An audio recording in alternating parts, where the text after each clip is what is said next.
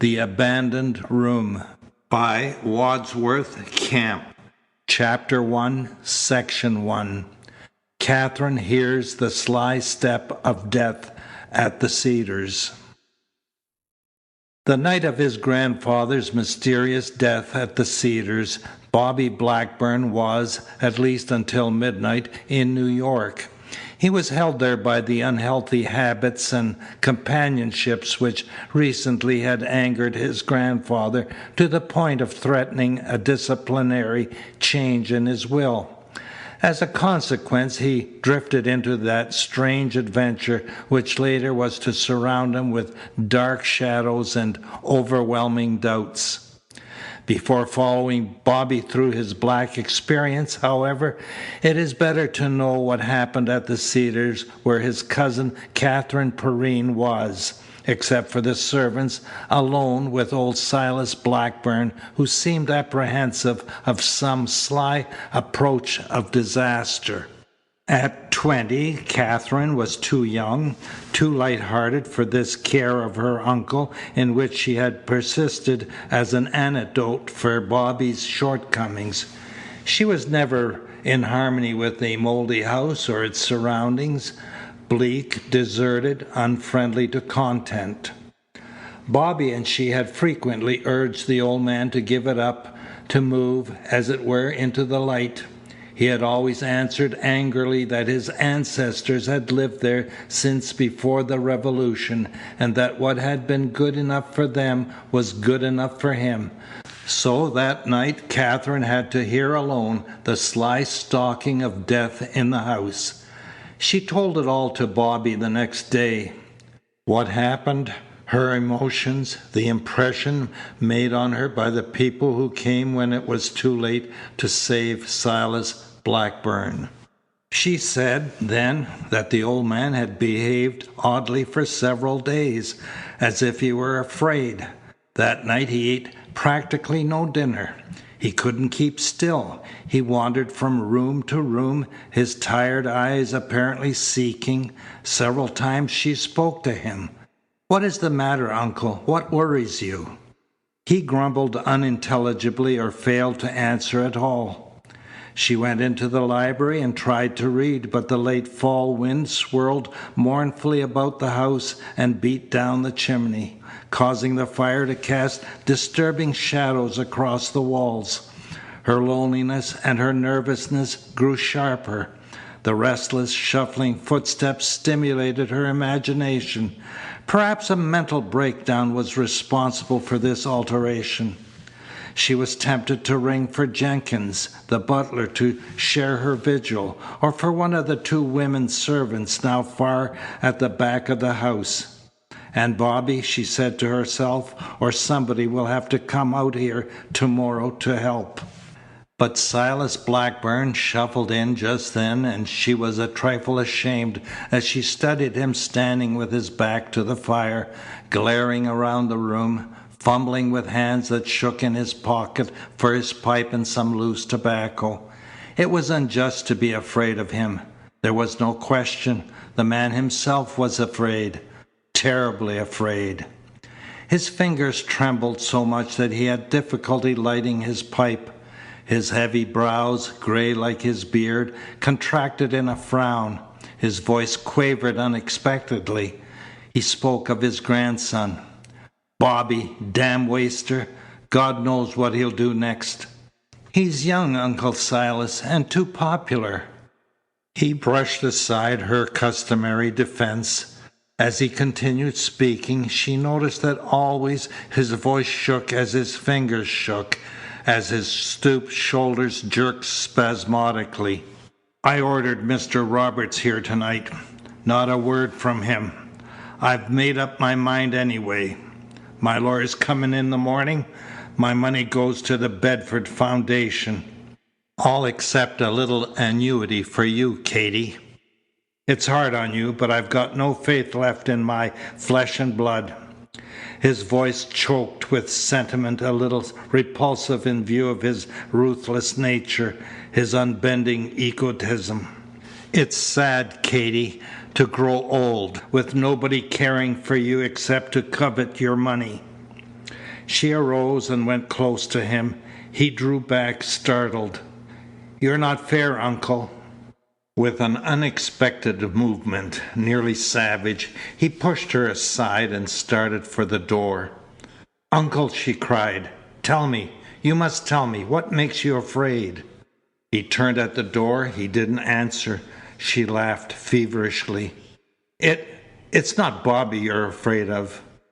"You and Bobby," he grumbled, "are thicker than thieves." She shook her head. "Bobby and I," she said wistfully, "aren't very good friends, largely because of this life he's leading." He went on out of the room, mumbling again incoherently. She resumed her vigil, unable to read because of her misgivings, staring at the fire, starting at a harsher gust of wind or any unaccustomed sound. And for a long time there beat against her brain the shuffling, searching tread of her uncle. Its cessation about 11 o'clock increased her uneasiness. He had been so afraid. Suppose already the thing he had feared had overtaken him. She listened intently. Even then she seemed to sense the soundless footsteps of disaster straying in the decayed house, and searching too. A morbid desire to satisfy herself that her uncle's silence meant nothing evil drove her upstairs. She stood in the square main hall at the head of the stairs, listening. Her uncle's bedroom door lay straight ahead. To her right and left, narrow corridors led to the wings. Her room and Bobby's and a spare room were in the right-hand wing. The opposite corridor was seldom used, for the left-hand wing was the oldest portion of the house, and in the march of years too many legends had gathered about it. The large bedroom was there, with its private hall beyond, and a narrow, enclosed staircase descending to the library. Originally, it had been the custom for the head of the family to use that room, its ancient furniture still faded within stained walls. For many years no one had slept in it, because it had sheltered too much suffering, because it had witnessed the reluctant spiritual departure of too many Blackburns. Catherine shrank a little from the black entrance of the corridor, but her anxiety centered on the door ahead. She was about to call when a stirring beyond it momentarily reassured her. The door opened and her uncle stepped out. He wore an untidy dressing gown. His hair was disordered. His face appeared grayer and more haggard than it had downstairs. A lighted candle shook in his right hand. "What are you doing up here, Katie?" he quavered. She broke down before the picture of his increased fear. He shuffled closer. "What are you crying for, Katie?" She controlled herself. She begged him for an answer to her doubts. "You make me afraid." He laughed scornfully. "You? What you got to be afraid of?" "I'm afraid because you are," she urged. "You've got to tell me. I'm all alone. I can't stand it. What are you afraid of?" He didn't answer. He shuffled on toward the disused wing. Her hand tightened on the banister. "Where are you going?" she whispered. He turned at the entrance to the corridor. "I'm going to the old bedroom." "Why? Why?" she asked hysterically. "You can't sleep there. The bed isn't even made." He lowered his voice to a hoarse whisper. "Don't you mention I've gone there. If you want to know, I'm afraid. I'm afraid to sleep in my own room any longer." She nodded. "And you don't think they'd look for you there? What is it? Tell me what it is. Why don't you send for someone? A man." "Leave me alone," he mumbled. "Nothing for you to be worried about, except Bobby." "Yes, there is," she cried. "Yes, there is." He paid no attention to her fright. He entered the corridor. She heard him shuffling between its narrow walls. She saw his candle disappear in its gloomy reaches. She ran to her own room and locked the door. She hurried to the window and leaned out, her body shaking, her teeth chattering as if from a sudden chill. The quiet, assured tread of disaster came nearer. The two wings, stretching at right angles from the main building, formed a narrow court. Clouds harrying the moon failed quite to destroy its power, so that she could see, across the court, the facade of the old wing and the two windows of the large room through whose curtains a spectral glow was diffused. She heard one of the windows open with a grating noise. The court was a sounding board. It carried to her even the shuffling of the old man's feet as he must have approached the bed. The glow of his candle vanished. She heard a rustling as if he had stretched himself on the bed, a sound like a long-drawn sigh. She tried to tell herself there was no danger, that these peculiar actions sprang from the old man's fancy, but the house, her surroundings, her loneliness contradicted her. To her over-acute senses, the thought of Blackburn in that room, so often consecrated to the formula of death, suggested a special and unaccountable menace. Under such a strain, the supernatural assumed vague and singular shapes. She slept for only a little while, then she lay awake, listening with a growing expectancy for some message to slip across the court. The moon had ceased struggling, the wind cried, the baying of the dog echoed mournfully from a great distance. It was like a remote alarm bell which vibrates too perfectly, whose resonance is too prolonged. She sat upright, she sprang from the bed, and, her heart beating insufferably, felt her way to the window. From the wing opposite the message had come, a soft, shrouded sound, another long-drawn sigh. She tried to call across the court. At first no response came from her tight throat. When it did at last, her voice was unfamiliar in her own ears. The voice of one who has to know a thing but shrinks from asking. "Uncle!" The wind mocked her. "It is nothing," she told herself, "nothing." But her vigil had been too long, her loneliness too complete. Her earlier impression of the presence of death in the decaying house tightened its hold. She had to assure herself that Silas Blackburn slept untroubled. The thing she had heard was peculiar, and he hadn't answered across the court. The dark, empty corridors at first were an impassable barrier, but while she put on her slippers and her dressing gown, she strengthened her courage. There was a bell rope in the upper hall. She might get Jenkins. When she stood in the main hall, she hesitated. It would probably be a long time, provided he heard it all, before Jenkins could answer her. Her candle outlined the entrance to the musty corridor, just a few running steps down there, a quick rap at the door, and, perhaps in an instant, her uncle's voice, and the blessed power to return to her room and sleep. While her fear grew, she called on her pride to let her accomplish that brief, abhorrent journey. Then, for the first time, a different doubt came to her, as she waited alone in this disturbing nocturnal intimacy of an old house. She shrank from no thought of human intrusion, and she wondered if her uncle had been afraid of that too, of the sort of thing that might lurk in the ancient wing with its recollections of birth and suffering and death. But he had gone there as an escape. Surely he had been afraid of men. It shamed her that, in spite of that, her fear defined itself even more clearly as something indefinable. With a passionate determination to strangle such thoughts, she held her breath. She tried to close her mind. She entered the corridor. She ran its length. She knocked at the locked door of the old bedroom. She shrank as the echoes rattled from the dingy walls where her candle cast strange reflections. There was no other answer.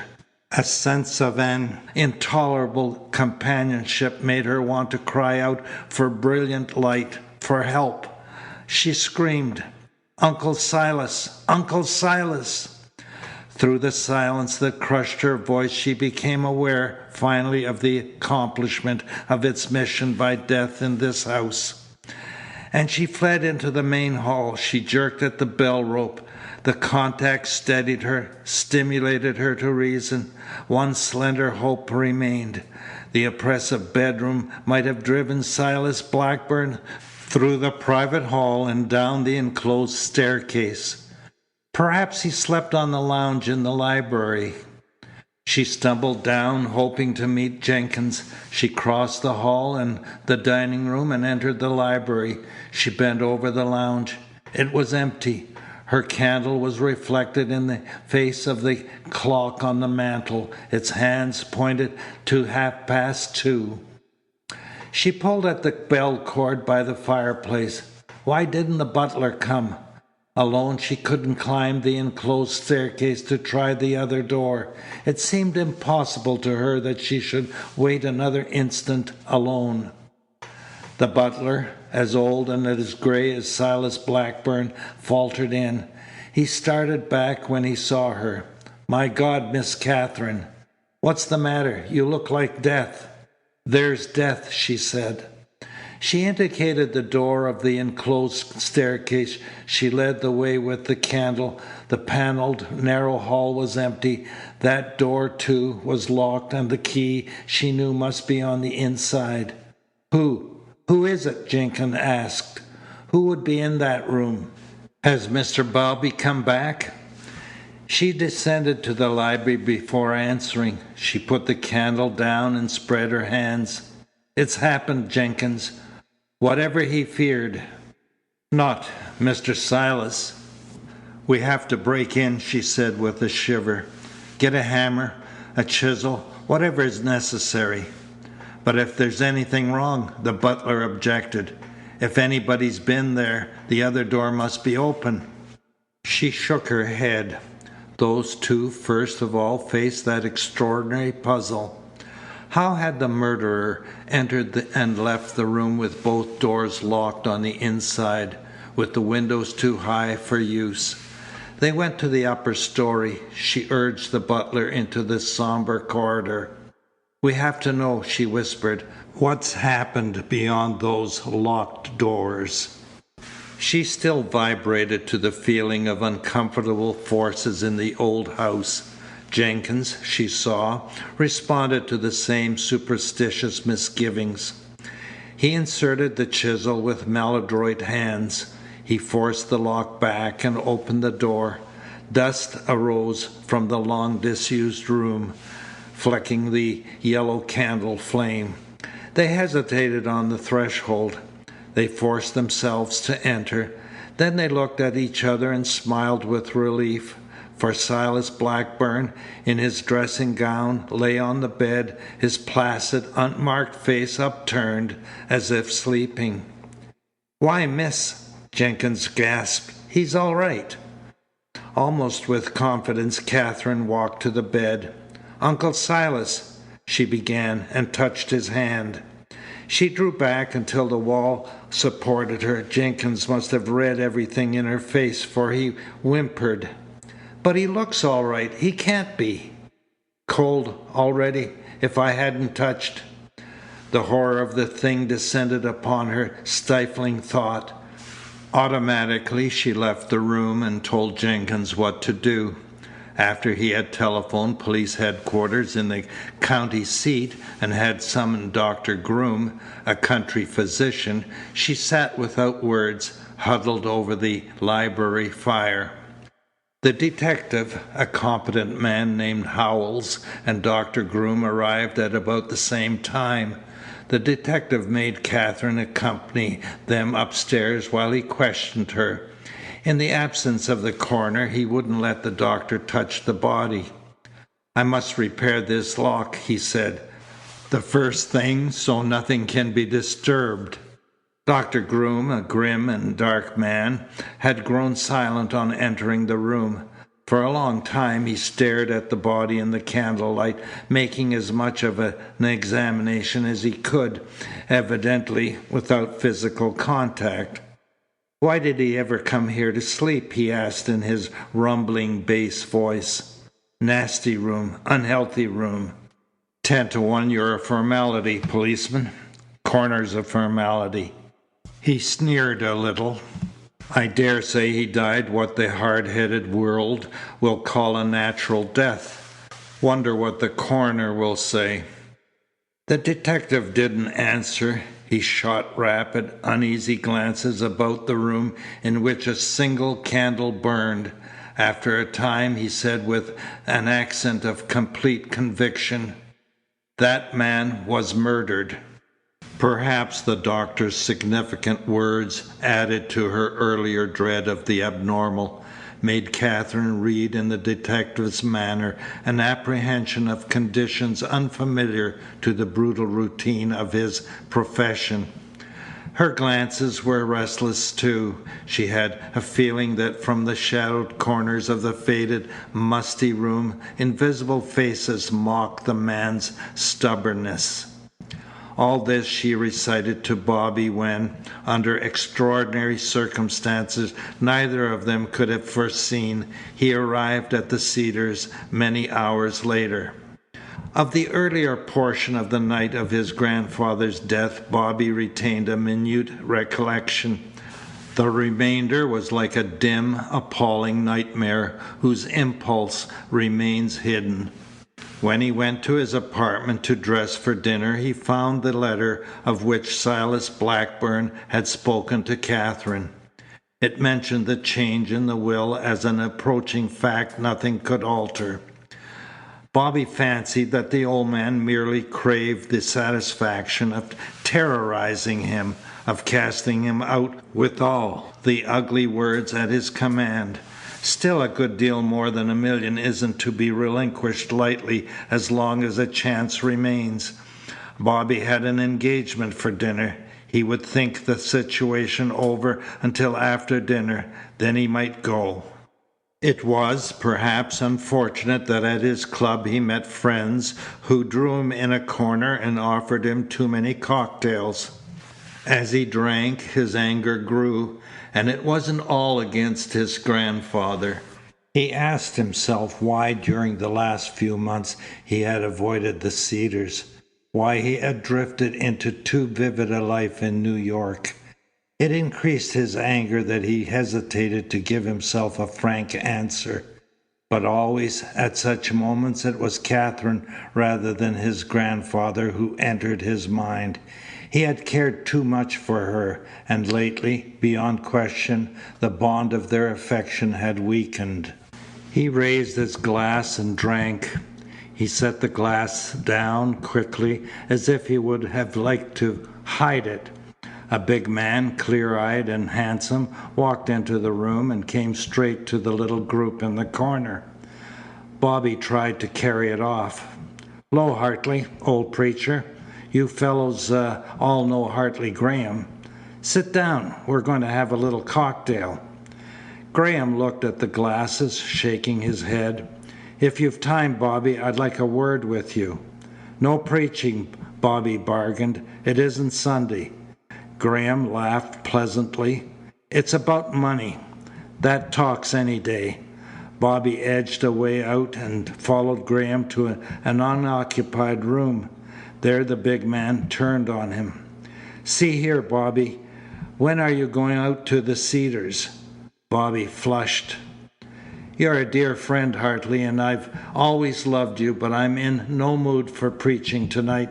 Besides, I've got my own life to lead." He glanced away. "My own reasons for leading it." "I'm not going to preach," Graham answered seriously, "although it's obvious you're raising the devil with your life. I wanted to tell you that I've had a note from Katherine today. She says your grandfather's threats are taking too much form, that the new will's bound to come unless you do something.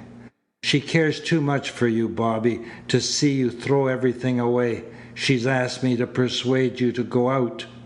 Why didn't she write to me? Have you been very friendly with Catherine lately? And that's not fair. You're both without parents. You owe Catherine something on that account." Bobby didn't answer, because it was clear that while Catherine's affections for him had weakened, her friendship for Graham had grown too fast. Looking at the other, he didn't wonder. "There's another thing," Graham was saying. "The gloomy old Cedars has got on Catherine's nerves, and she says there's been a change in the old man the last few days. Wanders around as if he were afraid of something." Bobby laughed outright. "Him? Afraid of something? It's always been his system to make everybody and everything afraid of him. But you're right about Catherine. We have always depended on each other. I think I'll go out after dinner." "Then come have a bite with me," Graham urged. "I'll see you off afterward. If you catch the 8:30, you ought to be out there before 10:30. Bobby shook his head. "An engagement for dinner, Hartley? I'm expecting Carlos Paredes to pick me up here any minute." Graham's disapproval was belligerent. "Why, in the name of heaven, Bobby, do you run around with that damn Panamanian? Steer him off tonight. I've argued with you before. It's unpleasant, I know, but the man carries every mark of crookedness." "Easy with my friends, Hartley. You don't understand Carlos. He's good fun when you know him. Awfully good fun." "So," Graham said, "is this the sort of thing? Too many cocktails, too much wine. Paredes has the same pleasant, dangerous quality." A club servant entered. "In the reception room, Mr. Blackburn." Bobby took the card, tore it into little bits, and drove them one by one into the waste paper basket. "Tell him I'll be right out." He turned to Graham. "Sorry you don't like my playmates. I'll probably run out after dinner and let the old man terrorize me as a cure for his own fear. Pleasant prospect. So long." Graham caught at his arm. "I'm sorry. Can't we forget tonight that we disagree about Paredes? Let me dine with you." Bobby's laugh was uncomfortable. "Come on, if you wish, and be my guardian angel. God knows I need one." He walked across the hall and into the reception room. The light was not brilliant there. One or two men sat reading newspapers about a green-shaded lamp on the center table. But Bobby didn't see Paredes at first. Then, from the obscurity of a corner of form, tall and graceful, emerged with a slow monotony of movement suggestive of stealth. The man's dark, somber eyes revealed nothing. His jet black hair, parted in the middle, and his carefully trimmed Van Dyke beard gave him an air of distinction, an air, at the same time, a trifle too reserved. For a moment, as the green light stained his face unhealthily, Bobby could understand Graham's aversion. He brushed the idea aside. "Glad you could come, Carlos." The smile of greeting vanished abruptly from Paredes's face. He looked with steady eyes beyond Bobby's shoulder. Bobby turned. Graham stood on the threshold, his face a little too frank, but the two men shook hands. "I'd an idea, until I saw Bobby," Graham said, "that you'd gone back to Panama." Paredes yawned. "Each year I spend more time in New York. Business suggests it. Pleasure demands it." His voice was deep and pleasant, but Bobby had often remarked that it, like Paredes's eyes, was too reserved. It seemed never to call on its obvious powers of expression. Its accent was noticeable only in a pleasant, polished sense. "Hartley," Bobby explained, "is dining with us." Paredes let no disapproval slip, but Graham hastened to explain. "Bobby and I have an engagement immediately after dinner." "An engagement after dinner?" I didn't understand. Let's think of dinner first, Bobby said. We can talk about engagements afterward. Perhaps you'll have a cocktail here while we decide where we're going. The aperitif I should like very much, Paredes said. About dinner there is nothing to decide. I have arranged everything. There's a table waiting in the fountain room at the sea. And there I have planned a little surprise for you. He wouldn't explain further. While they drank their cocktails, Bobby watched Graham's disapproval grow. The man glanced continually at his watch. In the restaurant, when Paredes left them to produce, as he called it, his surprise, Graham appraised with a frown the voluble people who moved intricately through the hall. I'm afraid Paredes has planned a thorough evening, he said, for which he'll want you to pay. Don't be angry, Bobby. The situation is serious enough to excuse facts. You must go to the Cedars tonight. Do you understand? You must go, in spite of Paredes, in spite of everything. Peace until train time, Bobby demanded. He caught his breath. There they are. Carlos has kept his word. See her, Hartley? She's glorious. A young woman accompanied the Panamanian as he came back through the hall. She appeared more foreign than her guide, the Spanish of Spain rather than of South America. Her clothing was as unusual and striking as her beauty, yet one felt there was more than either to attract all the glances in this room, to set people whispering as she passed. Clearly, she knew her notoriety was no little thing. Pride filled her eyes. Paredes had first introduced her to Bobby a month or more ago. He had seen her a number of times since in her dressing room at the theater where she was featured, or at crowded luncheons in her apartment. At such moments she had managed to be exceptionally nice to him. Bobby, however, had answered merely to the glamour of her fame, to the magnetic response her beauty always brought in places like this. Paredes, Graham muttered, will have a powerful ally. You won't fail me, Bobby. You will go. Bobby scarcely heard. He hurried forward and welcomed the woman. She tapped his arm with her fan. Little Bobby, she lisped. I haven't seen very much of you lately. So when Carlos proposed, you see I don't dance until late. Who is that behind you? Mr. Graham, is it not? He would maybe not remember me. I danced at a dinner where you were one night, at Mr. Ward's. Even lawyers, I find, take enjoyment in my dancing. I remember, Graham said. It is very pleasant we are to dine together. He continued tactlessly. But, as I've explained to Mr. Paredes, we must hurry. Bobby and I have an early engagement. Her head went up. An early engagement? I do not often dine in public. An unavoidable thing, Graham explained. Bobby will tell you. Bobby nodded. It's a nuisance, particularly when you're so condescending, Maria. She shrugged her shoulders. With Bobby, she entered the dining room at the heels of Paredes and Graham. Paredes had foreseen everything. There were flowers on the table. The dinner had been ordered. Immediately the waiter brought cocktails. Graham glanced at Bobby warningly. He wouldn't, as an example, Bobby appreciated, touch his own. Maria held hers up to the light. Pretty yellow things. I never drink them. She smiled dreamily at Bobby. But see, I shall place this to my lips in order that you may make pretty speeches and maybe tell me it is the most divine aperitif you have ever drunk. She passed the glass to him, and Bobby, avoiding Graham's eyes, wondering why she was so gracious, emptied it. And afterward, frequently, she reminded him of his wine by going through the same elaborate formula.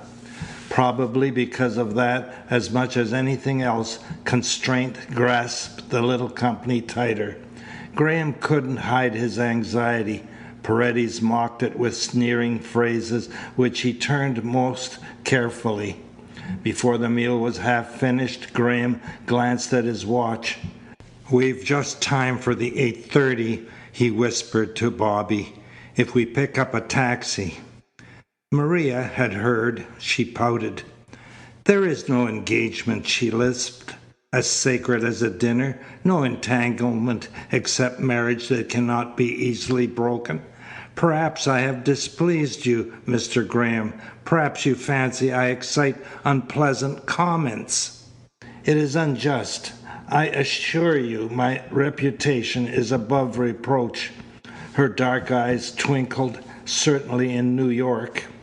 "It isn't that," Graham answered. "We must go. It's not to be evaded."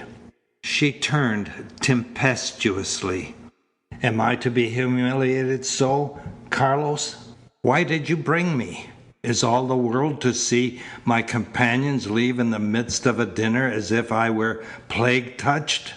Is Bobby not capable of choosing his own company?" "You are thoroughly justified, Maria," Paredes said in his expressionless tone. "Bobby, however, has said very little about this engagement. I did not know, Mr. Graham, that you were the arbiter of Bobby's actions. In a way, I must resent your implication that he is no longer capable of caring for himself." Graham accepted the challenge. He leaned across the table, speaking directly to Bobby, ignoring the others. "You've not forgotten what I've told you. Will you come while there's time? You must see, I can't remain here any longer." Bobby, hating warfare in his present mood, sought to temporize. "It's all right, Hartley. Don't worry. I'll catch a later train." Maria relaxed. "Ah, Bobby still chooses for himself." "I'll have enough rumpus," Bobby muttered, "when I get to the Cedars. Don't grudge me a little peace here." Graham arose. His voice was discouraged.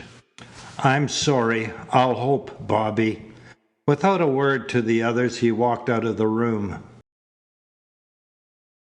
The Abandoned Room by Wadsworth Camp. Chapter 1, Section 2.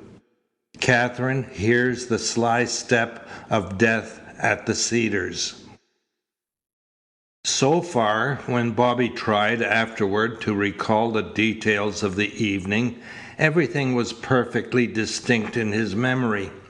The remainder of the meal, made uncomfortable by Maria's sullenness and Paredes' sneers, his attempt to recapture the earlier gaiety of the evening by continuing to drink the wine, his determination to go later to the Cedars in spite of Graham's doubt, of all these things no particular lacked. He remembered paying the check as he usually did when he dined with Paredes. He recalled studying the timetable and finding that he had just missed another train. Maria's spirits rose then. He was persuaded to accompany her and Paredes to the music hall. In her dressing room, while she was on the stage, he played with boxes of makeup, splashing the mirror with various colors while Paredes sat silently watching. The alteration, he was sure, came a little later in the cafe at the table close to the dancing floor. Maria had insisted that Paredes and he should wait there while she changed. But he had protested. "I have missed too many trains." She had demanded his timetable, scanning the columns of close figures. "There is one," she had said, "at 12:15. Time for a little something in the cafe, and who knows? If you are agreeable, I might forgive everything and dance with you once, Bobby, on the public floor." So he sat for some time, expectant, with Paredes, watching the boisterous dancers, listening to the violent music, sipping absent-mindedly at his glass. He wondered why Paredes had grown so quiet. "I mustn't miss that 12:15, he said. "You know, Carlos, you weren't quite fair to Hartley. He's a splendid fellow, roomed with me at college, played on the same team, and all that. Only wanted me to do the right thing. Must say it was the right thing. I won't miss that 12:15. Graham, Paredes sneered, is a wonderful type. Apollo in the flesh and Billy Sunday in the conscience. Then, as Bobby started to protest, Maria entered, more dazzling than at dinner, and the dancers swayed less boisterously. The chatter at the table subsided. The orchestra seemed to hesitate as a sort of obeisance. A man Bobby had never seen before followed her to the table. His middle-aged figure was loudly clothed. His face was coarse and clean-shaven. He acknowledged the introduction sullenly. "I've only a minute," Bobby said to Maria. He continued, however, to raise his glass indifferently to his lips. All at once his glass shook. Maria's dark and sparkling face became blurred.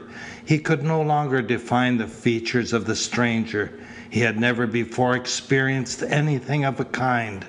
He tried to account for it, but his mind became confused. "Maria," he burst out, "why are you looking at me like that?" Her contralto laugh rippled. "Bobby looks so funny, Carlos. Little Bobby looks so queer. What's the matter with him?" Bobby's anger was lost in the increased confusion of his senses, but through that mental turmoil tore the thought of Graham and his intention of going to the Cedars. With shaking fingers he dragged out his watch. He couldn't read the dial. He braced his hands against the table, thrust back his chair, and arose. The room tumbled about him. Before his eyes the dancers made long nebulous bands of colour in which nothing had form or coherence. Instinctively he felt he hadn't dined recklessly enough to account for these amazing symptoms. He was suddenly afraid. "Carlos," he whispered. He heard Maria's voice dimly. "Take him home." A hand touched his arm. With a supreme effort of will he walked from the room, guided by the hand on his arm, and always his brain recorded fewer and fewer impressions for his memory to struggle with later. At the cloakroom someone helped him put on his coat. He was walking down steps. He was in some kind of a conveyance. He didn't know what it was. An automobile? A carriage? A train? He didn't know. He only understood that it went swiftly, swaying from side to side through a sable pit. Whenever his mind moved at all, it came back to that sensation of a black pit in which he remained suspended, swinging from side to side, trying to struggle up against impossible odds. Once or twice words flashed like fire through the pit. "Tyrant! Fool to go!" From a long immersion deeper in the pit he struggled frantically. He must get out. Somehow he must find wings. He realized that his eyes were closed. He tried to open them and failed. So the pit persisted, and he surrendered himself, as one accepts death, to its hateful blackness. Abruptly he experienced a momentary release. There was no more swaying, no more movement of any kind. He heard a strange, melancholy voice whispering without words, always whispering with a futile perseverance, as if it wished him to understand something it could not express. "What is it trying to tell me?" he asked himself. Then he understood. It was the voice of the wind, and it tried to tell him to open his eyes, and he found that he could. But in spite of his desire they closed again almost immediately. Yet from that swift glimpse a picture outlined itself later in his memory. In the midst of wild rolling clouds the moon was a drowning face. Stunted trees bent before the wind like puny men who strained impotently to advance. Over there was one more like a real man, a figure, Bobby thought, with a black thing over his face. A mask. "This is the forest near the Cedars," Bobby said to himself. I've come to face the old devil after all." He heard his own voice, harsh, remote, unnatural, speaking to the dim figure with a black mask that waited half hidden by the straining trees. "Why am I here in the woods near the Cedars?" And he thought the thing answered, "Because you hate your grandfather." Bobby laughed, thinking he understood. The figure in the black mask that accompanied him was his conscience. He could understand why it went masked. The wind resumed its whispering. The figures, straining like puny men, fought harder. The drowning face disappeared, wet and helpless.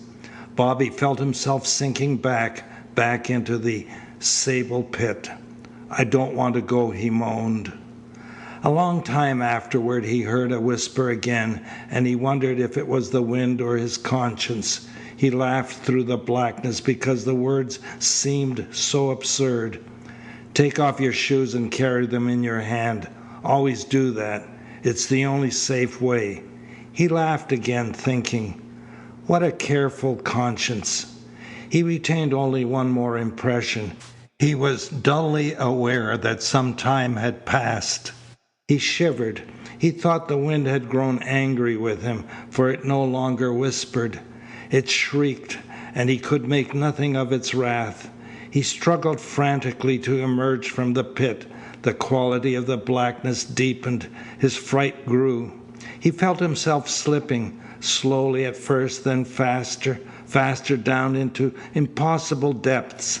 And there was nothing at all he could do to save himself. "Go away, for God's sake, go away." Bobby thought he was speaking to the somber figure in the mask. His voice aroused him to one more effort at escape, but he felt that there was no use. He was too deep. Something hurt his eyes.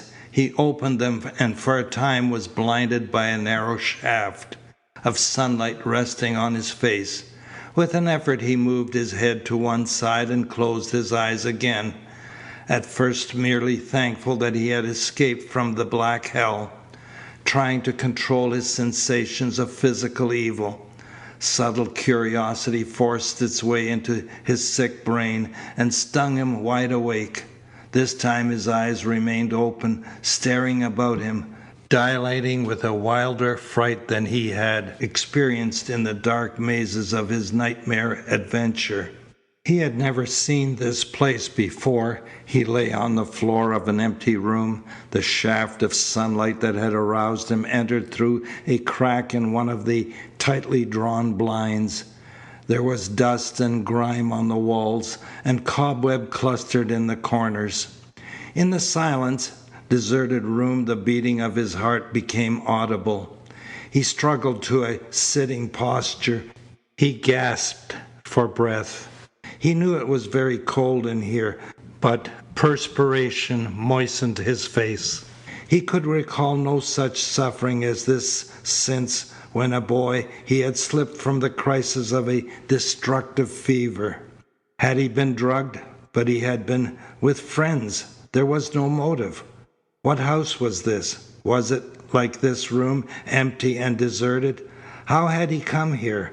For the first time he went through that dreadful process of trying to draw from the black pit useful memories.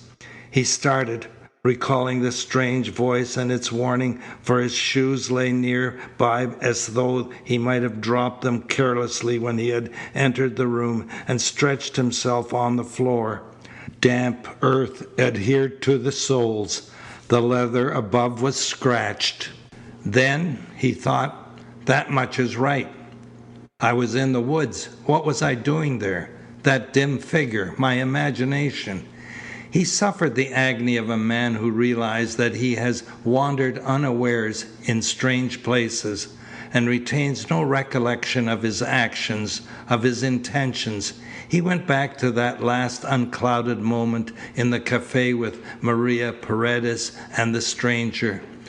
Where had he gone after he had left them? He had looked at his watch. He had told himself he must catch the 12:15 train. He must have gone from the restaurant, proceeding automatically, and caught the train.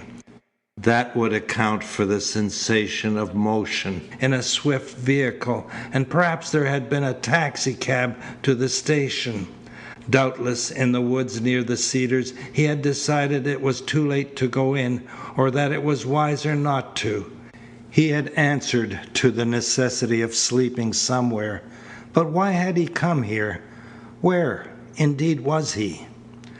At least he could answer that. He drew on his shoes, a pair of patent leather pumps. He fumbled for his handkerchief, thinking he would brush the earth from them.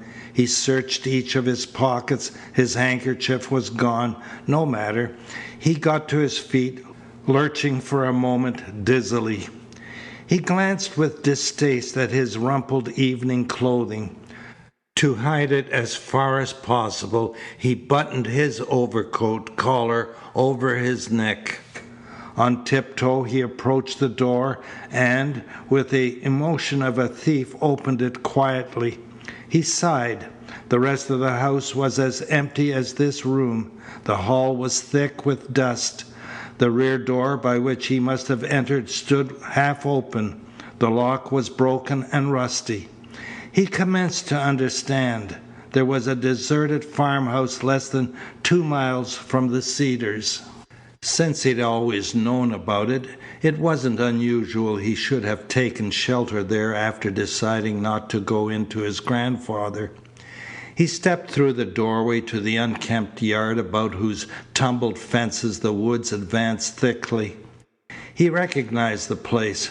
For some time he stood ashamed, yet fair enough to seek the cause of his experience in some mental unhealth deeper than any reaction from last night's folly.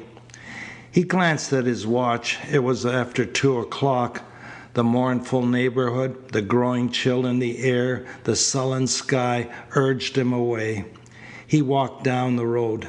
Of course he couldn't go to the Cedars in this condition. He would return to his apartment in New York, where he could bathe, change his clothes, recover from this feeling of physical ill, and remember perhaps something more. It wasn't far to the little village on the railroad, and at this hour there were plenty of trains. He hoped no one he knew would see him at the station. He smiled wearily. What difference did that make? He might as well face old Blackburn himself as he was. By this time the thing was done. The new will had been made. He was penniless and an outcast, but his furtive manner clung.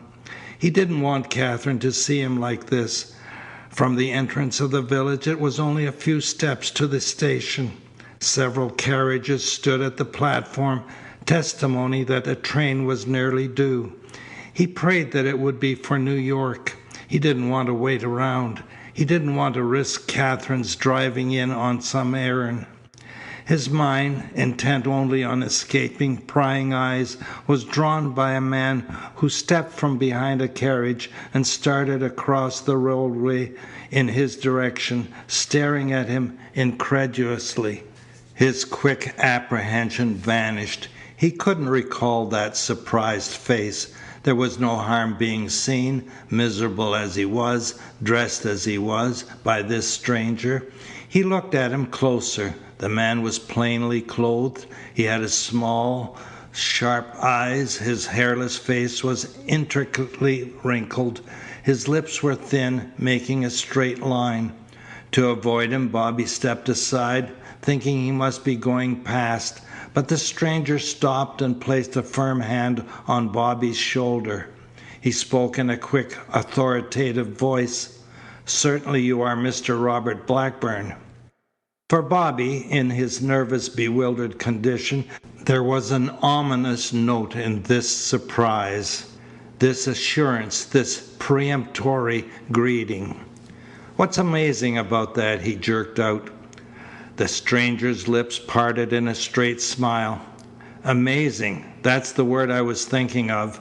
Hope you might come in from New York. Seemed you were here all the time. That's a good one on me, a very good one." The beating of Bobby's heart was more pronounced than it had been in the deserted house. He asked himself why he should shrink from this stranger who had an air of threatening him. The answer lay in that black pit of last night and this morning. The man would tell him how. "You mean," he asked with dry lips, "that you've been looking for me? Who are you? Please take your hand off."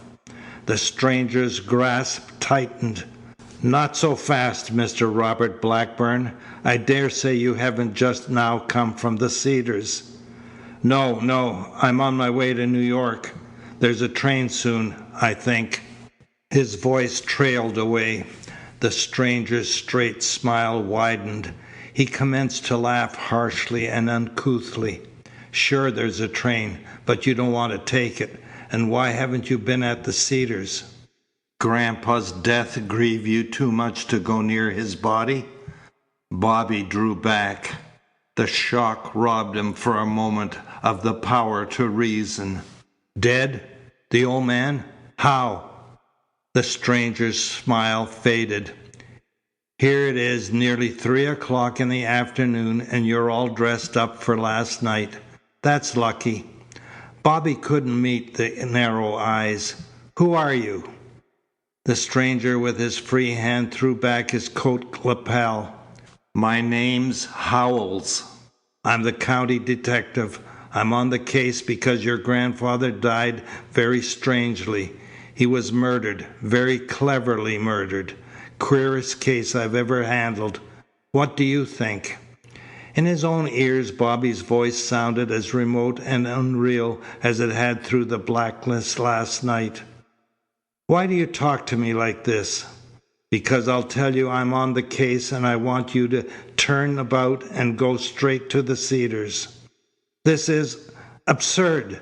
You mean you suspect? You're placing me under arrest?" The detective's straight smile returned. "How we jump at conclusions. I'm simply telling you not to bother me with questions. I'm telling you to go straight to the Cedars, where you'll stay. Understand? You'll stay there until you're wanted. Until you're wanted." The merciless repetition settled it for Bobby. He knew it would be dangerous to talk or argue. Moreover, he craved an opportunity to think, to probe farther into the black pit. He turned and walked away. When he reached the last houses, he glanced back. The detective remained in the middle of the road, staring after him with that straight and satisfied smile. Bobby walked on, his shaking hands tightly clenched, muttering to himself, "I've got to remember. Good God, I've got to remember. It's the only way I can ever know he's not right, that I'm not a murderer." The Abandoned Room by Wadsworth Camp, Chapter 2, Section 1. The Case Against Bobby. Bobby hurried down the road in the direction of the Cedars. Always he tried desperately to recall what had occurred during those black hours last night and this morning before he had awakened in the empty house near his grandfather's home.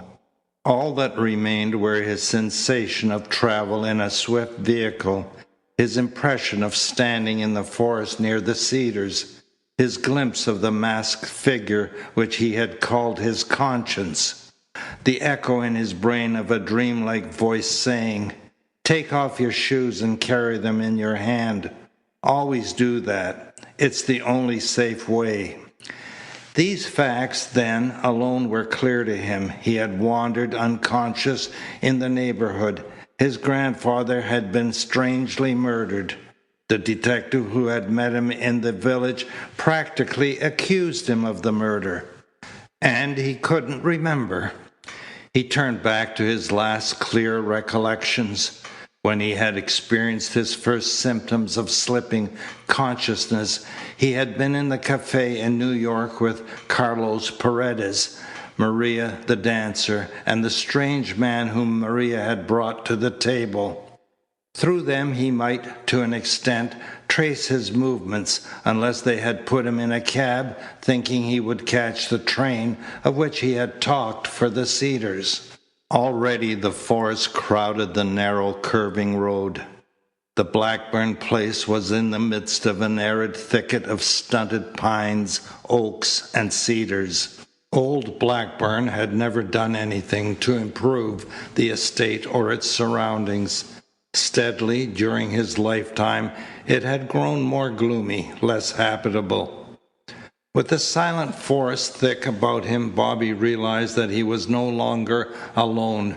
A crackling twig or a loose stone struck by a foot might have warned him. He went slower, glancing restlessly over his shoulder. He saw no one, but that idea of stealthy pursuit persisted. Undoubtedly, it was the detective Howells who followed him, hoping, perhaps, that he would make some mad effort at escape. That, he muttered, is probably the reason he didn't arrest me at the station. Bobby, however, had no thought of escape. He was impatient to reach the Cedars, where he might learn all that Howells hadn't told him about his grandfather's death. A high wooden fence straggled through the forest. The driveway swung from the road through a broad gateway. The gate stood open. Bobby remembered that it had been old Blackburn's habit to keep it closed. He entered and hurried among the trees to the edge of the lawn in the center of which the house stood. Feeling as guilty as the detective thought him, he paused there and examined the house for some sign of life. At first it seemed as dead as the forest stripped by autumn, almost as gloomy and arid as the wilderness which straggled close about it. He had no eye for the symmetry of its wings, which formed the court in the center of which an abandoned fountain stood. He studied the windows, picturing Catherine alone, surrounded by the complications of this unexpected tragedy.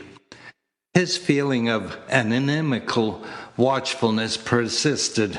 A clicking sound swung him back to the house. The front door had been opened, and in the black frame of the doorway, as he looked, Catherine and Graham appeared, and he knew the resolution of his last doubt was at hand. Catherine had thrown a cloak over her graceful figure. Her sunny hair strayed in the wind, but her face, while it had lost nothing of its beauty, projected even at this distance a sense of weariness, of anxiety, of utter fear. Bobby was grateful for Graham's presence. It was like the man to assume his responsibilities, to sacrifice himself in his service. He straightened. He must meet these two. Through his own wretched appearance and position, he must develop for Catherine more clearly than ever Graham's superiority. He stepped out, calling softly, "Catherine!" She started. She turned in his direction and came swiftly toward him. She spread her hands. "Bobby, Bobby, where have you been?" There were tears in her eyes. They were like tears that have been too long coming. He took her hands. Her fingers were cold. They twitched in his. "Look at me, Catherine," he said hoarsely. "I'm sorry." Graham came up. He spoke with apparent difficulty. "You've not been home. Then what happened last night? Quick, tell us what you did. Everything." "I've seen the detective," he answered. "He's told you too? Be careful. I think he's back there watching and listening." Catherine freed her hands. The tears had dried. She shook a little. "Then you were at the station," she said. "You must have come from New York. But I tried so hard to get you there. For hours I telephoned and telegraphed. Then I got Hartley.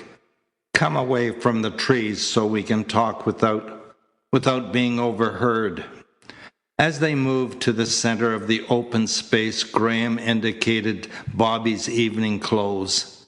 "Why are you dressed like that, Bobby? You did come from town. You can tell us everything you did last night after I left you, and early this morning." Bobby shook his head. His answer was reluctant. "I didn't come from New York just now. I was evidently here last night, and I can't remember. Hardly. I remember scarcely anything. Graham's face whitened. Tell us, he begged. You've got to remember, Catherine cried. Bobby, as minutely as he could, recited the few impressions that remained from last night. When he had finished, Graham thought for some time. Paredes and the dancer, he said at last, practically forced me away from you last night. It's obvious, Bobby. You must have been drugged. Bobby shook his head. I thought of that right away, but it won't do. If I had been drugged, I wouldn't have moved around, and I did come out somehow. I managed to get to the empty house to sleep. It's more as if my mind had simply closed, as if it had gone on working its own ends without my knowing anything about it. And that's dreadful, because the detective has practically accused me of murdering my grandfather. How was it done? You see, I know nothing. Tell me how. How he was killed. I can't believe I'm such a beast. Tell me, if I was in the house, some detail might start my memory. So Catherine told her story while Bobby listened, shrinking from some disclosure that would convict him. As she went on, however, his sense of bewilderment increased, and when she had finished, he burst out, "But where is the proof of murder? Where is there even a suggestion? You say the doors were locked and he doesn't show a mark?" "That's what we can't understand," Graham said. "There's no evidence we know anything about that. Your grandfather's heart didn't simply give out. But the detective is absolutely certain, and there's no use mincing matters, Bobby. He believes he has proof to convict you. He won't tell me what. He simply smiles and refuses to talk." "The motive?" Bobby asked. Graham looked at him curiously. Catherine turned away. "Of course," Bobby cried with a sharpened discomfort. "I'd forgotten. The money. The new will he had planned to make. The money's mine now, but if he had lived until this morning, it never would have been. I see." "It is a powerful motive," Graham said, "for anyone who doesn't know you." "But," Bobby answered, "Howells has got to prove first that my grandfather was murdered. The autopsy." "Coroner's out of the county," Graham replied, "and Howells won't have an assistant. Dr. Groom's waiting in the house. We're expecting the coroner almost any time." Bobby spoke rapidly. "If he calls it murder, Hartley, there's one thing we've got to find out. What my grandfather was afraid of." "Tell me again, Catherine, everything he said about me. I can't believe he could have been afraid of me." "He called you," Catherine answered. "A waster, he said. God knows what he'll do next. He said he'd ordered you out last night and he hadn't had a word from you, but that he'd made up his mind anyway. He was going to have his lawyer this morning and changed his will, leaving all his money to the Bedford Foundation, except a little annuity for me. He grew sentimental and said he had no faith left in his flesh and blood, and that it was sad to grow old with nobody caring for him except to covet his money. I asked him if he were afraid of you, and all he answered was, 'You and Bobby are thicker than thieves.' Oh, yes. When I saw him for the last time in the hall, he said there was nothing for me to worry about except you. That's all. I remember perfectly. He said nothing more about you."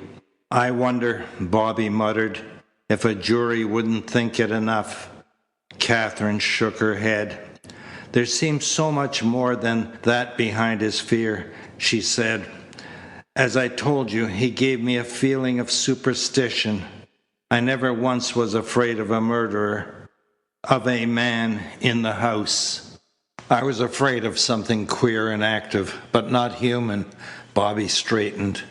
"Would you," he asked, "call a man going about in an aphasia quite human? Somnambulists do unaccountable things." such as overcoming locked doors. "Don't, Bobby, don't," Catherine cried. "Shh! Quiet," Graham warned. A foot scraped on gravel. "Maybe the detective," Bobby suggested. He stared at the bend, expecting to see the stiff, plain figure of the detective emerge from the forest. Instead, with a dawning amazement, he watched Carlos Paredes stroll into view. The Panamanian was calm and immaculate. His Van Dyke beard was neatly trimmed and combed. As he advanced, he puffed in leisurely fashion at a cigarette. Graham flushed. "After last night, he has the nerve." "Be decent to him," Bobby urged. "He might help me. Might clear up last night." "I wonder," Graham mused, "to what extent he could clear it up if he wished." Paredes threw his cigarette away as he came closer. Solemnly, he shook hands with Catherine and Bobby, expressing a profound sympathy. Even then, Bobby remarked that those reserved features let slip no positive emotion. The man turned to Graham. "Our little difference of last evening," he said suavely, "will, I hope, evaporate in this atmosphere of unexpected sorrow. If I was in the wrong, I deeply regret it. My one wish now is to join you in being of use to Bobby and Miss Catherine in their bereavement. I saw the account in a paper at luncheon. I came as quickly as possible." Graham answered this smooth effrontery with a blunt question. "Do you know that Bobby is in very real trouble, that he may be implicated in Mr. Blackburn's death?" Paredes flung up his hands, but Bobby, looking for emotion in the sallow face, then found none. Paredes' features, it occurred to him, were exactly like a mask. Bobby checked himself. In his unhealthy way, Paredes had been a good friend. The man's voice flowed smoothly, demanding particulars. "But this," he said, when they had told him what they could, "changes the situation. I must stay here. I must watch that detective and learn what he has up his sleeve." Graham turned away. "I've tried. Maybe you'll succeed better than I." "Then you'll excuse me," Paredes said quickly. "I should like your permission to telephone to my hotel in New York for some clothing. I want to see this through." The three looked at each other. Catherine and Graham seemed about to speak. Bobby wouldn't let them. "Carlos," he said, "you might help me. I'm almost afraid to ask. What happened in the cafe last night? The last thing I remember distinctly is sitting there with you and Maria and a stranger she had introduced. I didn't get his name. What did I do? Did anyone leave the place with me?" Paredes smiled a little, shaking his head. "You behaved as if Mr. Graham's earlier fears had been accomplished. You insisted you were going to catch your train. I didn't think it wise, so I went to the cloakroom with you, intending to see you home. Somehow, just the same, you gave me the slip." "You oughtn't to have let him get away," Graham said. Paredes shrugged his shoulders. "You weren't there. You don't know how sly Bobby was." "I suppose it's useless to ask," Graham said. "You saw nothing put in his wine." Paredes laughed. "Is it likely? Certainly not. I should have mentioned it. I should have stopped such a thing. What do you think I am, Mr. Graham?" "Sorry," Graham said. "You must understand we can't let any lead slip. This stranger Maria brought up. I didn't catch his name," Paredes answered. "I'd never seen him before. I gather he was a friend of hers, connected with the profession. Now I shall telephone with your permission, Miss Catherine, and don't you worry, Bobby. I will see you through, but we can't do much until the coroner comes, until the detective can be made to talk." Catherine hesitated for a moment, then she surrendered. Please go with him, Hartley, and make him as comfortable as you can in this unhappy house." Catherine detained Bobby with a nod. He saw the others go. He shrank in his mental and physical discomfort from his isolation with her. As soon as the door was closed, she touched his hand. She burst out passionately, "I don't believe it, Bobby. I'll never believe it, no matter what happens." "It's sweet of you, Catherine," he said huskily. "That helps when you don't know what to believe yourself. Don't talk that way. Such a crime would never have entered your head under any conditions. Only, Bobby, it ought never to have happened. You ought never to have been in this position. Why have you been friendly with people like that Spaniard? What can he want forcing himself here? At any rate, you'll never lead that sort of life again." Her fingers sought his. He clasped them firmly. "If I get past this," he said, "I'll always look you straight in the eye, Catherine. It was mad, silly. You don't quite understand." He broke off, glancing at the door through which Graham had disappeared. "Then remember," she said softly, "I don't believe it." She released his hand, sighing. "That's all I can say, all I can do now. You're ill, Bobby. Go in, rest for a while. When you've had sleep, you may remember something." He shook his head. He walked slowly with her to the house. As he climbed the stairs, he heard Paredes telephoning. He couldn't understand the man's insistence on remaining where he clearly was an intruder. He entered his bedroom, which he had occupied only once or twice during the last few months. The place seemed unfamiliar. As he bathed and dressed, his sense of strangeness grew, and he understood why. The last time he had been here, he had stood in no personal danger. There had been no black parenthesis in his life during the stretch of which he might have committed an unspeakable crime. For he couldn't believe as firmly as Catherine did. Since he couldn't remember, he might have done anything. "Come," he called in response to a stealthy rapping at the door. Stealth, it occurred to him, had since last night become a stern condition of his life. Graham entered and noiselessly closed the door. "I had a chance to slip in," he explained. "Paredes is wandering about the place. I'd give a lot to know what he's after at the Cedars. Catherine is in her room, trying to rest after last night, I fancy." "And," Bobby asked, "the detective? Howells?" "If he's back from the station," Graham answered, "he's keeping low. I wonder if it was he or Paredes who followed you through the woods." "Why should Carlos have followed me?" Bobby asked. "I've been thinking it over, Hartley. It isn't a bad scheme having him here, since you think he hasn't told all he knows." "I don't say that," Graham answered. "I don't know what to think about Paredes. I've come to talk about just that. I'm a lawyer, and I've had some criminal practice. Since this detective will be satisfied with you for a victim, I'm going to take your case, if you'll have me. I'll be your detective as well as your lawyer." Bobby was a good deal touched. "That's kind of you, more than I deserve, for I have resented you at times."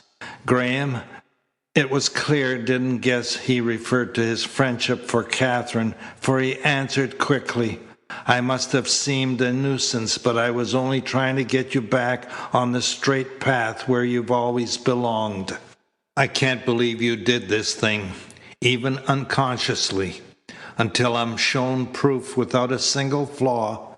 Until the autopsy, the only thing we have to work on is that party last night. I've telephoned to New York and put a trustworthy man on the heels of Maria and the stranger. Meantime, I think I'd better watch developments here." "Please," Bobby agreed, "stay with me, Hartley, until this man takes some definite action." He picked at the fringe of the window curtain. If the autopsy shows that my grandfather was murdered, he said, either I killed him or else someone has deliberately tried to throw suspicion on me. For with only a motive to go on, this detective wouldn't be so sure. Why in the name of heaven should anyone kill the old man, place all this money in my hands, and at the same time send me to the electric chair? Don't you see how absurd it is that Carlos, Maria, or anyone else should have had a hand in it? There was nothing for them to gain from his death. I've thought and thought in such circles until I am almost convinced of the logic of my guilt. He drew the curtain further back and gazed across the court at the room where his grandfather lay dead. One of the two windows of the room was a little raised, but the blinds were closely drawn. I did hate him, he mused. There's that. Ever since I can remember, he did things to make me despise him. Have you seen him? Graham nodded. Howells took me in. He looked perfectly normal. Not a mark. I don't want to see him, Bobby said. The Abandoned Room by Wadsworth Camp, Chapter 2, Section 2. He drew back from the window, pointing. The detective Howells had strolled into the court. His hands hung at his sides. They didn't swing as he walked. His lips were stretched in that thin, straight smile. He paused by the fountain, glancing for a moment anxiously downward. Then he came on and entered the house. He'll be restless, Graham said, until the coroner comes and proves or disproves his theory of murder. If he questions you, you'd better say nothing for the present. From his point of view, what you remember of last night would be only damaging. I want him to leave me alone, Bobby said. If he doesn't arrest me, I won't have him bullying me. Jenkins knocked and entered. The old butler was as white-faced as Bobby, more tremulous. The policeman, sir. He's asking for you. Tell him I don't wish to see him. The detective himself stepped from the obscurity of the hall, smiling his queer smile. Ah, you are here, Mr. Blackburn. I'd like a word with you. He turned to Graham and Jenkins. Alone, if you please. Bobby mutely agreed, and Graham and the butler went out. The detective closed the door and leaned against it, studying Bobby with his narrow eyes. I don't suppose, he began, that there's any use asking you about your movements last night. None, Bobby answered jerkily, unless you arrest me and take me before those who ask questions with authority. The detective's smile widened. No matter. I didn't come to argue with you about that. I was curious to know if you tried to see your grandfather's body. Bobby shook his head. I took it for granted the room was locked. Yes, the detective answered, but some people, it seems, have skillful ways of overcoming locks. He moved to one side, placing his hand on the doorknob. I've come to open doors for you, to give you the opportunity an affectionate grandson must crave. Bobby hesitated, fighting back his feeling of repulsion, his first instinct to refuse. The detective might take it as an evidence against him. On the other hand, if he went, the man would unquestionably try to tear from a meeting between the living and the dead some valuable confirmation of his theory. Well, the detective said, what's the matter? Thought the least I could do was to give you a chance. Wouldn't do it for everybody. Then everybody hasn't your affectionate nature, Bobby advanced. For God's sake, stop mocking me. I'll go, since you wish. The detective opened the door and stood aside to let Bobby pass. Dare say you know the room, the way to it. Bobby didn't answer. He went along the corridor and into the main hall where Catherine had met Silas Blackburn last night. He fought back his aversion and entered the corridor of the old wing. He heard the detective behind him.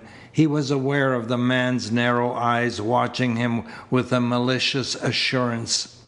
Bobby, with a feeling of discomfort, sprung in part from the gloomy passageway, paused before the door his grandfather had had the unaccountable whim of entering last night.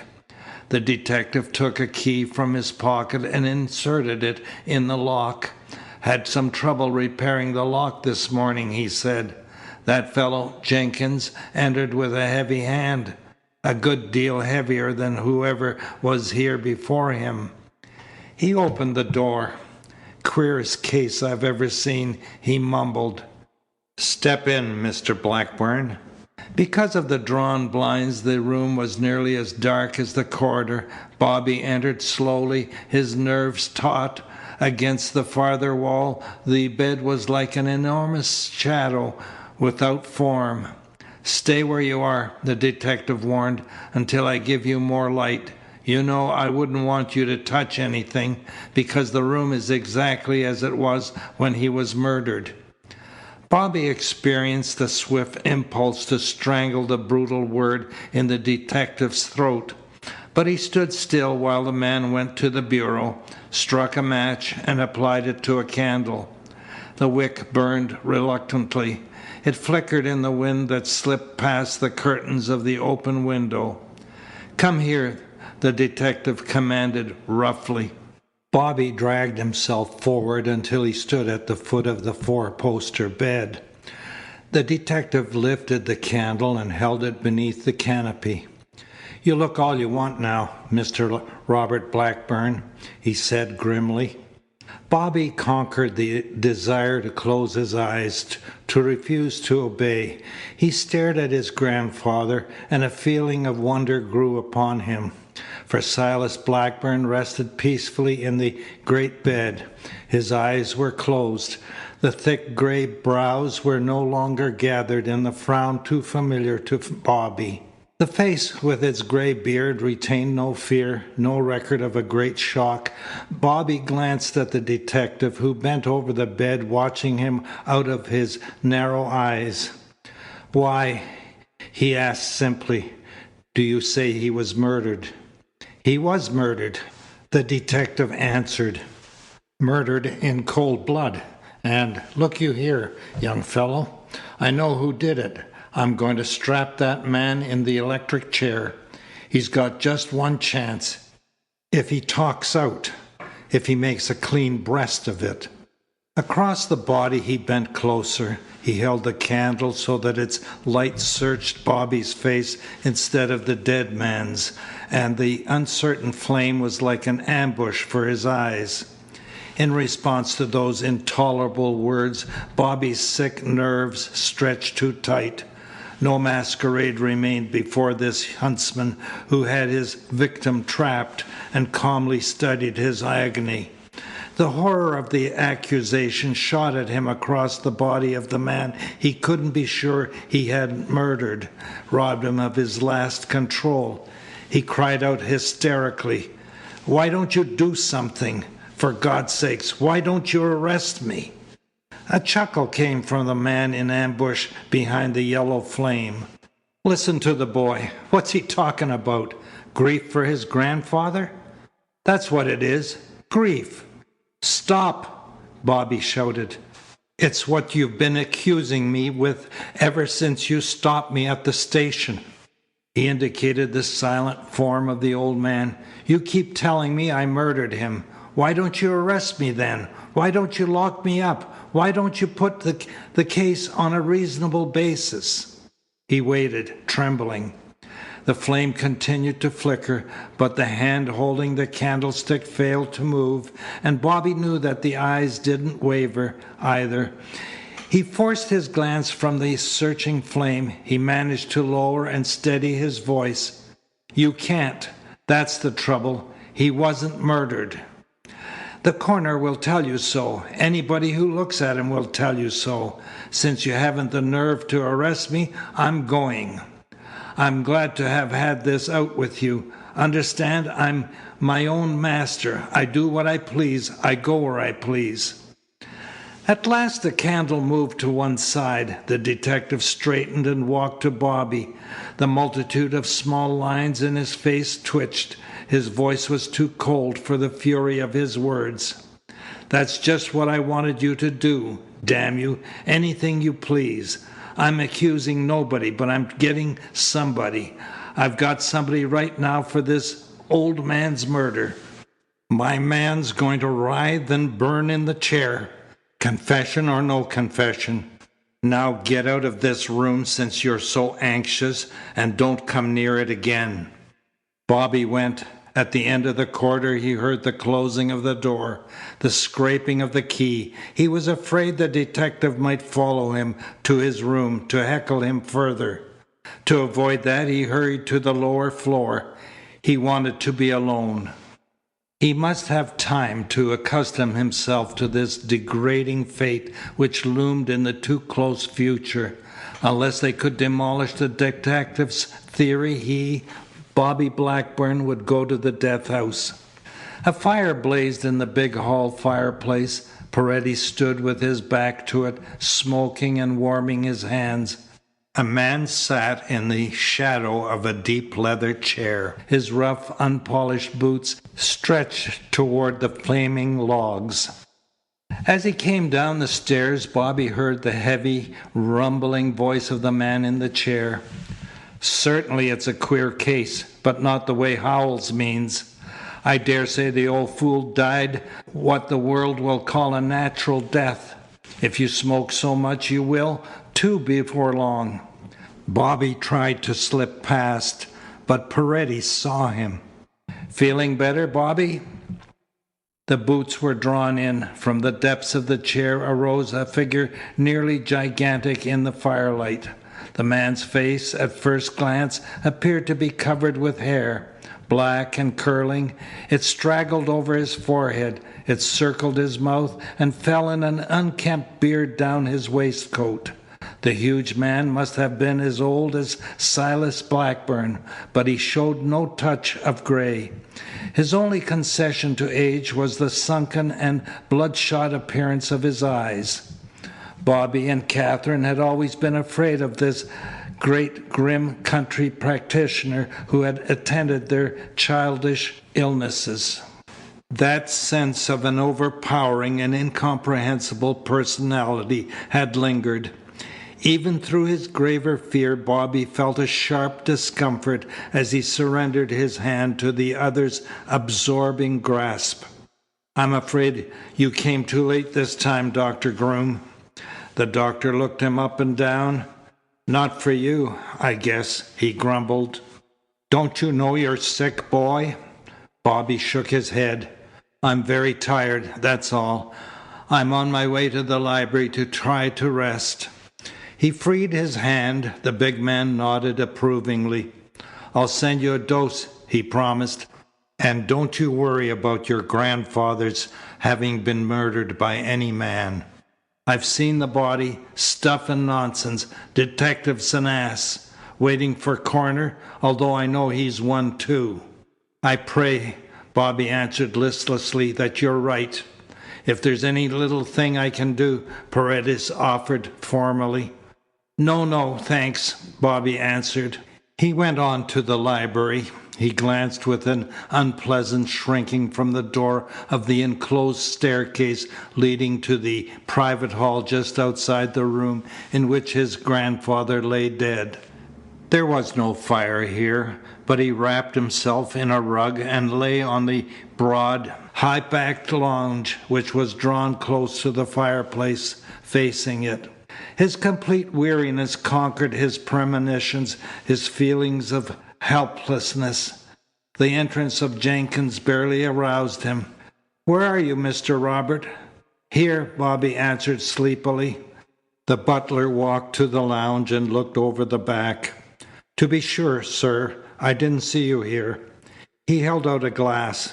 Dr. Groom said you were to drink this. It would make you sleep, sir. Bobby closed his eyes again. Put it on the table where I can reach it when I want it. Yes, sir, Mr. Robert. The policeman. Did he say anything? If I might be so bold as to ask? Go away, Bobby groaned. Leave me in peace. And peace for a little time came to him. It was the sound of voices in the rooms that aroused him. He lay for a while, scarcely knowing where he was, but little by little the sickening truth came back, and he realized that it was Graham and the detective, Howells, who talked close to the window, and Graham had already fulfilled his promise.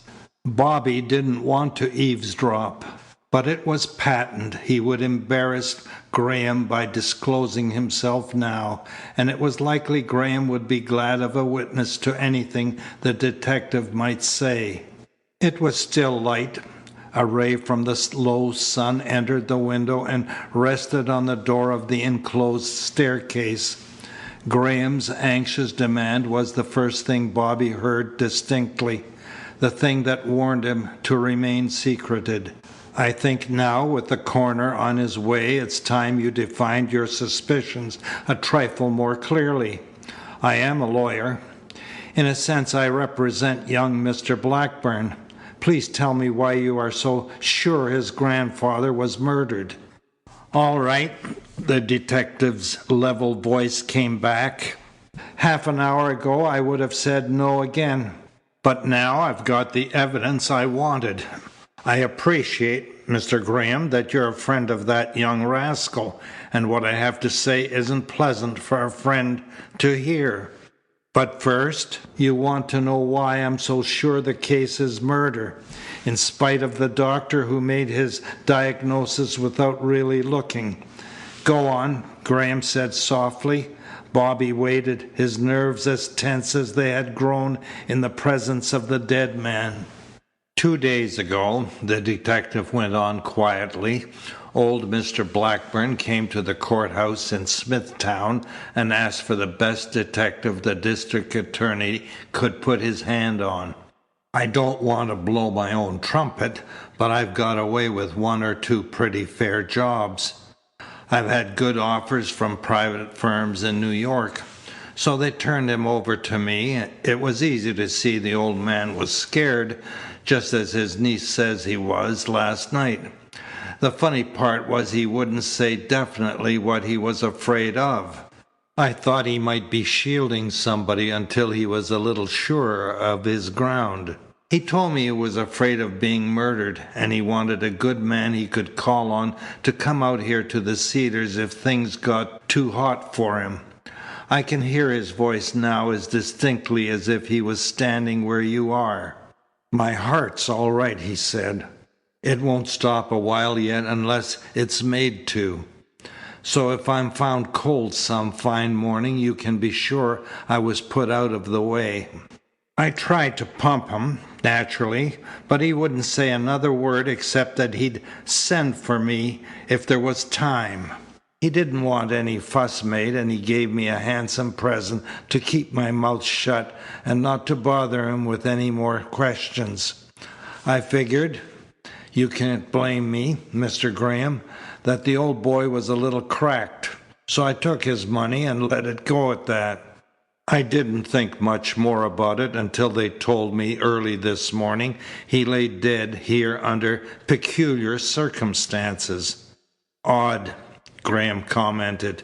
It does make it more like murder, Howells.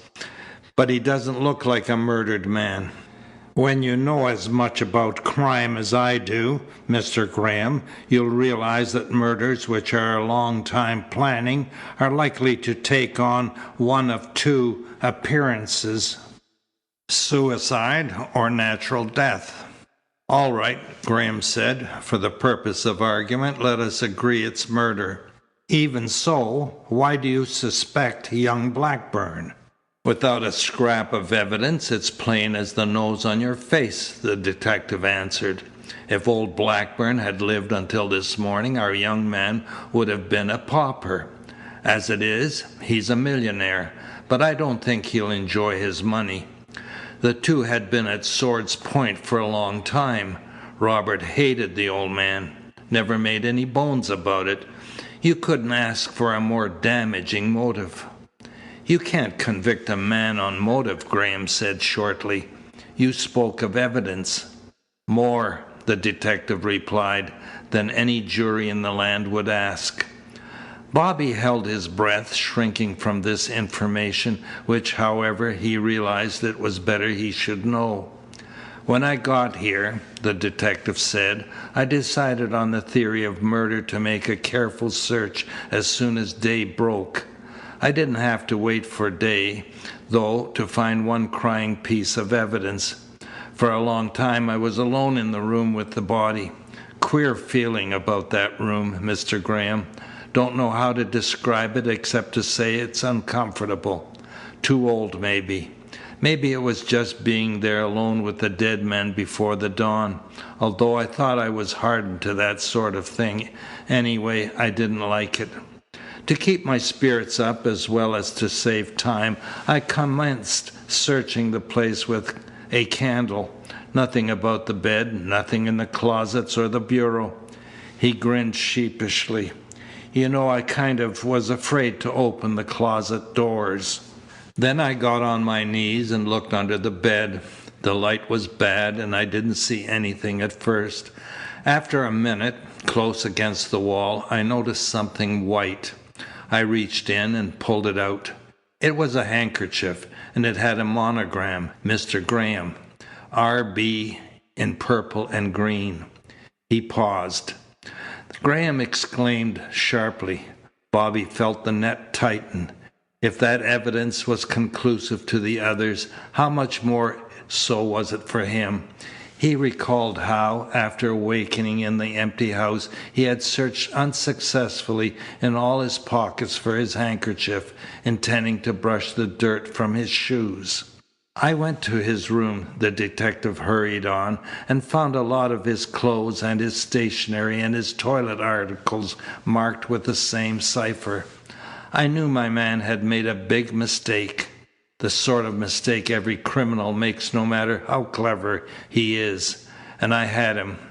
But that isn't by any means all. Don't look so distressed, Mr. Graham. There isn't the slightest chance for him. You see, I repaired the lock, and as soon as it was day, closed the room and went outside to look for signs. Since nightfall, no one had come legitimately through the court except Dr. Groom and myself. Our footprints were all right, making a straight line along the path to the front door.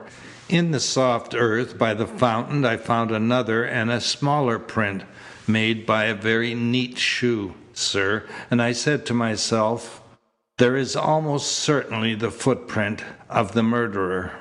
There were plenty of others coming across the grass. He evidently avoided the path, and there was one directly under the open window where the body lies. It's still there. Perhaps you can see it. No matter. That's the last one I found. The print ceased there. There wasn't a one going back, and I was fair up a stump. Then I saw a little undefined sign of pressure on the grass, and I got an idea. Suppose, I say, my man took his shoes off and went around in his stockinged feet. I couldn't understand, though, why he hadn't thought of that before. I went back to Robert Blackburn's room and got one of his shoes, and ran into a snag again. The sole of the shoe was a trifle larger than the footprints. Every one of his shoes I tried was the same way. I argued that the handkerchief was enough, but I wanted this other evidence. I simply had to clear up these queer footprints. I figured, since the murder had been made to look so much like a natural death, that he'd come out here sometime today expecting to carry it off. I wanted to go to the station, anyway, to find out if he'd been seen coming through last night or early this morning. While I was talking to the station agent, I had my one piece of luck. I couldn't believe my eyes. Mr. Roberts walks up from the woods. He'd been hiding around the neighborhood all the time. Probably had missed his handkerchief and decided he'd better not take any chances. Yet it must have seemed a pretty sure thing that the station wouldn't be watched. And it's those nervy things, doing the obvious, that skillful criminals get away with all the time. I needed only one look at him, and I had the answer to the mystery of the footprints. I gave him plenty of time to come here and change his clothes. Then I maneuvered him out of his room and went there and found the pumps he'd worn last night and today. You see, they'd be a little smaller than his ordinary shoes. Not only did they fit the footprints exactly, but they were stained with soil exactly like that in the court.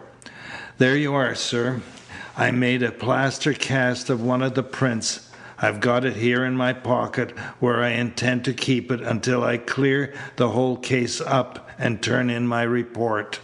Graham's tone was shocked and discouraged. "What more do you want? Why haven't you arrested him?" In this room, the detective's satisfied chuckle was an offense. "No good detective would ask that, Mr. Graham. I want my report clean. The coroner will tell us how the old man was killed. I want to tell you how young Blackburn got into that room. One of the windows was raised a trifle, but that's no use.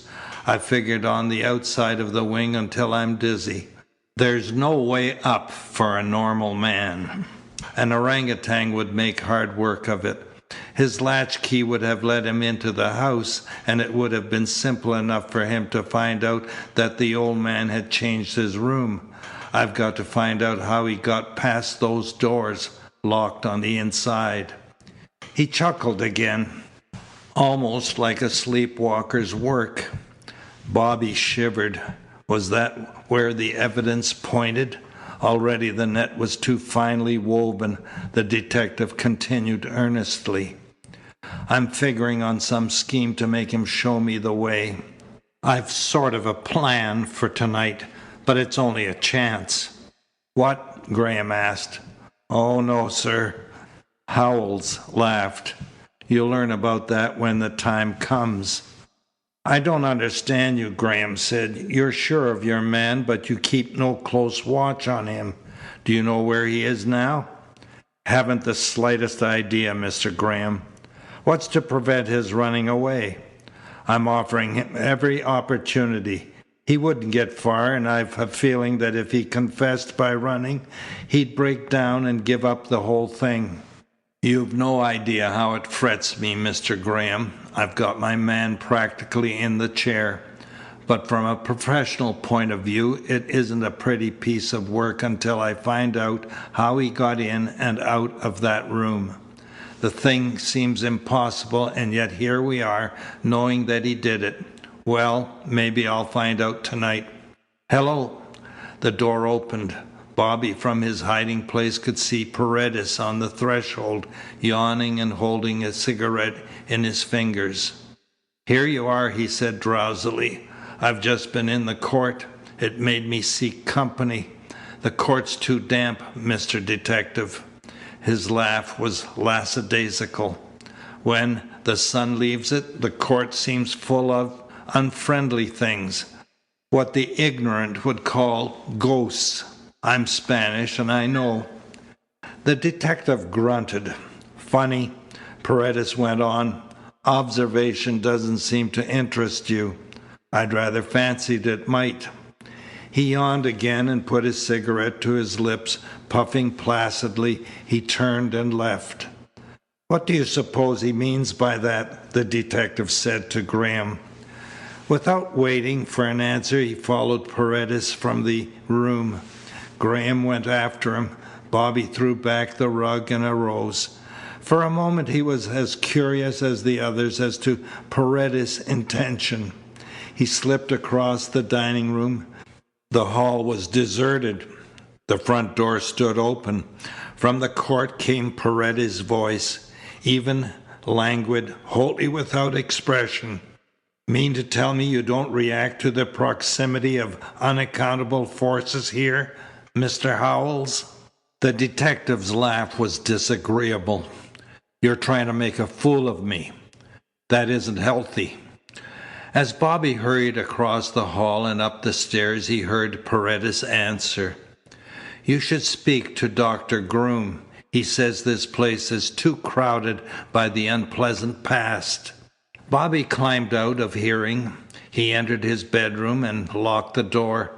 He resented Paredes' words and attitude, which he defined as studied to draw humor out of a tragic and desperate situation. He thought of them in no other way. His tired mind dismissed them. He threw himself on the bed, muttering, "If I run away, I'm done for. If I stay, I'm done for."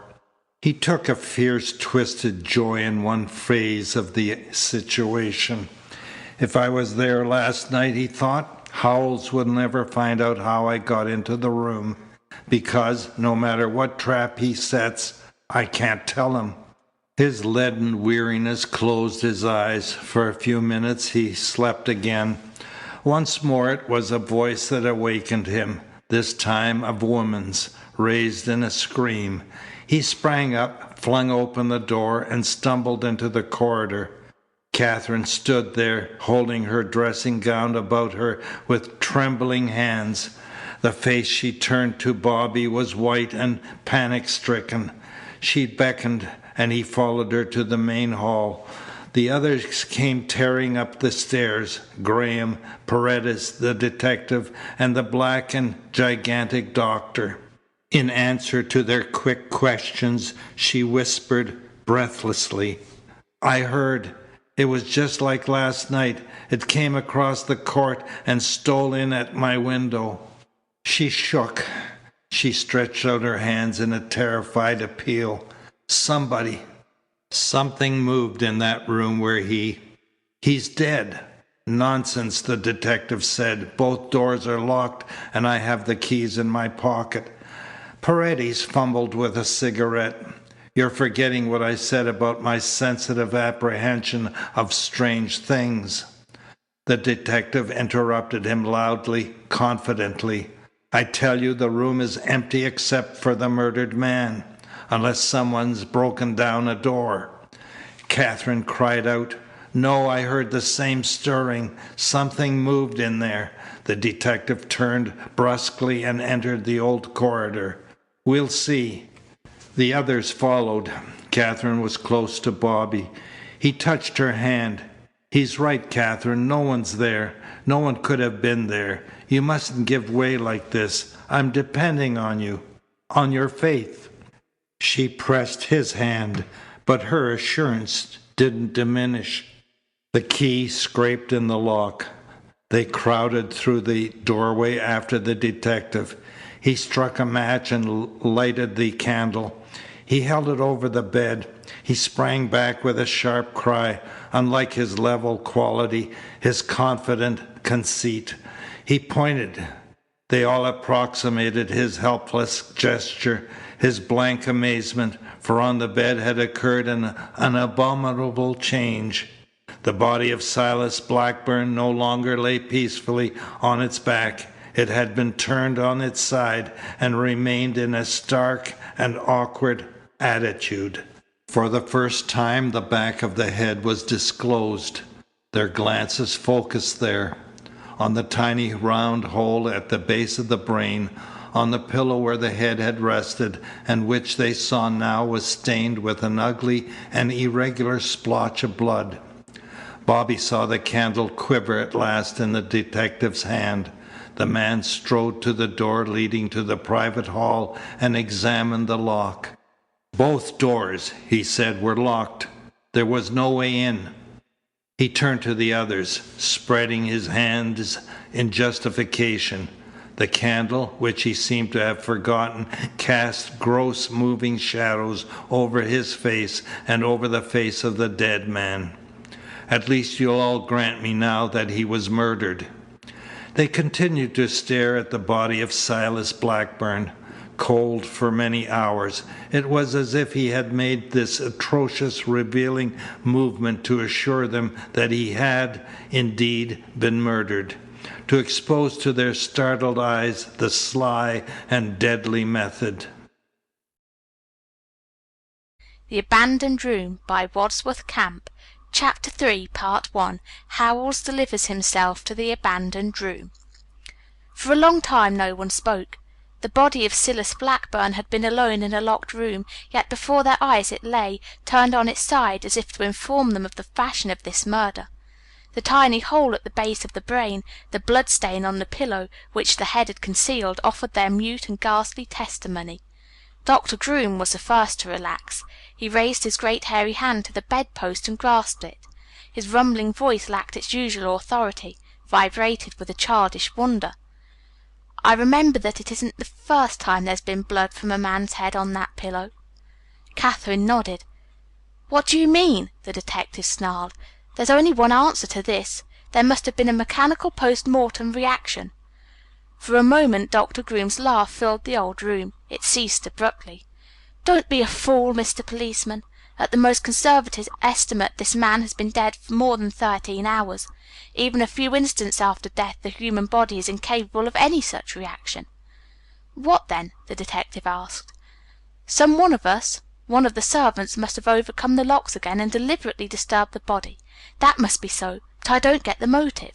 "It isn't so," Dr. Groom answered bluntly. Already the detective had to a large extent controlled his bewilderment.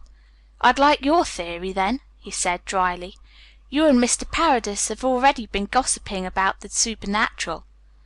When you first came you hinted dark things. You said he'd probably died what the world would call a natural death." "I meant," the doctor answered, "only that Mr. Blackburn's heart might have failed under the impulse of a sudden fright in this room. I also said, you remember, that the room was nasty and unhealthy. Plenty of people have remarked it before me." Graham touched the detective's arm. "A little while ago you admitted yourself that the room was uncomfortable." Dr. Groom smiled. The detective faced him with a fierce belligerency. "You'll agree he was murdered?" "Certainly, if you wish to call it that. But I asked for the sharp instrument that caused death. I want to know how, while Blackburn lay on his back, it was inserted through the bed, the springs, the mattress, and the pillow." "What are you driving at?" Dr. Groom pointed to the dead man. "I merely repeat that this isn't the first time that pillow's been stained from unusual wounds in the head. Being, as you call it, a trifle superstitious, I merely ask if the coincidence is significant." Katherine cried out. Bobby, in spite of his knowledge that sooner or later he would be arrested for his grandfather's murder, stepped forward, nodding. "I know what you mean, Doctor." "Anybody," the doctor said, "who's ever heard of this house knows what I mean. We needn't talk of that." The detective, however, was insistent.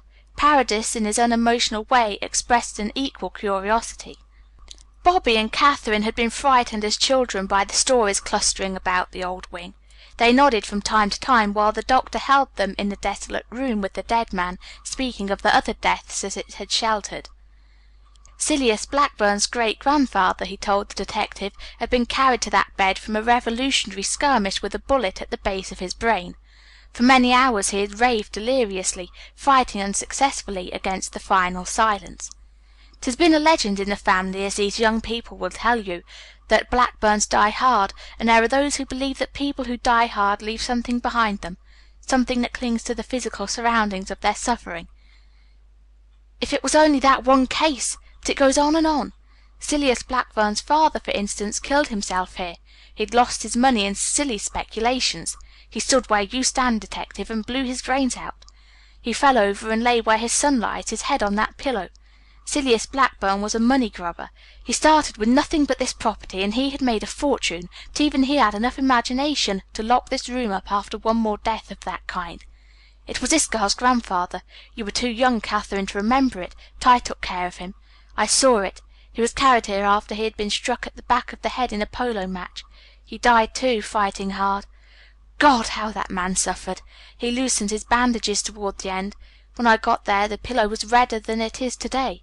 It strikes me as curious that the first time the room has been slept in since then it should harbor a death behind locked doors. From a wound in the head." Paredes's fingers were restless, as if he missed his customary cigarette. The detective strolled to the window. "Very interesting," he said. "Extremely interesting for old women and young children. You may classify yourself, Doctor."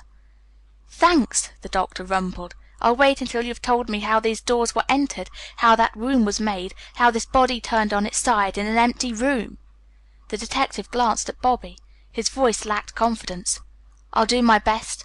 I'll even try to tell you why the murderer came back this afternoon to disturb his victim." Bobby went, curiously convinced that the doctor had the better of the argument. For a moment Katherine, Graham, Paredes, and he were alone in the main hall. "God knows what it was," Graham said, "but it may mean something to you, Bobby. Tell us carefully, Katherine, about the sounds that came to you across the court." "It was just what I heard last night when he died," she answered. "It was like something falling softly, then a long-drawn sigh. I tried to pay no attention. I fought it. I didn't call at first. But I couldn't keep quiet. I knew we had to go to that room. It never occurred to me that the detective or the coroner might be there moving around." "You were alone up here?" Graham said. "I think so." "No," Bobby said. "I was in my room." "What were you doing?" Graham asked. "I was asleep. Katherine's call woke me up." "Asleep!" Paredes echoed. "And she didn't call at once " He broke off. Bobby grasped his arm. "What are you trying to do?" "I'm sorry," Paredes said. "Now really you mustn't think of that. I shouldn't have spoken. I'm more inclined to agree with the doctor's theory, impossible as it seems." "Yesterday," Katherine said, "I would have thought it impossible. After last night and just now I'm not so sure. I wish the doctor were right. It would clear you, Bobby." He smiled. "Do you think any jury would listen to such a theory?" Katherine put a finger to her lips. Howells and the doctor came from the corridor of the old wing. At the head of the stairs the detective turned. "You will find it very warm and comfortable by the fire in the lower hall, Mr. Blackburn." He waited until Katherine had slipped to her room, until Graham, Paredes, the doctor, and Bobby were on the stairs. Then he walked slowly into the new corridor. Bobby knew what he was after. The detective had made no efforts to disguise his intention. He wanted Bobby out of the way while he searched his room again, this time for a sharp, slender instrument capable of penetrating between the bones at the base of a man's brain. Paredes lighted a cigarette and warmed his back at the fire. The doctor settled himself in his chair. He paid no attention to the others. He wouldn't answer Paredes's slow remarks. "Interesting, Doctor. I am a little psychic. Always in this house I have responded to strange, unfriendly influences. Always, as now, the approach of night depresses me." Bobby couldn't sit still. He nodded at Graham, arose, got his coat and hat, and stepped into the court. The dusk was already thick there. Dampness and melancholy seemed to exude from the walls of the house. He paused and gazed at one of the footprints in the soft earth by the fountain. Shreds of plaster adhered to the edges, testimony that the detective had made his cast from this print. He tried to realize that that mute, familiar impression had the power to send him to his execution. Graham, who had come silently from the house, startled him. "What are you looking at?" "No use, Hartley. I was on the library lounge. I heard every word Howells said." "Perhaps it's just as well," Graham said. "You know what you face, but I hate to see you suffer. We've got to find a way around that evidence." Bobby pointed to the windows of the room of death. "There's no way around except the doctor's theory." He laughed shortly. "Much as I feared that room, I'm afraid the psychic explanation won't hold water. Paredes put his finger on it. I would have had time to get back to my room before Katherine called." "Stop, Bobby!" "Hartley, I'm afraid to go to sleep. It's dreadful not to know whether you are active in your sleep, whether you are evil and ingenious to the point of the miraculous in your sleep. I'm so tired, Hartley." "Why should you have gone to that room this afternoon?" Graham asked. "You must get this idea out of your head. You must have sleep, and perhaps when you're thoroughly rested you will remember." "I'm not so sure," Bobby said, "that I want to remember." He pointed to the footprint. "There's no question. I was here last night." "Unless," Graham said, "your handkerchiefs and your shoes were stolen." "Nonsense!" Bobby cried. "The only motive would be to commit murder in order to kill me by sending me to the chair. And who would know his way around that dark house like me? Who would have found out so easily that my grandfather had changed his room?" "It's logical," Graham admitted slowly, "but we can't give in. By the way, has Paredes ever borrowed any large sums?" Bobby hesitated. After all, Paredes and he had been good friends. "A little here and there," he answered reluctantly. "Has he ever paid you back?" "I don't recall," Bobby answered, flushing. "You know I've never been exactly calculating about money. Whenever he wanted it I was always glad to help Carlos out. Why do you ask?" "If any one," Graham answered, "looked on you as a certain source of money, there would be a motive in conserving that source, in increasing it. Probably lots of people knew Mr. Blackburn was out of patience with you, would make a new will today." "Do you think," Bobby asked, "that Carlos is clever enough to have got through those doors? And what about this afternoon, that ghastly disturbing of the body?" He smiled wanly. "It looks like me or the ghosts of my ancestors." "If Paredes," Graham insisted, "tries to borrow any money from you now, tell me about it. Another thing, Bobby, we can't afford to keep your experiences of last night a secret any longer." He stepped to the door and asked Doctor Groom to come out. "He won't be likely to pass your confidences on to Howells," he said. "Those men are natural antagonists." After a moment the doctor appeared, a slouch hat drawn over his shaggy forehead. "What do you want?" he grumbled. "This court's a first-class place to catch cold. Dampest hole in the neighborhood. Often wondered why." "I want to ask you," Graham began, "something about the effects of such drugs as could be given in wine. Tell him, will you, Bobby, what happened last night?" Bobby vanquished the discomfort with which the gruff, opinionated physician had always filled him. He recited the story of last night's dinner, of his experience in the cafe, of his few blurred impressions of the swaying vehicle and the woods. "Hartley thinks something may have been put in my wine." "What for?" the doctor asked. "What are these people to gain by drugging you? Suppose for some far-fetched reason they wanted to have Silas Blackburn put out of the way. They couldn't make you do it by drugging you. At any rate, they couldn't have had a hand in this afternoon. Mind, I'm not saying you had a thing to do with it yourself, but I don't believe you were drugged. Any drug likely to be used in wine would probably have sent you into a deep sleep, and your symptoms on waking up are scarcely sharp enough. Sorry, boy. Sounds more like aphasia. The path you've been treading sometimes leads to that black country, and it's there that hate's sharp and unknown. I remember a case where a tramp returned and killed a farmer who had refused him food. Retained no recollection of the crime. Hours dropped out of his life. They executed him while he still tried to remember." "I read something about the case," Bobby muttered. "Been better if we hadn't," the doctor grumbled. "Suggestions work in a man's brain without his knowing it." He thought for a moment, his heavy black brows coming close together. He glanced at the windows of the old room. His sunken, infused eyes nearly closed. "I know how you feel, and that's a little punishment maybe you deserve. I'll say this for your comfort. You probably followed the plan that had been impressed on your brain by Mr. Graham. You came here, no doubt, and stood around. With an automatic appreciation of your condition, you may have taken that old precaution of convivial men returning home, and removed your shoes. Then your automatic judgment may have warned you that you weren't fit to go in at all, and probably wandered off to the empty house." "Then?" Bobby asked. "You don't think I did it?" "God knows who did it. God knows what did it. The longer I live, the surer I become that we scientists can't probe everything. Whenever I go near Silas Blackburn's body, I receive a very powerful impression that his death in that room from such a wound goes deeper than ordinary murder, deeper than a case of recurrent aphasia." His eyes widened. He turned with Graham and Bobby at the sound of an automobile coming through the woods. "Probably the coroner at last," he said.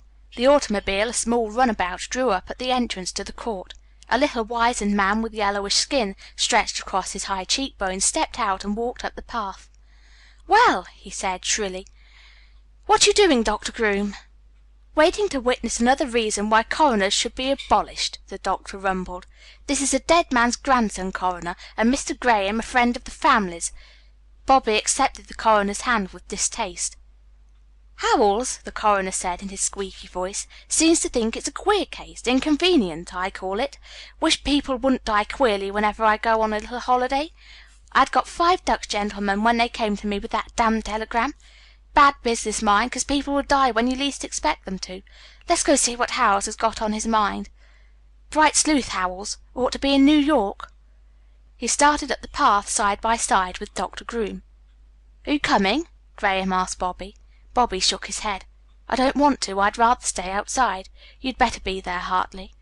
Graham followed the others while Bobby wandered from the court and started down a path that entered the woods from the rear of the house. Immediately the forest closed greedily about him. Here and there, where the trees were particularly stunted, branches cut against a pallid greenish glow in the west, the last light. Bobby wanted, if he could, to find that portion of the woods where he had stood last night, fancying the trees, straining in the wind like puny men, visualizing a dim figure in a black mask which he had called his conscience. The forest was all of a pattern, ugly, unfriendly, melancholy. He went on, however, hoping to glimpse that particular picture he remembered. He left the path, walking at haphazard among the undergrowth. Ahead he saw a placid, flat, and faintly luminous stretch. He pushed through the bushes and paused on the shore of a lake, small and stagnant. Dead, stripped trunks of trees protruded from the water. At the end a bird arose with a sudden flapping of wings. It cried angrily as it soared above the trees and disappeared to the south. The morbid loneliness of the place touched Bobby's spirit with chill hands. As a child he had never cared to play about the stagnant lake, nor, he recalled, had the boys of the village fished or bathed there. Certainly he hadn't glimpsed it last night. He was about to walk away when a movement on the farther bank held him, made him gaze with eager eyes across the sleepy water. He thought there was something black in the shadows of the trees, a thing that stirred through the heavy dusk without sound. He received, moreover, an impression of anger and haste as distinct as the bird had projected. But he could see nothing clearly in this bad light. He couldn't be sure that there was any one over there. He started around the edge of the lake, and for a moment he thought that the shape of a woman clothed in black detached itself from the shadow. The image dissolved. He wondered if it had been more substantial than fancy. "Who is that?" he called. The woods muffled his voice. There was no answer, nor was there, he noticed, any crackling of twigs or rustling of dead leaves. If there had been a woman there she had fled noiselessly. Yet, as he went on around, his own progress was distinctly audible through the decay of autumn.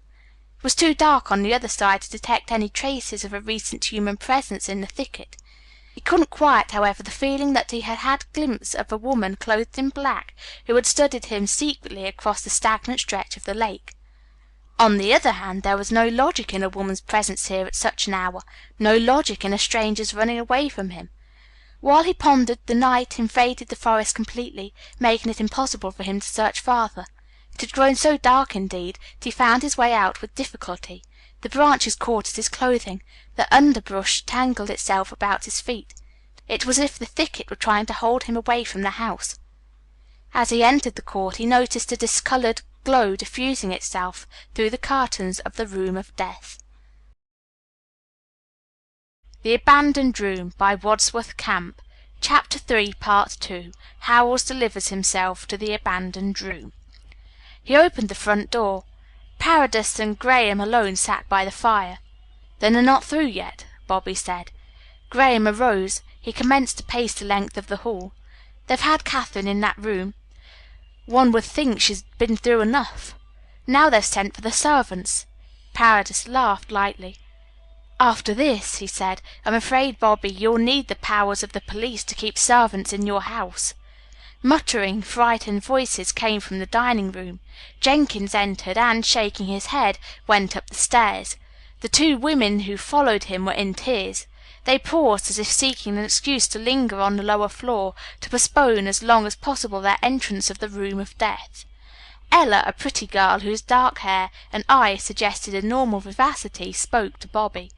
"It's outrageous, Mr. Robert. He found out all we knew this morning. What's he after now? You might think we had murdered Mr. Blackburn." Jane was older. An ugly scar crossed her cheek. It was red and like an open wound as she demanded that Bobby put a stop to these inquisitions. "I can do nothing," he said. "Go on up and answer, or they can make trouble for you." Muttering again to each other, they followed Jenkins, and in the lower hall the three men waited. Jenkins came down first. His face was white. It twitched. "The body," he mouthed. "It moved. I saw it before." He stretched out his hands to Bobby. "That's why they wanted us, to find out where we were this afternoon and everything we've done, as if we might have gone there and disturbed—" Angry voices in the upper hall interrupted him. The two women ran down, as white as Jenkins. At an impatient nod from Bobby, the three servants went on to the kitchen. Howells, the coroner, and Dr. Groom descended. "What ails you, doctor?" the coroner was squeaking. "I agree it's an unpleasant room. Lots of old rooms are. I follow you when you say no post-mortem contraction would have caused such an alteration in the position of the body. There's no question about the rest of it. The man was clearly murdered with a sharp tool of some sort, and the murderer was in the room again this afternoon and disturbed the corpse. Howells says he knows who. It's up to him to find out how. He says he has plenty of evidence and that the guilty person's in the house. So I'm not fretting myself. I'm cross with you, Howells, for breaking up my holiday. One of my assistants would have done as well." Howells apparently paid no attention to the coroner. His narrow eyes followed the doctor with a growing curiosity. His level smile seemed to have drawn his lips into a line, inflexible, a little cruel. The doctor grunted. "Instead of abolishing coroners, we ought to double their salaries." The coroner made a long squeak as an indication of mirth. "You think unfriendly spooks did it? I've always believed you were an old fogey." "Hanged if that doesn't sound modern." The doctor ran his fingers through his thick, untidy hair. "I merely ask for the implement that caused death. I only ask to know how it was inserted through the bed while Blackburn lay on his back. And if you've time you might tell me how the murderer entered the room last night and today." The coroner repeated his squeak. He glanced at the little group by the fire.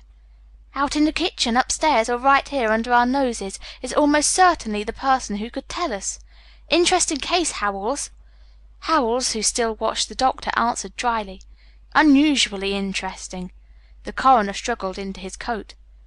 "Permits are all available," he squeaked. "Have your undertakers out when you like." Graham answered him brusquely. "Everything's arranged. I've only to telephone."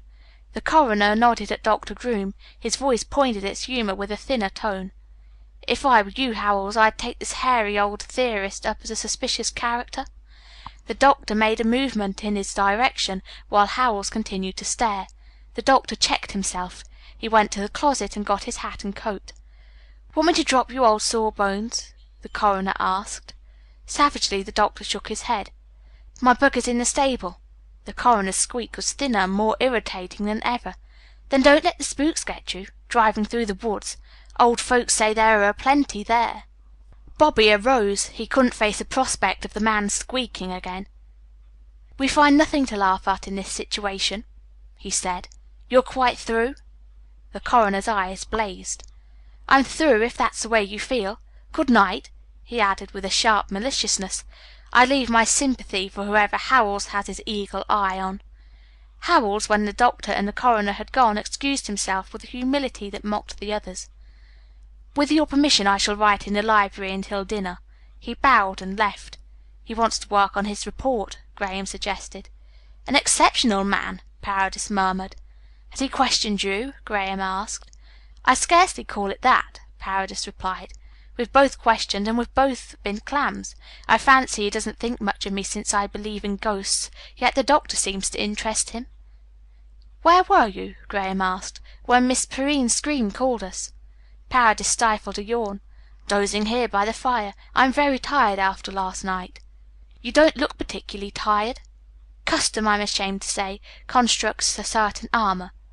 Tomorrow, with a fresh mind, I hope to be able to dissect all I have seen and heard, all that has happened here today."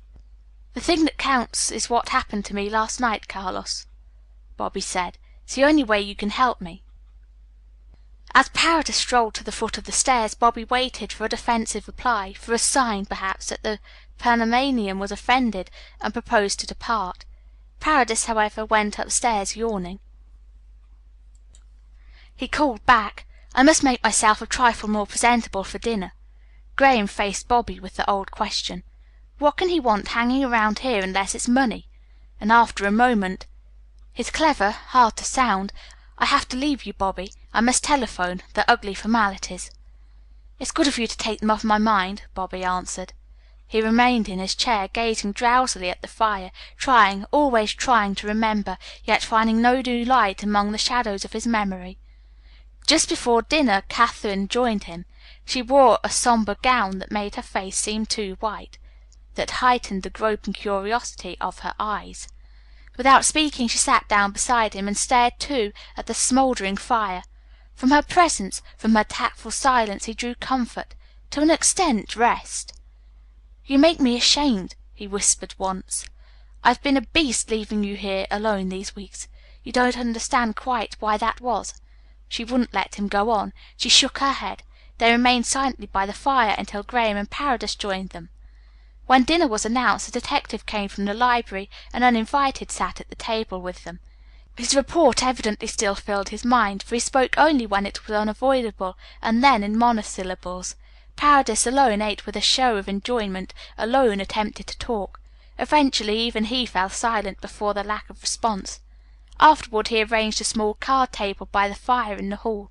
He found cards, and with a package of cigarettes and a box of matches convenient to his hand, commenced to play solitaire. The detective, Bobby gathered, had brought his report up to date, for he lounged near by, watching the Panamanian's slender fingers as they handled the cards deftly. Bobby, Graham, and Katherine were glad to withdraw beyond the range of those narrow, searching eyes. They entered the library and closed the door. Graham, expectant of a report from his man in New York as to the movements of Maria and the identity of the stranger, was restless. "If we could only get one fact," he said, "one reasonable clue that didn't involve Bobby. I've never felt so at sea. I wonder if, in spite of Howell's evidence, we're not all a little afraid since this afternoon of something such as Katherine felt last night, something we can't define. Howells alone is satisfied. We must believe in the hand of another man. Dr. Groom talks about indefinable hands." "Uncle Silas was so afraid last night," Katherine whispered. "That," Bobby cried, "is a fact we must have." He paused. "What's that?" he asked sharply.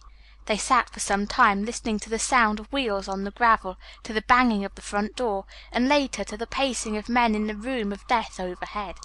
They tried again to thread the mazes of this problem whose only conceivable exit led to Bobby's guilt. The movements upstairs persisted. At last they became measured and dragging, like the footsteps of men who carried some heavy burden. They looked at each other then. Katherine hid her eyes. "It's like a tomb here," Bobby said. He arranged kindling in the fireplace and touched the match to it. It hadn't occurred to him to ring for Jenkins. None of them wished to be disturbed. Eventually it was the detective who intruded. He strolled in, glanced at them curiously for a moment, then walked to the door of the enclosed staircase. He grasped the knob. "Tonight," he announced, "I'm trying a small experiment on the chance of clearing up the last details of the mystery. Since it depends on the courage of whoever murdered Mr. Blackburn, I've small hope of its success." He indicated the ceiling. "You've heard, I dare say, what's been going on up there. Mr. Blackburn's body has been removed to his own room. The room where he was killed is empty. I mean to go up and enter and lock the doors as he did last night.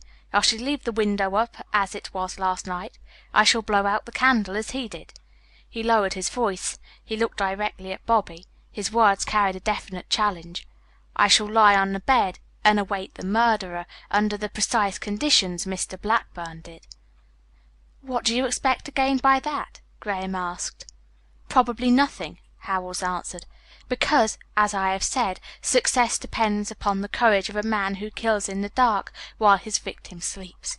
I simply give him the chance to attack me as he did Mr. Blackburn. Of course he realizes it would be a good deal to his advantage to have me out of the way. I ask him to come, therefore, as stealthily as he did last night. I beg him to match his skill with mine. I want him to play his miracle with the window or one of the locks. But I'll wager he hasn't the nerve. Although I don't see why he should hesitate. He's a doomed man. I shall make my arrest in the morning. I shall publish all my evidence." Bobby wouldn't meet the narrow, menacing eyes, for he knew that Howells challenged him to a duel of slyness with the whole truth at stake. The detective's manner increased the hatred which had blazed in Bobby's mind when he had stood in the bedroom over his grandfather's body. For a moment he whispered with all his heart that he might accept the challenge. He did the best he could. "I gather," he said, "that you haven't unearthed the motive for disturbing the body. And have you found the sharp instrument that caused death?" The detective answered tolerantly. "I have found a number of sharp instruments. None of them, however, seem quite slender or rough enough. I'll get all that out of my man when I lock him up. I'll get it tonight if he dares come." "Why," Graham said, "do you announce your plans so accurately to us?" The detective's level smile widened. "You shouldn't ask that, Mr. Graham. I've caused the servants to know my plans. Mr. Paredes knows them. I wish every one in the house to know them. That is, in order that the murderer who is in the house may come if he wishes." Katherine arose abruptly. "When you come down to it," she said, "you are accusing one of us. It's brutal, unfair, absurd." "I am a detective, miss," Howells answered. "I have my own methods." Bobby stared at the slight protuberance in the breast pocket of the detective's coat. The cast of his footprint must be secreted there, and almost certainly the handkerchief which had been found beneath the bed. He shrank from his own thoughts. If he had consciously committed this murder, he could understand a desire to get that evidence. Katherine had gone closer to the detective. "In any case," she urged him, "I wish you wouldn't try to spend the night in that room. It isn't pleasant. After what the doctor has said, it isn't safe." Howells burst out laughing. "Never fear, miss. I am content to give Doctor Groom's spirits as much chance to take a fall out of me as anybody. I'll be going up now." He bowed. "Good night to you all, and pleasant dreams." He opened the door and slipped into the darkness of the private staircase. They heard him after he had closed the door climbing upward. Katherine shivered. "He has plenty of courage, Hartley. If nothing happens to him tonight, he'll finish Bobby in the morning. That mustn't happen. He mustn't go to jail. You understand. Things would never be the same for him again." Graham spread his hands. "What am I to do? I might go to New York and get after these people myself." "Don't leave the Cedars," Bobby begged, "until he does arrest me. There'll be plenty of time for the New York end then. I've no faith in it. Watch Carlos if you want, but most important of all, find out somehow you've got to find out what my grandfather was afraid of." Graham nodded. "And if it does come to an arrest, Bobby, you're not to say a word to anybody without my advice. You ought to go to bed now. You must have rest, and Katherine, too. Don't listen tonight, Katherine, for messages from across the court." "I'll try," she said. "But, Hartley, I wish that man wasn't there. I wish no one was in that room."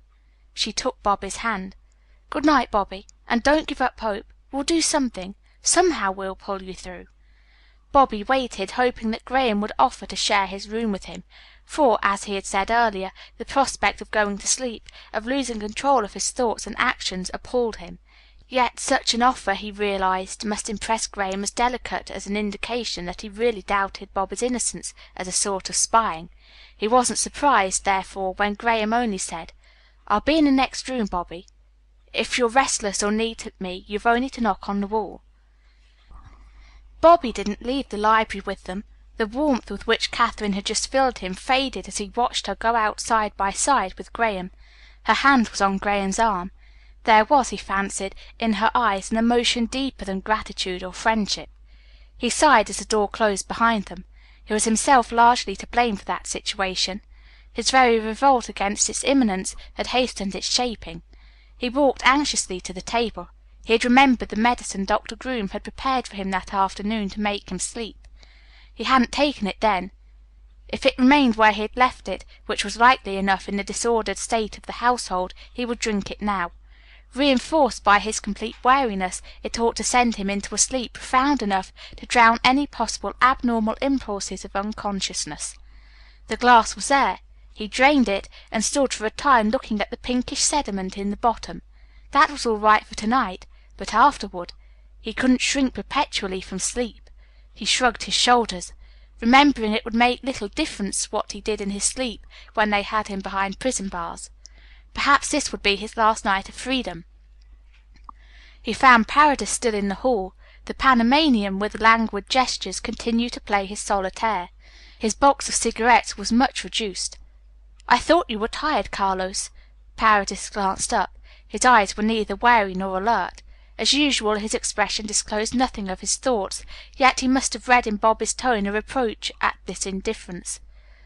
"The game intrigues me," he murmured.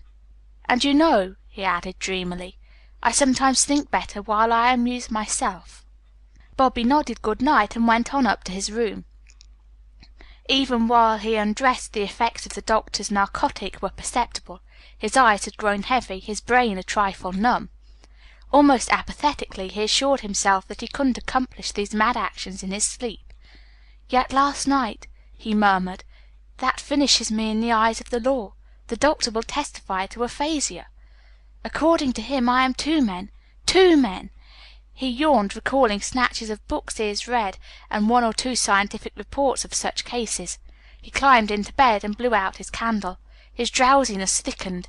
In his dulled mind one recollection remained, the picture of Howells coldly challenging him with his level smile to make a secret entrance of the old bedroom in a murderous effort to escape the penalty of the earlier crime. And Howells had been right. His death would give Bobby a chance. The destruction of the evidence, the bringing into the case of a broader-minded man, a man without carefully constructed theory, all that would help Bobby, might save him. Howells, moreover, had indicated that he had so far withheld his evidence, but that was probably a bait.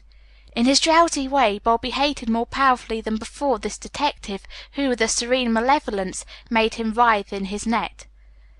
Thought ceased. He drifted into a trance-like sleep. He swung in the black pit again, fighting out against crushing odds.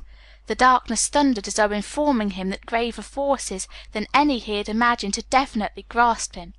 Then he understood. He was in a black cell, and the thundering was a steady advance of men along an iron floor to take him. "Bobby! Bobby!" He flung out his hands. He sat upright, opening his eyes. The blackness assumed the familiar, yielding quality of the night. The thunder, the footfalls, became a hurried knocking at his door. "Bobby, you're there!" It was Katherine. Her tone made the night as frightening as the blackness of the pit. "What's the matter?" "You're there.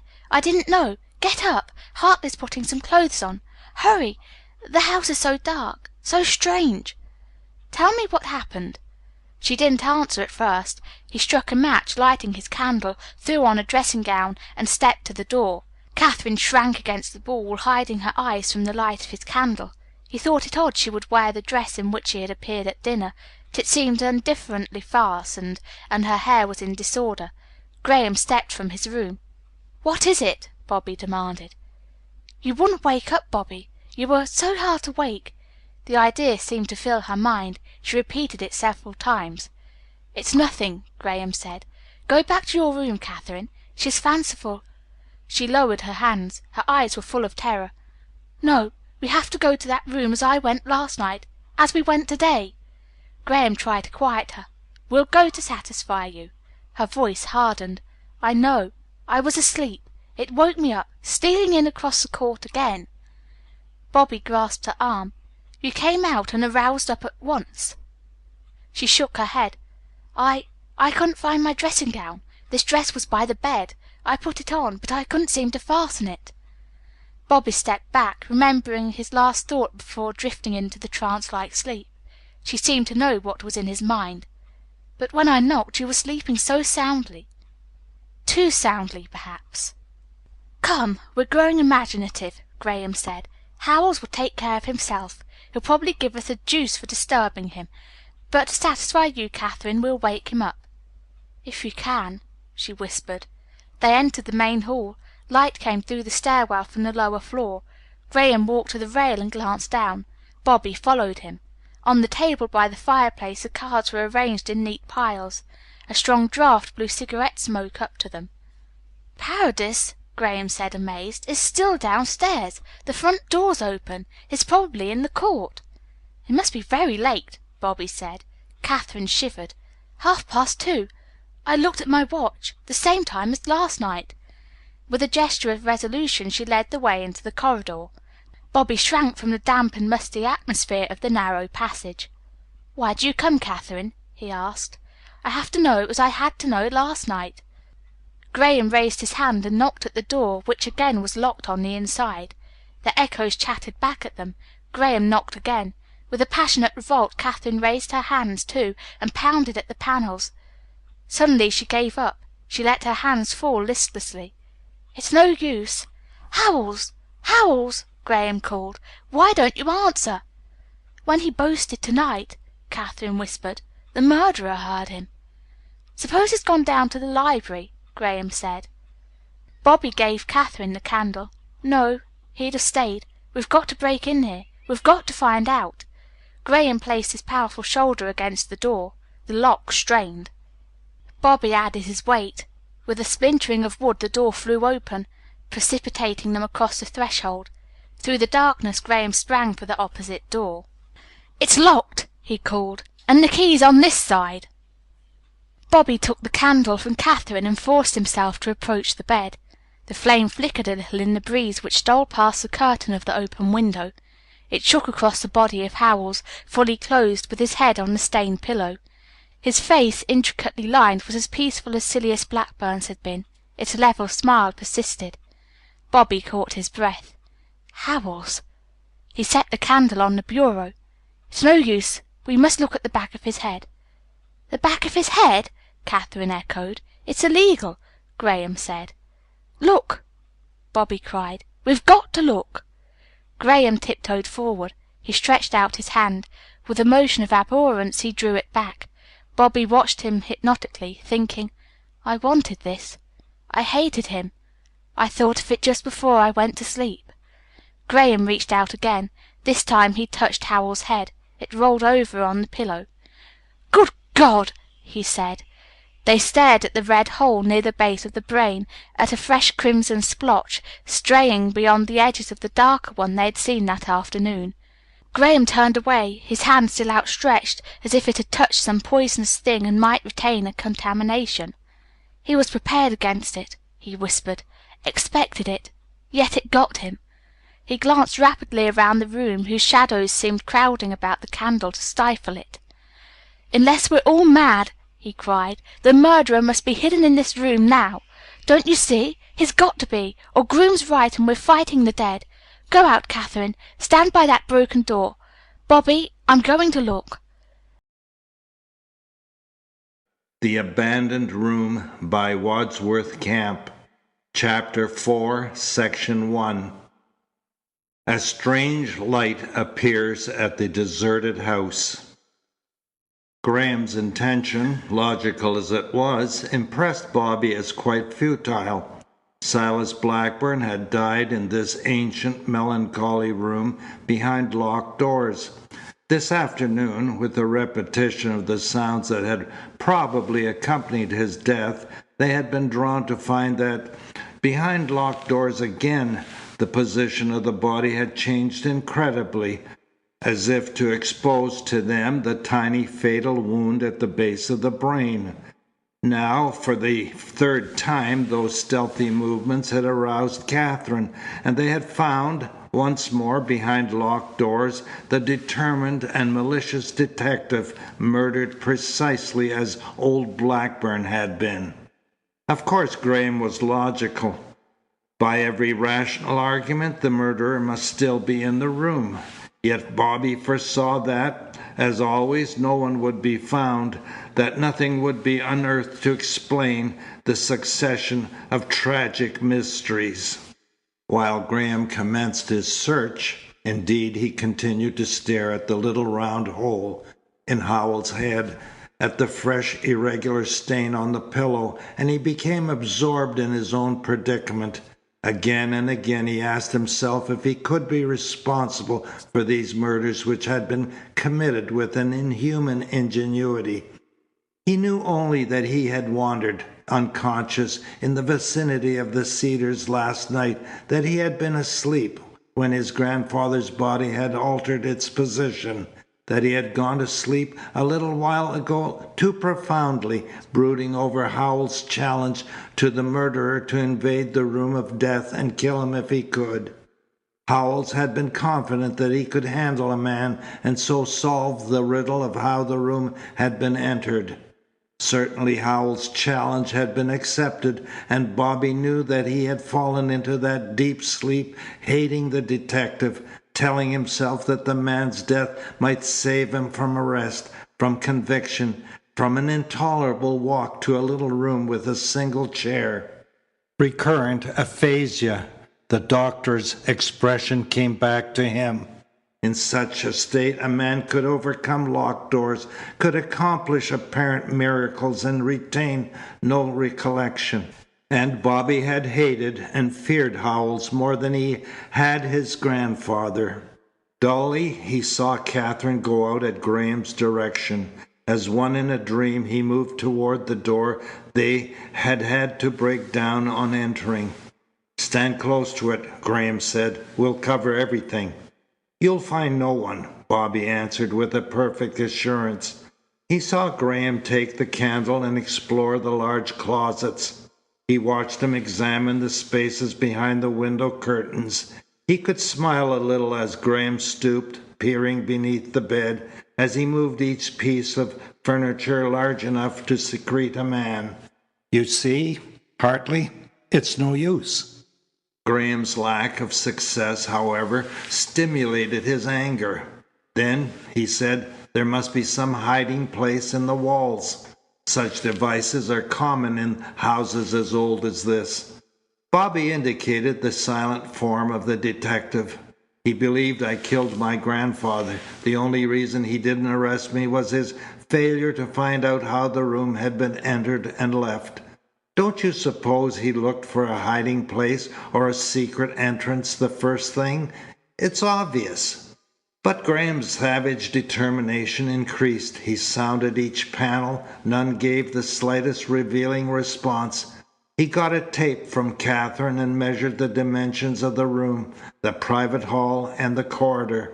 At last he turned to Bobby, his anger dead, his face white and tired. "Everything checks," he admitted. "There's no secret room, no way in or out.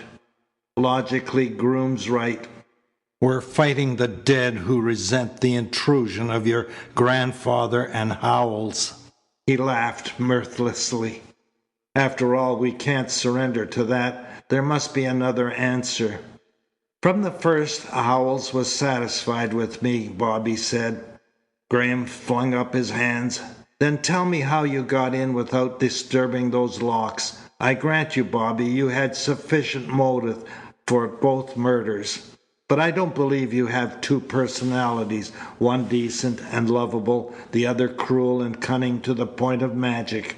I don't believe if a man had two such personalities, the actions of one would be totally closed to the memory of the other." Bobby smiled wanly. "It isn't pleasant to confess it, Hartley, but I have read of such cases." "Fiction." "Scientific fact." "I wish to the devil I had shared your room with you tonight," Graham muttered. "I might have furnished you an alibi for this affair at least." "Either that," Bobby answered frankly, "or you might have followed me and learned the whole secret. Honestly, isn't that what you're thinking of, Hartley? And I did go to sleep, telling myself it would help me if something of the sort happened to Howells. Now I'm not so sure that it will. I suppose you've got to notify the police." Graham held up his hand. "What's that in the corridor?" There were quiet footsteps in the corridor. Bobby turned quickly. Paredes strolled slowly through the passage, a cigarette held in his slender, listless fingers. Bobby stared at him, remembering his surprise a few minutes ago that the Panamanian should have sat up so late. Should have been, probably, in the court when they had followed Katherine to the discovery of this new crime. Paredes paused in the doorway. He took in the tragic picture framed by the sinister room without displaying the slightest interest. He continued to hold his cigarette until it expired. Then he crossed the threshold. Graham and Bobby watched the expressionless face. Gracefully, Paredes raised his finger and pointed to the bed. When he spoke, his voice was low and pleasant. "Appalling. I feared something of the kind when I heard you come to this room." He glanced at the broken door. "The same unbelievable circumstance," he drawled. "I see you had to break in." The colour flashed back to Graham's face. "You have taken plenty of time to solve your misgivings." "It hasn't been so long." "I fancied everything was all right, and I was immersed in my solitaire. Then I heard a stirring upstairs. As I told you, the house frightens me. It is not natural or healthy. So I came up to investigate this stirring, and there was Miss Katherine in the hall. She told me." Graham faced him with undisguised enmity. "Immersed in your solitaire? We were attracted by a light in the lower hall at such an hour. We looked down. You were not there. The front door was open." Paredes glanced at his cold cigarette. He yawned. When Howells died precisely as Mr. Blackburn did, Graham hurried on. You alone were awake about the house, weren't you, at that moment in the court? Paredes laughed tolerantly. It is clear, in spite of my apologies, that we are not friends, Graham, but may I ask you, are you accusing me of this strange accident? I should like to know what you were doing in the court. Perhaps, Paredes answered, I was attracted there by the sounds that aroused Miss Catherine. Graham shook his head. From her description, I doubt if those sounds would have been audible in the hall. No matter, Paredes said. I merely suggest that it's a case for Groom. His hint of a spiritual enmity may be saner than you think. Catherine appeared in the doorway. She had evidently overheard Paredes' comment, for she nodded. The determination in her eyes suggested that she had struggled with the situation during these last moments and had reached a definite conclusion. That quality was in her voice. At least, Hartley, she said, you must send for Dr. Groom before you notify the police. Graham waved his hand. Why? He asked. The man is dead. With a movement hidden from Paredes, she indicated Bobby. Last time there was a good deal of delay before the doctor came. If we get him right away, he may be able to do something for this poor fellow. At least his advice would be useful. Bobby realized that she was fighting for time for him. Any delay would be useful that would give them a chance to plan before the police with unimaginative efficiency should invade the house and limit their opportunities.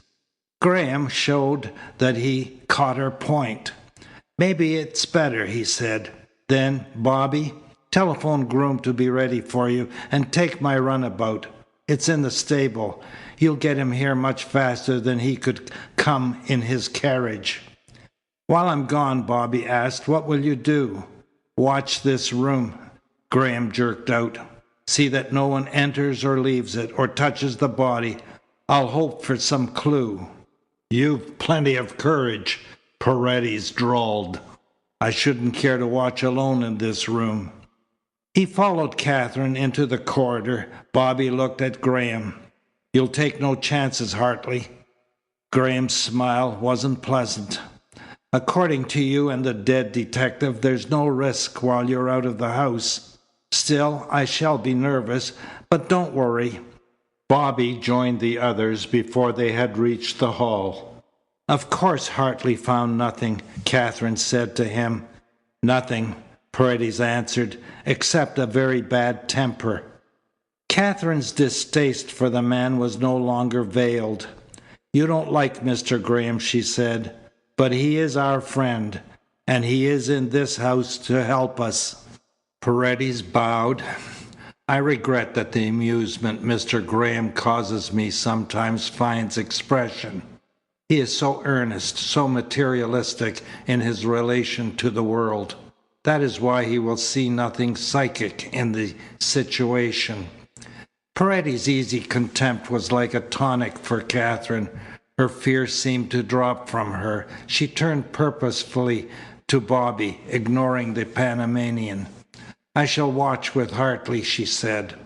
He was ashamed that jealousy should creep into such a moment, but her resolve recalled his amorous discontent. The prospect of Graham and her, watching alone, drawn to each other by their fright and uncertainty, by their surrounding, by the hour, became unbearable. It placed him to an extent on Paredes' side. It urged him, when Paredes had gone on downstairs, to spring almost eagerly to his defense. As Hartley says, Catherine began, he makes you think of a snake. He must see we dislike and resent him. You and Hartley, perhaps, Bobby said. Carlos says he's here to help me. I've no reason to disbelieve him. A little color came into Catherine's face. She half stretched out her hand as if in an appeal, but the color faded and her hand dropped. "We are wasting time," she said. "You had better go." "I am sorry we disagree about Carlos," he commenced. She turned deliberately away from him. "You must hurry," she said. "Hurry!" He saw her enter the corridor to join Graham. The obscurity of the narrow place seemed to hold for him a new menace. He walked downstairs slowly, while he telephoned, instructing a servant to tell the doctor to be dressed and ready in 20 minutes. He saw Paredes go to the closet and get his hat and coat. "I shall keep you company," the Panamanian announced. Bobby was glad enough to have him. He didn't want to be alone. He was aware by this time that no amount of thought would persuade useful memories to emerge from the black pit. They walked to the stable, half gone to ruin like the rest of the estate. Bobby started Graham's car. The servants' quarters, he saw, were dark. Then Jenkins and the two women hadn't been aroused, were still ignorant of the new crime. As they drove smoothly past the gloomy house, they glimpsed through the court the dimly lit windows of the old room that persistently guarded its grim secret. Bobby pictured the living as well as the dead there, and his mind revolted and he shivered. He opened the throttle wider. The car sprang forward. The divergent glare from the headlights forced back the reluctant thickets. Paredes drawled unexpectedly. "There is nothing as lonely anywhere in the world." He stooped behind the windshield and lighted a cigarette. "At least, Bobby," he said between puffs, "the Cedars has taken from you the fear of Howells." And after a time, staring at the glow of his cigarette, he went on softly. "Have you noticed anything significant about the discovery of each mystery at the Cedars?" "Many things," Bobby muttered. "Think," Paredes urged him. Bobby answered angrily. "You've suggested that to me once today, Carlos. You mean that each time I've been asleep or unconscious?" "I mean something quite different," Paredes said. He hesitated. When he continued, his drawl was more pronounced. "Then you haven't remarked that each time it's been Miss Katherine who has made the discovery, who has aroused the rest of the house?" The car swerved sharply. Bobby's first impulse had been to take his hands from the wheel, to force Paredes to retract his sly insinuation. "That's the rottenest thing I've ever known you to do, Carlos. Take it back." Paredes shrugged his shoulders. "There is nothing to take back. I accuse no one. I merely call attention to a chain of exceptional coincidences." "You make me wonder," Bobby said, "if Hartley isn't justified in his dislike of you. You'll kill such a ridiculous suspicion." "Or," Paredes drawled. "Very well. It seems my fate recently to offend those I like best. I merely thought that any theory leading away from you would be welcome." "Any theory," Bobby answered, "involving Katherine is unthinkable." Paredes smiled. "I didn't understand exactly how you felt. I rather took it for granted that Graham—" "Never mind, I take it back." "Then drop it," Bobby answered sullenly, sorry that there was nothing else he could say. They continued in silence through the deserted forest, whose aggressive loneliness made words seem trivial. Bobby was asking himself again where he had stood last night, when he had glimpsed for a moment the straining trees and the figure in the mask which he had called his conscience. If he could only prove that figure substantial, then Graham would have some ground for his suspicion of Paredes and the dancer Maria. He glanced at Paredes. Could there have been a conspiracy against him in the New York cafe? Did Paredes, in fact, have some devious purpose in remaining at the Cedars?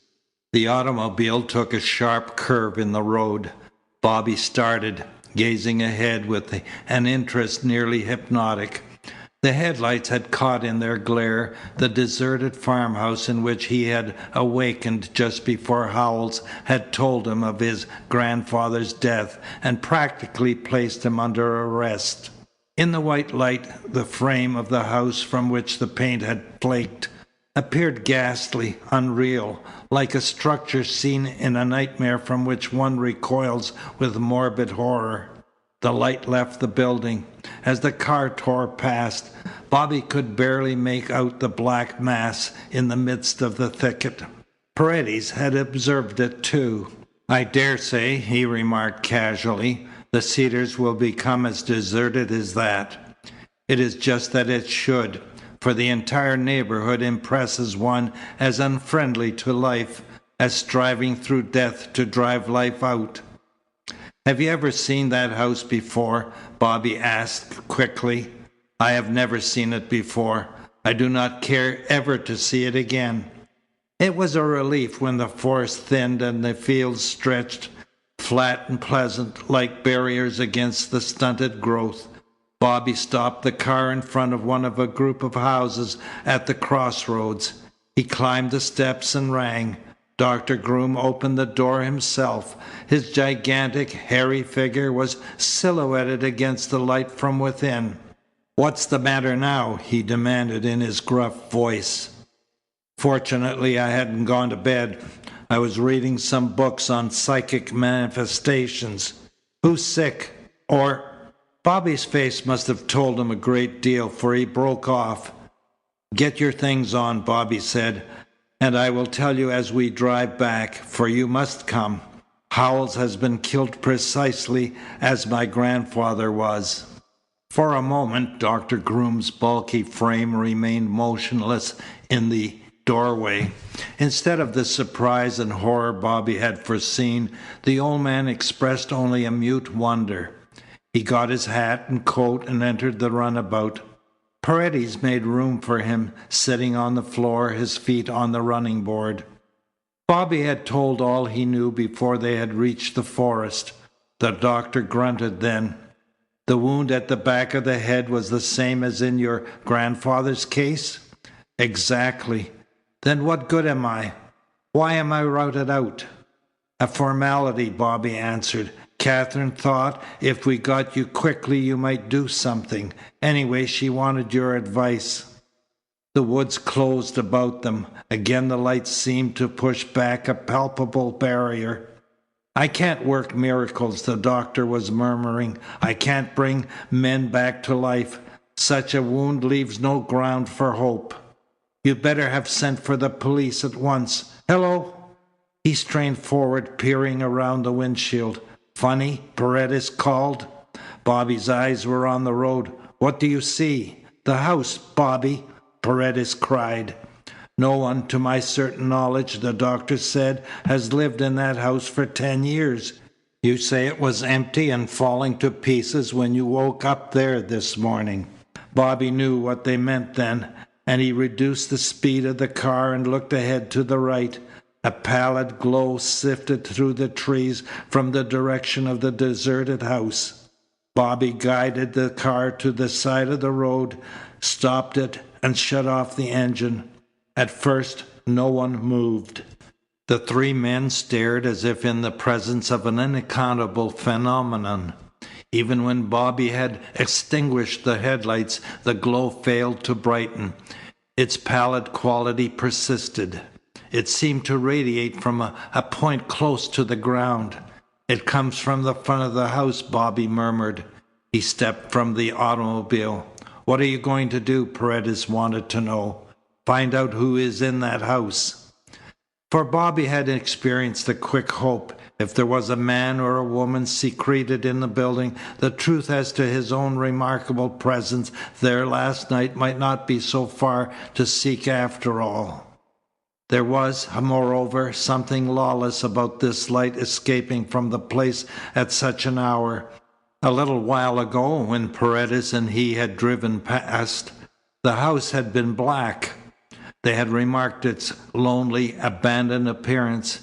It had led Paredes to speak of the neighborhood as the domain of death. yet the strange, pallid quality of the light itself made him pause by the broken fence. It did come from the lower part of the front of the house, yet, so faint was it, it failed to outline the aperture through which it escaped. The doctor and Paredes joined him. "When I was here," he said, "all the shutters were closed. This glow is too white, too diffused. We must see." As he started forward, Paredes grasped his arm. "There are too many of us. We would make a noise. Suppose I creep up and investigate." "There is one way in, at the back," Bobby told the doctor. "Let us go there. We'll have whoever's inside trapped. Meantime, Carlos, if he wishes, will steal up to the front. He'll find out where the light comes from. He'll look in if he can." "That's the best plan," Paredes agreed. But they had scarcely turned the corner of the house, beyond reach of the glow, when Paredes rejoined them. His feet were no longer careful in the underbrush. He came up running. For the first time in their acquaintance, Bobby detected a lessening of the man's suave, unemotional habit. "The light," the Panamanian gasped. "It's gone. Before I could get close, it faded out." Bobby called to the doctor and ran toward the door at the rear. It was unhinged and half opened as it had been when he had awakened to his painful and inexplicable predicament. He went through, fumbling in his pockets for matches. The damp chill of the hall nauseated him as it had done before, seemed to place about his throat an intangible band that made breathing difficult. Before he could get his match safe out of, the doctor had struck a wax vesta. Its strong flame played across the dingy, streaked walls. "There's a flashlight, Carlos," Bobby said, "in the door flap of the automobile." The Abandoned Room by Wadsworth Camp. Chapter 4, Section 2. A strange light appears at the deserted house. Paredes started across the yard with a haste, it seemed to Bobby, almost eager. Striking matches as they went, the doctor and Bobby hurried to the front of the house. The rooms appeared undisturbed in their decay. The shutters were closed, the front door was barred, the broken walls from which the plaster hung in shreds leered at them. Suddenly Bobby turned, grasping the doctor's arm. "Did you hear anything?" The doctor shook his head. "Or feel anything?" "No. I thought," Bobby said excitedly, "that there was someone in the hall. I simply got that impression, for I saw nothing myself. My back was turned." Paredes strolled silently in. "It may have been Mr. Paredes," the doctor said. But Bobby wasn't convinced. "Did you see or hear anything coming through the hall, Carlos?" "No," Paredes said. He had brought the light. With its help they explored the tiny cellar and the upper floor. There was no sign of a recent occupancy. Everything was as Bobby had found it on awakening. A vagrant wind sighed about the place. They looked at each other with startled eyes. They filed out with an incongruous stealth. "Then there are ghosts here too," Paredes whispered. "Who knows?" Dr. Groom mused.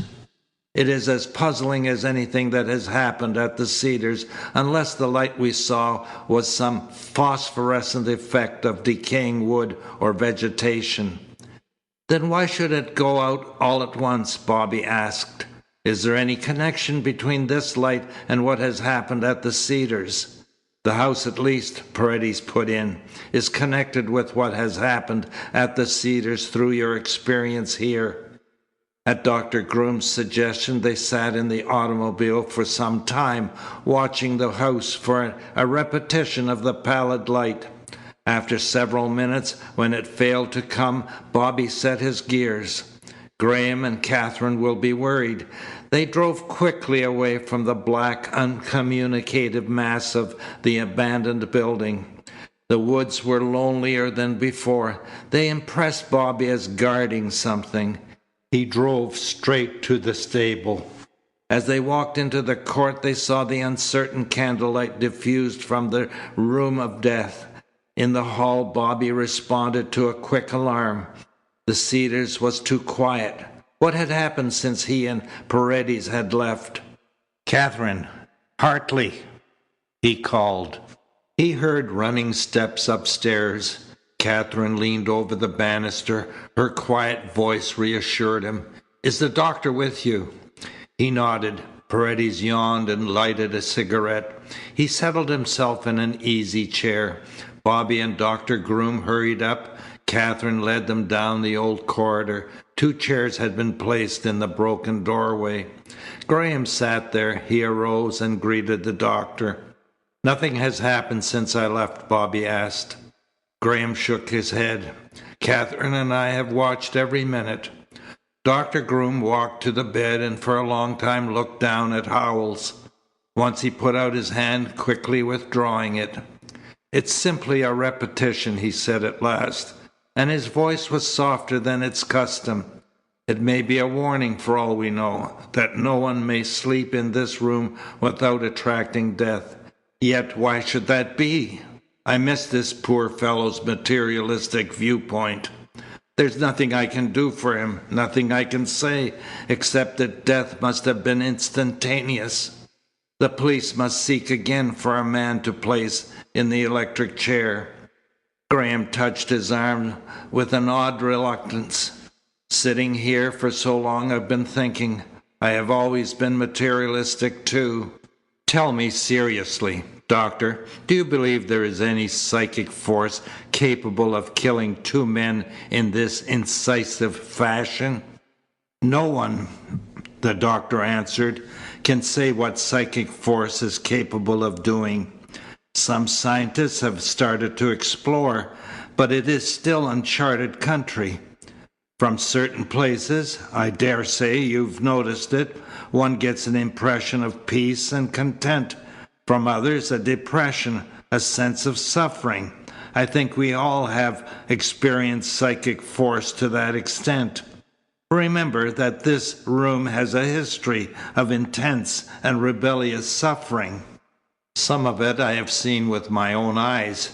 Your father's fight for life. Catherine was horrible for those of us who knew he had no chance. As I watched beside him, I used to wonder if such violent agony could ever drift wholly into silence. And when we had to tell him, finally, that the fight was lost, it was beyond bearing.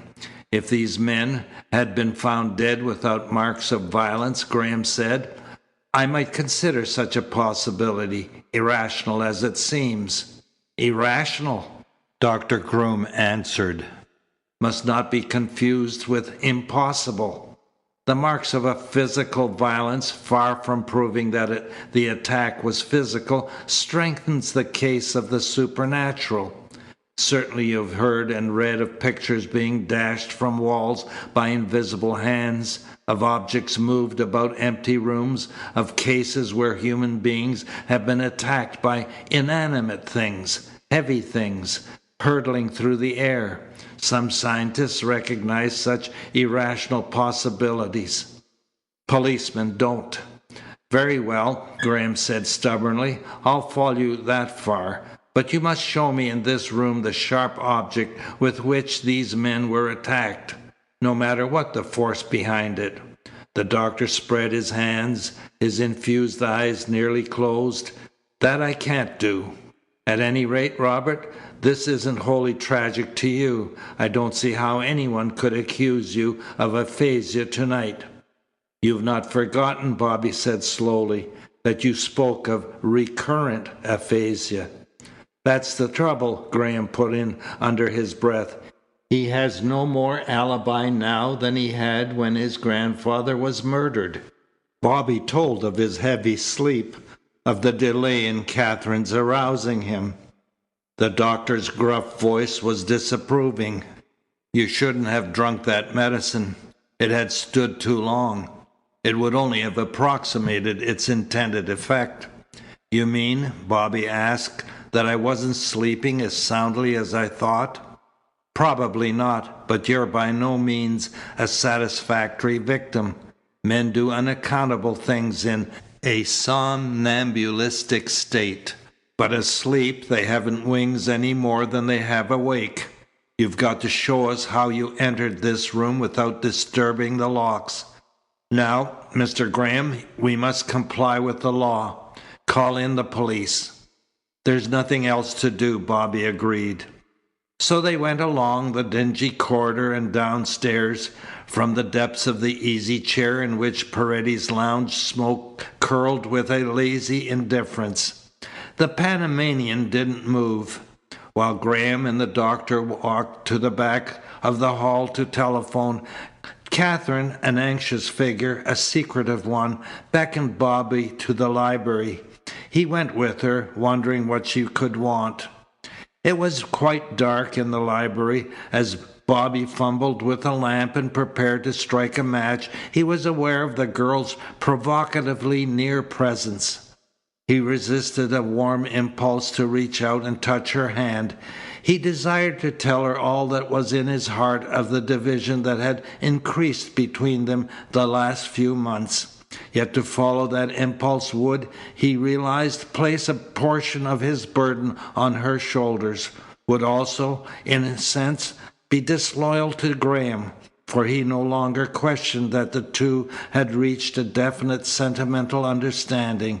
So he sighed and struck the match. Even before the lamp was lighted, Catherine was speaking with a feverish haste. "Before the police come, you've a chance, Bobby.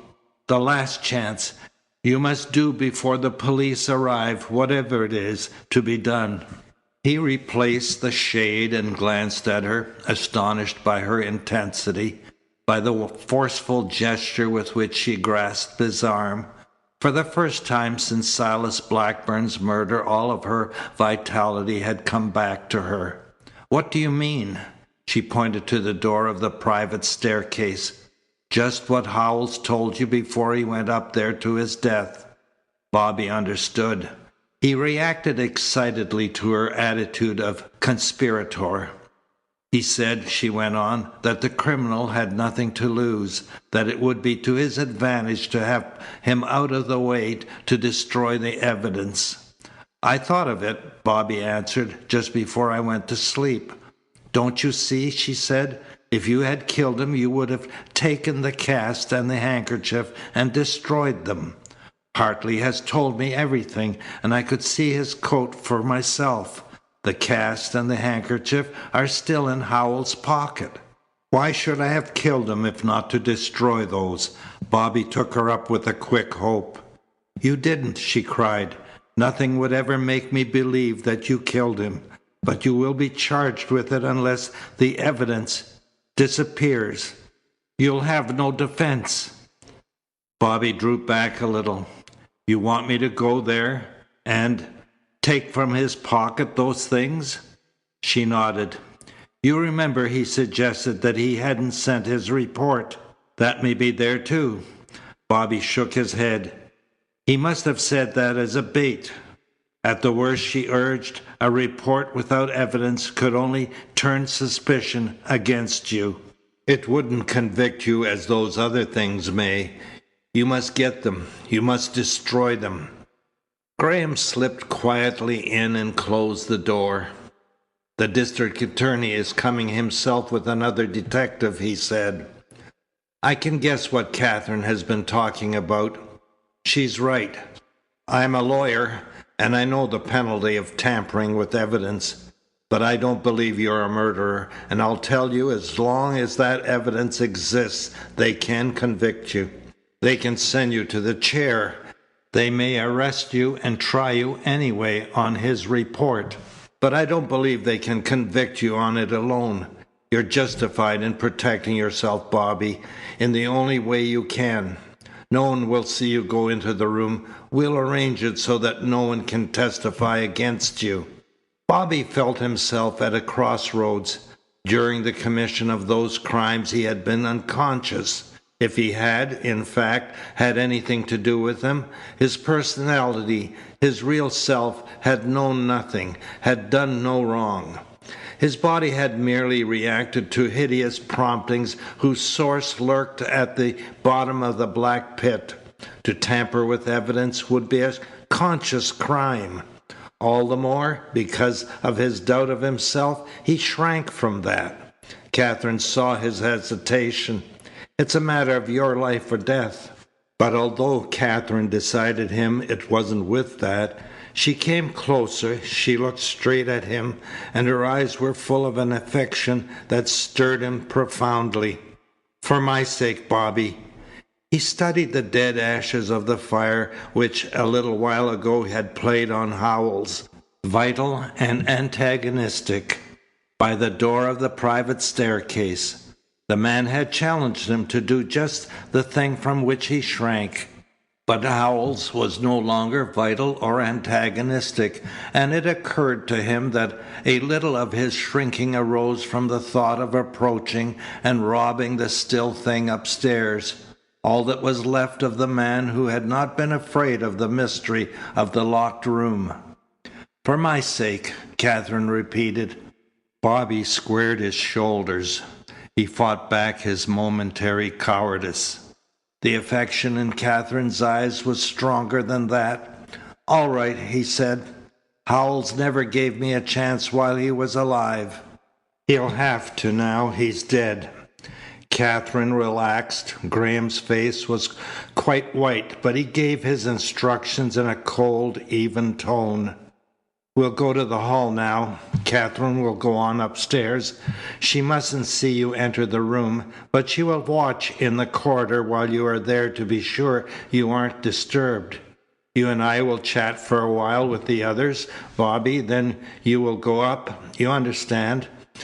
Paredes mustn't even guess what you are doing. I'll keep him and Groom downstairs. If he spied, if he knew what you were at, he'd have a weapon in his hand I hate to think about.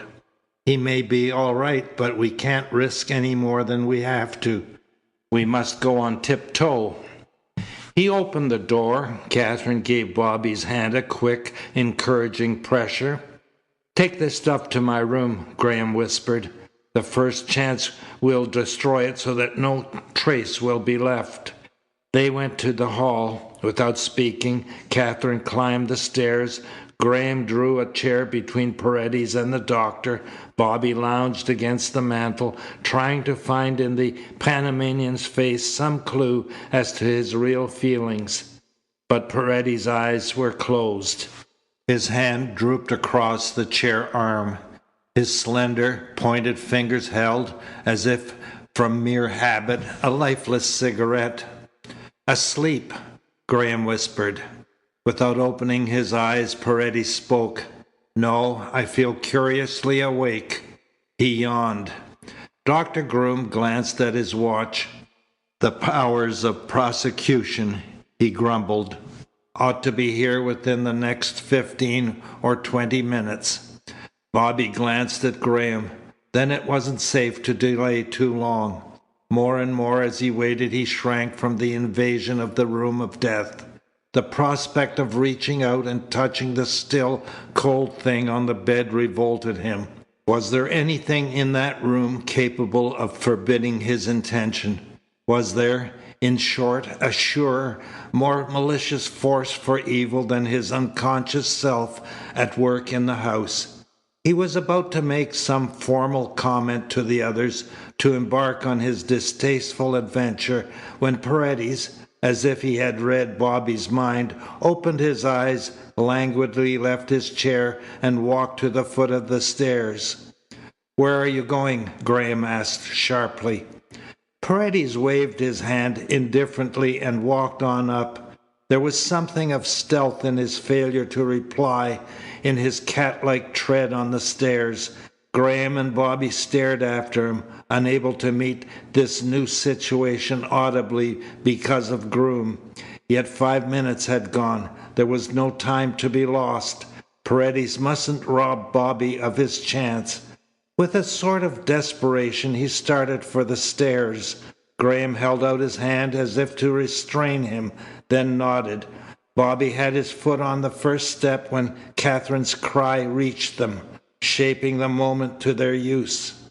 for there was no fright in her cry. It was, rather, angry, and Bobby and Graham ran up while Dr. Groom remained in his chair, an expression of blank amazement on his face. A candle burned on the table in the upper hall. Catherine and Paredes stood near the entrance of the old corridor. Paredes, as usual, was quite unruffled. Catherine's attitude was defensive. She seemed to hold the corridor against him. The anger of her cry was active in her eyes. Paredes laughed lightly, sorry to have given the household one more shock. Fortunately, no harm done. "What is it, Catherine?" Graham demanded. "I don't know," she answered. "He startled me. He entered the corridor." Paredes nodded. "Quite right. She was there. I was on my way to my room. If your house had electricity, Bobby, this incident would have been avoided. I saw something dark in the corridor." "You may not know," Graham said, "that ever since we found Howells, one of us has tried, more or less, to keep the entrance of that room under observation." "Yet you were all downstairs a little while ago," Paredes yawned. "It's too bad. I may have taken my turn then. At any rate, since I was excluded from your confidence, I overcame my natural fear, and for Bobby's sake slipped in, and, I'm afraid, startled Miss Catherine." "Yes," she said. His explanation was reasonable. There was nothing more to be said, but Bobby's doubt of his friend, sown by Graham and stimulated by the incident of the last hour, was materially strengthened. He felt a sharp fear of Paredes. Such reserve, such concealment of emotion was scarcely human. "If," Graham was saying, "you really want to help Bobby, there is something you can do. Will you come downstairs with me for a moment? I'd like to suggest one or two things before the police arrive." Without hesitation, Paredes followed Graham down the stairs. Catherine turned immediately to Bobby, her eyes eager, full of the tense determination that had dictated her plan in the library. "Now, Bobby," she whispered, "and there's no time to waste. They may be here any minute. I won't see you go, but I'll be back at once to guard you against Paredes if he slips up again." She walked across the hall and disappeared in the newer corridor. Without witness, he faced the old corridor, and with the attempt directly ahead, his repugnance achieved a new power. The black entrance, with its scarcely dared memories, reminded him that what he was about to do was directed against more than human law, was an outrage against the dead man. He had to remind himself of the steely purpose with which Howells had marked him as the murderer, and the man's power persisted after death. In such a contest he was justified.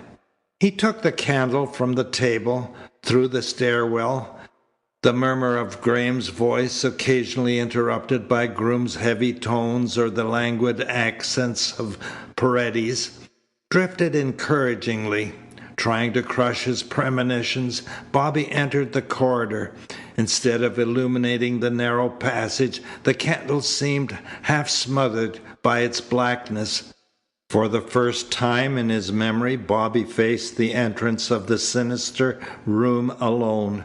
He pushed open the broken door. He paused on the threshold.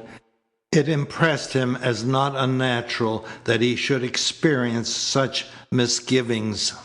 They sprang not alone from the fact that within 24 hours 2 men had died unaccountably within these faded walls. Nor did the evidence pointing to his own unconscious guilt wholly account for them. At the bottom of everything was the fact that from his earliest childhood he had looked upon the room as consecrated to death, had consequently feared it, had, he recalled, always hurried past the disused corridor leading in its direction. Through its wide spaces the light of the candle scarcely penetrated. No more than an indefinite radiance thrust back the obscurity and outlined the bed. He could barely see the stark black form outstretched there. The dim, vast room, as he advanced, imposed upon him a sense of isolation. Catherine in the upper hall, the others downstairs, whose voices no longer reached him, seemed all at once far away.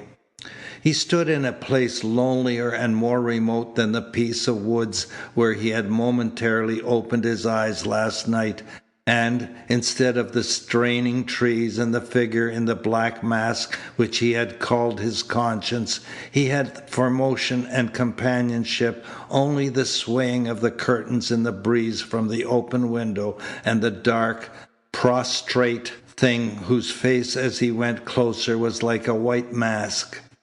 A mask with a fixed and malevolent sneer. The wind caught the flame of the candle, making it flicker. Tenuous shadows commenced to dance across the walls. He paused with a tightening throat, for the form on the bed seemed moving too, with sly and scarcely perceptible gestures. Then he understood. It was the effect of the shaking candle, and he forced himself to go on, but a sense of a multiple companionship accompanied him. A sense of a shapeless, soundless companionship that projected an idea of a steady regard. There swept through his mind a procession of figures in quaint dress and with faces not unlike his own, remembered from portraits and family legends, men and women to whom this room had been familiar, within whose limits they had suffered, cried out at too powerful agony, and died. It seemed to him that he waited for voices to guide him, to urge him on as Catherine had urged him, or to drive him back because he was an intruder in a company whose habit was strange and terrifying. He forced his glance from the shadows, which seemed more active along the walls. He raised his candle and stared at the dead man. The cast was undoubtedly there. The coat, stretched tightly across the breast, outlined it. He stood at the side of the bed. He had only to bend and place his hand in the pocket which the cast filled awkwardly. The wind alone, he saw, wasn't responsible for the shaking of the candle. His hand shook as the shadow shook, as the thing on the bed shook. The sense of loneliness grew upon him until it became complete, appalling. For the first time he understood that loneliness can possess a ponderable quality. It was, he felt, potent and active in the room, a thing he couldn't understand or challenge or overcome. His hand tightened. He thought of Catherine guarding the corridor, of Paredes and Dr. Groom held downstairs by Graham, of the county authorities hurrying to seize this evidence that would convict him, and he realized that his duty and his excuse were clear. He understood that just now he had been captured by a force undefinable in terms of the world he knew. For a moment he eluded the stealthy, fleshless hands of the impalpable skirmishers. He reached impulsively out to the dead man. He was about to place his fingers in the pocket which, after all was said and done, held his life. In the light of the candle the face seemed alive and more menacing than it had ever done in life. About the straight smile was a wider, more triumphant quality. The candle flickered sharply. It expired. The conquering blackness took his breath. He told himself it was the draught from the window which was strong, but the companionship of the night was closer and more numerous. The darkness wreathed itself into mocking and tortuous bodies whose faces were hidden. In an agony of revolt against these incorporeal, these fanciful horrors, he reached in the pocket. He sprang back with a choked, inaudible cry, for the dead thing beneath his hand was stirring. The dead, cold thing, with a languid and impossible rebuke, moved beneath his touch, and the pocket he had felt was empty. The coat, a moment ago bulging and awkward, was flat. There sprang to his mind the mad thought that the detective, malevolent in life, had long after death snatched from his hand the evidence carefully gathered on which everything for him depended. The Abandoned Room by Wadsworth Camp. Chapter 5, Section 1. The Crying Through the Woods. Bobby's inability to cry out alone prevented his alarming the others and announcing to Paredes and Dr. Groom his unlawful presence in the room. During the moment that the shock held him, silent, motionless, bent in the darkness above the bed, he understood there could have been no ambiguity about his ghastly and loathsome experience. The dead detective had altered his position as Silas Blackburn had done, and this time someone had been in the room and suffered the appalling change. Bobby's fingers still responded to the charnel feeling of cold, inactive flesh suddenly become alive and potent beneath his touch, and a reason for the apparent miracle offered itself. Between the extinction of his candle and the commencement of that movement, only a second or so, the evidence had disappeared from the detective's pocket. Bobby relaxed. He stumbled across the room and into the corridor. He went with hands outstretched through the blackness, for no candle burned in the upper hall, but he knew that Catherine was on guard there. When he left the passage, he saw her, an unnatural figure herself, in the yellowish, unhealthy twilight which sifted through the stairwell from the lamp in the hall below. She must have sensed something out of the way immediately, for she hurried to meet him, and her whisper held no assurance. "You got the cast and the handkerchief, Bobby?" And when he didn't answer at once, she asked him with a sharp rush of fear, "What's the matter? What happened?" He shuddered. At last he managed to speak. "Catherine, I have felt death cease to be death." Later he was to recall that phrase with a sicker horror than he had experienced now. "You saw something?" she said. "But your candle is out. There is no light in the room." He took her hand. He pressed it. "You're real," he said with a nervous laugh. "Something I can understand. Everything is unreal. This light." He strode to the table, found a match, and lighted his candle. Catherine, as she saw his face, drew back. "Bobby!" "My candle went out," he said dully, "and he moved through the darkness. I tell you, he moved beneath my hand." She drew farther away, staring at him. "You were frightened?" "No. If we go there with a light now," he said with the same dull conviction, "we will find him as we found my grandfather this afternoon." The monotonous voices of the three men in the lower hall weaved a background for their whispers.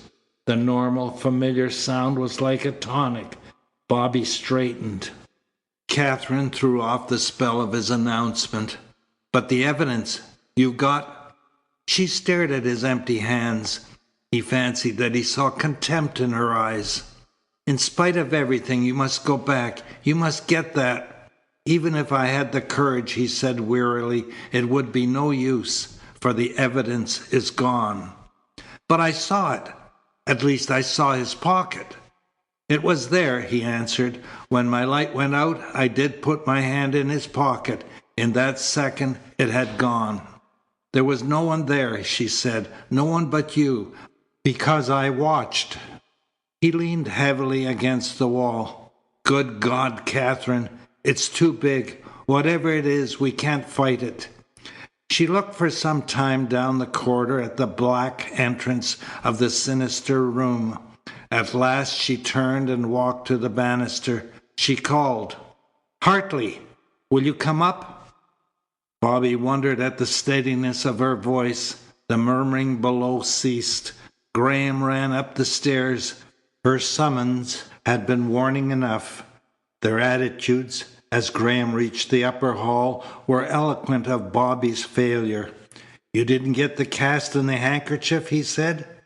Bobby told briefly what had happened. "What is one to do?" he ended. "Even the dead are against me." "It's beyond belief," Graham said roughly. He snatched up the candle and entered the corridor. Uncertainly, Katherine and Bobby followed him. He went straight to the bed and thrust the candle beneath the canopy.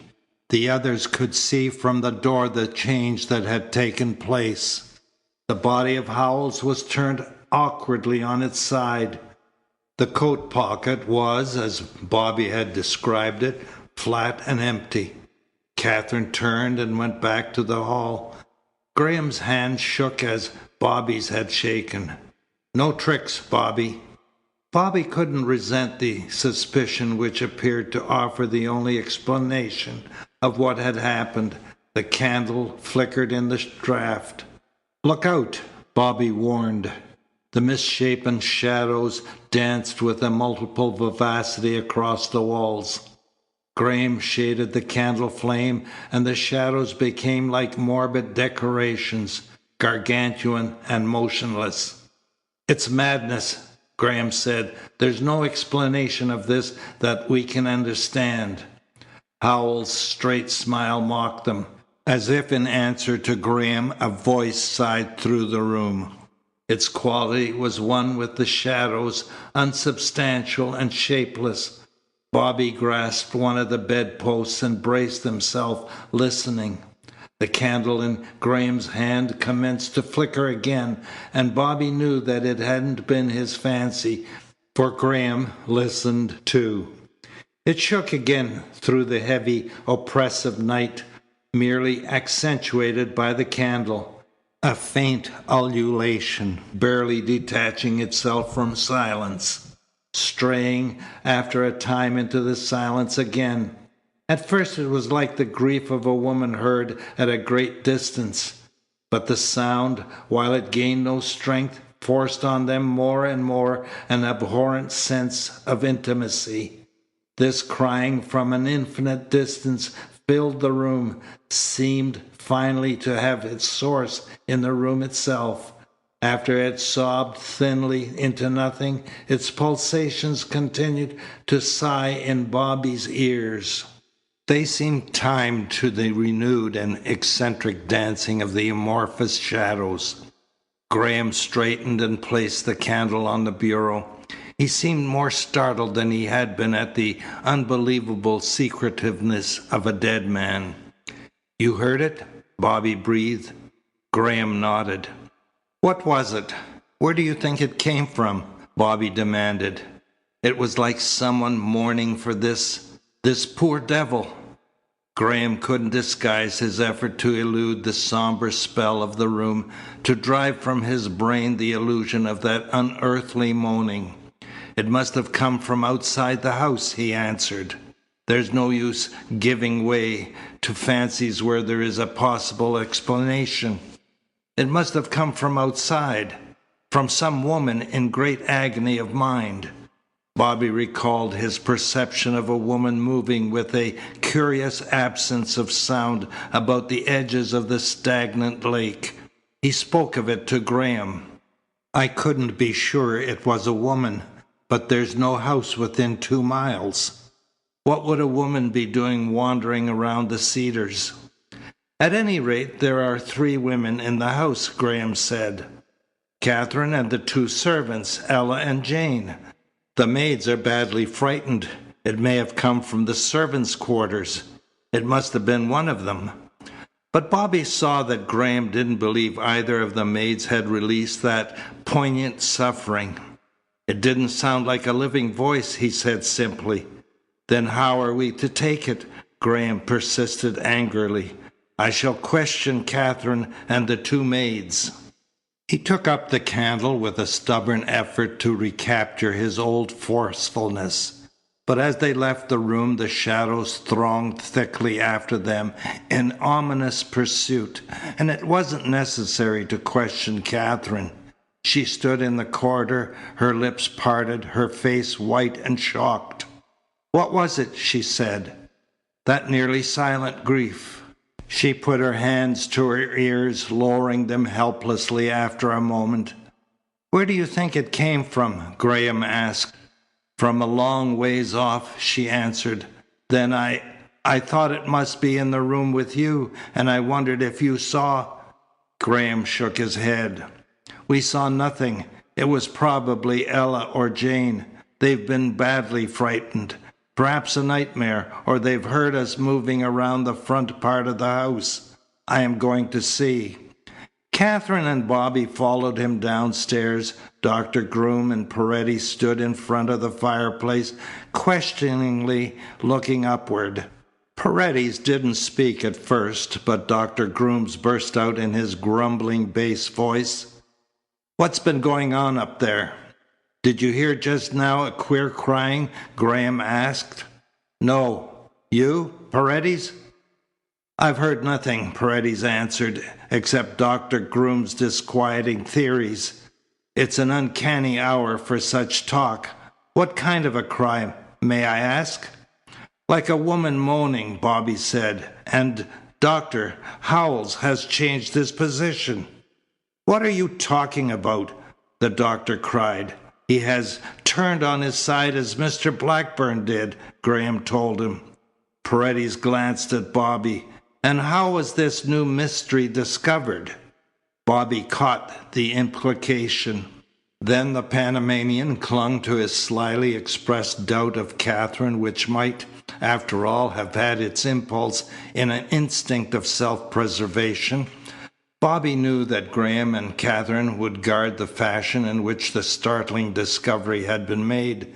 Before he could speak for himself, and indeed, Graham was answering Paredes. "This crying seemed after a time to come from the room we entered." "But Miss Katherine called you up," Paredes said. "I suppose she had heard again movements in the room." Bobby managed a smile.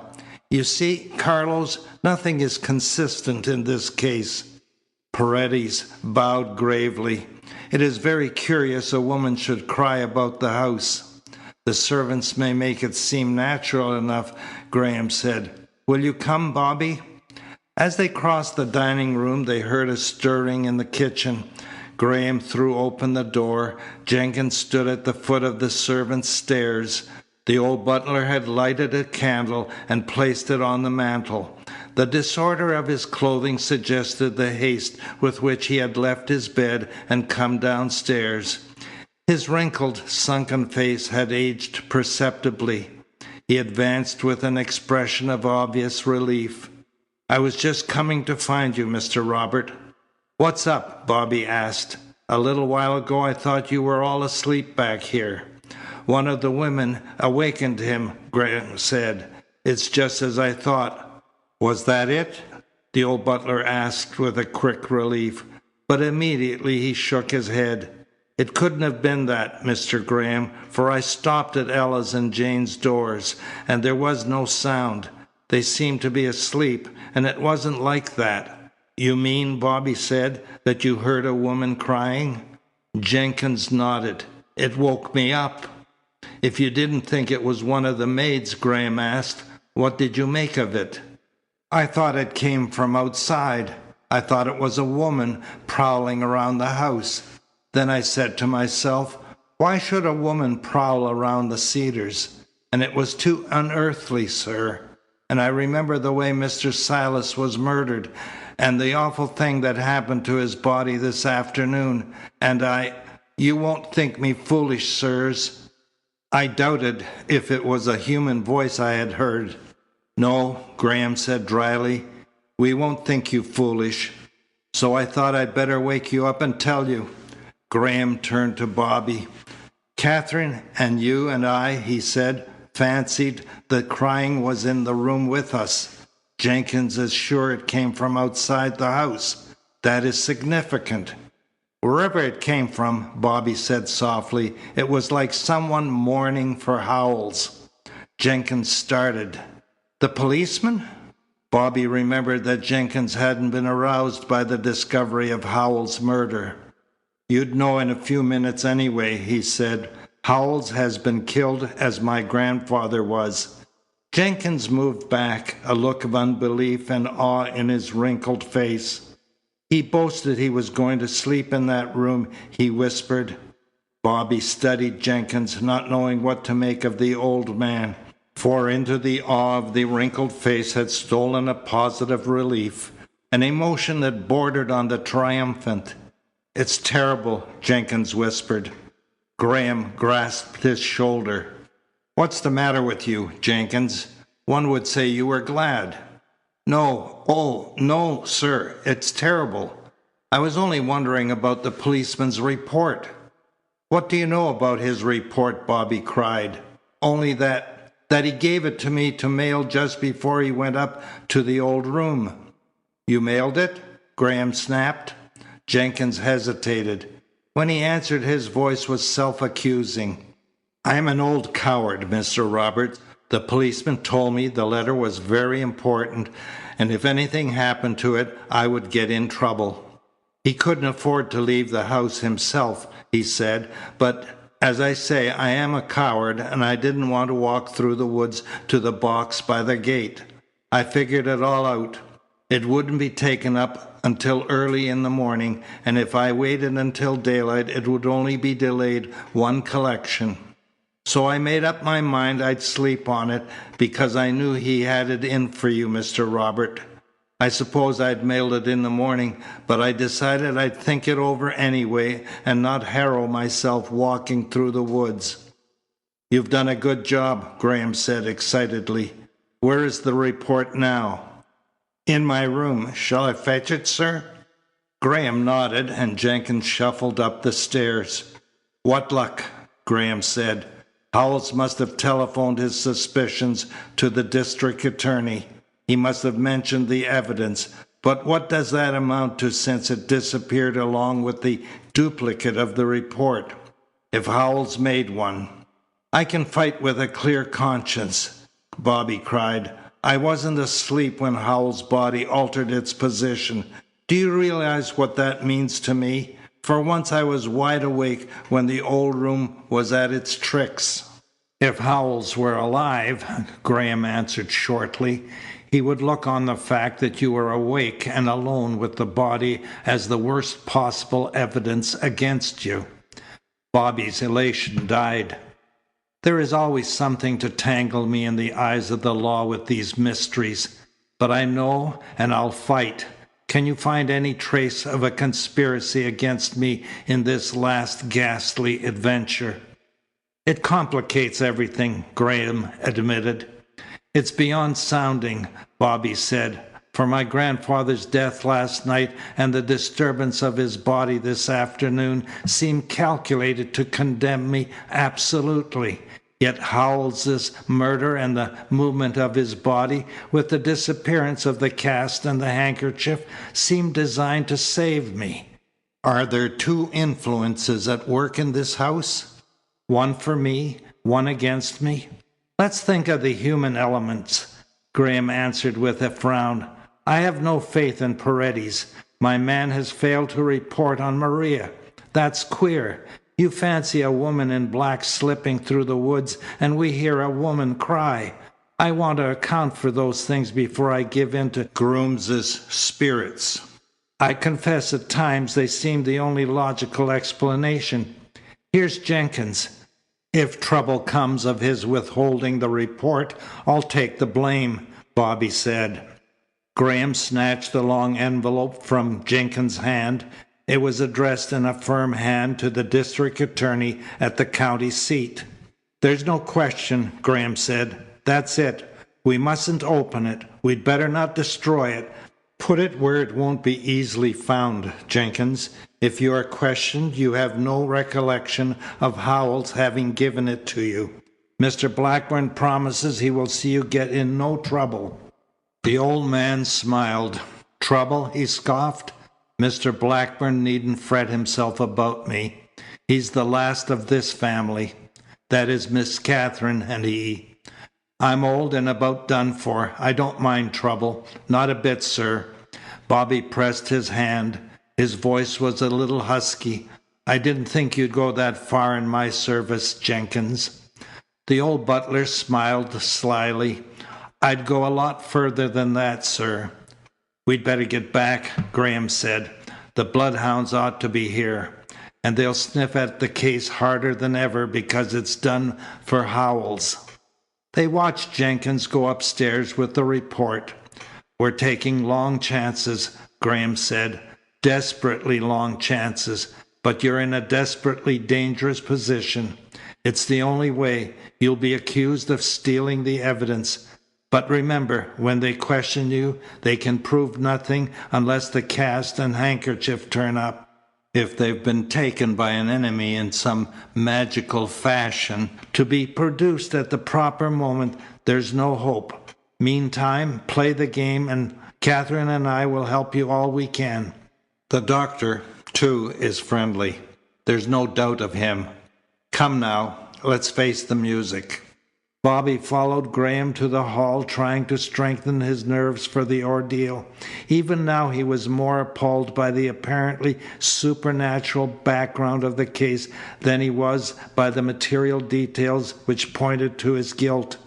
More than the report and the cast and the handkerchief, the remembrance of that impossible moment in the blackness of the old room filled his mind, and the unearthly and remote crying still throbbed in his ears. Catherine, Graham, and the doctor waited by the fireplace. They had heard nothing from the authorities. But they must be here soon, Dr. Groom said. Did you learn anything back there, Hartley? Catherine asked. It wasn't the servants, he said. Jenkins heard the crying. He's certain it came from outside the house. Paredes looked up. Extraordinary, he said. I wish I had heard it. Dr. Groom grumbled. Paredes laughed. Thank the good Lord I didn't. Perpetually, Bobby, your house reminds me that I've nerves sensitive to the unknown world. I will go further than the doctor. I will say that this house is crowded with the supernatural. It shelters things that we cannot understand, that we will never understand. When I was a child in Panama, I had a nurse who, unfortunately, developed too strongly my native superstition. How she frightened me with her bedtime stories. They were all of men murdered or dead of fevers, crossing the trail or building the railroad or digging insufficient ditches for de Lesseps. Some of her best went further back than that. They were thick with the ghosts of old Spaniards and the crimson hands of Morgan's buccaneers. Really, that tiny strip across the isthmus is crowded with souls snatched too quickly from torn and tortured bodies. If you are sensitive, you feel they are still there. What has all this to do with the Cedars? Dr. Groom grumbled. It explains my ability to sense strange elements in this old house. There are in Panama, if you don't mind, Doctor, improvised graveyards tangled by the jungle that give you a feeling of an active, unseen population precisely as this house does. He arose and strolled with a cat-like lack of sound about the hall. When he spoke again, his voice was scarcely audible. It was the voice of a man who thinks aloud, and the doctor failed to interrupt him again. I have felt less spiritually alarmed in those places of grinning skulls, which always seem trying to recite agonies beyond expression, than I feel in this house, for here the woods are more desolate than the jungle, and the walls of houses as old as this make a prison for suffering. The Abandoned Room by Wadsworth Camp. Chapter 5, Section 2. The Crying in the Woods. A vague discomfort stole through Bobby's surprise. He had never heard Paredes speak so seriously. In spite of the man's unruffled manner, there was nothing of mockery about his words. What, then, was their intention? Paredes said no more, but for several minutes he paced up and down the hall, glancing often with languid eyes toward the stairs. He had the appearance of one who expects and waits. Catherine, Graham, and the doctor, Bobby could see, had been made as uneasy as himself by the change in the Panamanian. The doctor cleared his throat. His voice broke the silence, tentatively. "If this house makes you so unhappy, young man, why do you stay?" Paredes paused in his walk. His thin lips twitched. He indicated Bobby. "For the sake of my very good friend. What are a man's personal fears and desires if he can help his friends?" Graham's distaste was evident. Paredes recognized it with a smile. Bobby watched him curiously, realizing more and more that Graham was right to this extent. They must somehow learn the real purpose of the Panamanian's continued presence here. Paredes resumed his walk. He still had that air of expectancy. He seemed to listen. This feeling of imminence reached Bobby, increased his restlessness. He thought he heard an automobile horn outside.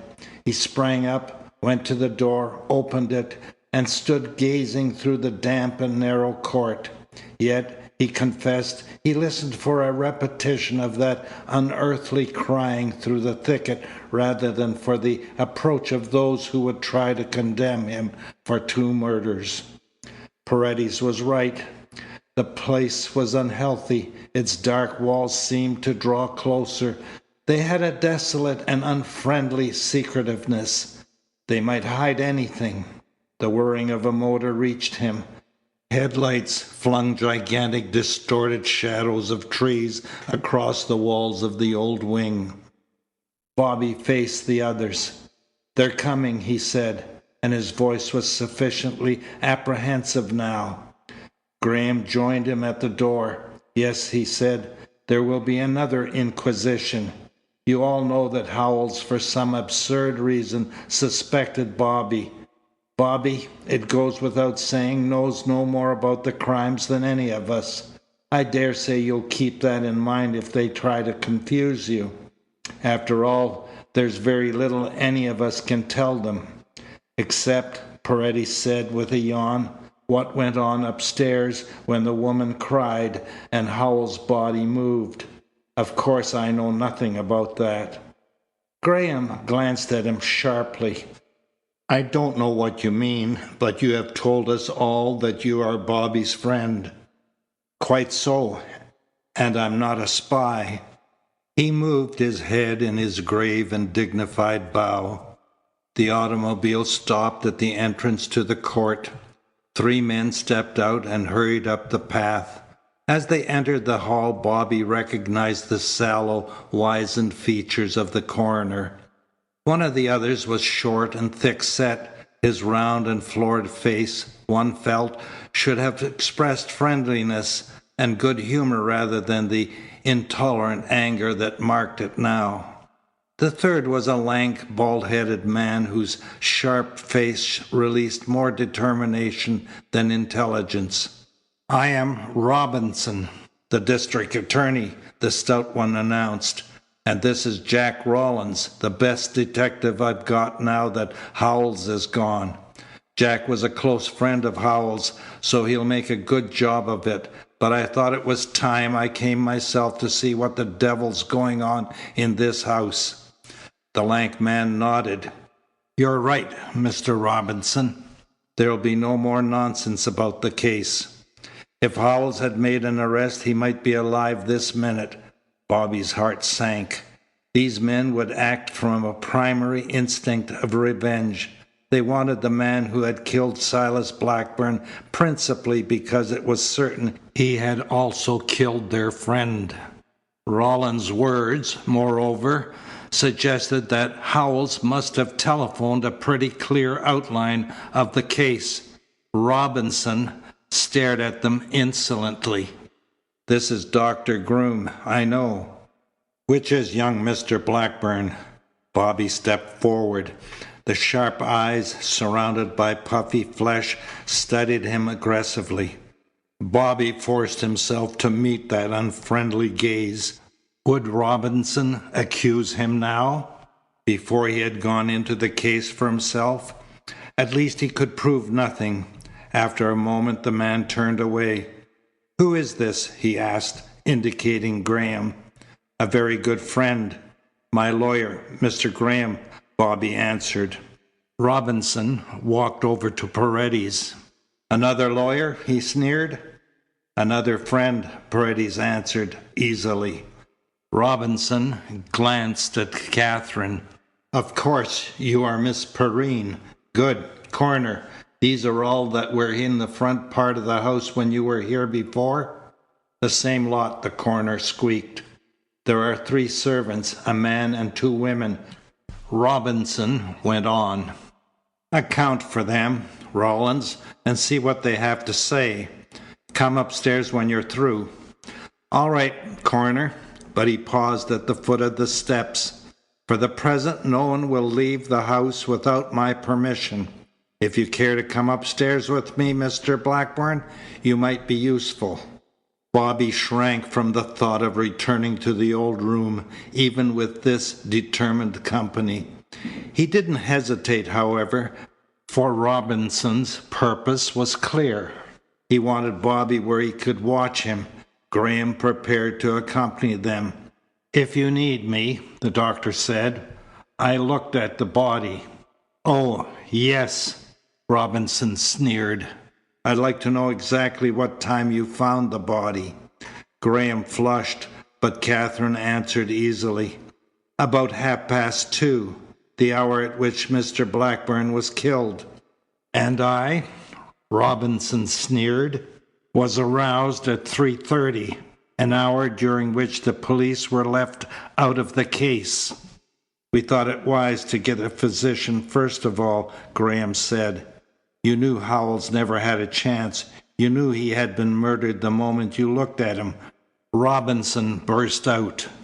"We acted for the best," Graham answered. His manner impressed silence on Catherine and Bobby. "We'll see about that later," Robinson said with a clear threat. "If it doesn't inconvenience you too much, we'll go up now." In the upper hall he snatched the candle from the table. "Which way?" Catherine nodded to the old corridor and slipped to her room. Robinson stepped forward with the coroner at his heels. Bobby, Graham, and the doctor followed. Inside the narrow, choking passage, Bobby saw the district attorney hesitate. "What's the matter?" the doctor rumbled. The district attorney went on without answering. He glanced at the broken lock. "So you had to smash your way in." He walked to the bed and looked down at Howells. "Poor devil," he murmured. "Howells wasn't the man to get caught unawares. It's beyond me how anyone could have come close enough to make that wound without putting him on his guard." "It's beyond us, as it was beyond him," Graham answered. "How anyone got into the room at all." In response to Robertson's questions, he told in detail about the discovery of both murders. Robinson pondered for some time. "Then you and Mr. Blackburn were asleep," he said. "Miss Perrine aroused you. This foreigner, Paredes, was awake and dressed and in the lower hall." "I think he was in the court as we went by the stairwell," Graham corrected him. "I shall want to talk to your foreigner," Robinson said. He shivered. "This room is like a charnel house. Why did Howells want to sleep here?" "I don't think he intended to sleep," Graham said. "From the start Howells was bound to solve the mystery of the entrance of the room. He came here hoping that the criminal would make just such an attempt as he did. He was confident he could take care of himself, get his man, and clear up the last details of the case." Robinson looked straight at Bobby. "Then Howells knew the criminal was in the house." "Howells, I dare say," Graham said, "telephoned you something of his suspicions." Robinson nodded. He was on the wrong line, Graham argued, or he wouldn't have been so easily overcome. You can see for yourself. Locked doors, a wound that suggests the assailant was close to him. Yet he must have been awake and watchful, and if there had been a physical attack before the sharp instrument was driven into his brain, he would have cried out. Yet Miss Perrine was aroused by nothing of the sort, and the coroner, I dare say, will find no marks of the struggle about the body. The coroner, who had been busy at the bed, glanced up. No mark at all. If Howells wasn't asleep, his murderer must have been invisible as well as noiseless. Dr. Groom smiled. The coroner glared at him. I suggest, Mr. District Attorney, he squeaked, that the ordinary layman wouldn't know that this type of wound would cause immediate death. Nor would any man, the doctor answered angrily, be able to make such a wound with his victim lying on his back. On his back, Robinson echoed. But he isn't on his back. The doctor told of the amazing alteration in the positions of both victims.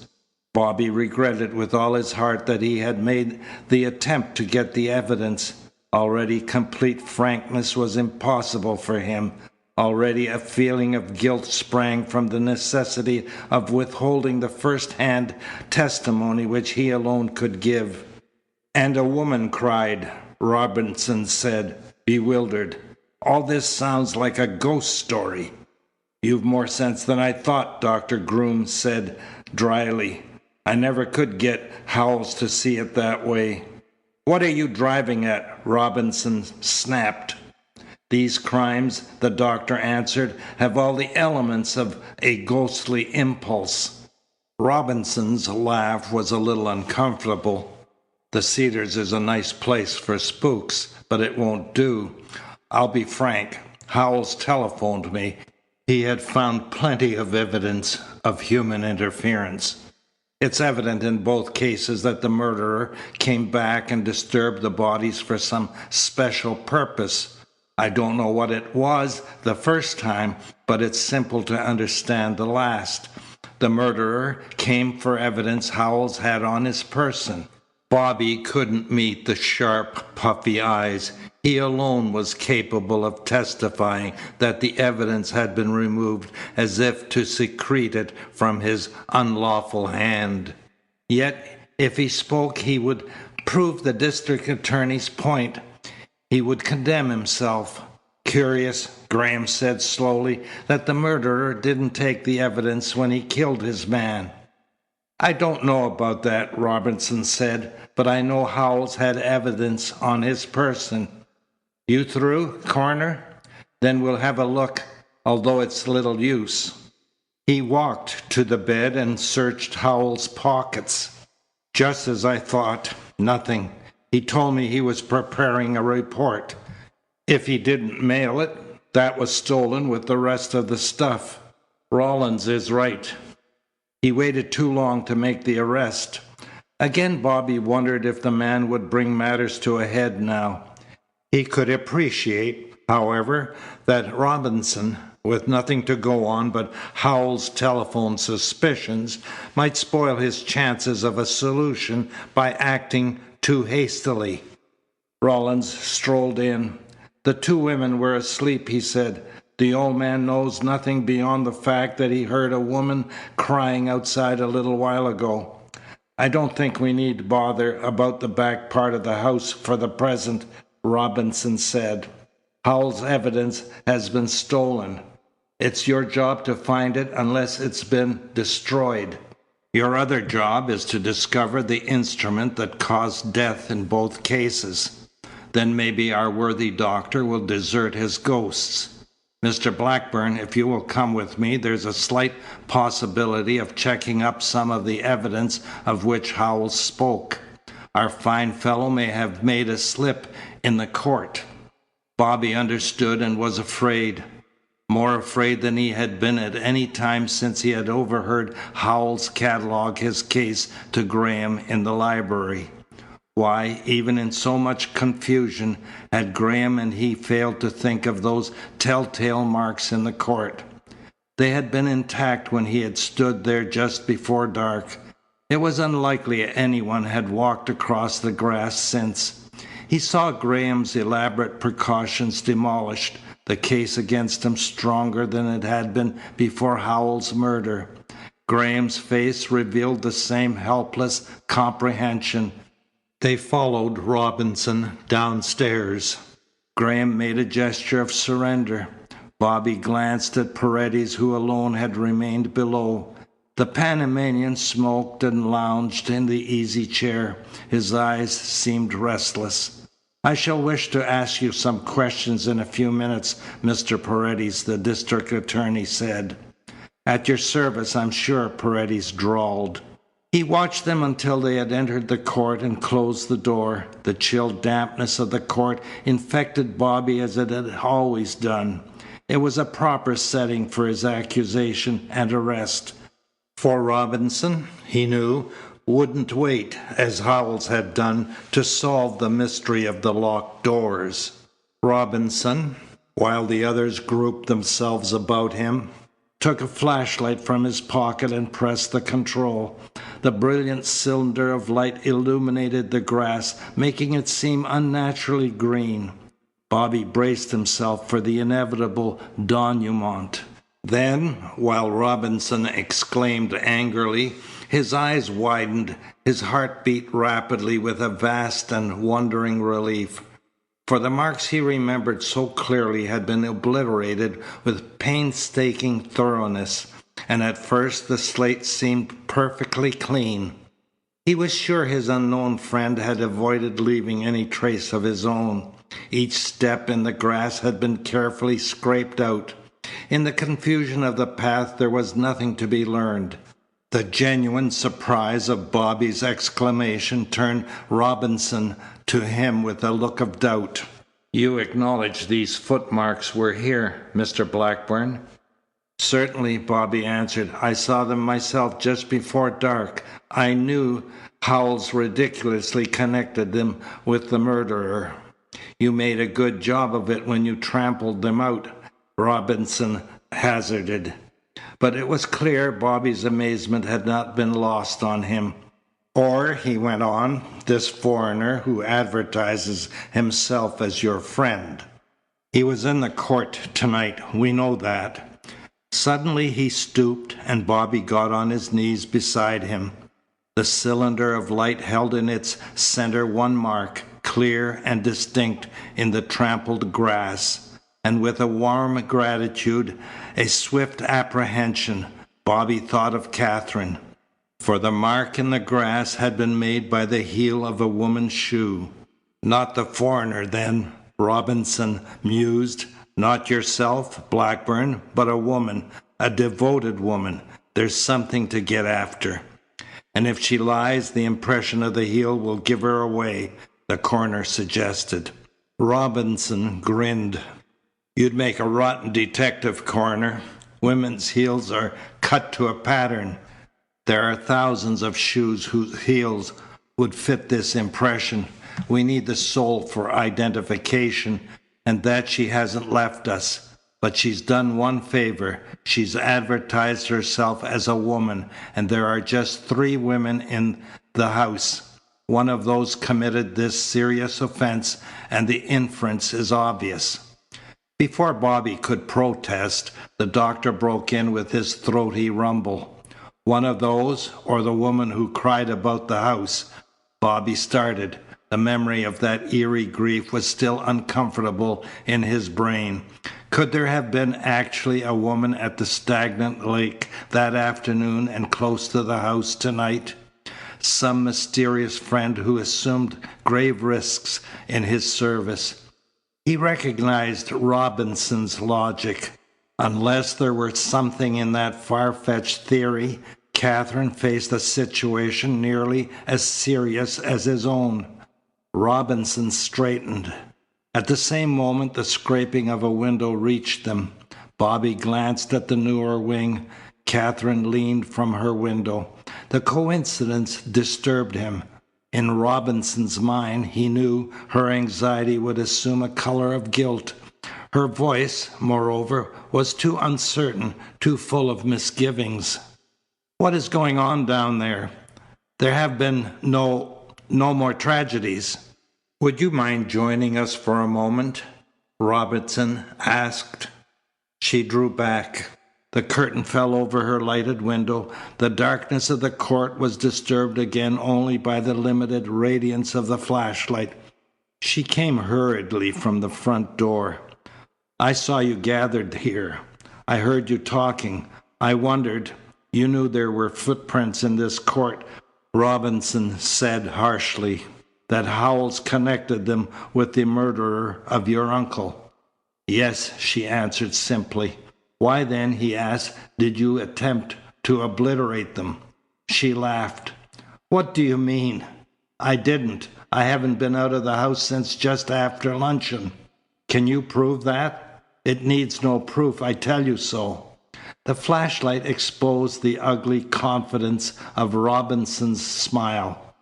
"I am sorry to suggest the need of corroboration." "You doubt my word?" she flashed. "A woman," he answered, "has obliterated valuable testimony. I shall make it my business to punish her." She laughed again. Without another word she turned and re-entered the house. Robinson's oath was audible to the others. "We can't put up with that sort of thing, sir," Rawlins said. "I ought to place this entire household under arrest." Robinson muttered. "As a lawyer," Graham said easily, "I should think with your lack of evidence it might be asking for trouble. There is Paredes who acknowledges he was in the court." "All right, I'll see what he's got to say." He started for the house. Bobby lingered for a moment with Graham. "Do you know anything about this, Hartley?" "Nothing," Graham whispered. "Then you don't think Katherine—" "If she'd done it, she'd have taken good care not to be so curious. I doubt if it was Katherine." They followed the others into the hall. Bobby, scarcely appreciating why at first, realized there had been a change there. Then he understood.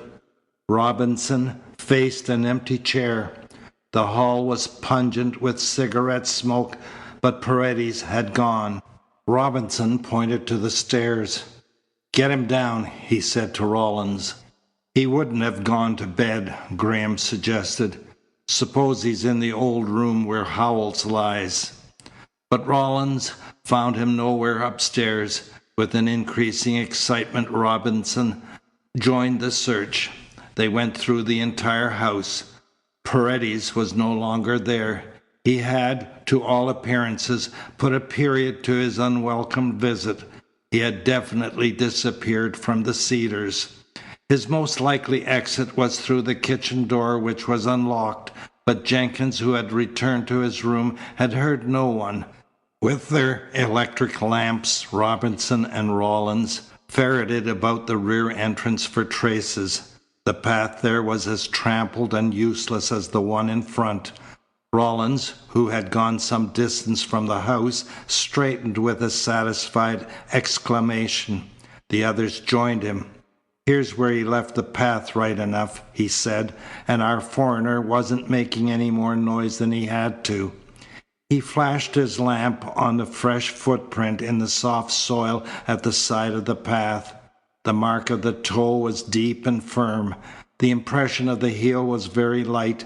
Paredes, it was clear, had walked from the house on tiptoe. "Follow on," Robinson commanded. "I told this fellow I wanted to question him. I've scared him off."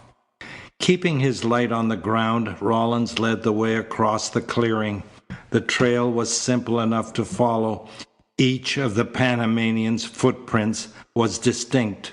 Each had that peculiarity that suggested the stealth of his progress. As they continued, Bobby responded to an excited premonition. He sensed the destination of the chase. He could picture Paredes now in the loneliest portion of the woods, for the trail unquestionably pointed to the path he had taken that afternoon toward the stagnant lake. "Hartley," he said. Paredes left the house to go to this stagnant lake where I fancied I saw a woman in black. Do you see?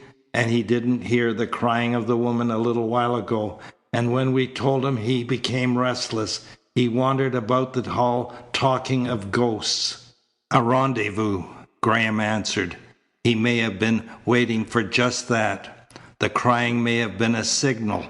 Perhaps you'll believe now, Bobby, that the man has had an underhanded purpose in staying here. I've made too many hasty judgments in my life, Hartley. I'll go slow on this. I'll wait until we see what we find at the lake. Rawlins snapped off his light. The little party paused at the black entrance of the path into the thicket. He's buried himself in the woods, Rawlins said. They crowded instinctively closer in the sudden darkness. A brisk wind had sprung up. It rattled among the trees and set the dead leaves in gentle, rustling motion. It suggested to Bobby the picture which had been forced into his brain the night of his grandfather's death. The moon now possessed less light, but it reminded him again of a drowning face. And through the darkness he could fancy the trees straining in the wind like puny men. Abruptly, the thought of penetrating the forest became frightening. The silent loneliness of the stagnant lake seemed as unfriendly and threatening as the melancholy of the old room. There are too many of us, Robinson was saying. You'd better go on alone, Rawlins, and don't take any chances. I've got to have this man. You understand? I think he knows things worthwhile. The rising wind laughed at his whisper. The detective flashed his lamp once, shut it off again, and stepped into the close embrace of the thicket. Suddenly, Bobby grasped Graham's arm. The little group became tense, breathless, for across the wind, with a diffused quality, a lack of direction, vibrated to them again the faint and mournful grief of a woman. The Abandoned Room by Wadsworth Camp. The One Who Stepped in the Private Staircase. Chapter 6, Section 1. The odd, mournful crying lost itself in the restless lament of the wind. The thicket from which it had seemed to issue assumed in the pallid moonlight a new unfriendliness. Instinctively the 6 men moved closer together. The coroner's thin tones expressed his alarm. "What the devil was that? I don't really believe there could be a woman around here." "A queer one," the detective grunted. The district attorney questioned Bobby and Graham. "That's the voice you heard from the house?" Graham nodded. "Perhaps not so far away." Dr. Groom, hitherto more captured than any of them by the imminence of a spiritual responsibility for the mystery of the Cedars, was the first now to reach for a rational explanation of this new phase. "We mustn't let our fancies run away with us. The coroner's right for once. No excuse for a woman hiding in that thicket. A bird, maybe, or some animal. Sounded more like a human being," Robinson objected. The detective reasoned in a steady, unmoved voice. "Only a mad woman would wander through the woods crying like that, without a special purpose. This man, Paredes, has left the house and come through here. I guess it was a signal." "Graham and I had thought of that," Bobby said. "Howells was a sharp one," Robinson mused, "but he must have gone wrong on this fellow. He'd phoned me the man knew nothing. Spoke of him as a foreigner who lolled around smoking cigarettes and trying to make a fool of him with a lot of talk about ghosts." "Howells," Graham said, "misjudged the case from the start. He wasn't to blame, but his mistake cost him his life." Robinson didn't answer. Bobby saw that the man had discarded his intolerant temper. From that change he drew a new hope. He accepted it as a beginning of fulfilment of his prophecy last night that an accident to Howells and the entrance of a new man into the case would give him a fighting chance. It was clearly Paredes at the moment who filled the district attorney's mind. "Go after him," he said shortly to Rawlins. "If you can get away with it, bring him back and whoever you find with him." Rawlins hesitated. "I'm no coward, but I know what's happened to Howells. This isn't an ordinary case. I don't want to walk into an ambush. It would be safer not to run him down alone." "All right," Robinson agreed. "I don't care to leave the Cedars for the present. Perhaps Mr. Graham—" But Graham wasn't enthusiastic. It never occurred to Bobby that he was afraid. Graham, he guessed, desired to remain near Katherine. "I'll go if you like," Dr. Groom rumbled. It was probable that Graham's instinct to stay had sprung from service rather than sentiment. The man, it was reasonable, sought to protect Katherine from the Cedars itself and from Robinson's too direct methods of examination. As an antidote for his unwelcome jealousy, Bobby offered himself to Rawlins. "Would you mind if I came, too? I've known Paredes a long time." Robinson sneered. "What do you think of that, Rawlins?" But the detective stepped close and whispered in the district attorney's ear. "All right," Robinson said. "Go with him, if you want, Mr. Blackburn." And Bobby knew that he would go, not to help, but to be watched. The others strayed toward the house. The three men faced the entrance of the path alone. "No more loud talk now," the detective warned. "If he went on tiptoe, so can we." Even with this company Bobby shrank from the dark and restless forest.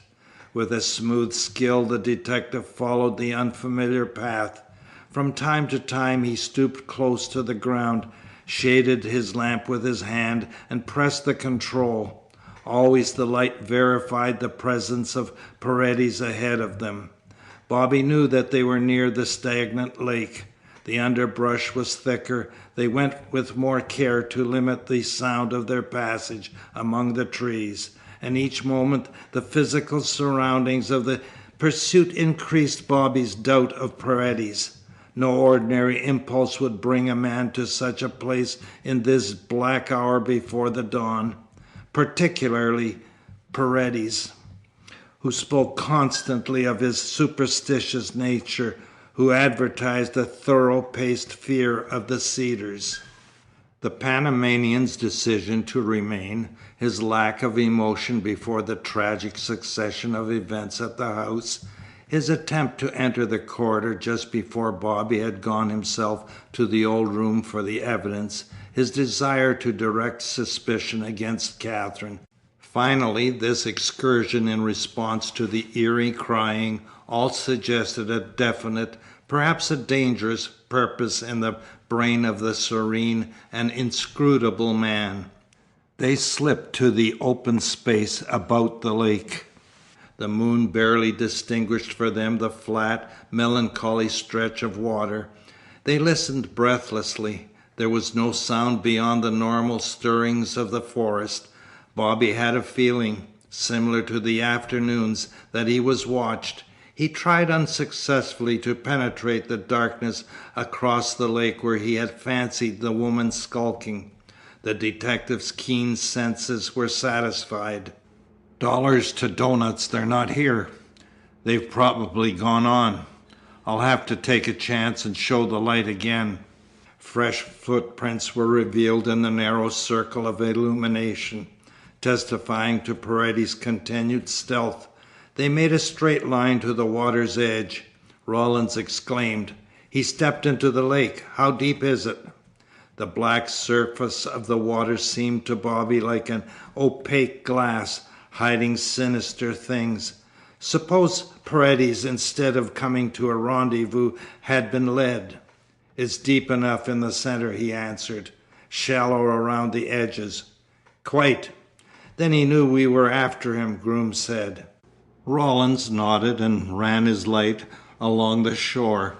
A few yards to the right a ledge of smooth rock stretched from the water to a grove of pine trees.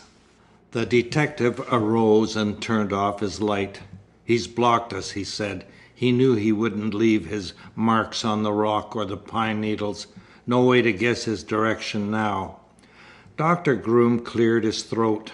With a hesitant manner, he recited the discovery of the queer light in the deserted house, its unaccountable disappearances, their failure to find its source.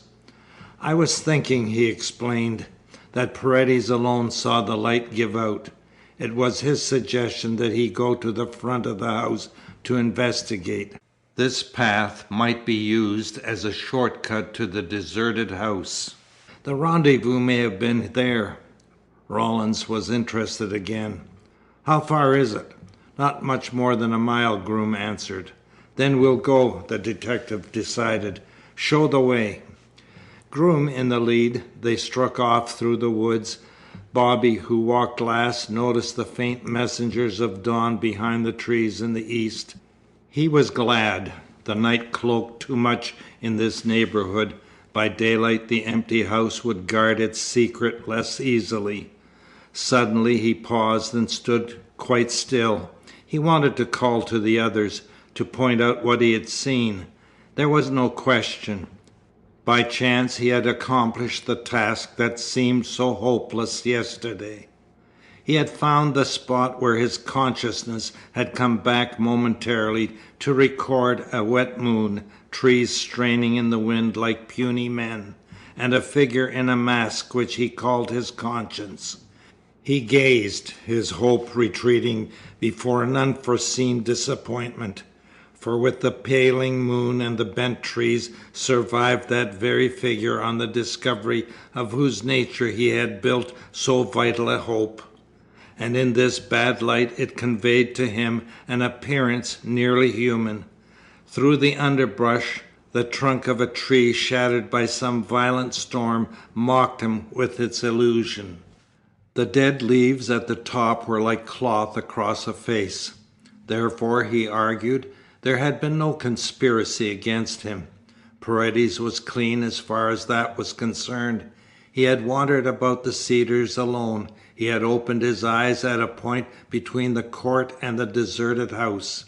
Rawlins turned back suspiciously, asking why he loitered. He continued almost indifferently. He still wanted to know Paredes' goal, but his disappointment and its meaning obsessed him. When they crept up, the growing light exposed the scars of the deserted house. Everything was as Bobby remembered it. At the front there was no decayed wood or vegetation to strengthen the doctor's half-hearted theory of a phosphorescent emanation. The tangle of footsteps near the rear door was confusing, and it was some time before the three men straightened and glanced at each other, knowing that the doctor's wisdom was proved. For Paredes had been there recently, for that matter, might still be in the house. Moreover, he hadn't hidden his tracks as he could have done in the thick grass. Instead, he had come in a straight line from the woods across a piece of sandy ground which contained the record of his direction and his continued stealth. But inside they found nothing except burnt-out matches strewn across the floor, testimony of their earlier search. The fugitive had evidently left more carefully than he had come. The chill emptiness of the deserted house had drawn and released him ahead of the chase. "I guess he knew what the light meant," the detective said, "as well as he did that queer calling. It complicates matters that I can't find a woman's footprints around here. She may have kept to the grass and this marked-up path, for since I don't believe in banshees, I'll swear there's been a woman around. Either a crazy woman, wandering at large, who might be connected with the murders, or else a sane one who signalled the foreigner. Let's get back and see what the district attorney makes of it." "It might be wiser not to dismiss the banshees, as you call them, too hurriedly," Dr. Groom rumbled. As they returned along the road in the growing light, Bobby lost the feeling he had had of being spied upon. The memory of such an adventure was bound to breed something like confidence among its actors. Rawlins, Bobby hoped, would be less unfriendly. The detective, in fact, talked as much to him as to the doctor. He assured them that Robinson would get the Panamanian unless he proved miraculously clever. "He's shown us that he knows something," he went on. "I don't say how much, because I can't get a motive to make it worth his while to commit such crimes." The man smiled blandly at Bobby. "While in your case there's a motive at least. The money." He chuckled. "That's the easiest motive to understand in the world. It's stronger than love." Bobby wondered. Love had been the impulse for the last few months' folly that had led him into his present situation. Graham, over his stern principles of right, had already stepped outside the law in backing Katherine's efforts to save Bobby. So he wondered how much Graham would risk, how far he was capable of going himself, at the inspiration of such a motive. The sun was up when they reached the Cedars. Katherine had gone to her room. The coroner had left. Robinson and Graham had built a fresh fire in the hall. They sat there, talking. "Where you been?" Robinson demanded. "We'd about decided the spooks had done for you." The detective outlined their failure. The district attorney listened with a frown. At the end he arose and, without saying anything, walked to the telephone. When he returned he appeared better satisfied. "Mr. Paredes," he said, "will have to be a slick article to make a clean getaway. And I'm bringing another man to keep reporters out. They'll know from Howell's murder that Mr. Blackburn didn't die a natural death. If reporters get in, don't talk to them. I don't want that damn foreigner reading in the papers what's going on here. I'd give my job to have him in that chair for 5 minutes now." Graham cleared his throat. "I scarcely know how to suggest this, since it's sufficiently clear, because of Howell's suspicions, that you have Mr. Blackburn under close observation. But he has a fair idea of Paredes's habits, his haunts, and his friends in New York.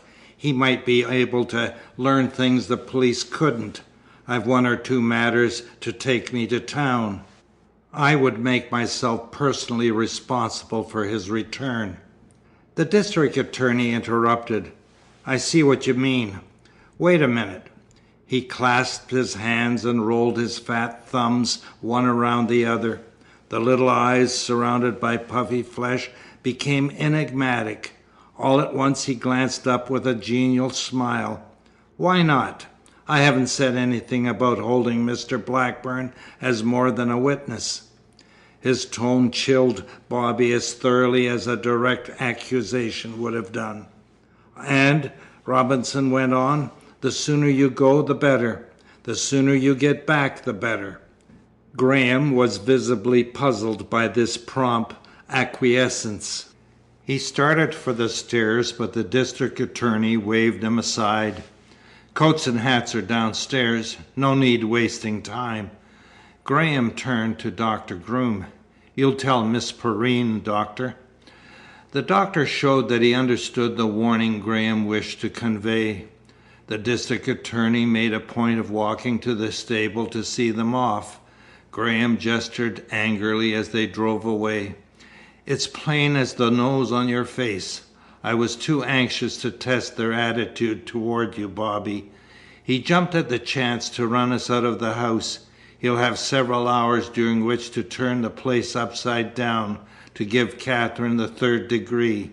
And we can't go back. We'll have to see it through." "Why should he give me a chance to slip away?" Bobby asked. But before long he realized that Robinson was taking no chances. At the junction of the road from Smithtown a car picked them up and clung to their heels all the way to the city. "Rawlins must have telephoned," Graham said, "while we went to the stable. They're still playing Howell's game. They'll give you plenty of rope." He drove straight to Bobby's apartment. The elevator man verified their suspicions. Robinson had telephoned the New York police for a search. A familiar type of metropolitan detective met them in the hall outside Bobby's door. "I'm through, gentlemen," he greeted them impudently. Graham faced him in a burst of temper. "The city may have to pay for this outrage." The man grinned. "I should get gray hairs about that." He went on downstairs. They entered the apartment to find confusion in each room. Bureau drawers had been turned upside down. The desk had been examined with a reckless thoroughness. Graham was frankly worried. "I wonder if he found anything. If he did, you won't get out of town." "What could he find?" Bobby asked. "If the court was planted," Graham answered, "why shouldn't these rooms have been?" "After last night, I don't believe the court was planted," Bobby said. In the lower hall, the elevator man handed Bobby the mail that had come since the night of his grandfather's murder.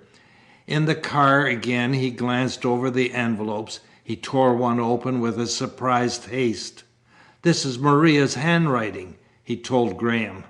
He read the hastily scrawled note aloud, with a tone that failed toward the end. "Dear Bobby, you must not, as you say, think me a bad sport. You were very wicked last night. Maybe you were so because of too many of those naughty little cocktails. Why should you threaten poor Maria? And you boasted you were going out to the Cedars to kill your grandfather because you didn't like him any more. So I told Carlos to take you home. I was afraid of a scene in public. Come around, have tea with me. Tell me you forgive me. Tell me what was the matter with you." "She must have written that yesterday morning," Bobby muttered. "Good Lord, Hartley, then it was in my mind." "Unless that letter's a plant too," Graham said. "Yet how could she know there'd be a search? Why shouldn't she have addressed it to the Cedars, where there was a fair chance of it being opened and read by the police? Why hasn't my man made any report on her? We've a number of questions to ask Maria." But word came down from the dancer's apartment that Maria wasn't at home. "When did she go out?" Graham asked the hall man. "Not since I came on duty at 6 o'clock." Graham slipped a bill in the man's hand. "We've an important message for her. We'd better leave it with the maid." When they were alone in the upper hall, he explained his purpose to Bobby. "We must know whether she's actually here. If she isn't, if she hasn't been back for the last 24 hours. Don't you see, it was yesterday afternoon you thought you saw a woman at the lake, and last night a woman cried about the Cedars. That's going pretty far, Hartley. It's a chance, a physical one." A pretty maid opened the door. Her face was troubled. She studied them with frank disappointment. "I thought," she began. "That your mistress was coming back," Graham flashed. There was no concealment in the girl's manner. It was certain that Maria was not in the apartment. "You remember me?" Bobby asked. "Yes, you have been here. You are a friend of Mademoiselle's. You can perhaps tell me where she is." Bobby shook his head. The girl spread her hands. She burst out excitedly. "What is one to do? I have telephoned the theatre. There was no one there who knew anything at all except that Mademoiselle had not appeared at the performance last night." Graham glanced at Bobby. "When," he asked, "did you see her last?" "It was before luncheon yesterday." "Did she leave no instructions? Didn't she say when she would be back?" The girl nodded. "That's what worries me, for she said she would be back after the performance last night." "She left no instructions?" Graham repeated. "Only that if anyone called or telephoned, I was to make no appointments. What am I to do? Perhaps I shouldn't be talking to you." "She would never forgive me for an indiscretion." "For the present, I advise you to do nothing," Graham said. "You can safely leave all that to her managers. I am going to see them now, and I will tell them what you have said." The girl's eyes moistened. "Thank you, sir. I have been at my wits' end." Apparently she withheld nothing. She played no part to confuse the dancer's friends. On the way to the manager's office, with the trailing car behind them, Graham reasoned excitedly. For the first time we seem to be actually on the track. Here's a tangible clue that may lead to the heart of the case. Maria pulled the wool over the maid's eyes too. She didn't want her to know her plans, but her instructions show that she had no intention of returning last night. She probably made a beeline for the Cedars. It was probably she that you saw at the lake, probably she who cried last night. If only she hadn't written that note. I can't get the meaning of it. It's up to her managers now. If they haven't heard from her, it's a safe guess she's playing a deep game, connected with the crying and the light at the deserted house and the disappearance of Paredes before dawn. You must realize the connection between that and your condition the other evening after you had left them. Bobby nodded. He began to hope that at the manager's office they would receive no explanation of Maria's absence destructive to Graham's theory. Early as it was, they found a bald-headed man in his shirt sleeves pacing with an air of panic in a blatantly furnished office. "Well," he burst out as they entered, "my secretary tells me you've come about this temperamental Carmen of mine. Tell me where she is. Quick!" Graham smiled at Bobby. The manager ran his fingers across his bald and shining forehead. "It's no laughing matter." "Then she has definitely disappeared," Graham said. "Disappeared? Why did I come down at this ungodly hour except on the chance of getting some word? She didn't even telephone last night. I had to show myself in front of the curtain and give them a spiel about a sudden indisposition. And believe me, gentlemen, audiences ain't what they used to be. Did these ginks sit back and take the show for what it was worth? Not by a darn sight. Flocked to the box office and howled for their money back. If she doesn't appear tonight, I might as well close the house. I'll be ruined. Unless," Graham suggested, "you get your press agent to make capital out of her absence. The papers would publish her picture, and thousands of people would look her up for you." The manager ceased his perplexed massage of his forehead. He shook hands genially. "I thought of that with some frills. Has beautiful dancer met foul play? Millions in jewels on her person when last seen. Old stuff, but they rise to it." "That will help," Graham said to Bobby when they were in the car again. "The reporters will find Maria quicker than any detective I can put my hand on. My man evidently fell down because she had gone before I got him on the case." At his office they learned that was the fact. The private detective had been able to get no slightest clue as to Maria's whereabouts. Moreover, Bobby's description of the stranger who had entered the cafe with her merely suggested a type familiar to the Tenderloin. For purposes of identification it was worthless. Always followed by the car from Smithtown, they went to the hotel where Paredes had lived, to a number of his haunts. Bobby talked with men who knew him, but he learned nothing. Paredes' friends had no word since the man's departure for the Cedars the day before. So they turned their backs on the city, elated by the significance of Maria's absence, yet worried by the search and the watchful car which never lost sight of them. When they were in the country, Graham sighed his relief. "You haven't been stopped. Therefore nothing was found at your apartment.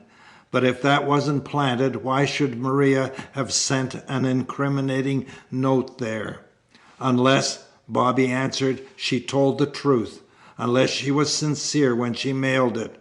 Unless she learned something important between the time she wrote it and her disappearance from her home." "Frankly, Bobby," Graham said, "the note and the circumstances under which it came to you are as damaging as the footprints and the handkerchief. But it doesn't tell us how any human being could have entered that room to commit the murders and disturb the bodies. At least we've got one physical fact, and I'm going to work on that. If it is Maria prowling around the Cedars, Bobby said, she's amazingly slippery, and with Paredes gone, what are you going to do with your physical fact? And how does it explain the friendly influence that wiped out my footprints? Is it a friendly or an evil influence that snatched away the evidence and that keeps it secreted? We'll see, Graham said. I'm going after a flesh and blood criminal who isn't you. I'm going to try to find out what your grandfather was afraid of the night of his murder. After a time, he glanced up. You've known Paredes for a long time, Bobby, but I don't think you've ever told me how you met him. A couple of years ago, I should think, Bobby answered. Somebody brought him to the club. I've forgotten who. Carlos was working for a big Panama importing firm. He was trying to interest this chap in the New York end. I saw him off and on after that and got to like him for his quiet manner and a queer, dry wit he had in those days. 2 or 3 months ago he seemed to fit into my humor and we became pretty chummy, as you know. Even after last night, I hate to believe he's my enemy. He's your enemy, Graham answered, and last night's the weak joint in his armor. I wonder if Robinson didn't scare him away by threatening to question him. Paredes isn't connected with that company now, is he? I gather he has no regular position. No, he's picked up 1 or 2 temporary things with the fruit companies. More than his running away, the thing that worries me about Carlos is his ridiculous suspicion of Catherine. He told Graham in detail of that conversation. Graham frowned. He opened the throttle wider. Their anxiety increased to know what had happened at the Cedars since their departure. The outposts of the forest imposed silence, closed eagerly about them, seemed to welcome them to its dead loneliness. There was a man on guard at the gate. They hurried past. The house showed no sign of life, but when they entered the court, Bobby saw Catherine at her window, doubtless attracted by the sounds of their arrival. Her face brightened, but she raised her arms in a gesture suggestive of despair. Does she mean the evidence has been found? Bobby asked. Graham made no attempt to conceal his real interest, the impulse at the back of all his efforts in Bobby's behalf. More likely Robinson has worried the life out of her since we've been gone. I oughtn't to have left her. I set the trap myself. The Abandoned Room by Wadsworth Camp. The One Who Stepped in the Private Staircase. Chapter 6, Section 2. When they were in the house, their halting curiosity was lost in a vast surprise. The hall was empty, but they heard voices in the library. They hurried across the dining room, pausing in the doorway, staring with unbelieving eyes at the accustomed picture they had least expected to see. Paredes lounged on the divan, smoking with easy indifference. His clothing and his shoes were spotless. He had shaved, and his beard had been freshly trimmed. Rawlins and the district attorney stood in front of the fireplace, studying him with perplexed eyes. The persistence of their regard, even after Bobby's entrance, suggested to him that the evidence remained secreted, that the officers, under the circumstances, were scarcely interested in his return. He was swept himself into an explosive amazement. "Carlos, what the deuce are you doing here?" The Panamanian expelled a cloud of smoke. He smiled, resting after a fatiguing walk. In his unexpected presence, Bobby fancied a demolition of the hope Graham and he had brought back from the city. He couldn't imagine guilt lurking behind that serene manner. "Where did you come from? What were you up to last night?" There was no accounting for Paredes' daring, he told himself, no accounting for his easy gesture now as he drew again at his cigarette and tossed it in the fireplace. "These gentlemen," he said, "have been asking just that question. I'm honored. I had no idea my movements were of such interest. I've told them that I took a stroll. The night was over, there was no point in going to bed, and all day I had been without exercise." "Yet," Graham said harshly, "you've had practically no sleep since you came here." Paredes nodded. "Very distressing, isn't it?" "Maybe," Rawlins sneered. "You'll tell us why you went on tiptoe, and I suppose you didn't hear a woman crying in the woods." "That's just it," Paredes answered. "I did hear something like that, and it occurred to me to follow such a curious sound. So I went on tiptoe, as you call it." "Why?" Robinson exclaimed angrily. "You walked in the lake to hide your tracks." Paredes smiled. "It was very dark. That was chance. Quite silly of me. My feet got wet." "I gather," Rawlins said, "it was chance that took you to the deserted house." Paredes shook his head. "Don't you think I was as much puzzled as the rest of that strange disappearing light? It was as good a place to walk as any." "Where have you been since?" Graham asked. "When I had got there I was tired," Paredes answered. "Since it wasn't far to the station, I thought I'd go on into Smithtown and have a bath and rest. But I assure you I've trudged back from the station just now." Suddenly he repeated the apparently absurd formula he had used with Howells. "You know the court seems full of unfriendly things, what the ignorant would call ghosts. I'm Spanish and I know." After a moment he added, "The woods too.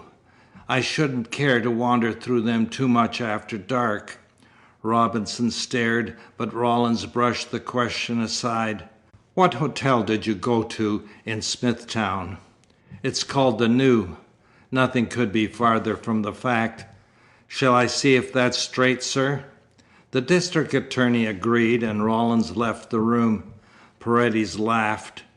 "How interesting. I'm under suspicion. It would be something, wouldn't it, to commit crimes with the devilish ingenuity of these?" "No, no, Mr. District Attorney. Look to the ghosts. They alone are sufficiently clever. But I might say, since you take this attitude, that I don't care to answer any more questions until you discover something that might give you the right to ask them." He laid back on the divan, languidly lighting another cigarette. Graham beckoned Robinson. Bobby followed them out, suspecting Graham's purpose, unwilling that action should be taken too hastily against the Panamanian, for even now guilty knowledge seemed incompatible with Paredes's polished reserve. When he joined the others, indeed, Graham, with an aggressive air, was demanding the district attorney's intentions. "If he could elude you so easily last night, it's common sense to put him where you can find him in case of need. He's given you excuse enough." "The man's got me guessing," Robinson mused, "but there are other elements." "What's happened since we left?" Graham asked quickly. "Have you got any trace of Howell's evidence?" Robinson smiled enigmatically, but his failure was apparent. "I'm like Howells," he said. "I'd risk nearly anything myself to learn how the room was entered, how the crimes were committed, how those poor devils were made to alter their positions." "So," Bobby said, "you had my rooms in New York searched. You had me followed today. It's ridiculous." Robinson ignored him. He stepped to the front door, opened it, and looked around the court. What did the Sphinx mean about ghosts in the court? They walked out, gazing helplessly at the trampled grass about the fountain, at the melancholy walls, at the partly opened window of the room of mystery. "He knows something," Robinson mused. "Maybe you're right, Mr. Graham, but I wonder if I oughtn't to go farther and take you all." Graham smiled uncomfortably, but Bobby knew why the official failed to follow that radical course. Like Howells, he hesitated to remove from the Cedars the person most likely to solve its mystery. As long as a chance remained that Howells had been right about Bobby, he would give Silas Blackburn's grandson his head, merely making sure, as he had done this morning, that there should be no escape. He glanced up. "I wonder if our foreigner's laughing at me now." Graham made a movement toward the door. "We might," he said significantly, "find that out without disturbing him." Robinson nodded and led the way silently back to the house. Such a method was repugnant to Bobby, and he followed at a distance. Then he saw from the movements of the two men ahead that the library had again offered the unexpected, and he entered. Paredes was no longer in the room. Bobby was about to speak, but Robinson shook his head angrily, raising his hand in a gesture of warning. All three strained forward, listening, and Bobby caught the sound that had arrested the others. A stealthy scraping that would have been inaudible except through such a brooding silence as pervaded the old house.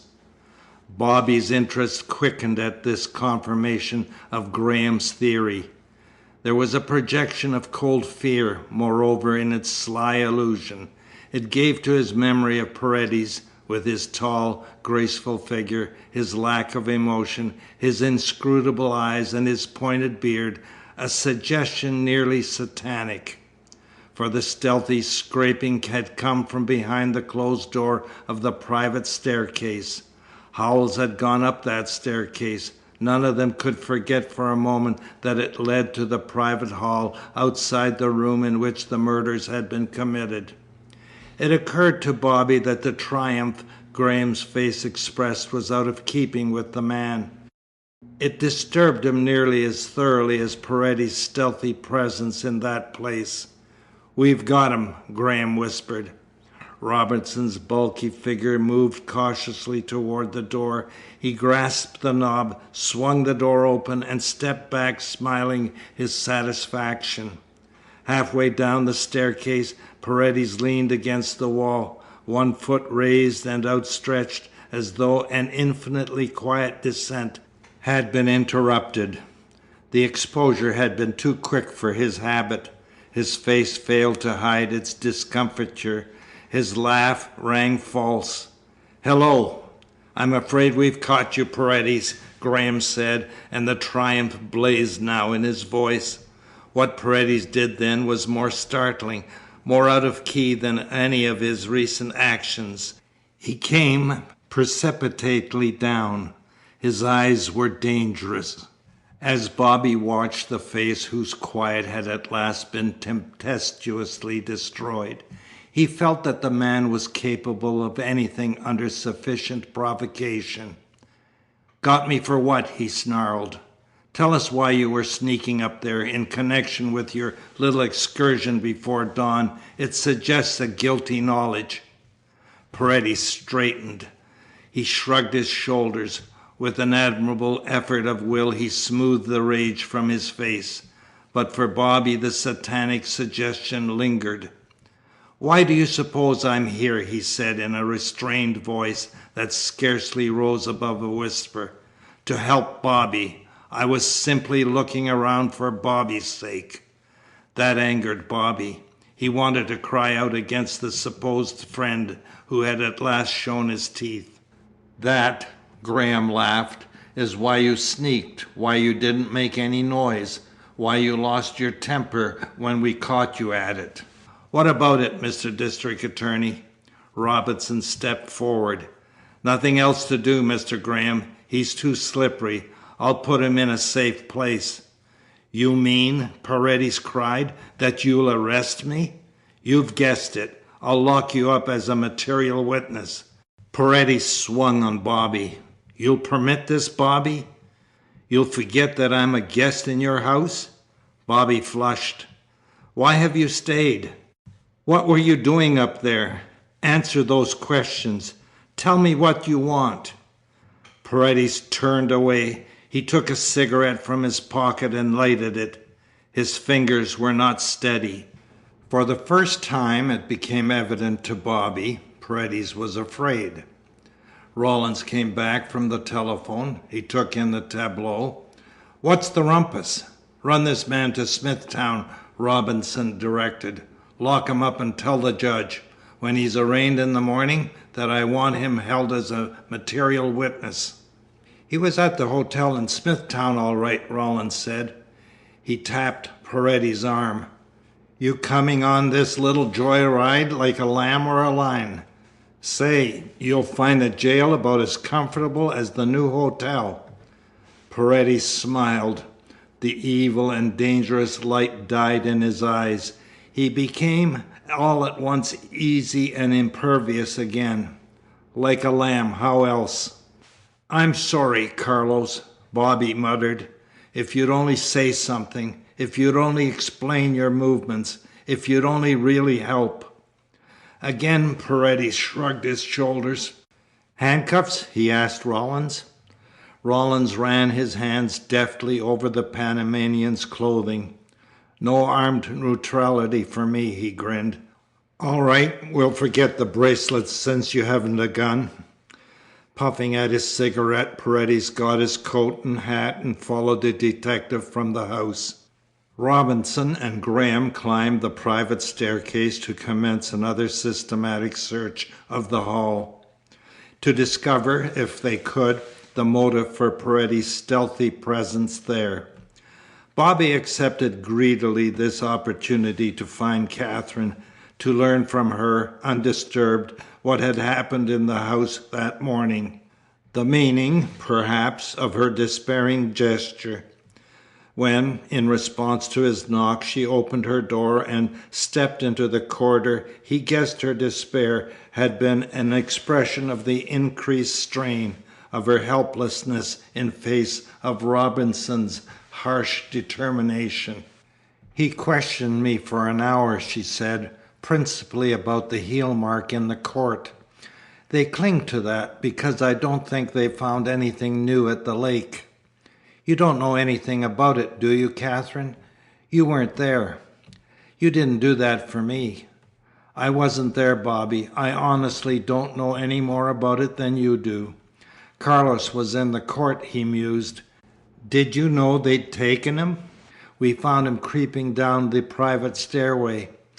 There was a hard quality about her gratitude. "I am glad, Bobby. The man makes me shudder, and all morning they seemed more interested in you than in him. They've rummaged every room, even mine." She laughed feverishly. "That's why I've been so upset. They seemed—" She broke off. She picked at her handkerchief. After a moment she looked him frankly in the eyes and continued, "They seemed almost as doubtful of me as of you." He recalled Paredes' suspicion of the girl. "It's nonsense, Katherine, and I'm to blame for that too." She put her fingers to her lips. Her smile was wistful. "Hush, you mustn't blame yourself. You mustn't think of that." Again her solicitude, their isolation in the darkened place, tempted him, aroused impulses nearly irresistible. Her slender figure, the pretty face, grown familiar and more desirable through all these years, swept him to a harsher revolt than he had conquered in the library. In the face of Graham, in spite of his own intolerable position, he knew he couldn't fight that truth eternally. She must have noticed his struggle without grasping its cause, for she touched his hand, and the wistfulness of her expression increased. "I wish you wouldn't think of me, Bobby. It's you we must all think of." He accepted with a cold dismay the sisterly anxiety of her attitude. It made his renunciation easier. He walked away. "Why do you go?" she called after him. He gestured vaguely, without turning. He didn't see her again until dinner time. She was as silent then as she had been the night before when Howells had sat with them, his moroseness veiling a sharp interest in the plan that was to lead to his death. Robinson's mood was very different. He talked a great deal, making no effort to hide his irritation. His failure to find any clue in the private staircase after Paredes' arrest had clearly stimulated his interest in Bobby. The sharp little eyes, surrounded by puffy flesh, held a threat for him. Bobby was glad when the meal ended. Howell's body was taken away that night. It was a relief for all of them to know that the old room was empty again. "I dare say you won't sleep there," Graham said to Robinson. Robinson glanced at Bobby. "Not as things stand," he answered. "The library lounge is plenty good enough for me tonight." Graham went upstairs with Bobby. There was no question about his purpose. He wouldn't repeat last night's mistake. "At least," he said, when the door was closed behind them, "I can see if you do get up and wander about in your sleep. I'd bet a good deal that you won't. If I did, it would be an indication. Granted, it's your custom. What is there to tempt you tonight?" Bobby answered, half jesting. "You've not forgotten Robinson on the library sofa. The man isn't exactly working for me. Tonight he seems almost as unfriendly as Howells was." He yawned. "I ought to sleep now, if ever. I've seldom been so tired. 2 such nights." He hesitated. "But I'm glad you're here, Hartley. I can go to sleep with a more comfortable feeling." "Don't worry," Graham said. "You'll sleep quietly enough, and we'll all be better for a good rest." For only a little while they talked of the mystery, while Graham regretted his failure to find any trace of Maria. Their voices dwindled sleepily. Bobby recalled his last thought before losing himself last night. He tried to force from his mind now the threat in Robinson's eyes. He told himself again and again that the man wasn't actually unfriendly. Then the blackness encircled him. He slept. Almost at once it seemed to him he was fighting away, demanding drowsily, "What's the matter? Leave me alone." He heard Graham's voice, unnaturally subdued and anxious. "What are you doing, Bobby?" Then Bobby knew he was no longer in his bed, that he stood instead in a cold place, and the meaning of his position came with a rush of sick terror. "Get hold of yourself," Graham said. "Come back." Bobby opened his eyes. He was in the upper hall at the head of the stairs. Unconsciously he had been about to creep quietly down, perhaps to the library. Graham had awakened him. It seemed to offer the answer to everything. It seemed to give outline to a monstrous familiar that drowned his real self in the black pit while it conducted his body to the commission of unspeakable crimes. He lurched into the bedroom and sat shivering on the bed. Graham entered and quietly closed the door. "What time is it?" Bobby asked hoarsely. "2:30. I don't think Robinson was aroused." The damp moon gave an ominous unreality to the room. "What did I do?" Bobby whispered. "Got softly out of bed and went to the hall. It was uncanny. You were like an automaton. I didn't wake you at once. You see, I thought you might go to the old room." Bobby shook again. He drew a blanket about his shoulders. "And you believed I'd show the way in and out, but the room was empty, so I was going downstairs." He shuddered. "Good God, then it's all true. I did it for the money. I put Howells out to protect myself. I was going after Robinson. It's true, Hartley. Tell me, do you think it's true?" Graham turned away. "Don't ask me to say anything to help you just now," he answered huskily. "For after this I don't dare, Bobby. I don't dare." The Abandoned Room by Wadsworth Camp. Chapter 7. The Amazing Meeting in the Shadows of the Old Courtyard. Bobby returned to his bed. He lay there still shivering beneath the heavy blankets. "I don't dare," he echoed Graham's words. "There's nothing else anyone can say. I must decide what to do. I must think it over." But, as always, thought brought no release. It merely insisted that the case against him was proved. At last he had been seen slipping unconsciously from his room, and at the same hour. All that remained was to learn how he had accomplished the apparent miracles. Then no excuse would remain for not going to Robinson and confessing. The woman at the lake and in the courtyard, the movement of the body, and the vanishing of the evidence under his hand, Paredes's odd behavior, all became disembodied, puzzling details that failed to obscure the chief fact. After this, something must be done about Paredes's detention. He hadn't dreamed that his weariness could placate even momentarily such reflections, but at last he slept again. He was aroused by the tramping of men around the house and strange, harsh voices. He raised himself on his elbow and glanced from the window. It had long been daylight. Two burly fellows in overalls, carrying pick and spade across their shoulders, pushed through the underbrush at the edge of the clearing. He turned. Graham, fully dressed, stood at the side of the bed. "Those men?" Bobby asked wearily. "The grave diggers," Graham answered. "They are going to work in the old cemetery to prepare a place for Silas Blackburn, with his fathers. That's why I have come to wake you up. The minister has telephoned Catherine. He will be here before noon.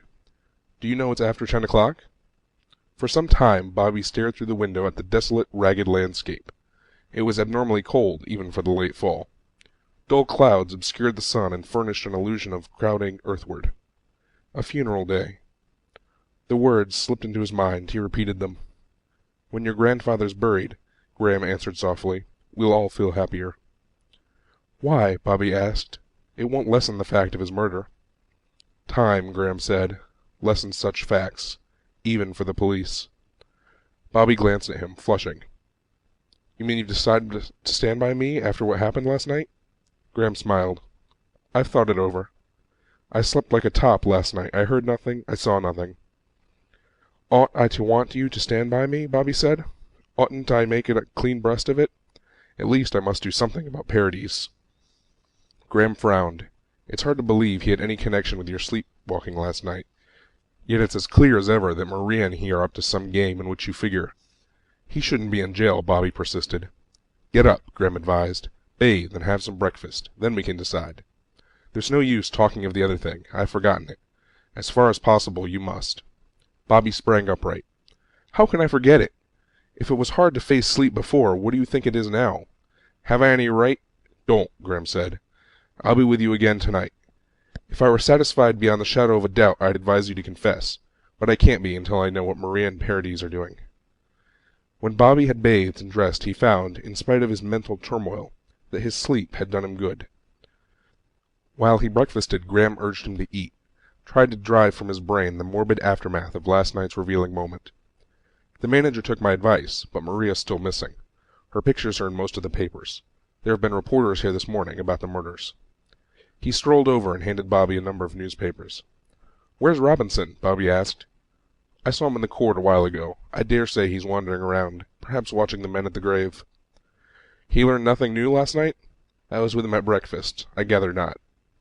Bobby looked up. "Isn't that an automobile coming through the woods?" he asked. "Maybe Rawlins back from Smithtown, or the minister." The car stopped at the entrance of the court. They heard the remote tinkling of the front doorbell. Jenkins passed through. The cold air invading the hall and the dining room told them he had opened the door. His sharp exclamation recalled Howell's report, which, at their direction, he had failed to mail. Had his exclamation been drawn by an accuser? Bobby started to rise. Graham moved toward the door. Then Jenkins entered and stood to one side. Bobby shared his astonishment, for Paradis walked in, unbuttoning his overcoat, the former easy-mannered, uncommunicative foreigner. He appeared, moreover, to have slept pleasantly. His eyes showed no weariness, his clothing no disarrangement. He spoke at once, quite as if nothing disagreeable had shadowed his departure. "Good morning. If I had dreamed of this change in the weather, I would have brought a heavier overcoat. I've nearly frozen driving from Smithtown." Before either man could grope for a suitable greeting, he faced Bobby. He felt in his pockets with whimsical discouragement. "Fact is, Bobby, I left New York too suddenly. I hadn't noticed until a little while ago.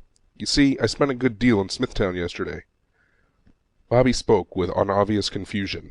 "What do you mean, Carlos? I thought you were—" Graham interrupted with a flat demand for an explanation. "How did you get away?" Paradis waved his hand. "Later, Mr. Graham. There is a hack driver outside who is even more suspicious than you. He wants to be paid. I asked Rollins to drive me back, but he rushed from the courthouse, probably to telephone his rotund superior. Fact is, this fellow wants $5, an outrageous rate. I've told him so, but it doesn't do any good. So will you lend me, Bobby? Bobby handed him a banknote. He didn't miss Graham's meaning glance. Paredes gave the money to the butler. Pay him, will you, Jenkins? Thanks. He surveyed the remains of Bobby's breakfast and sat down. May I? My breakfast was early, and prison food, when you're not in the habit. Bobby tried to account for Paredes' friendly manner. That he should have come back at all was sufficiently strange, but it was harder to understand why he should express no resentment for his treatment yesterday, why he should fail to refer to Bobby's questions at the moment of his arrest, or to the openly expressed enmity of Graham. Only one theory promised to fit at all. It was necessary for the Panamanian to return to the Cedars. His purpose, whatever it was, compelled him to remain for the present in the mournful, tragic house. Therefore, he would crush his justifiable anger. He would make it practically impossible for Bobby to refuse his hospitality. And he had asked for money, only a trifling sum. Yet Graham would grasp at the fact to support his earlier suspicion. Paredes' arrival possessed one virtue. It diverted Bobby's thoughts temporarily from his own dilemma, from his inability to chart a course. Graham, on the other hand, was ill at ease. Beyond a doubt he was disarmed by Paredes' good humor. For him, yesterday's incident was not so lightly to be passed over. Eventually his curiosity conquered. The words came, nevertheless, with some difficulty. We scarcely expected you back. His laugh was short and embarrassed. We took it for granted you would find it necessary to stay in Smithtown for a while. Paredes sipped the coffee which Jenkins had poured. Splendid coffee. You should have tasted what I had this morning. Simple enough, Mr. Graham. I telephoned as soon as Rollins got me to the Bastille. I communicated with the lawyer who represents the company for which I once worked. He's a prominent and brilliant man. He planned it with some local fellow. When I was arraigned at the opening of court this morning, the judge could hold me only as a material witness. He fixed a pretty stiff bail, but the local lawyer was there with a bondsman, and I came back. My clothes are here. You don't mind, Bobby? That moment in the hall when Graham had awakened him urged Bobby to reply with a genuine warmth. I don't mind. I'm glad you're out of it. I'm sorry you went as you did. I was tired, at my wit's end. Your presence in the private staircase was the last straw. You will forgive us, Carlos. Paredes smiled. He put down his coffee cup and lighted a cigarette. He smoked with a vast contentment. That's better. Nothing to forgive, Bobby. Let us call it a misunderstanding. Graham moved closer. Perhaps you'll tell us now what you were doing in the private staircase. Paredes blew a wreath of smoke. His eyes still smiled, but his voice was harder. Bygones are bygones. Isn't that so, Bobby? Since you wish it, Bobby said. But more important than the knowledge Graham desired, loomed the old question. What was the man's game? What held him here? Robinson entered. The flesh around his eyes was puffier than it had been yesterday. Worry had increased the incongruous discontent of his round face. Clearly he had slept little. I saw you arrive, he said. Rollins warned me. But I must say I didn't think you'd use your freedom to come to us. Paredes laughed. Since the law won't hold me at your convenience in Smithtown, I keep myself at your service here, if Bobby permits it. Could you ask more? Bobby shrank from the man with whom he had idled away so much time and money. That fleeting, satanic impression of yesterday came back, sharper and more alarming. Paredes' clear challenge to the district attorney was the measure of his strength. His mind was subtler than theirs. His reserve and easy daring mastered them all, and always, as now, he laughed at the futility of their efforts to sound his purposes, to limit his freedom of action. Bobby didn't care to meet the uncommunicative eyes whose depths he had never been able to explore. Was there a special power there that could control the destinies of other people, that might make men walk unconsciously to accomplish the ends of an unscrupulous brain? The district attorney appeared as much at sea as the others. Thanks, he said dryly to Paredes. And glancing at Bobby, he asked with a hollow scorn, You've no objection to the gentleman visiting you for the present? If he wishes, Bobby answered, a trifle amused at Robinson's obvious fancy of a collusion between Paredes and himself. Robinson jerked his head toward the window. I've been watching the preparations out there. I guess when he's laid away you'll be thinking about having the will read. No hurry, Bobby answered with a quick intake of breath. I suppose not, Robinson sneered, since everybody knows well enough what's in it. Bobby arose. Robinson still sneered. You'll be at the grave as chief mourner? Bobby walked from the room. He hadn't cared to reply. He feared, as it was, that he had let slip his increased self-doubt. He put on his coat and hat and left the house. The raw cold, the year's first omen of winter, made his blood run quicker. Forced into his mind a cleansing simulation. But almost immediately even that prophylactic was denied him. With his direction a matter of indifference, chance led him into the thicket at the side of the house. He had walked some distance. The underbrush had long interposed a veil between him and the cedars above, whose roofs smoke-wreathed in the still air like fantastic figures weaving a shroud to lower over the time-stained, melancholy walls. For once he was grateful to the forest because it had forbidden him to glance perpetually back at that dismal and pensive picture. Then he became aware of twigs hastily lopped off, of bushes bent and torn, of the uncovering, through these careless means, of an old path. Simultaneously there reached his ears the scraping of metal implements in the soft soil, the dull thud of earth falling regularly. He paused, listening. The labor of the men was given an uncouth rhythm by their grunting expulsions of breath. Otherwise the nature of their industry and its surroundings had imposed upon them a silence, in itself beast-like and unnatural. At last a harsh voice came to Bobby. Its brevity pointed the previous dumbness of the speaker. "Deep enough," and Bobby turned and hurried back along the roughly restored path, as if fleeing from an immaterial thing suddenly quickened with the power of accusation. He could picture the fresh oblong excavation in the soil of the family burial-ground. He could see where the men had had to tear bushes from among the graves in order to insert their tools. There was an ironical justice in the condition of the old cemetery. It had received no interment since the death of Catherine's father. Like everything about the Cedars, Silas Blackburn had delivered it to the swift obliterating fingers of time. If the old man in his selfishness had paused to gaze beyond the inevitable fact of death, Bobby reflected, he would have guarded with a more precious interest in the drapings of his final sleep. This necessary task on which Bobby had stumbled had made the thicket less congenial than the house. As he walked back, he forecasted with a keen apprehension his approaching ordeal. It would, doubtless, be more difficult to endure than Howell's experiment over Silas Blackburn's body in the old room. Could he witness the definite imprisonment of his grandfather in a narrow box? Could he watch the covering earth fall noisily in that bleak place of silence without displaying for Robinson the guilt that impressed him more and more? A strange man appeared, walking from the direction of the house. His black clothing, relieved only by narrow edges of white cuffs between the sleeves and the heavy mourning gloves, fitted with solemn harmony into the landscape and Bobby's mood. Such a figure was appropriate to the Cedars. Bobby stepped to one side, placing a screen of dead foliage between himself and the man whose profession it was to mourn. He emerged from the forest and saw again the leisurely weaving of the smoke shroud above the house. Then his eyes were drawn by the restless movements of a pair of horses, standing in the shafts of a black wagon at the court entrance, and his ordeal became like a vast morass which offers no likely path, yet whose crossing is the price of salvation. He was glad to see Graham leave the court and hurry toward him. "I was coming to hunt you out, Bobby. The minister's arrived. So has Dr. Groom. Everything's about ready." "Dr. Groom?" "Yes, he used to see a good deal of your grandfather. It's natural enough he should be here." Bobby agreed indifferently. They walked slowly back to the house. Graham made it plain that his mind was far from the sad business ahead. "What do you think of Paredes coming back as if nothing were wrong?" he asked. "He ignores what happened yesterday. He settles himself in the Cedars again." "I don't know what to think of it," Bobby answered. "This morning Carlos gave me the creeps." Graham glanced at him curiously. He spoke with pronounced deliberation, startling Bobby, for this friend expressed practically the thought that Paredes' arrival had driven into his own mind.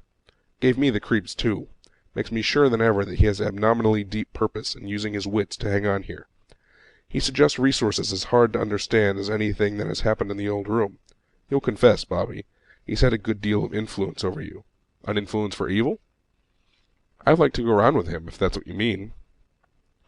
"Isn't he the cause of the last 2 or 3 months' nonsense in New York?"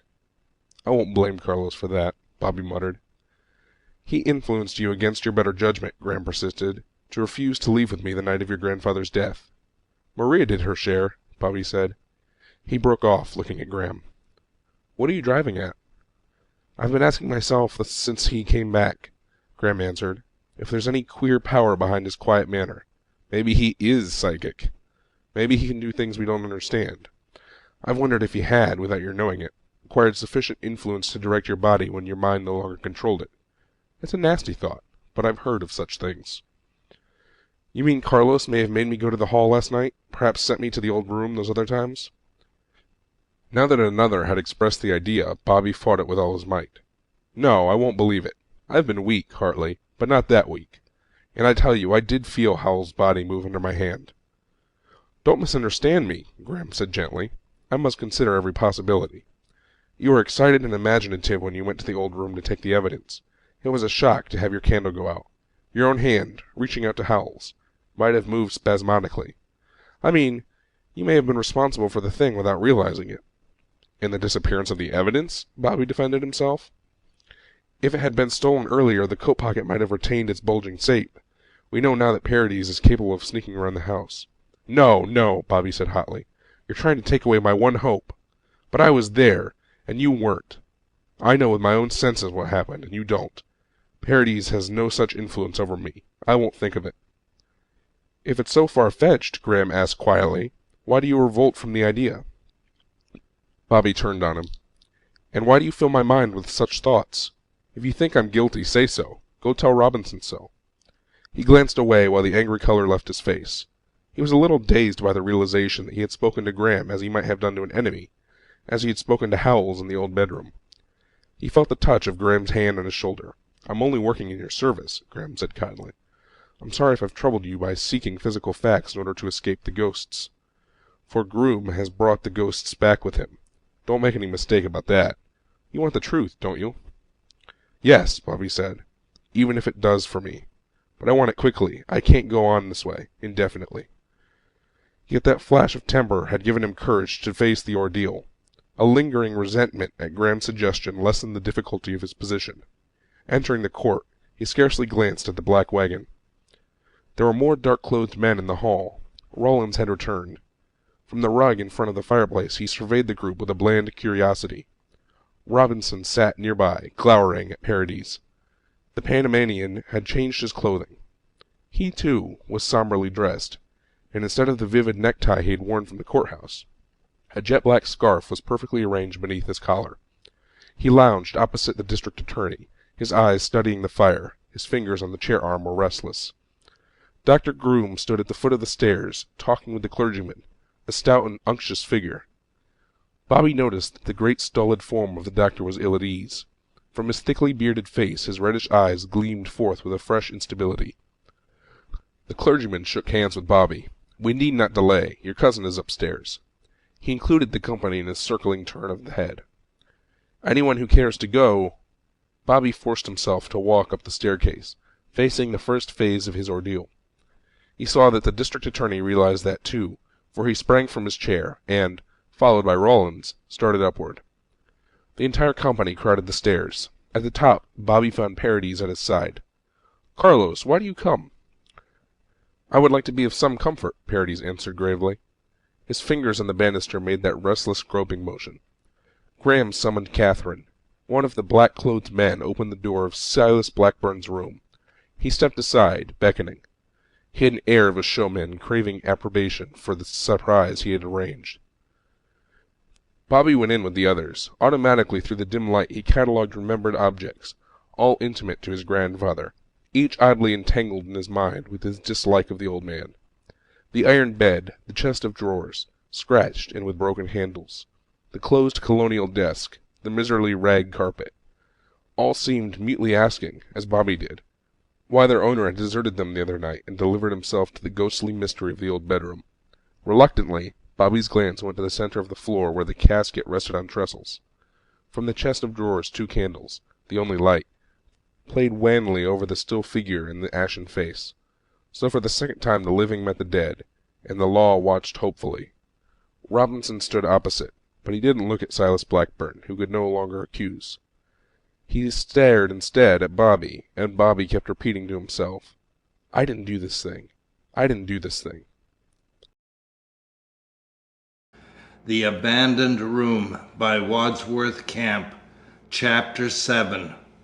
The Amazing Meeting in the Shadows of the Old Courtyard. And he searched the face of the dead man for a confirmation, a chill thought, not without excuse under the circumstances, and in this vague light raced along his nerves. Silas Blackburn had moved once since his death. If the power to move and speak should miraculously return to him now, in this house there appeared to be no impossibilities. The cold control of death had been twice broken. Catherine's entrance swung his thoughts and released him for a moment from Robinson's watchfulness. He found he could turn from the wrinkled face that had fascinated him, that had seemed to question him with a calm and complete knowledge, to the lovely one that was active with a little smile of encouragement.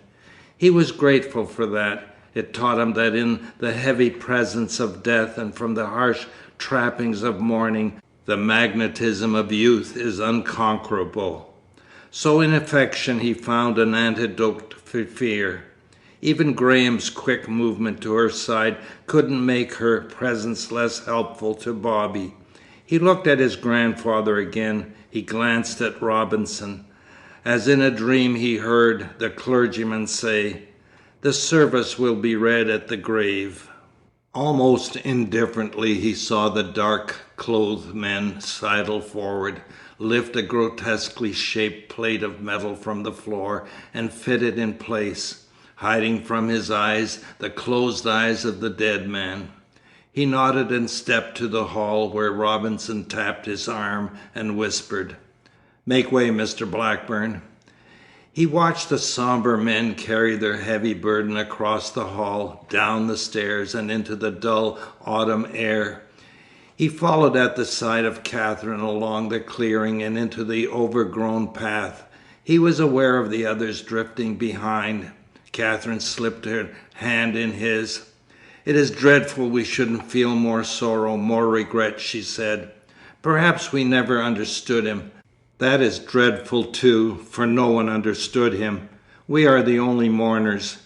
Bobby, as they threaded the path behind the stumbling bearers, found a grim justice in that also. Because of his selfishness, Silas Blackburn had lived alone. Because of it, he must go to his long rest with no other mourners than these, and their eyes were dry. Bobby clung to Catherine's hand. "If I could only know," he whispered. She pressed his hand. She did not reply. Ahead the forest was scarred by a yellow wound. The bearers set their burden down beside it, glancing at each other with relief. Across the heap of earth Bobby saw the waiting excavation. In his ears vibrated the memory of the harsh voice. "It's deep enough." Another voice droned. It was soft and unctuous. It seemed to take a pleasure in the terrible words it loosed, to stray eternally through the decaying forest. Bobby glanced at bent stones strangled by the underbrush, at other slabs, cracked and brown, which lay prone, half covered by creeping vines. The tones of the clergyman were no longer revolting in his ears. He scarcely heard them. He imagined a fantasy. He pictured the inhabitants of these forgotten narrow houses straying to the great dwelling where they had lived, punishing this one, bringing him to suffer with them the degradation of their neglect. So Robinson became less important in his mind. Through such fancies, the ordeal was made bearable. A wind sprang up, rattling through the trees and disturbing the vines on the fallen stones. Later he thought it would snow, and he shivered for those left helpless to sleep in the sad forest.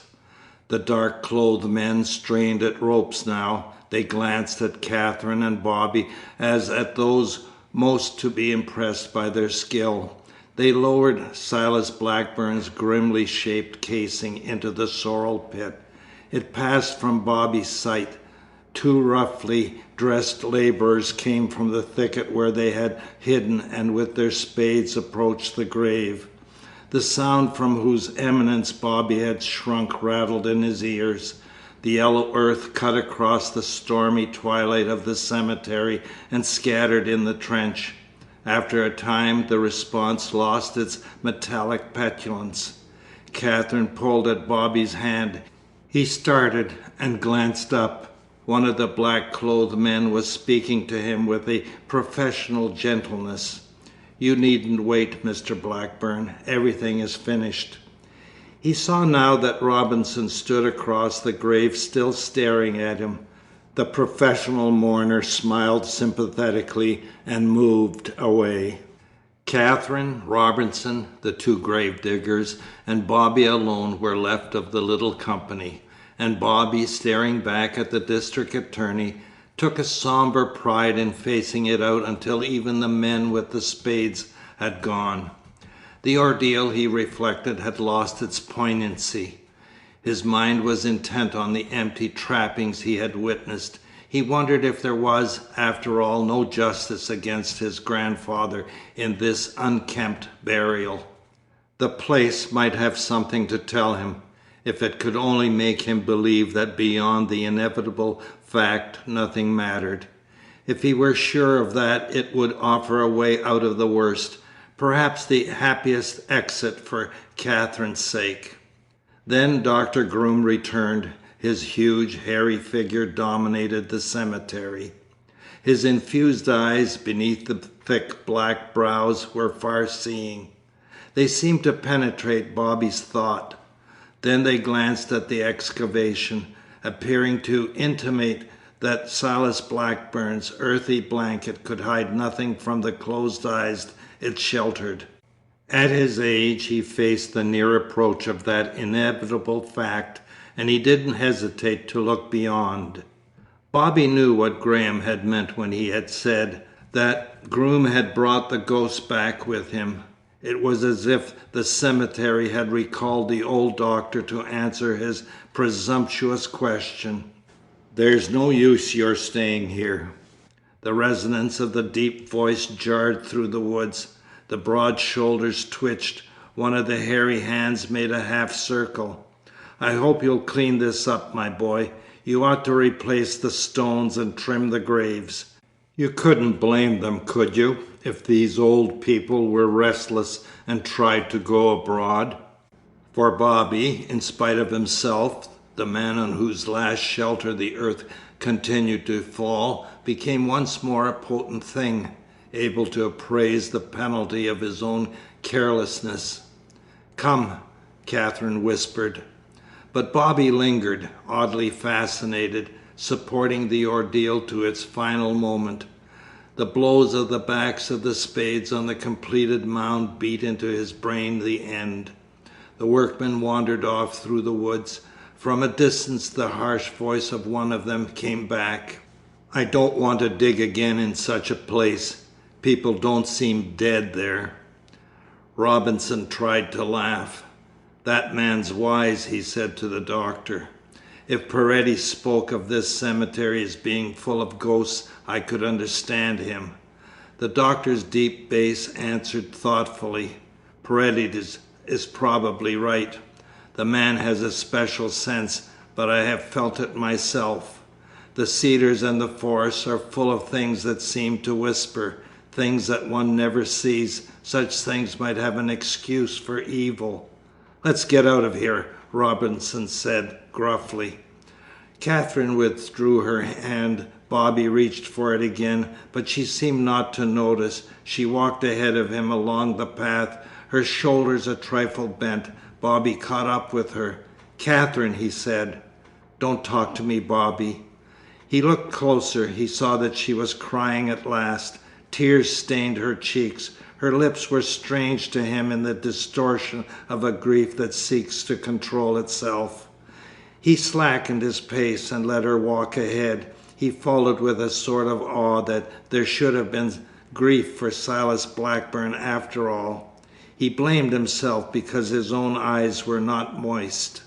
Back of him he heard the murmuring conversation of the doctor and the district attorney. Strangely it made him sorry that Robinson should have been more impressed than Howells by the doctor's beliefs.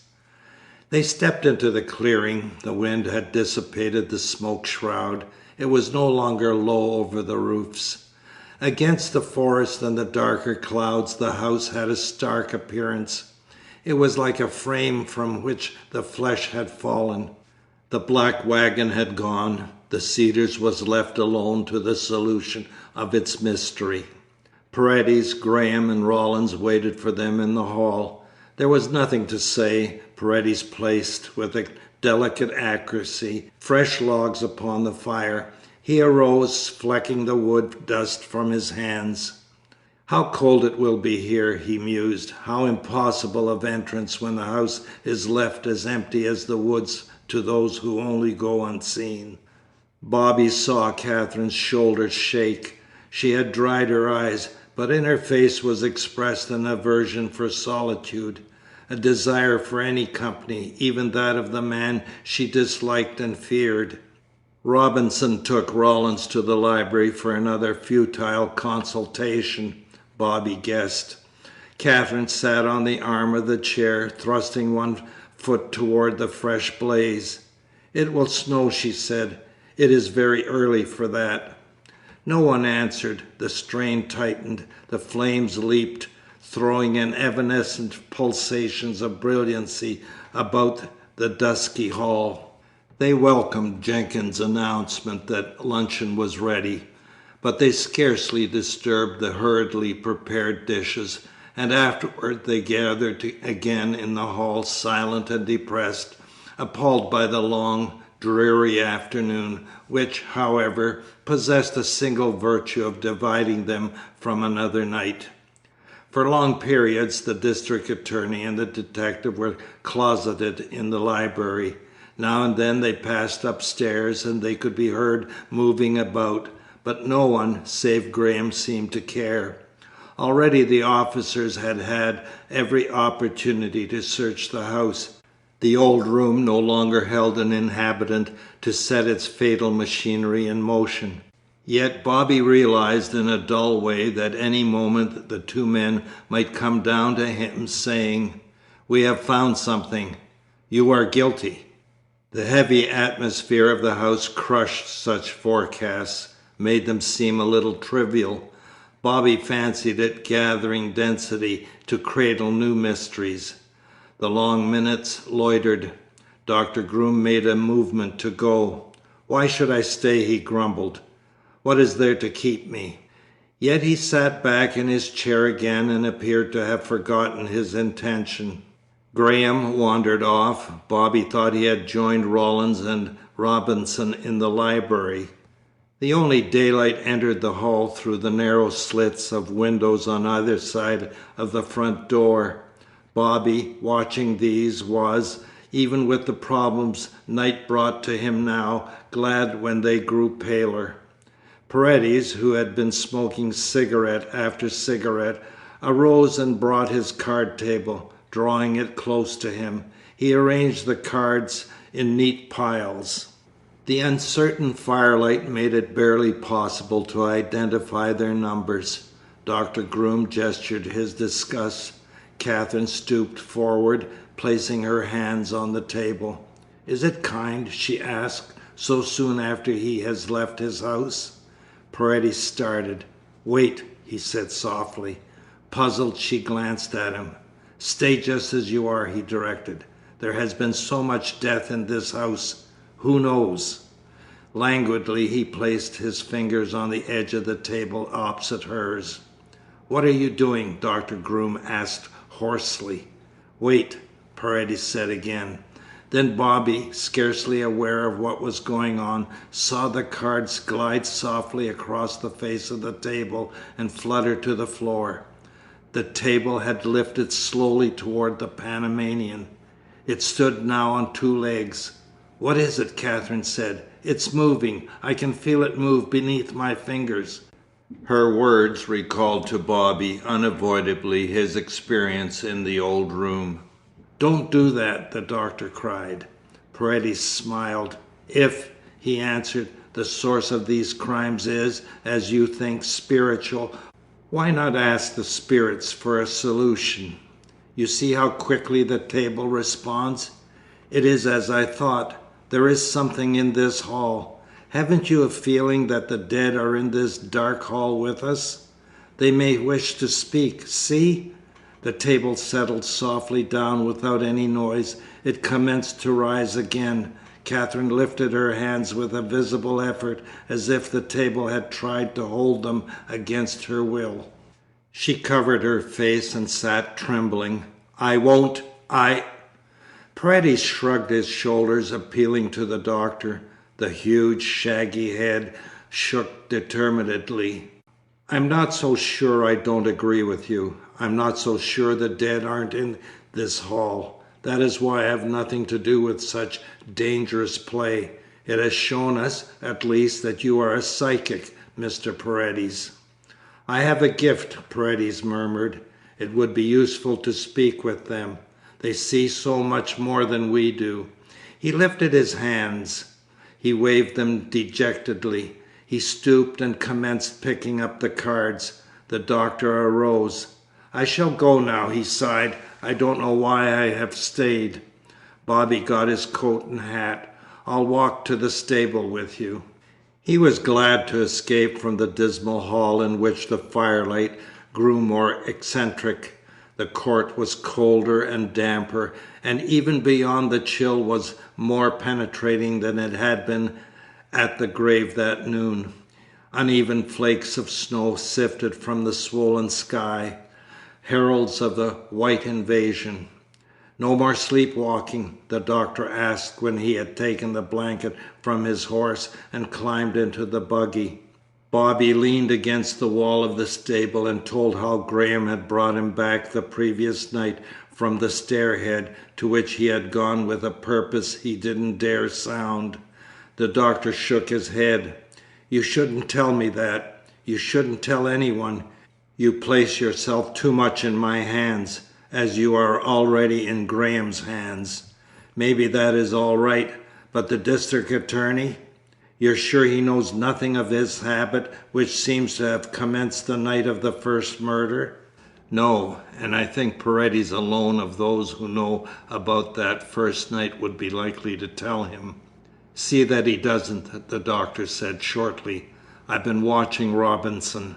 If he doesn't make an arrest pretty soon with something back of it, he'll lose his mind. He mightn't stop to ask, as I do, as Howells did, about the locked doors and the nature of the wounds." "How shall I find the courage to sleep tonight?" Bobby asked. The doctor thought for a moment. "Suppose I come back," he said. "I've only one or two unimportant cases to look after. I ought to return before dinner. I'll take Graham's place for tonight. It's time your reactions were better diagnosed. I'll share your room and you can go to sleep, assured that you'll come to no harm, that harm will come to no one through you. I'll bring some books on the subject. I'll read them while you sleep. Perhaps I can learn the impulse that makes your body active while your mind's a blank." The idea of the influence of Paredes, which Graham had put into words, slipped back to Bobby. He was, nevertheless, strengthened by the doctor's promise. To an extent the dread of the night fell from him like a smothering garment. This old man who had always filled him with discomfort had become a capable support in his difficult hour. He saw him drive away. He studied his watch, computing the time that must elapse before he could return. He wanted him at the Cedars, even though the doctor believed more thoroughly than anyone else in the spiritual survival of old passions and the power of the dead to project a physical evil. He didn't care to go back to the hall. It would do him good to walk, to force as far as he could from his mind the memory of the ordeal at the grave, the grim impending atmosphere of the house. And suppose he should accomplish something useful? Suppose he should succeed where Graham had failed? So he walked toward the stagnant lake. The flakes of snow fell thicker. Already they had gathered in white patches on the floor of the forest. If this weather continued, the woods would cease to be habitable for that dark feminine figure through which they had accounted for the mournful crying after Howell's death, which Graham had tried to identify with the dancer Maria. As he passed the neighborhood of the cemetery, he walked faster.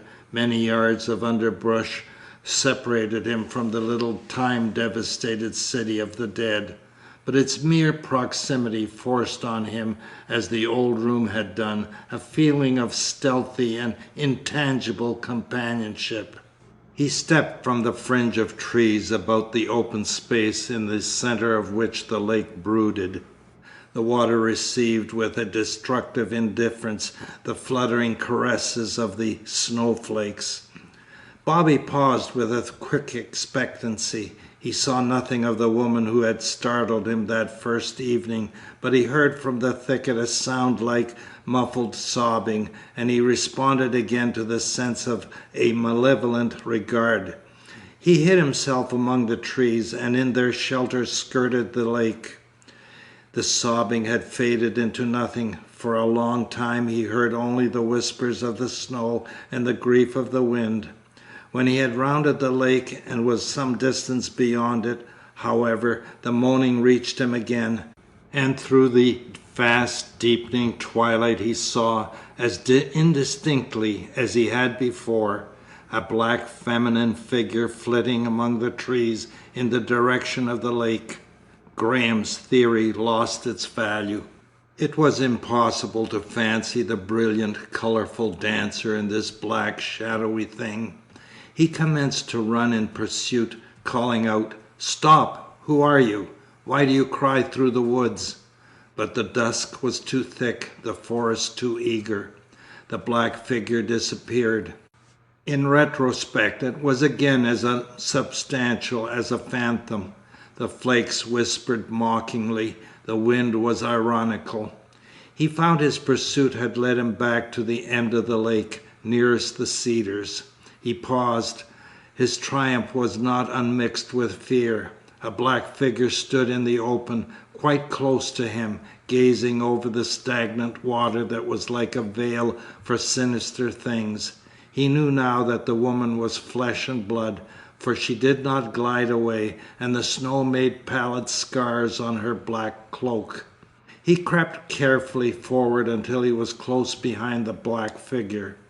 "Now," he said, "you'll tell me who you are and why you cry about the Cedars." The woman swung around with a cry. He stepped back abashed, not knowing what to say, for there was still enough light to disclose to him the troubled face of Katherine, and there were tears in her eyes as if she might recently have expressed an audible grief. "You frightened me, Bobby." Without calculation he spoke his swift thought. "Was it you I saw here before? But surely you didn't cry in the house the other night, and afterwards when we followed Carlos?" The tranquil beauty of her face was disturbed. When she answered, her voice had lost something of its music. "What do you mean?" "It was you who cried just now. It was you I saw running through the woods." "What do you mean?" she asked again. "I have not run. I am not your woman in black, if that's what you think. I happened to pick up this cloak. You've seen it often enough before, and I haven't cried." She brushed the tears angrily from her eyes. "At least I haven't cried so any one could hear me. I wanted to walk. I hoped I would find you. I thought you had come this way, so I came too. Why, Bobby, you're suspecting me of something." But the problem of the fugitive figure receded before the more intimate one of his heart. There was a thrill in her desire to find him in the solitude of the forest. Only the faintest grey survived in the sky above the trees. The shadows were thick about them. The whispering snow urged him to use this moment for his happiness. It wasn't the thought of Graham that held him back. Last night, under an equal temptation, he might have spoken. Tonight a new element silenced him and bound his eager hands. His awakening at the head of the stairs raised an obstacle to self-revelation around which there seemed to exist no path. "I'm sorry, let us go back," he said. She looked at him inquiringly. "What is it, Bobby? You are more afraid today than you have ever been before. Has something happened I know nothing of?" He shook his head. He couldn't increase her own troubles by telling her of that. The woods seemed to receive an ashy illumination from the passage of the snowflakes. Katherine walked a little faster. "Don't be discouraged, Bobby," she begged him. "Everything will come out straight. You must keep telling yourself that. You must fight until you believe it." The nearness of her dust-clothed, slender figure filled him with a new courage, obscured to an extent his real situation. He burst out impulsively.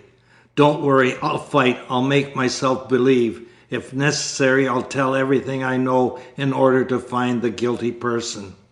She placed her hand on his arm. Her voice fell to a whisper. "Don't fight that way. Uncle Silas is dead. Howells has been taken away. The police will find nothing. By and by they will leave. It will all be forgotten. Why should you keep it active and dangerous by trying to find who is guilty?" "Katherine," he cried, surprised. "Why do you say that?" Her hand left his arm. She walked on without answering. Paredes came back to him. Paredes serenely calling attention to the fact that Katherine had alarmed the household and had led it to the discovery of the Cedars' successive mysteries. He shrank from asking her any more. They left the thicket.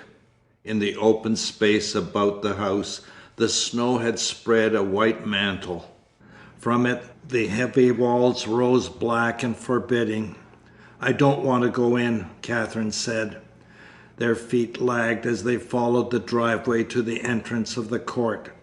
The curtains of the room of death, they saw, had been raised. A dim, unhealthy light slipped from the small paned windows across the court, staining the snow. Robinson and Rawlins were probably searching again. Suddenly Katherine stopped. She pointed. "What's that?" she asked sharply. Bobby followed the direction of her glance.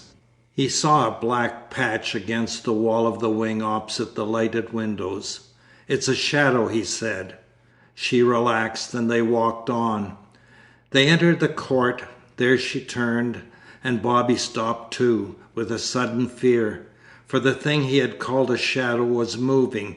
He stared at it with a hypnotic belief that the Cedars was at last disclosing its supernatural secret.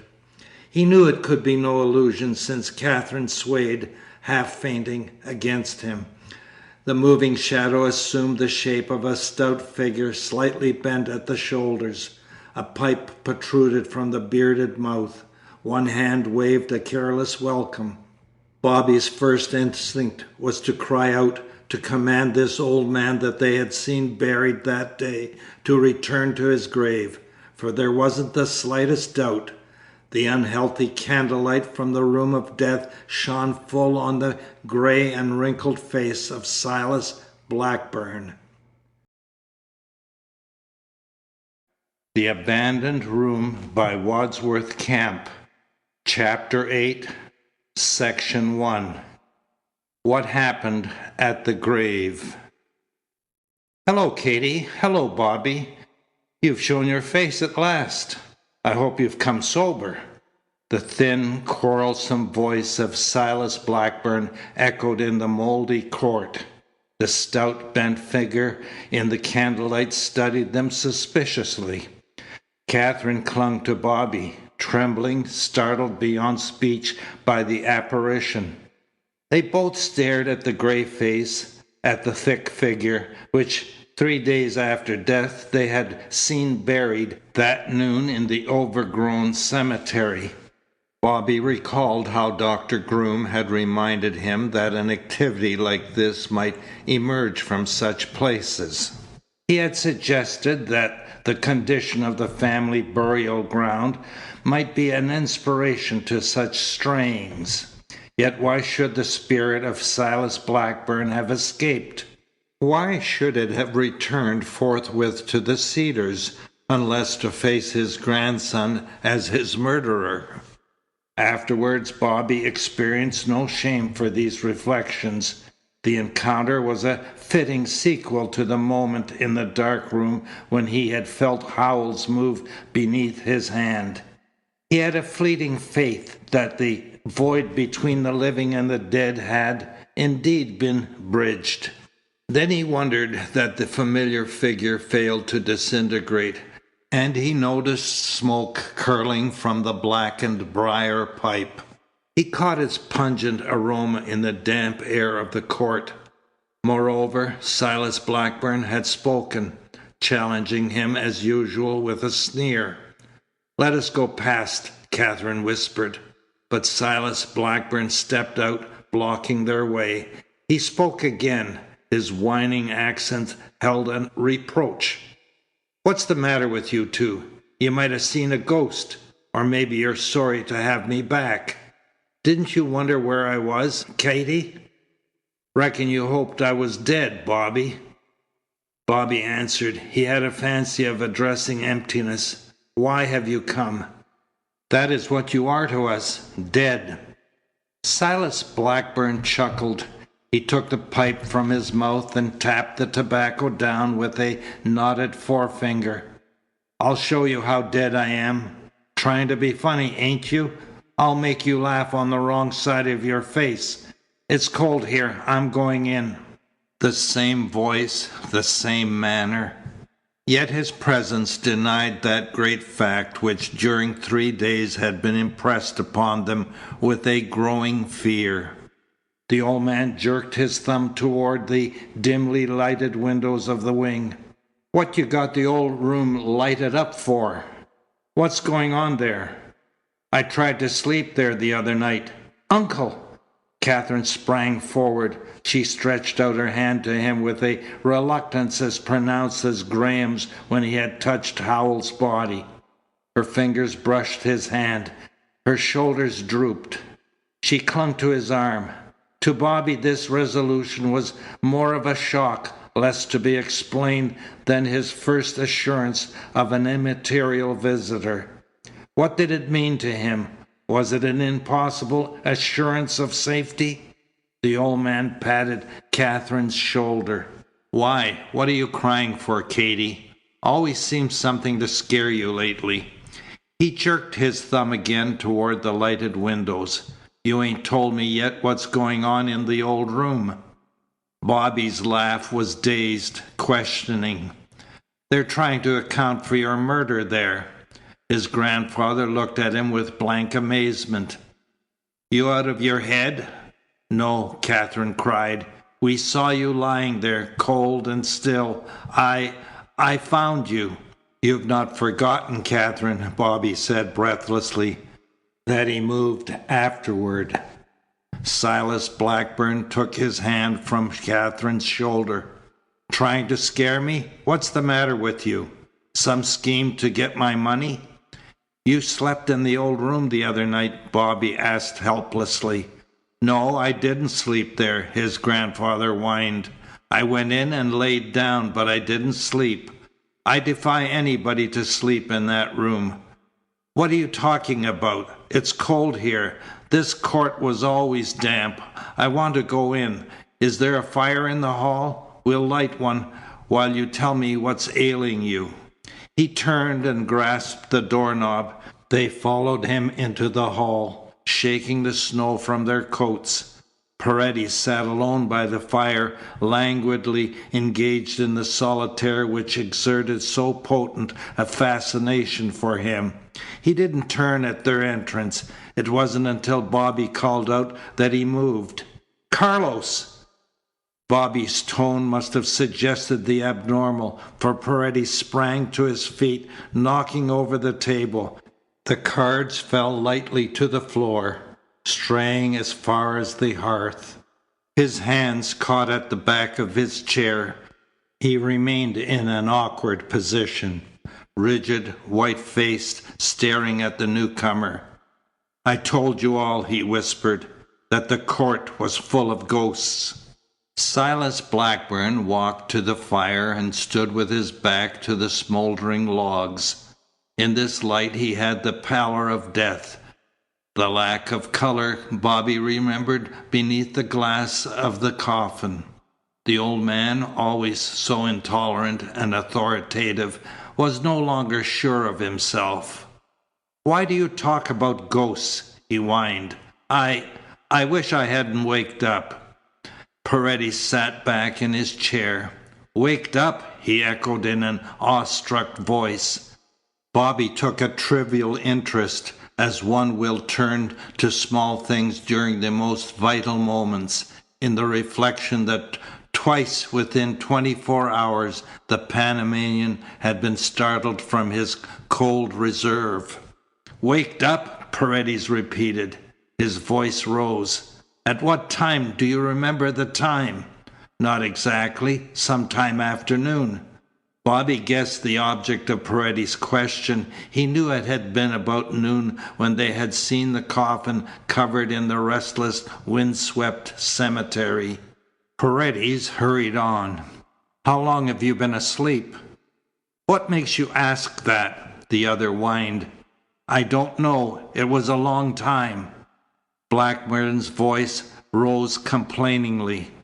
"How did you guess that? I never slept so. I dozed nearly 3 days, but I'm tired now. Tired as if I hadn't slept at all." Paredes made a gesture of surrender. Bobby struggled against the purpose of the man's questions, against the suggestion of his grandfather's unexpected answers.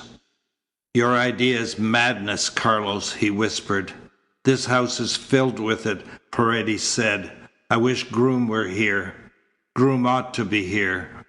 "He's coming back," Bobby told him. "He shouldn't be long now. He said before dinner time." Paredes stirred. "I wish he would hurry." The Panamanian said nothing more, as if he realized the futility of pressing the matter before Doctor Groom should return. Necessary questions surged in Bobby's brain. The two that Paredes had put, however, disturbed his logic. Katherine, who hadn't spoken since entering, kept her eyes fixed on her uncle. Her lips were slightly parted. She had the appearance of one afraid to break a silence covering impossible doubts. Bobby called on his reason. His grandfather stood before him in flesh. With the old man, in spite of Paredes' ghastly hint, probably lay the solution of the entire mystery and his own safety. He was about to speak when he heard footsteps in the upper hall. His grandfather glanced inquiringly through the stairwell, asking, "Who's that up there?" The sharp tone confessed that fear of the Cedars was active in the warped brain. "The district attorney," Bobby answered. "A detective, probably Hartley Graham." "What are they doing here?" He indicated Paredes. "What's this fellow doing here? I never liked him." Katherine answered. "They've all come because I thought I saw you dead, lying in the old room." "We all saw," Bobby cried angrily, and Paredes nodded. Blackburn shrank away from them. The three men descended the stairs. Halfway down they stopped. "Who is that?" Robinson cried. Graham's face whitened. He braced himself against the banister. "Next time, Mr. District Attorney," Paredes said, "you'll believe me when I say the court is full of ghosts. He walked in from the court. I tell you, they found him in the court." Silas Blackburn's voice rose, shrill and angry. "What's the matter with you all? Why do you talk of ghosts and my being dead? Haven't I a right to come into my own house? You all act as if you were afraid of me." Paredes' questions had clearly added to the uncertainty of his manner. Katherine spoke softly. "We are afraid." The others came down. Robinson walked close to Silas Blackburn and for some time gazed at the gray face. "Yes," he said, "you are Silas Blackburn." You came to my office in Smithtown the other day and asked for a detective because you were afraid of something out here." "There's no question," Graham cried. "Of course it is Mr. Blackburn. Yet it couldn't be. What are you all talking about? Why are the police in my house? Why do you act like fools and say I was dead?" They gathered in a group at some distance from him. They unconsciously ignored this central figure, as if he were, in fact, a ghost. Bobby and Catherine told how they had found the old man, a black shadow against the wall of the wing. Paredes repeated the questions he had asked and their strange answers. Afterwards, Robinson turned to Silas Blackburn, who waited, trembling. "Then you did go to the old room to sleep. You lay down on the bed, but you say you didn't stay. You must tell us why not, and how you got out, and where you've been during this prolonged sleep. I want everything that happened from the moment you entered the old bedroom until you wakened." "That's simple," Silas Blackburn mouthed. "I went there along about 10 o'clock. Wasn't it, Katie?" "Nearly half past," she said, "and you frightened me." "You must tell us why he went, why he was afraid to sleep in his own room," Graham began. Robinson held up his hand. "One question at a time, Mr. Graham. The important thing now is to learn what happened in the room. You're not forgetting Howells, are you?" Silas Blackburn glanced at the floor. He moved his feet restlessly. He fumbled in his pocket for some loose tobacco. With shaking fingers, he refilled his pipe. "Except for Bobby and Catherine," he quavered, "you don't know what that room means to Blackburns, and they only know by hearsay, because I've seen it was kept closed. Don't see how I'm going to tell you." "You needn't hesitate," Robinson encouraged him. "We've all experienced something of the peculiarities of the Cedars. Your return alone is enough to keep us from laughter." "All right," the old man stumbled on. "I was raised on stories of that room. Even before my father shot himself there. Later on I saw Catherine's father die in the big bed, and after that I never cared to go near the place unless I had to. The other night, when I made up my mind to sleep there, I tried to tell myself all this talk was tommyrot. I tried to make myself believe I could sleep as comfortably in that bed as anywhere. So I went in and locked the door and raised the window and lay down." "You're sure you locked the door?" Robinson asked. "Yes, I remember turning the key in both doors because I didn't want anything bothering me from the outside." They all looked at each other, unable to forecast anything of Blackburn's experience. For both doors had been locked when the body had been found. Granted life, how would it have been possible for Silas Blackburn to have left the room to commence his period of drowsiness? An explanation of that should also unveil the criminal's route in and out. The tensity of the little group increased, but no one interposed the obvious questions. Robinson was right.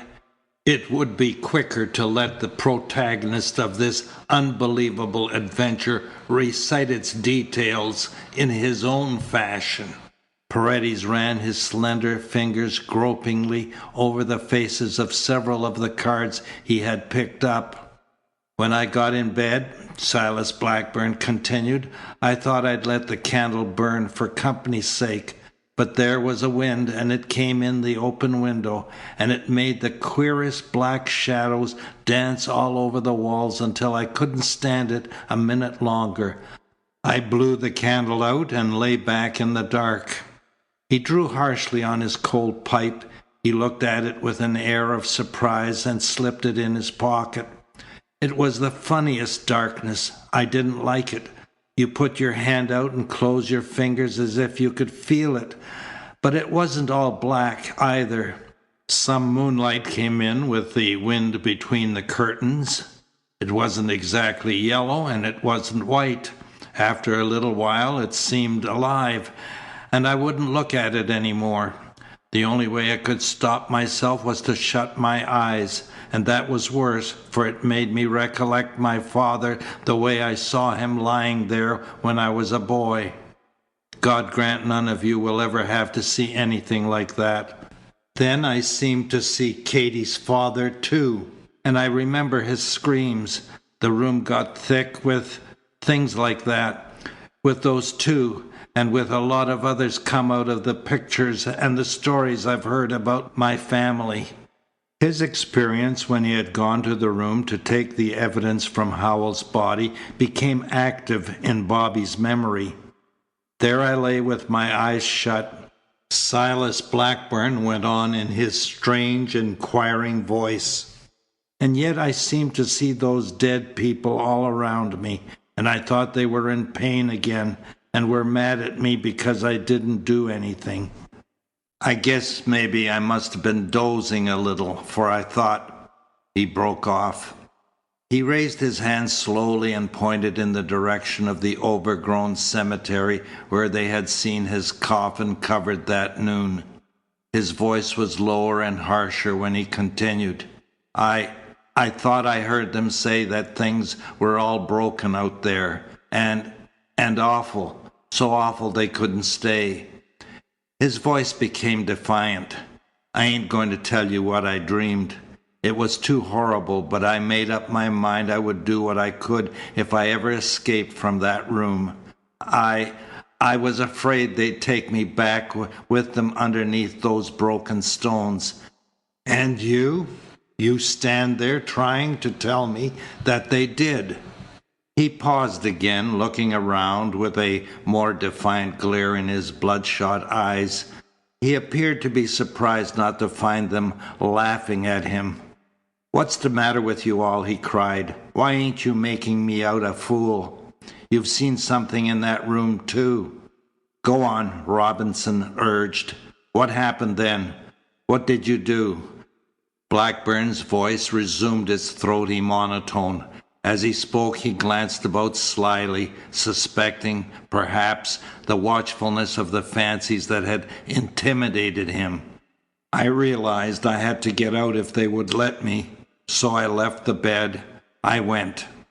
He ceased, intimating that he had told everything. "I know," Robinson said, "but tell us how you got out of the room, for when the murder was discovered, both doors were locked on the inside, and you know how impossible the windows are." "I tell you," Katherine said hysterically, "it was his body in the bed." Bobby knew her assurance was justified, but he motioned her to silence. "Let him answer," Robinson said. Silas Blackburn ran his knotted fingers through his hair. He shook his head doubtfully. "That's what I don't understand myself. That's what's been worrying me while these young ones have been talking as if I was dead and buried. I recollect telling myself I must go. I seem to remember leaving the bed all right, but I don't seem to remember walking on the floor or going through the door." "You're sure the doors were locked?" "No doubt about that," Rollins said. "Seems to me," Blackburn went on, "that I was in the private staircase. But did I walk downstairs? First thing I see clearly is the road through the woods not far from the station." "What did you wear?" Robinson asked. "I had my trousers and jacket on under my dressing gown," the old man answered, "because I knew the bed wasn't made up. That's what I wore except for the dressing gown. I reckon I must have left that in the room. I wouldn't have gone back there for anything. My mind was full of those angry people. I wanted to get as far away from the Cedars as possible. I knew the last train from New York would be along about 3 o'clock, so I thought I'd go on into Smithtown and in the morning see this detective I've been talking to. I went to Robert Waters' house. I've known him for a long time. I guess you know who he is.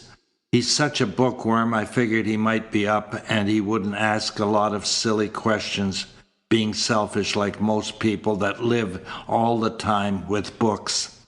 He came to the door and I told him I wanted to spend the night. He offered to shake hands. That's funny, too. I didn't feel like shaking hands with anybody.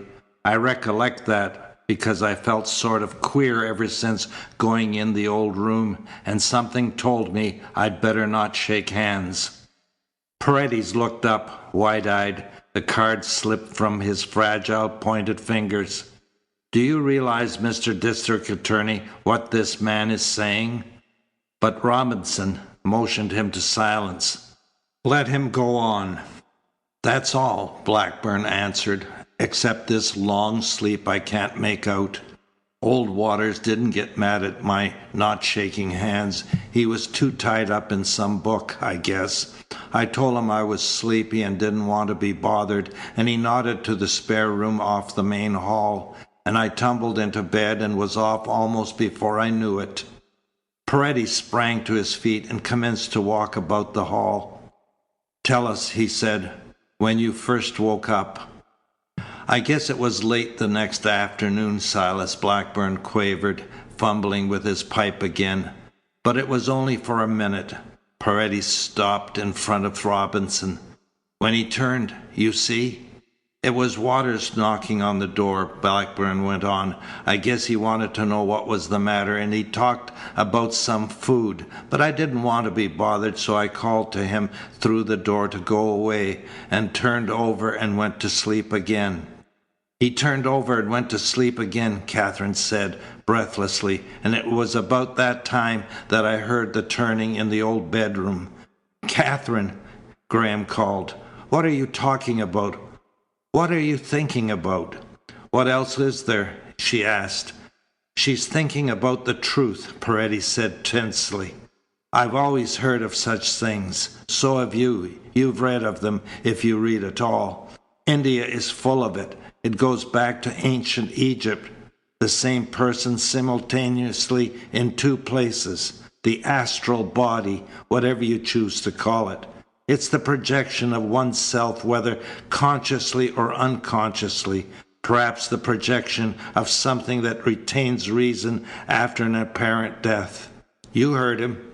He didn't seem to walk. He doesn't remember leaving the room, which was locked on the inside.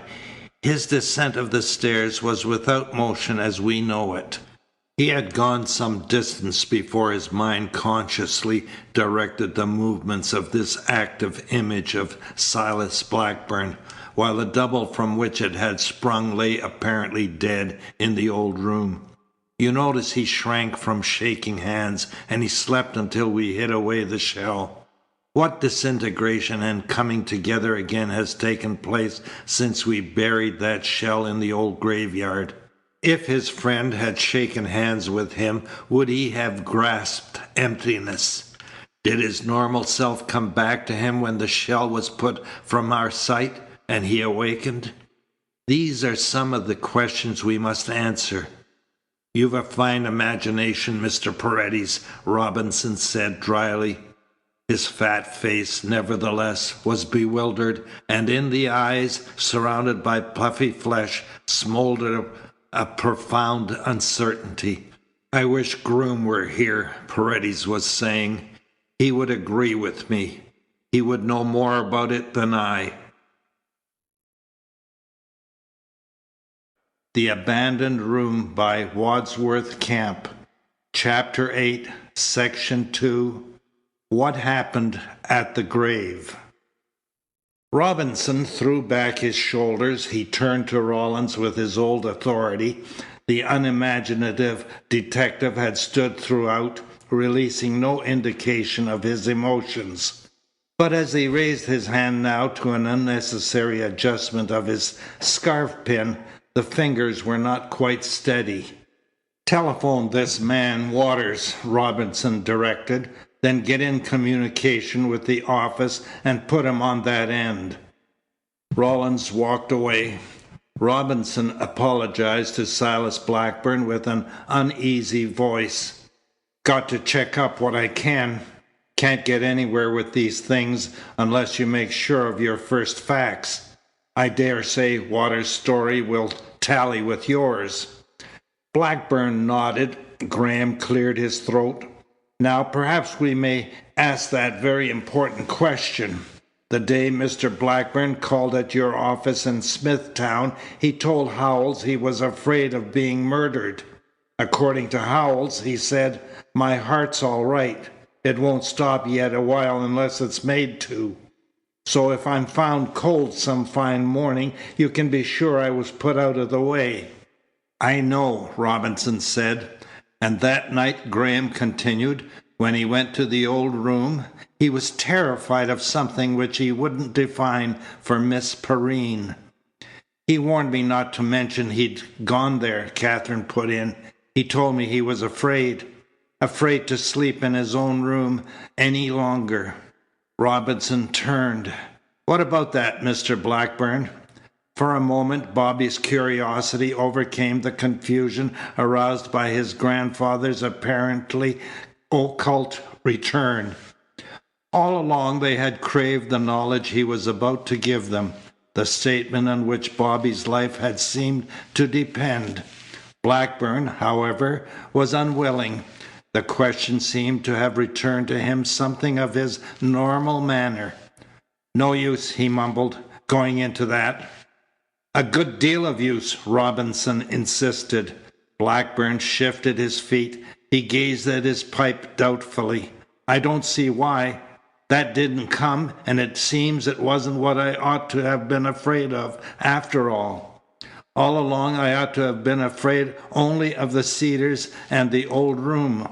I've been accused of being unjust. I don't want to do an injustice now."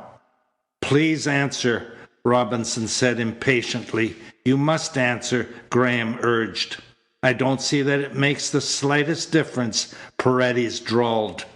"What has it got to do with the case as it stands tonight?" Robinson snapped at him. "You keep out of it. Don't forget there's a lot you haven't answered yet." Silas Blackburn looked straight at Bobby. Slowly he raised his hand, pointing an accusing finger at his grandson. "If you want to know, I was afraid of that young rascal." Katherine started impulsively forward in an effort to stop him. Blackburn waved her away. "You trying to scare me, Katie?" he asked suspiciously. "Evidently," Robinson commented to Graham. "Howells wasn't as dull as we thought him. Go on, Mr. Blackburn. Why were you afraid of your grandson?" "Maybe he can tell you better than I can," the old man answered. "Don't see any use raking up such things anyway. Maybe I'd been pretty harsh with him.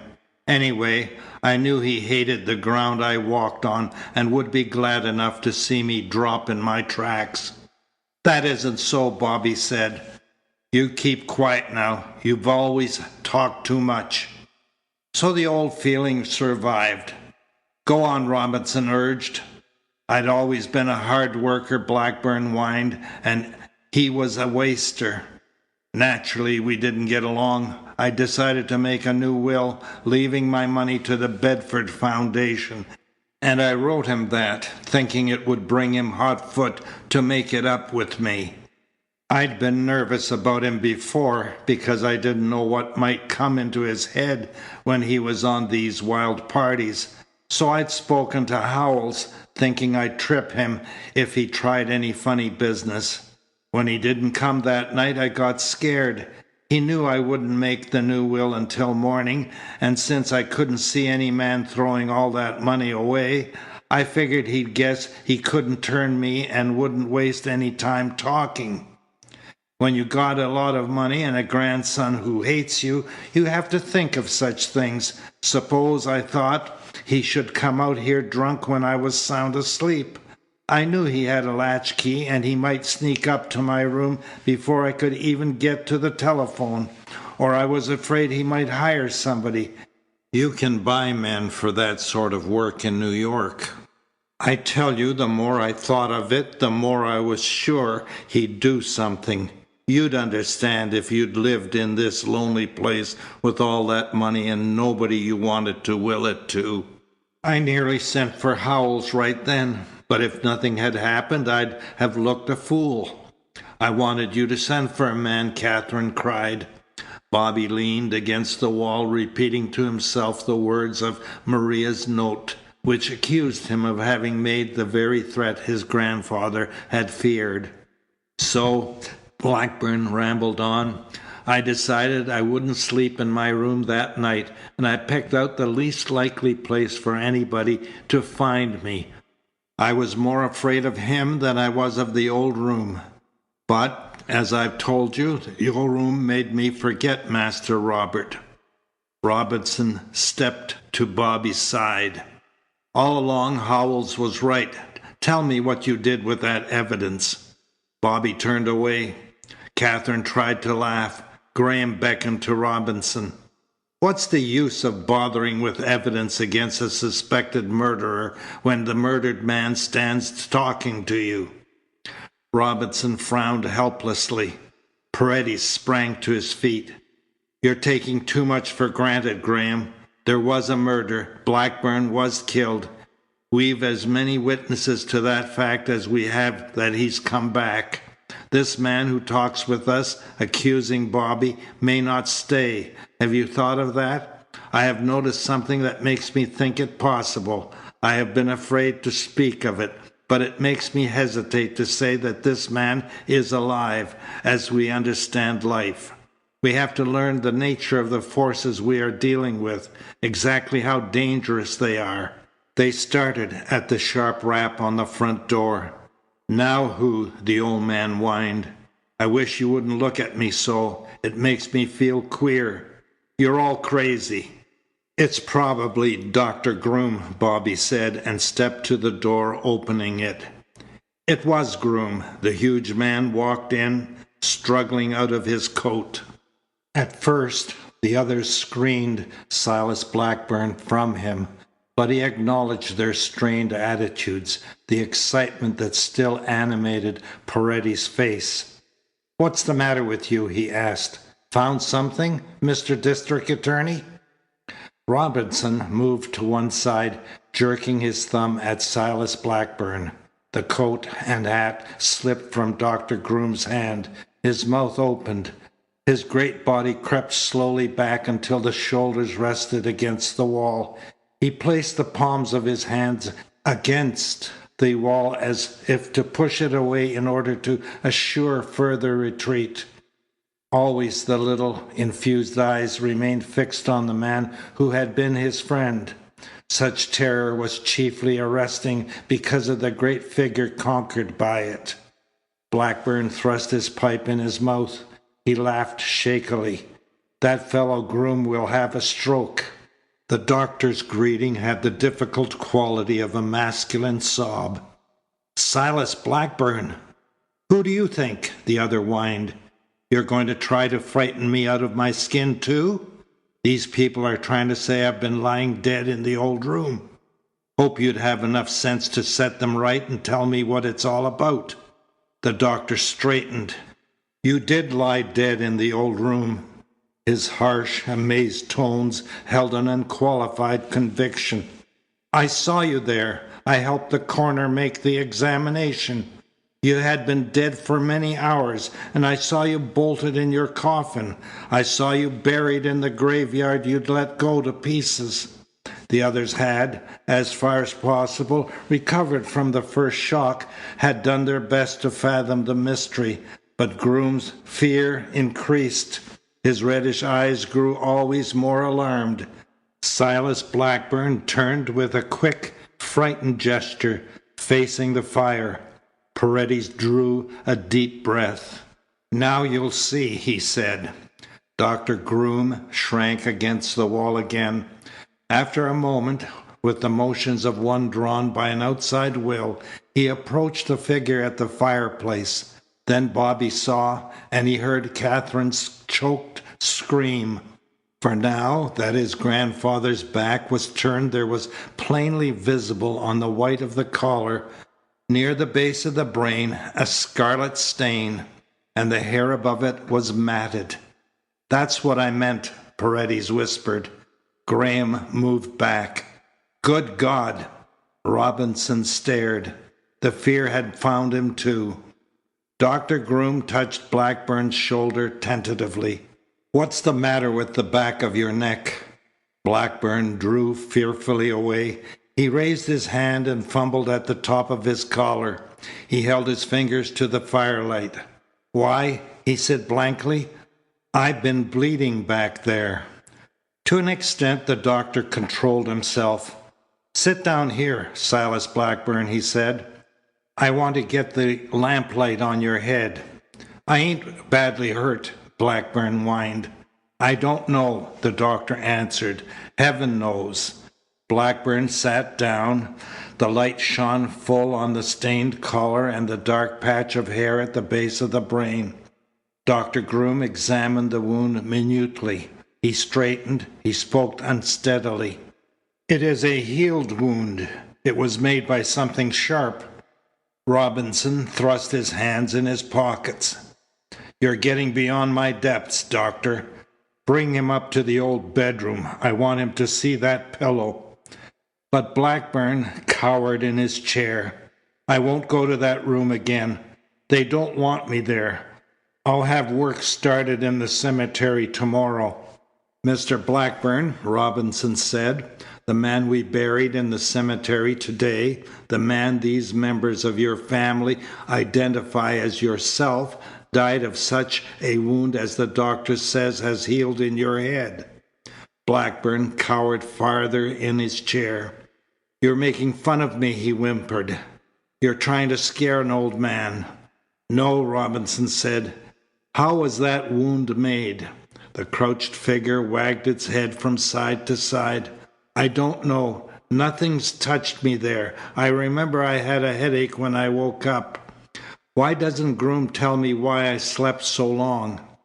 "I only know," Groom rumbled, "that the wound I examined upstairs must have caused instant death."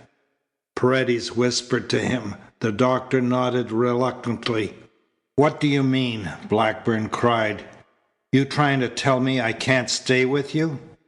He pointed to Paredes. "That's what he said, that I might have to go back.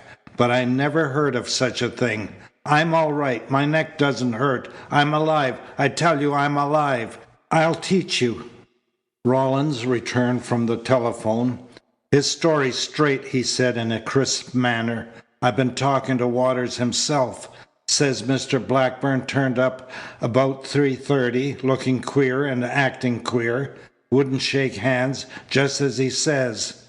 He went to the spare room and slept practically all the time until this afternoon. No food. Waters couldn't rouse him. Mr. Blackburn wouldn't answer at all, or else seemed half asleep. He made up his mind to call in a doctor this afternoon. Then Mr. Blackburn seemed all right again and started home." Robinson gazed at the fire. "What's to be done now, sir?" Rawlins asked. "Find the answer if we can," Robinson said. Paredes spoke as softly as he had done the other night while reciting his sensitive reaction to the Cedars' gloomy atmosphere.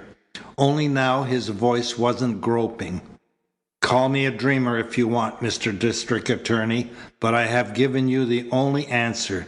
This man's soul has dwelt in two places." Robinson grinned. "I'm going slow on calling anybody names, but I haven't forgotten that there's been another crime in this house. Howells was killed in that room too. I would like to believe he could return as Mr. Blackburn has." Blackburn looked up. "What's that? Who's Howells?" And as Robinson told him of the second crime, he sank back in his chair again, whimpering from time to time. His fear was harder to watch. "Might I suggest," Graham said, "that Howells isn't out of the case yet? It would be worth looking into." "By all means," Robinson agreed. Rawlins coughed apologetically. "I asked him about that at the office. Howells was taken to his home in Boston today. The funeral's to be tomorrow." "Then," Robinson said, "we're confined for the present to this end of the case. The facts I have tell me that two murders have been committed in this house. It is still my first duty to convict the guilty man." Graham indicated the huddled, frightened figure in the chair. "You are going against the evidence of your own eyes." "I shall do what I can," Robinson said sternly. "We buried one of those men this noon. His grandson, his niece, and those who saw him frequently swear it was this living being who has such a wound as the one that caused the death of that man. There is only one thing to do. See who we buried." "The permits," Graham suggested. "I shall telephone the judge," Robinson answered, "and he can send them out, but I shan't wait for hours doing nothing. I am going to the grave at once." "A waste of time," Paredes murmured. "I don't understand," Silas Blackburn whined. "You say the doors were locked. Then how could anybody have got in that room to be murdered? How did I get out?" Robinson turned on Paredes angrily. "I'm not through with you yet. Before I am, I'll get what I want from you." He stormed away to the telephone. No one spoke. The doctor's rumpled head was still bent over the back of Silas Blackburn's chair. The infused eyes didn't waver from the crimson stain and the healed wound, and Blackburn remained huddled among the cushions, his shoulders twitching. Paredes commenced gathering up his cards. Katherine watched him out of expressionless eyes. Graham walked to her side. Rawlins, as always phlegmatic, remained motionless, waiting for his superior. Bobby threw off his recent numbness. He realized the disturbing parallel in the actions of his grandfather and himself. He had come to the Cedars unconsciously, perhaps directed by an evil external influence on the night of the first murder. Now, it appears, the man he was accused of killing had also wandered under an unknown impulse that night. Was the same subtle control responsible in both cases? Was there at the Cedars a force that defied physical laws, moving its inhabitants like puppets for special aims of its own? Yet, he recalled, there was something here friendly to him. After the movement of Howell's body and the disappearance of the evidence, the return of Silas Blackburn stripped Robinson's threat of power and seemed to place the solution beyond the district attorney's trivial reach. The silence and the delay increased their weight upon the little group. Silas Blackburn, huddled in his chair, was grayer, more haggard than he had been at first. He appeared attentive to an expected summons. He seemed fighting the idea of going back. The proximity of Graham to Katherine quieted the turmoil of Bobby's thoughts. If he could only have foreseen this return, he would have listened to the whispered encouragement of the forest. Robinson reappeared. Anxiety had replaced the anger in the round face which, one felt, should always have been no more than good-natured. "Jenkins will have to help," he said. Silas Blackburn arose unsteadily. "I'm coming with you. You're not going to leave me here. I won't stay here alone." "He should come by all means," Paredes said, "in case anything should happen." The old man put his hands to his ears. "You keep quiet. I'm not going back, I tell you." Bobby didn't want to hear any more. He went to the kitchen and called Jenkins. He let the butler go to the hall ahead of him in order that he might not have to witness this new greeting. But Jenkins' cry came back to him, and when he reached the hall he saw that the man's terror had not diminished. They went through the court and around the house to the stable where they found spades and shovels. Their grim purpose holding them silent, they crossed the clearing and entered the pathway that had been freshly blazed that day for the passage of the men in black. The snow was quite deep. It still drifted down. It filled the woods with a wan, unnatural radiance. Without really illuminating the sooty masses of the trees, it made the night white. Silas Blackburn stumbled in the van with Paredes and Robinson. The doctor and Rollins followed. Graham was with Catherine behind them. Bobby walked last, fighting an instinct to linger, to avoid whatever they might find beneath the white blanket of the little, intimate burial ground. Groom turned and spoke to Graham. Catherine waited for Bobby, and the white night closed swiftly about them, whispering until the shuffling of the others became inaudible. Was she glad of this solitude? Had she sought it? Her extraordinary request in that earlier solitude came to him, and he spoke of it while he tried to control his emotions, while he sought to mold the next few minutes reasonably and justly. "Why did you tell me to make no attempt to find the guilty person?" "Because," she answered, "you were too sure it was yourself." "Why, Bobby, did you think I was the woman in black? That has hurt me." "I didn't mean to hurt you," he said, "but there is something I must tell you now that may hurt you a little." And he explained how Graham had awakened him at the head of the stairs. "You're right," he said. "I was sure then it was myself, in spite of Howell's movement. It followed so neatly on the handkerchief and the footmarks. But now he has come back, and it changes everything, so I can tell you." He couldn't be sure whether it was the cold, white loneliness through which they paced, or what he had just said that made her tremble. "Perhaps I shouldn't have told you that." "I am glad," she answered. "You must never close your confidence to me again. Why have you done it these last few months? I want to know." Calculation died. "Then you shall know." Through the white night his hands reached for her, found her, drew her close. The moment was too masterful for him to mold. He became, instead, plastic in its white and stealthy grasp. "I couldn't stay," he said, "and see you give yourself to Hartley." She raised her hands to his shoulders. He barely caught her whisper because of the sly communicativeness of the snow. "I am glad, but why didn't you say so then?" The intoxication faded. The enterprise ahead gave to their joy a fugitive quality. Moreover, with her very surrender came to him a great misgiving. "But you and Hartley, I've watched. It's been forced on me." "Then you have misunderstood," she answered. "You put me too completely out of your life after our quarrel. That was about Hartley. You were too jealous, but it was my fault."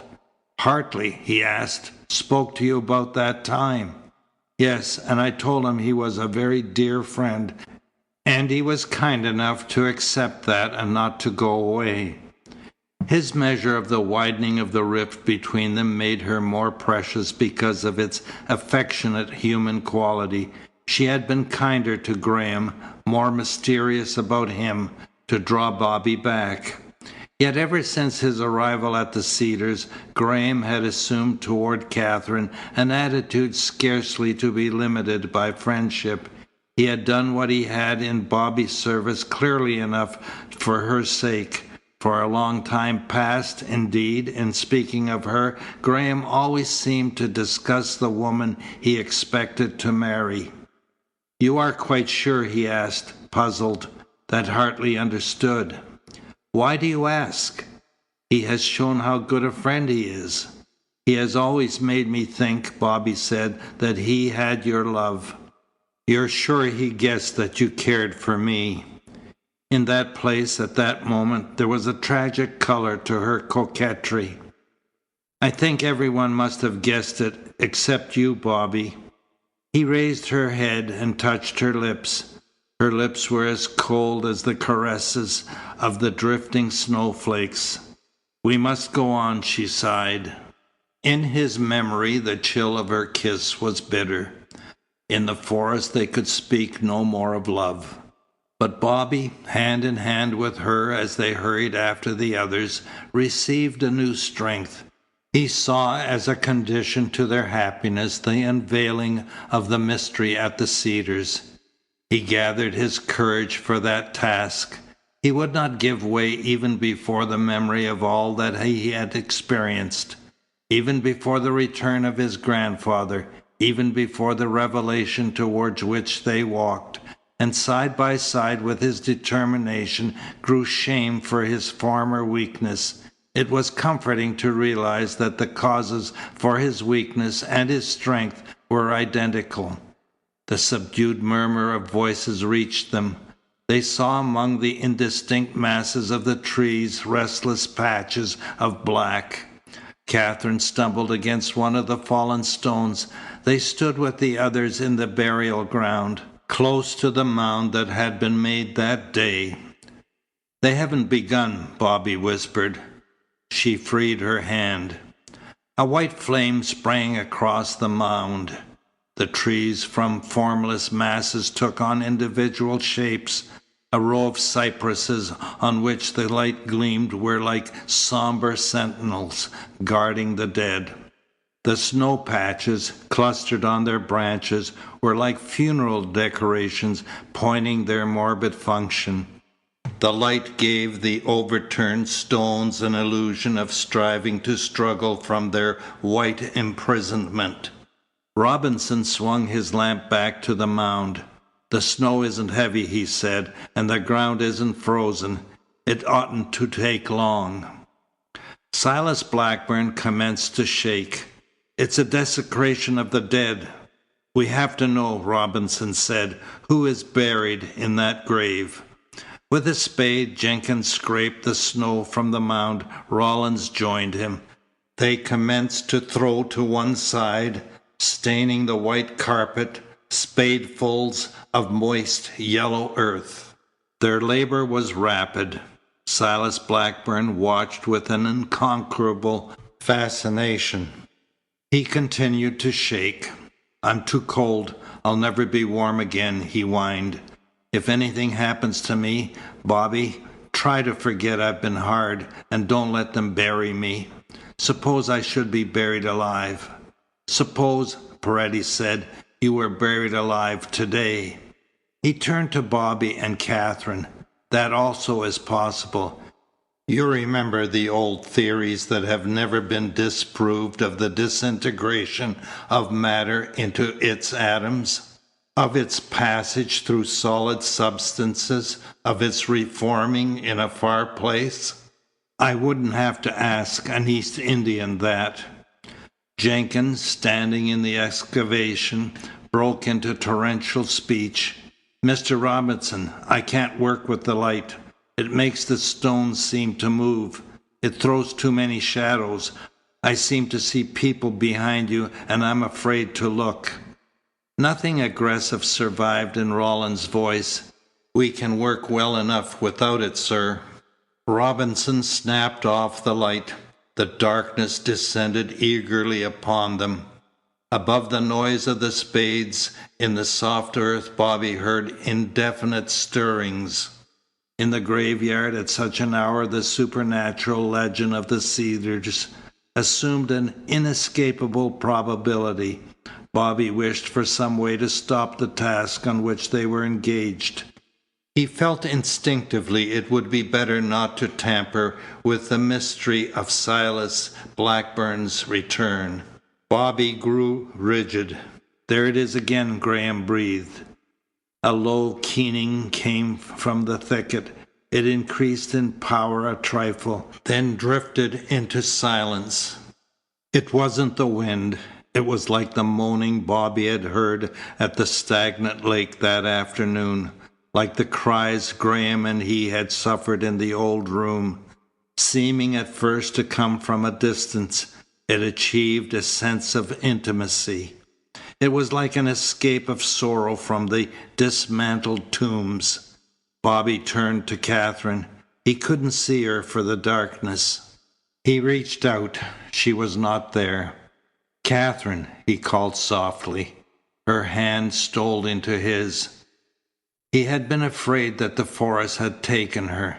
Under the reassurance of her hand clasp, He tried to make himself believe there was actually a woman nearby, if not Maria, someone who had a definite purpose there.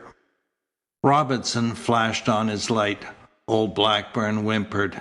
The Cedars is at its tricks again, and there's nothing we can do.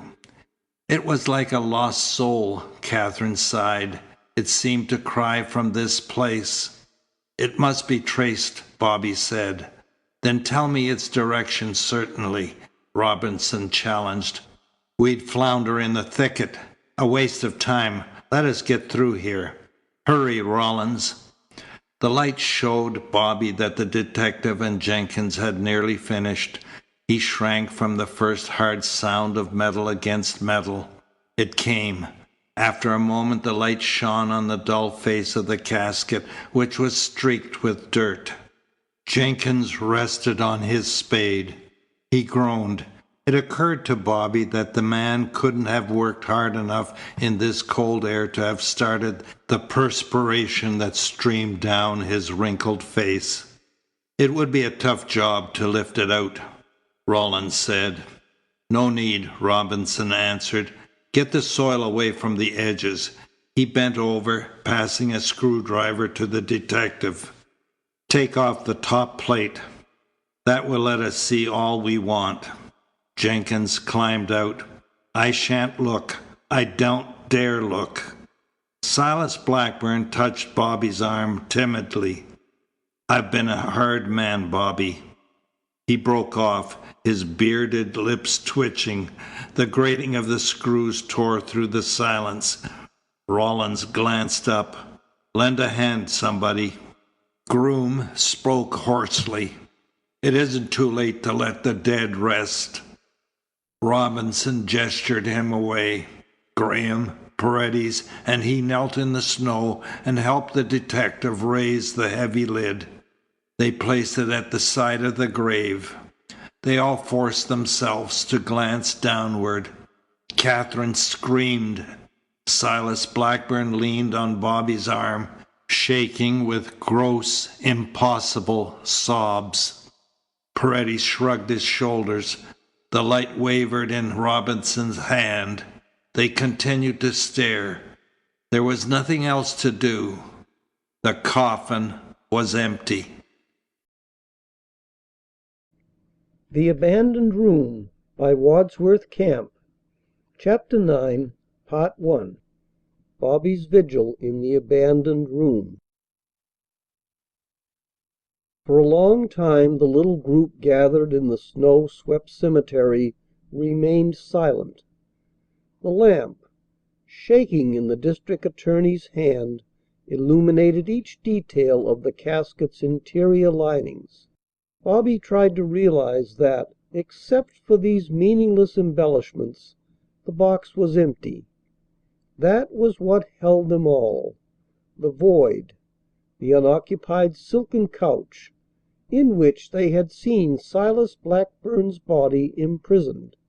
Yet the screws which the detective had removed, and the mass of earth packed down and covered with snow, must have made escape a dreadful impossibility, even if the spark of life had reanimated its occupant. And that occupant stood there, trembling and haggard, sobbing from time to time in an utter abandonment to the terror of what he saw. To Bobby in that moment the supernatural legend of the Cedars seemed more triumphantly fulfilled than it would have been through the immaterial return of his grandfather. For Silas Blackburn was a reincarnation more difficult to accept than any ghost. Had Paredes, who all along had offered them a spectacle of veiled activity and thought, grasped the truth? At first glance, indeed, his gossip of Oriental theories concerning the disintegration of matter, its passage through solid substances, its reassembly in far places, seemed thoroughly justified. Yet, granted that, who in the semblance of Silas Blackburn had they buried to vanish completely? Who in the semblance of Silas Blackburn had drowsed without food for 3 days in the house at Smithtown. The old man stretched his shaking hands to Bobby and Katherine. "Don't let them bury me again. They never buried me. I've not been dead. I tell you I've not been dead." He mouthed horribly. "I'm alive. Can't you see I'm alive?" He broke down and covered his face. Jenkins sank on the heap of earth. "I saw you, Mr. Silas, in that box, and I saw you on the bed. Miss Katherine and I found you. We had to break the door. You looked so peaceful we thought you were asleep, but when we touched you, you were cold." "No, no, no!" Blackburn grimaced. "I wasn't cold. I couldn't have been." "There's no question," Bobby said hoarsely. "No question," Robinson repeated. Katherine shrank from her uncle as he had shrunk from her in the library the night of the murder. "What do you make of it?" the district attorney asked Rawlins. The detective, who had remained crouched at the side of the grave, arose, brushing the dirt from his hands, shaking his head. "What is one to make of it, sir?" Paredes spoke softly to Graham. "The Cedars wants to be left alone to the dead. We would all be better away from it." "You won't go yet awhile," Robinson said gruffly. "Don't forget you're still under bond." The detail no longer seemed of importance to Bobby. The mystery centering in the empty grave was apparently inexplicable. He experienced a great pity for his grandfather, and recalling that strengthening moment with Katherine, he made up his mind that there was only one course for him. It might be dangerous in itself, yet on the other hand he couldn't go to Katherine while his share in the mystery of the Cedars remained so darkly shadowed. He had no right to withhold anything, and he wouldn't ask Graham's advice. He had stepped all at once into the mastery of his own destiny. He would tell Robinson, therefore, everything he knew, from the party with Maria and Paredes in New York, through his unconscious wanderings around the house on the night of the first murder, to the moment when Graham had stopped his somnambulistic excursion down the stairs. Robinson turned his light away from the grave. "There's nothing more to do here. Let us go back." The little party straggled through the snow to the house. The hall fire smouldered as pleasantly as it had done before they had set forth, yet an interminable period seemed to have elapsed. Silas Blackburn went close to the fire. He sank in a chair, trembling. "I'm so cold," he whined. "I've never been so cold. What is the matter with me? For God's sake, tell me what is the matter, Katherine. If nothing happens, we'll close the Cedars. We'll go to the city where there are lots of lights." "If you'd only listened to Bobby and me and gone long ago," she said. Robinson stared at the fire. "I'm about beaten," he muttered wearily. Rawlins, with an air of stealth, walked upstairs. Graham, after a moment's hesitation, followed him. Bobby wondered why they went. He caught Robinson's eye. He indicated he would like to speak to him in the library. As he left the hall he saw Paredes, who had not removed his hat or coat, start for the front door. "Where are you going?" he heard Robinson demand. Paredes' reply came glibly. "Only to walk up and down in the court. The house oppresses me more than ever to-night. I feel with Mr. Blackburn that it is no place to stay." And while he talked with Robinson in the library, Bobby caught at times the crunching of Paredes' feet in the court. "Why does that court draw him?" Robinson asked. "Why does he keep repeating that it is full of ghosts? He can't be trying to scare us with that now." But Bobby didn't answer. "I've come to tell you the truth," he burst out. "Everything I know. You may lock me up.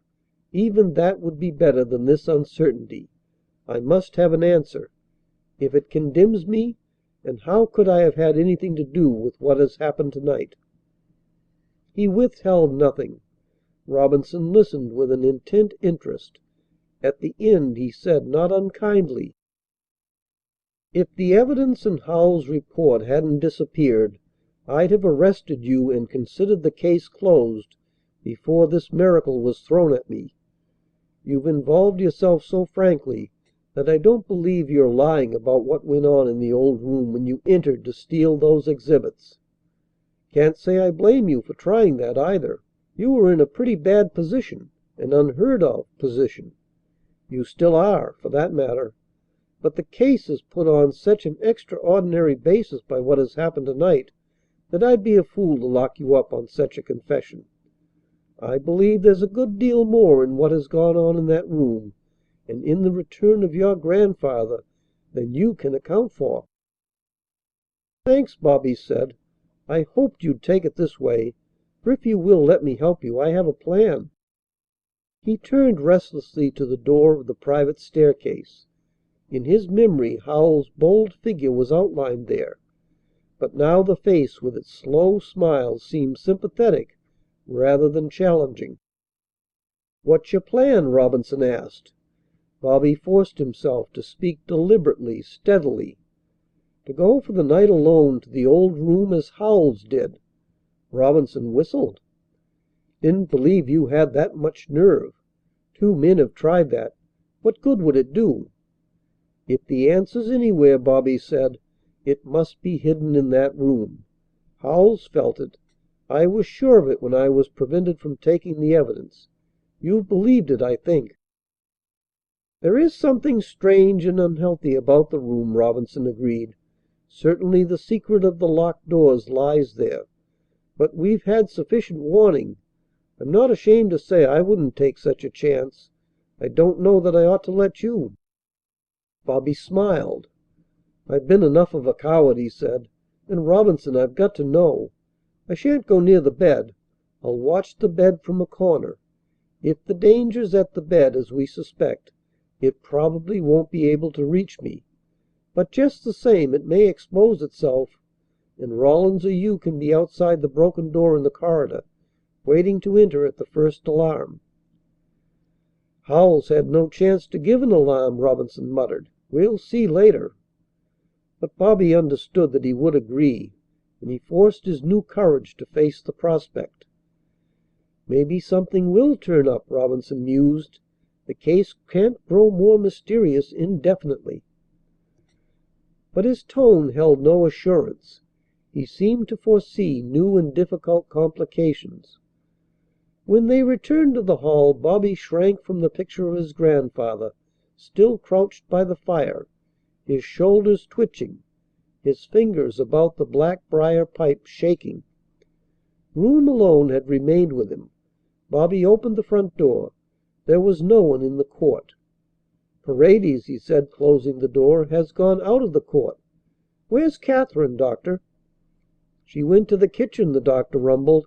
"I'm sure I don't know what for this time of night." After a little Graham and Rawlins came down the stairs. Graham's face was scarred by fresh trouble. Rawlins drew the district attorney to one side. "What have you two been doing up there?" Bobby asked Graham. "Rawlins is hard-headed," Graham answered in a low, worried tone. He wouldn't meet Bobby's eyes. He seemed to seek an escape. "Where's Katherine?" he asked. "Dr. Groom says she went to the back part of the house. Why won't you tell me what you were doing?" "Only keeping Rawlins from trying to make more mischief," Graham answered. He wouldn't explain. "Aren't there enough riddles in this house?" Dr. Groom asked with frank disapproval. Rawlins and Robinson joined them, sparing Graham a further defense. The district attorney had an air of fresh resolution. He was about to speak when the front door opened quietly. Framing the blackness of the court, they started forward, seeing no one. Silas Blackburn made a slow, shrinking movement, crying out, "They've opened the door! Don't let them in! Don't let them come near me again!" Although they knew Paredes had been in the court, the spell of the Cedars was so heavy upon them that for a moment they didn't know what to expect. They hesitated with a little of the abnormal apprehension Silas Blackburn exposed. Then Rawlins sprang forward and Bobby called, "Carlos!" Paredes stepped from one side. He lingered against the black background of the doorway. It was plain enough something was wrong with him. In the first place, although he had opened the door, he had been unwilling to enter. "Shut the door!" Silas Blackburn moaned. Paredes, with a quick gesture of surrender, stepped in and obeyed. His face was white. He had lost his immaculate appearance. His clothing showed stains of snow and mold. He held his left hand behind his back. "What's the matter with you?" Robinson demanded. The Panamanian's laugh lacked its usual indifference. "When I said the Cedars was full of ghosts, I should have heeded my own warning. I might better have stayed comfortably locked up in Smithtown." Silas Blackburn spoke in a hoarse whisper. "What did you see out there? Are they coming?" "I saw very little," Paredes answered. "It was too dark." "You saw something," Dr. Groom rumbled. Paredes nodded. He looked at the floor. A woman in black." "By the lake?" Bobby cried. "Not as far as the lake. It was near the empty grave." Silas Blackburn commenced to shake again. The doctor's little eyes were wider. "It was a woman? A flesh and blood woman?" Robinson asked. "If it was a ghost," Paredes answered, "it had the power of attack. But that, as you recall, is by no means unusual here. That's why I've come in rather against my will. It seems strange, but I too have been struck by a sharp and slender object, and I thought perhaps the doctor had better look at the result."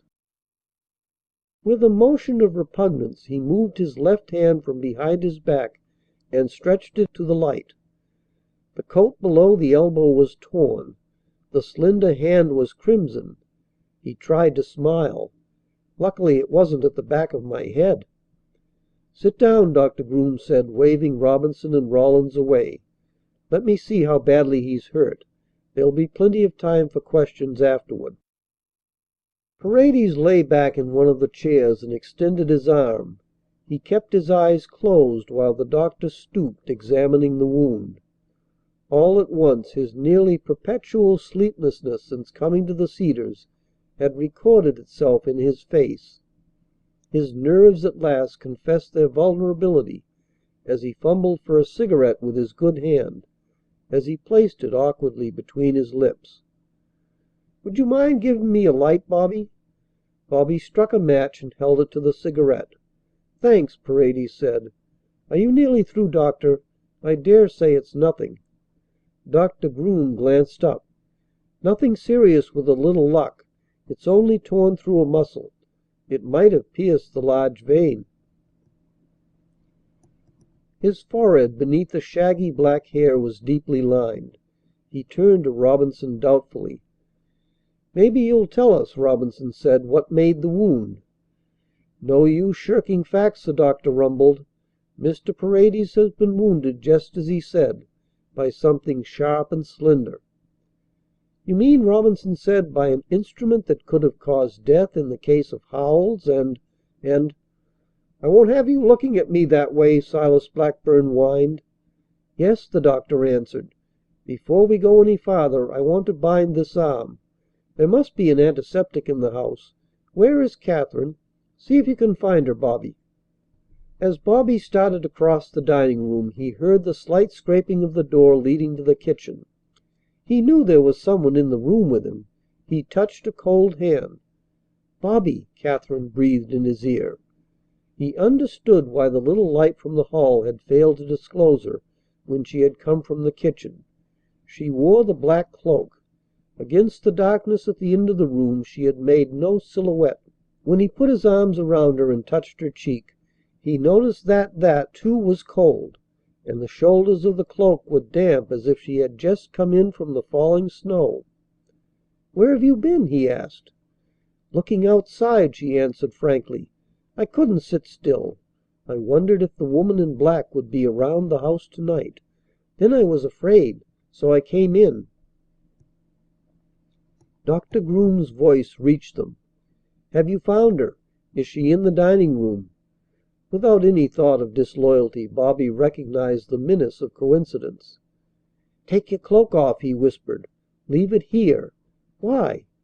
While he drew the cloak from her shoulders he raised his voice. "Carlos has been hurt. The doctor asked me to find you." His simple strategy was destroyed by the appearance of Rawlins. The detective came directly to them. Nor was the coincidence lost on him, and it was his business to advertise rather than to conceal it. Without ceremony he took the cloak from Bobby. He draped it over his arm. "The doctor," he said to Katherine, "wants a basin of warm water, some old linen, carbolic acid if you have it." She nodded and went back to the kitchen while Bobby returned with the detective to the hall. Paredes's eyes remained closed. "Where did you get the cloak, Rawlins?" Robinson asked. "The young lady," Rawlins answered with soft satisfaction, "just wore it in. At least it's still wet from the snow." Paredes opened his eyes. He looked for a moment at the black cloak. He closed his eyes again. "You could recognize the woman who attacked you," Rawlins said. Paredes shook his head. "You've forgotten how dark it is. Please don't ask me even to swear that it was a woman." "You're trying to say it wasn't flesh and blood?" Blackburn quavered.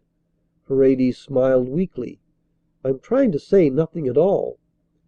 "Tell us each detail of the attack," Robinson said.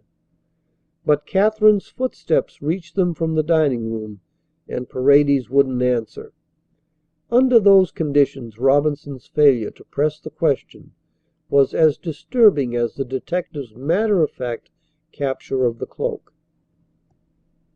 Paredes glanced at Katherine once. There was no softness in her attitude as she knelt beside his chair. Neither, Bobby felt, was there the slightest unease. With a facile grace she helped the doctor bathe and bandage the slight wound. "A silk handkerchief for a sling," the doctor suggested. "I won't have a sling," Paredes said.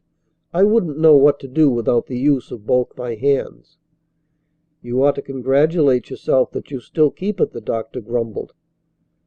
Bobby took the pan and the bottles from Katherine and rang for Jenkins. It was clear that Robinson had hoped the girl would go out with them herself, and so give Paredes an opportunity to speak. This new development made him wonder about Graham's theories as to Paredes. If it was Maria who had struck the man, there had either been a quarrel among thieves or else no criminal connection had ever existed between the two. Paredes, however, aping the gestures of an invalid, was less to Bobby's taste than his satanic appearance when he had come from the private staircase. Rawlins still held the cloak. After Jenkins had removed the doctor's paraphernalia, every one seemed to wait. It was Silas Blackburn who finally released the strain. "Katie, where have you been with that cloak? What's he doing with it?" Without answering, she took the cloak from Rawlins and gave the detective and the district attorney the opportunity they craved. She walked up the stairs, turning at the landing. Her farewell seemed pointed at the Panamanian, who looked languidly up at her. "If I'm wanted, I shall be in my room." "Who would want you, Katherine?" Graham blurted out. But it was clear he had caught the coincidence too, and the trouble he had confessed a little earlier was radically increased. "That remains to be seen," Robinson sneered as soon as she had gone. "Now, Mr. Paredes." "I've really told you everything," he said. "I walked toward the graveyard. At a point very close to it I felt the presence of this creature in black. I spoke. I took my courage in my hands. I reached out. I touched nothing." He raised his injured hand. "I got this for my pains." "What made you go to the graveyard?" Robinson asked suspiciously. There was no mockery in the Panamanian's answer. I've told you the court for me has always been full of ghosts." He pointed to Silas Blackburn. "It frightened me that this man should come back through the court from his grave, with all the evidence pointing to an astral magic. I wanted to retrace his journey. I thought at the grave, if I were alone, something might expose itself that had naturally remained hidden in the presence of so many materialistic human beings." A smile spread over Rawlins's cold, unimaginative features. "That sounds well, Mr. Paredes, and there is a lot about this case that looks like ghosts. But leave us a few flesh and blood clues. This woman in black is one of them, although she's been slippery as an eel. It looks to me as if you went to the grave to meet her alone, exactly as you went to the deserted house to talk quietly with her night before last. Maybe she mistook you for one of us snooping in the dark and let you have it." "If that is so," Paredes said easily, "the nature of my wound would suggest that she is guilty of the crimes in the old room. Why not go out and arrest her then? She might explain everything except the return to life of Mr. Blackburn. I'm afraid that's rather beyond you in any case, but at least find her." Robinson joined in Rawlins's laugh. "Why go outside for that?" Paredes started. "You never mean—" "You bet we do," Rawlins said.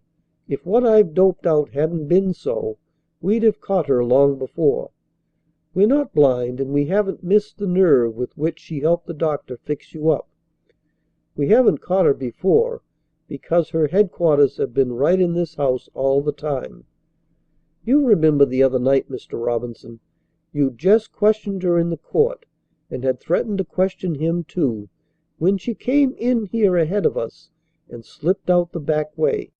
She must have told him to follow because they had to talk undisturbed by us.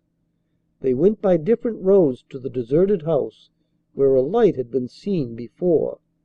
We happened to hit his trail first and followed it. I'll guarantee you didn't see her when you first came in."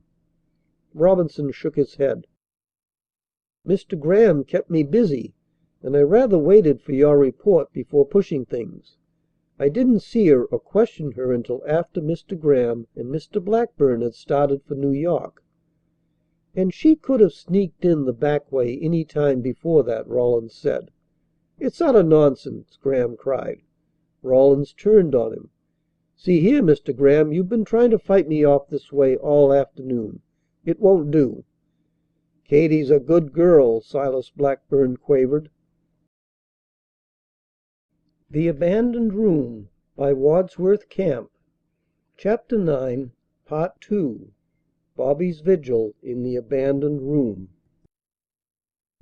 With a growing discomfort Bobby realized that when the woman had cried near the graveyard he had reached out for Katherine and had failed to find her. Moreover, the night Graham and he had heard the crying in the old room she had stood alone in the corridor. It was easily conceivable that the turn of events after Robinson's arrival should have made it necessary for conspirators to consult, free from any danger of disturbance. But Katherine, he told himself, was assuredly the victim of coincidence. He couldn't picture her entangled in any of Paredes's purposes. Her dislike of the man was complete and open.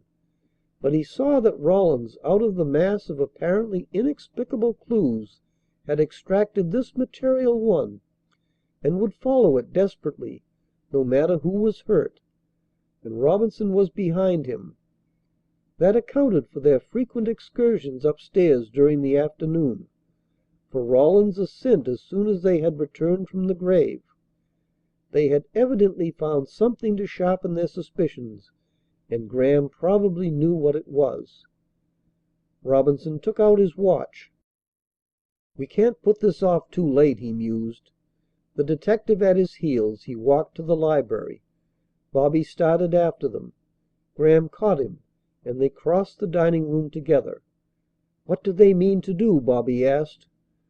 "I've been afraid of it since this afternoon," Graham answered. "I haven't cared to talk about it. I had hoped to hold them off. They intend to search Katherine's room. I think they believe she has something important hidden there. I've been wondering if they've got track of Howell's report, which we told Jenkins to hide." "Why," Bobby asked, "should that involve Katherine?" "Howells may have written something damaging to her.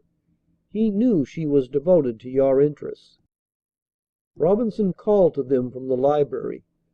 "Won't you please come in, Mr. Blackburn?" Bobby and Graham continued to the library. They found Rawlins gazing through the door of the private staircase. "We could go up this way," he was saying, "and across the old room so that she needn't suspect." "What is he talking about?" Bobby asked Robinson angrily.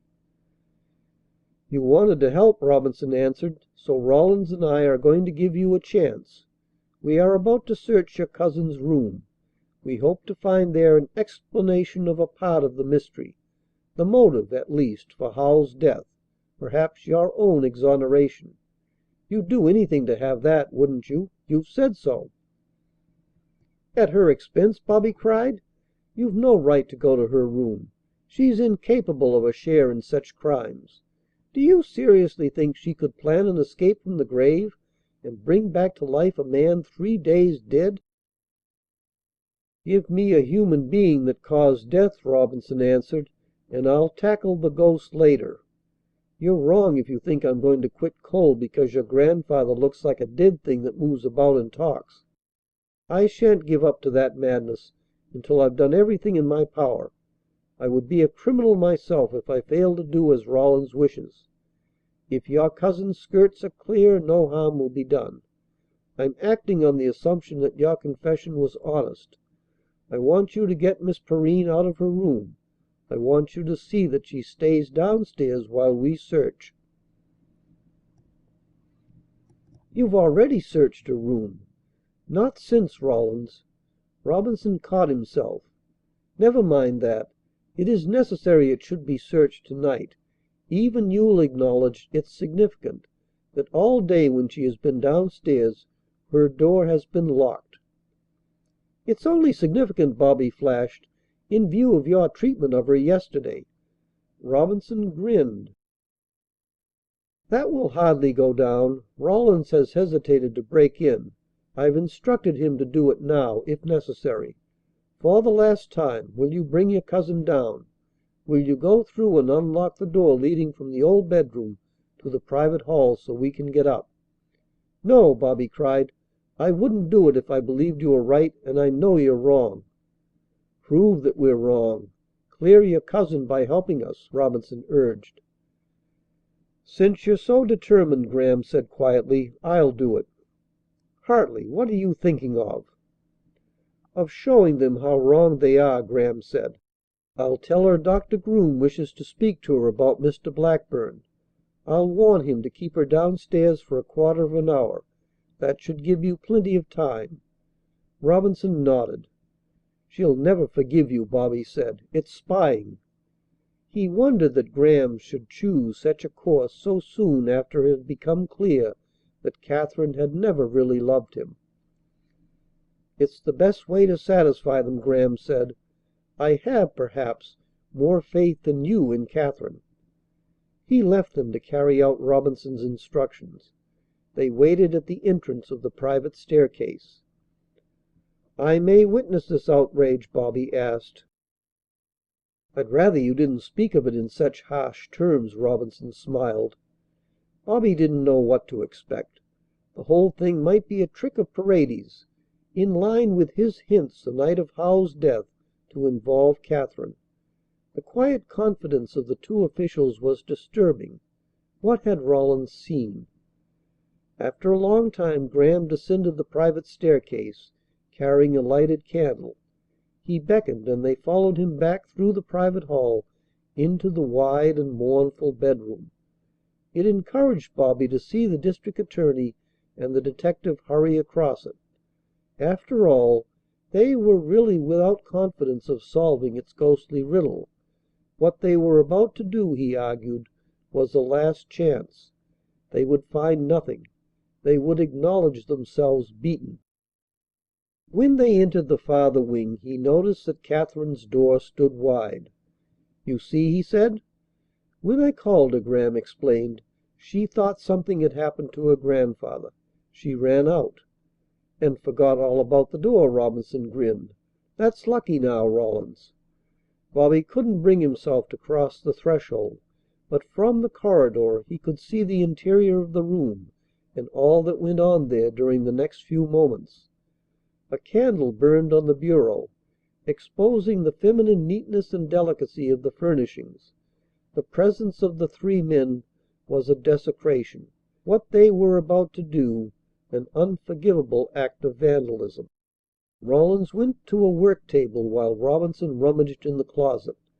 Graham, meantime, bent against the footboard of the bed, watching with anxious eyes. Bobby's anger was increased by this picture. He resisted an impulse to run to the stairs and call Katherine up. That would simply increase Robinson's suspicions. There was nothing she could do, nothing he could do. Rawlins had clearly been unsuccessful at the work table. He glided to the bureau. One after the other he opened the drawers, fumbling within, lifting the contents out, replacing them with a rough haste, while Bobby's futile rage increased. Suddenly he saw Graham's attitude alter. Rawlins's back stiffened. He pulled the bottom drawer altogether from the bureau and thrust it to one side. He gazed in the opening. "Come here, Mr. Robinson," he said softly. Robinson left the closet and stooped beside the detective. He exclaimed. Graham went closer, looking over their backs. "You'd better see, Bobby," he said without turning. "Yes," Robinson said. "Let me show you how wrong you were, Mr. Blackburn. Let me ask if you knew you were wrong." Bobby entered with a quicker pulse. He, too, stooped and looked in the opening. Abruptly everything altered for him. He wondered that his physical surroundings should remain the same, that the eager faces beside him should retain their familiar lines. Against the backboard of the bureau, where it would fit neatly when the drawer was in place, lay a plaster cast of a footmark. Near by was a rumpled handkerchief that Bobby recognized as his own, and the envelope containing Howell's report which they had told Jenkins to hide. "Well?" Robinson grinned. "I swear I didn't know they were there," Bobby answered. "You'll never make me believe that Katherine knows it." "I've guessed," Rawlins said, "that the stuff was hidden here ever since this afternoon, when I saw a small bundle sneaked in." "Who brought it?" Bobby took him up. Robinson's grin expanded. "Leave us one or two surprises to spring in court." "Then," Bobby said, "my cousin wasn't in the room when this evidence was brought here." "I'll admit that," Rawlins answered, "but she wasn't far away, and she got here before I could investigate, and she's kept the door locked ever since until just now." He lifted the exhibits out. The shape of the cast, the monogram on the handkerchief cried out their testimony.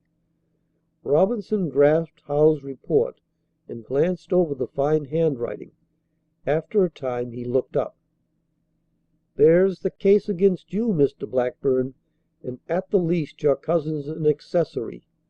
But why the devil did you come to me and make a clean breast of it?" "Because," Bobby cried, "I didn't know anything about these things being here. Can't you see that?" "That's the trouble," Robinson answered uncertainly. "I think I do see it." "Besides," Graham said, "you're still without the instrument that caused death." "I expect to land it in this room," Rawlins answered grimly. He replaced the drawer and continued to fumble among the clothing it contained. All at once he called out and raised his hand. On the forefinger a tiny red stain showed. "How did you do that?" Robinson asked. "Something pricked me," the detective answered. "Maybe it was only a pin, but it might have been." Excitedly he resumed his search. He took the clothing from the drawer and threw it to one side. Nothing remained in the drawer. "I guess it must have been a pin," Robinson said, disappointed. But Rawlins took up each article of clothing and examined it minutely. His face brightened. "Here's something stiff, by gad! I believe I've got it." Concealed in a woolen sack, with the slender shaft thrust through and through the folds, was a peculiarly long, stout, and sharp hatpin. Rawlins drew it out. He held it up triumphantly. "Now maybe we're not getting somewheres. That's the boy that did the trick in both cases, and it's what scratched Mr. Paredes. Maybe you noticed how quickly she came upstairs to hide this when she got in." "Good work, Rawlins," Robinson said. He glanced at Bobby and Graham. "Have either of you seen this deadly thing before?"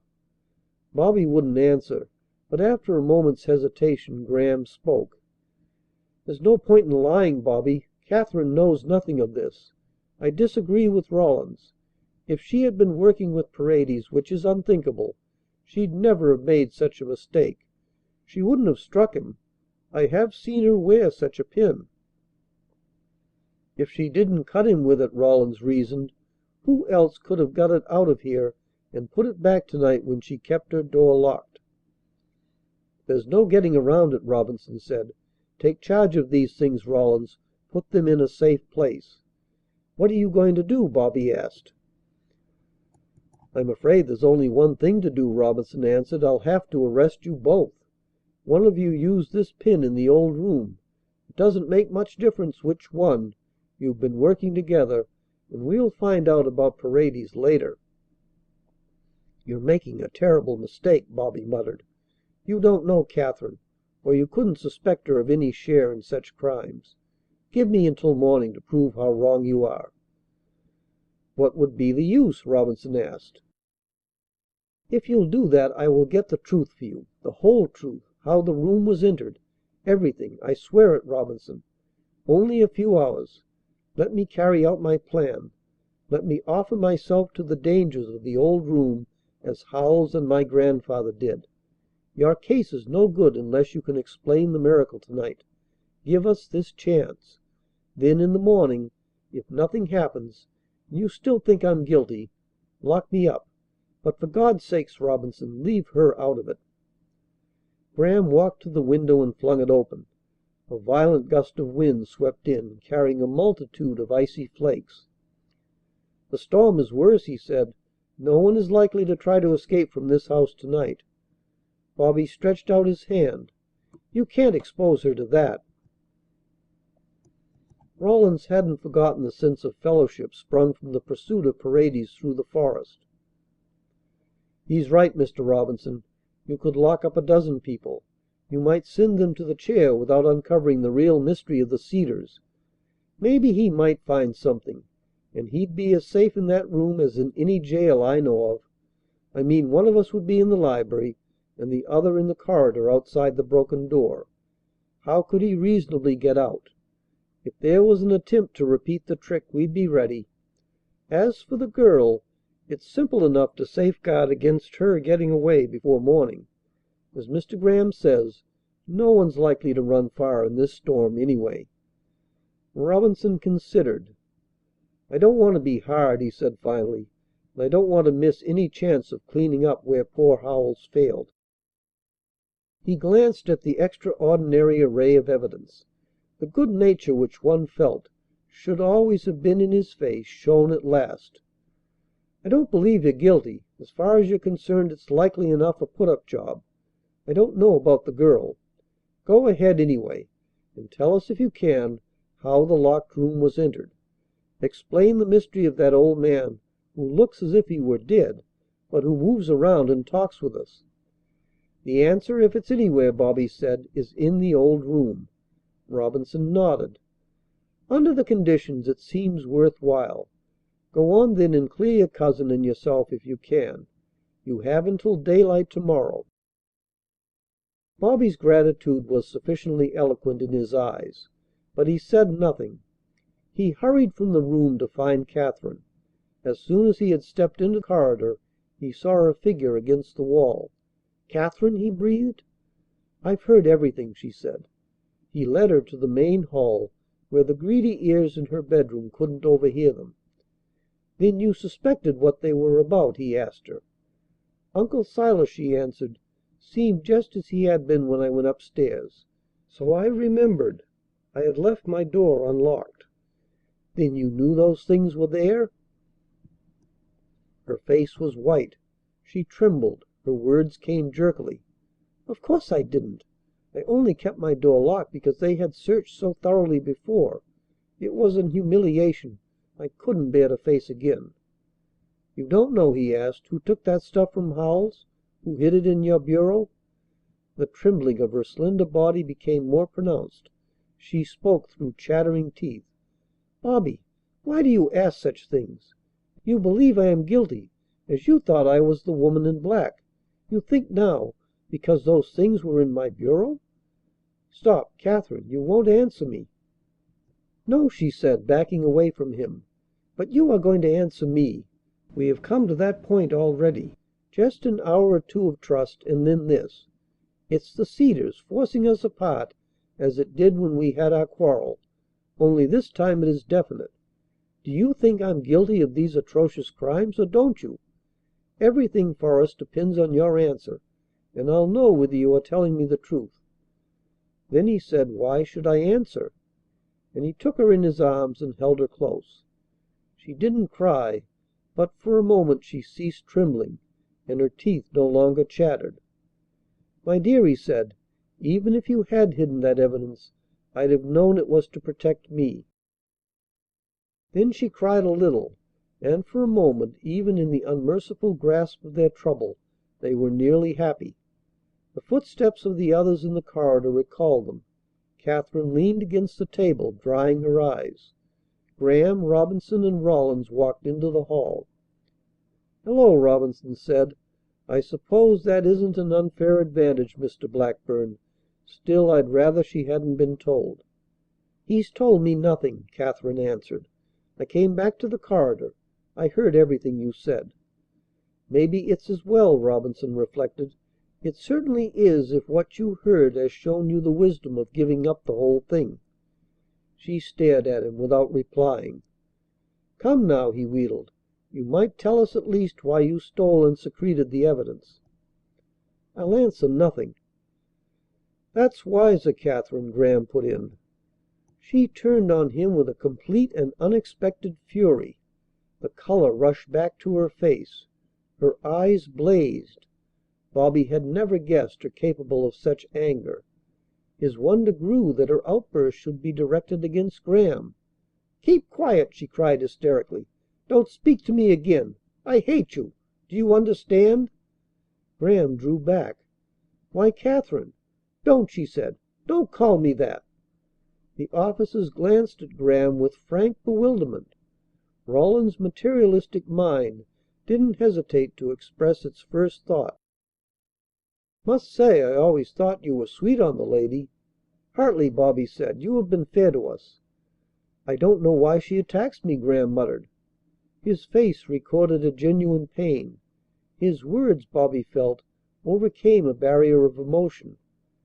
They heard Paredes and Dr. Groom on the stairs. "What's this?" the doctor rumbled as he came up. I'm sorry. I forgot myself," Katherine said through her chattering teeth. She turned to Robinson. "I'm going to my room. You needn't be afraid. I shan't leave it until you come to take me." "Truly, I hope it won't be necessary," the district attorney answered. She hurried away. Rawlins grinned at Paredes. "I'm wondering what the devil you know." Robinson made no secret of what had happened. In reply to the questions of Paredes and the doctor, he told of the discovery of the evidence, and of the stout hatpin that had unquestionably caused death. The man made it clear enough, however, that he didn't care to have Paredes know of Bobby's plan to spend the night in the old room, and Rawlins, Bobby, and Graham indicated that they understood. "It's quite absurd that any one should think Katherine guilty," the doctor said to Robinson. "This evidence and its presence in her room are details that don't approach the heart of the mystery. That's to be found only in the old room, and I don't think any one wants to tempt it again. In fact, I'm not sure one can learn the truth there and live. You know what happened to Howells when he tried. Silas Blackburn went there, and none of us can understand the change that's taken place. I have been watching him closely. So has Mr. Paredes. We have seen him become grayer. We have seen his eyes alter. He sits shaking in his chair. Since we came back from the grave the man, if we can call him a man, seems to have shrunk." "Yes," Paredes said. "Perhaps we shouldn't have left him alone. Let us go back. Let us see if he is all right." Rawlins laughed skeptically. "You're not afraid he'll melt away?" "I'm not so sure he won't," Paredes answered. They followed him downstairs. Because of the position of Blackburn's chair, they could be sure of nothing until they had reached the lower floor and approached the fireplace. Then they saw. It was as if Paredes's far-fetched fear had been realized. Blackburn was not in his chair, nor was he to be found in the hall. Even then, with the exception of Paredes, they wouldn't take the thing seriously. Since the old man wasn't in the hall, since he couldn't have gone upstairs unobserved by them, he must be either in the library, the dining room, or the rear part of the house. There was no one in the library or the dining room, and Jenkins, who sat in the kitchen, still shaken by the discovery at the grave, said he hadn't moved for the last half hour, was entirely sure no one had come through from the front part of the house. They returned to the hall and stood in a half circle about the empty chair, where a little while ago Silas Blackburn had cowered, mouthing snatches of his fear. "I'm not dead, I tell you I'm not dead. They can't make me go back." The echoes of that fear still shocked their ears. There was a hypnotic power about the vacancy, as there had been about the emptiness in the burial ground. Paredes spoke gropingly. "What would we find," he whispered, "if we went to the cemetery and looked again in the coffin?" "Why should he have come back at all?" Groom mused. Robinson opened the front door. "You know he might have gone this way." But already the snow had obliterated the signs of their own passage in and out. It showed no fresh marks. "Silas Blackburn has not gone that way in the body," Dr. Groom rumbled. The storm was more violent. It discouraged the idea of examining the graveyard again before morning. Robinson glanced at his watch. He led Bobby and the detective to the library. "Then try your scheme if you want," he said. "But understand I assume no responsibility. Honestly, I doubt if it amounts to anything. You'll shout out if you are attacked, or the moment you suspect any real cause for fear. Rawlins will be in the corridor, and I'll be in the library or wandering about the house, always within call. Rawlins will guard the broken door, but be sure and lock the other one." The two officers went upstairs with Bobby. Graham followed. "You understand," Robinson said, "I'd rather Paredes and the doctor didn't suspect what you are going to do. Change your mind before it's too late if you want." Bobby walked on without replying. "You can't dissuade him," Graham said, "because of what will happen to-morrow unless the truth is discovered to-night." In the upper hall they found Katherine waiting. Her endeavours were hard to face. "You shan't go there for me, Bobby," she said. "Isn't it clear? I must go in my own service," he said, trying to smile. He wouldn't speak to her again. He wouldn't look at her. Her anxiety and the affection in her eyes weakened him, and he needed all his strength, for at the entrance of the dark, narrow corridor the fear met him. Rawlins brought a candle and guided him down the corridor. Graham came too. The detective locked the door leading to the private hall and slipped the key in his pocket. "Nobody will get through there any more than they will through the other door, which I'll watch." With Graham's help he made a quick inspection of the room, searching the closets and glancing beneath the bed and behind the furniture. "There's no one," he said, preparing to depart. "I tell you there's no chance of a physical attack." His unimaginative mind cried out. "I tell you you'll find nothing, learn nothing, for there's nothing here to find, nothing to learn." "Just the same," Graham urged, You'll call out, won't you, Bobby, at the first sign of anything out of the way? For God's sake, take no foolish chances." "I don't want the light," Bobby forced himself to say. "My grandfather and Howells both put their candles out. I want everything as it was when they were attacked." Rawlins nodded, and, followed by Graham, carried the candle from the room and closed the broken door. The sudden solitude and the darkness crushed Bobby. Taking his breath, yellow flames, the response of his eyes to the disappearance of the candle, tore across the blackness, confusing him. He felt his way to the wall near the open window. He sat down there, facing the bed. At first he couldn't see the bed. He saw only the projections of his fancy, stimulated by Silas Blackburn's story, against the black screen of the night. He understood at last what the old man had meant. The darkness did appear to possess a physical resistance, and as the minutes lengthened it seemed to encase all the suffering the room had ever harbored. But he wouldn't close his eyes as his grandfather had done. It was a defense to keep them on the spot where the bed stood while his mind, in spite of his will, pictured lying there, still forms with bandaged heads. He wouldn't close his eyes even when those fancied shapes commenced to struggle in grotesque and impotent motion, like ants whose hill has been demolished. Nor could he drive from his ears the echoes of delirium that seemed to have lingered in the old room. He continued to watch the darkness until the outlines of the room and of its furniture dimly detached themselves from the black pall. The snow apparently caught what feeble light the moon forced through, reflecting it with a disconsolate inefficiency. He could see after a time the pallid frames of the windows, the pillow on the bed, and the wall above it.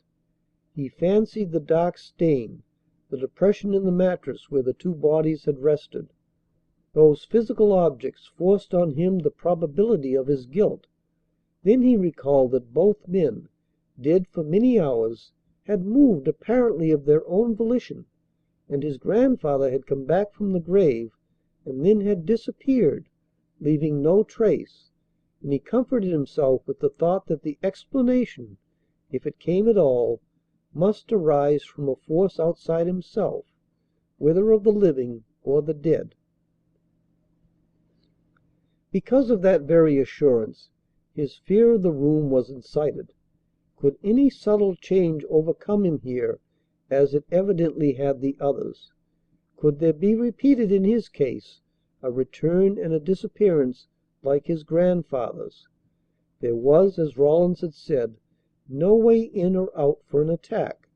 Therefore the danger must emerge from the dead, and he was helpless before their incomprehensible campaign. The whole illogical, abominable course of events warned him to bring his vigil to an end before it should be too late, urged him to escape from the restless revolt of the dead who had dwelt in this room. And he wanted to respond. He wanted to go to the corridor and confess to Rawlins and Robinson that he was beaten. Yet he had begged so hard for this chance. That course, moreover, meant the arrest of Katherine and himself in the morning. For a few hours he could suffer here for her sake. Daylight, if he could persist until then, would bring release, and surely it couldn't be long now. He shrank back. Steadily it had grown colder in the old room. He shivered. He drew his coat closer about him. What temerity to invade the domain of death, as Paredes had called it, to seek the secrets of unquiet souls. He ceased shivering. He waited, tensely quiet. Without calculation he realized that the moment for which he had hoped was at hand. The old room was about to disclose its secret, but would it permit him to depart with his knowledge? He forgot to call. He waited, helpless and terrified, against the wall. He heard a moaning cry, faint and distant, the voice they had heard in the forest and at the grave. But it was more than that held him. He knew now what Katherine had heard across the court, heralding each tragedy and mystery. He caught a formless stirring, yet on the bed there was no one. Fortunately he had not gone there. He tried to call out, realizing that the danger could find him if it chose, but his throat was tight and it permitted no response. His glance hadn't wavered from the wall above the stained pillow. There was movement there. Then he saw. A hand protruded from the blackness of the paneling where they had sounded and measured without success. In the ashen, unnatural light from the snow, the long fingers of the hand were like the feelers of a gigantic reptile. They wavered feebly, and he became convinced that the hand was immaterial, that it was unattached to any body. If that was so, it couldn't be the hand of Katherine. At least he had proved that Robinson and Rawlins had been wrong about her. That sense of victory stripped him of his paralyzing fear. It loosed the tight band about his throat. He called. He could prove the immaterial nature of the repulsive hand wavering from the wall. Crying out, he sprang to his feet. He flung himself across the bed. With both of his own hands he grasped the slender, inquisitive fingers which wavered above the stained pillow, and once more his throat tightened. He couldn't cry out again. The Abandoned Room by Wadsworth Camp. The Cedars is left to its shadows. Chapter 10, Section 1. Straightway Bobby repented the alarm he had, perhaps too impulsively, given.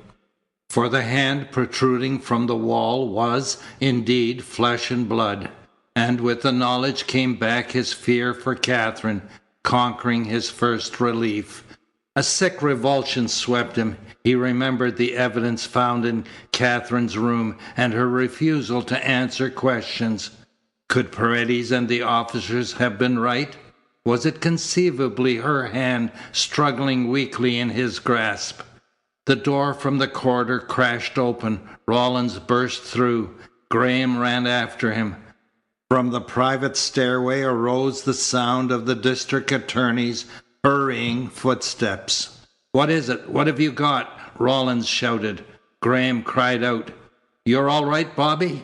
The candle which the detective carried gleamed on the slender fingers, showing Bobby that they had been inserted through an opening in the wall.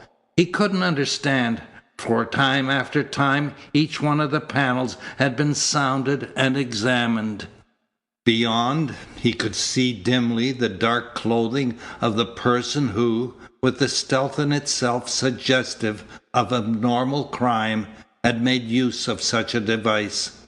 As Rawlins hurried up, he wondered if it wouldn't be the better course to free his prisoner, to cry out, urging an escape. Already it was too late. The detective and Graham had seen, and clearly they had no doubt that he held the one responsible for two brutal murders and for the confusing mysteries that had capped them. "Looks like a lady's hand," Rawlins called. "Don't let go, young fellow." He unlocked the door to the private hallway. Graham and he dashed out. In Bobby's uncertain grasp the hand twitched. Robinson's voice reached him through the opening. "Let go, Mr. Blackburn. You've done your share, the Lord knows. You've caught the beast with the goods." Bobby released the slender fingers. He saw them vanish through the opening. He left the bed and reluctantly approached the door to the private hall. Excited phrases roared in his ears. He scarcely dared listen because of their possible confirmation of his doubt. The fingers, he repeated to himself, had been too slender. The moment that had freed him from his fear of his own guilt had constructed in its place an uncertainty harder to face. Yet there was nothing to be gained by waiting. Sooner or later he must learn whether Katherine had hidden the evidence, whether she had used the stout and deadly hatpin, Whether she struggled now in the grasp of vindictive men. A voice from the corridor arrested him. "Bobby!" With a glad cry, he swung around. Katherine stood in the opposite doorway. Her presence there, beyond a doubt, was her exculpation. He crossed the somber room. He grasped her hands. He smiled happily. After all, the hand he had held was not as slender as hers. "Thank heavens you're here." In a word, he recited the result of his vigil. "It clears you," she said. "Quick, we must see who it is." But he lingered, for he wanted that ugly fear done with once for all. "You can tell me now how the evidence got in your room." "I can't," she said. "I don't know." The truth of her reply impressed him. He looked at her and wondered that she should be fully dressed. "Why are you dressed?" he asked. She was puzzled. "Why not? I don't think anyone had gone to bed." "But it must be very late. I suppose it was the same time. 2:30. She started to cross the room. She laughed nervously. "It isn't 11." He recalled his interminable anticipation among the shadows of the old room. "I've watched there only a little more than an hour." "Not much more than that, Bobby." "What a coward! I'd have sworn it was nearly daylight." She pressed his hand. "No, very brave," she whispered. "Let us see if it was worth it." They stepped through the doorway. Halfway down the hall, Robinson, Graham, and Rawlins held a fourth, who had ceased struggling. Bobby paused. Yet, since seeing Katherine step from the corridor, his reason had taught him to expect just this. The fourth man was Paredes, nearly effeminate, slender-fingered. "Carlos!" Bobby cried. "You can't have done these unspeakable things." The Panamanian stared without answering. Evidently he had had time to control his chagrin, to smother his revolt from the future. For the thin face was bare of emotion. The depths of the eyes, as usual, turned black scrutiny.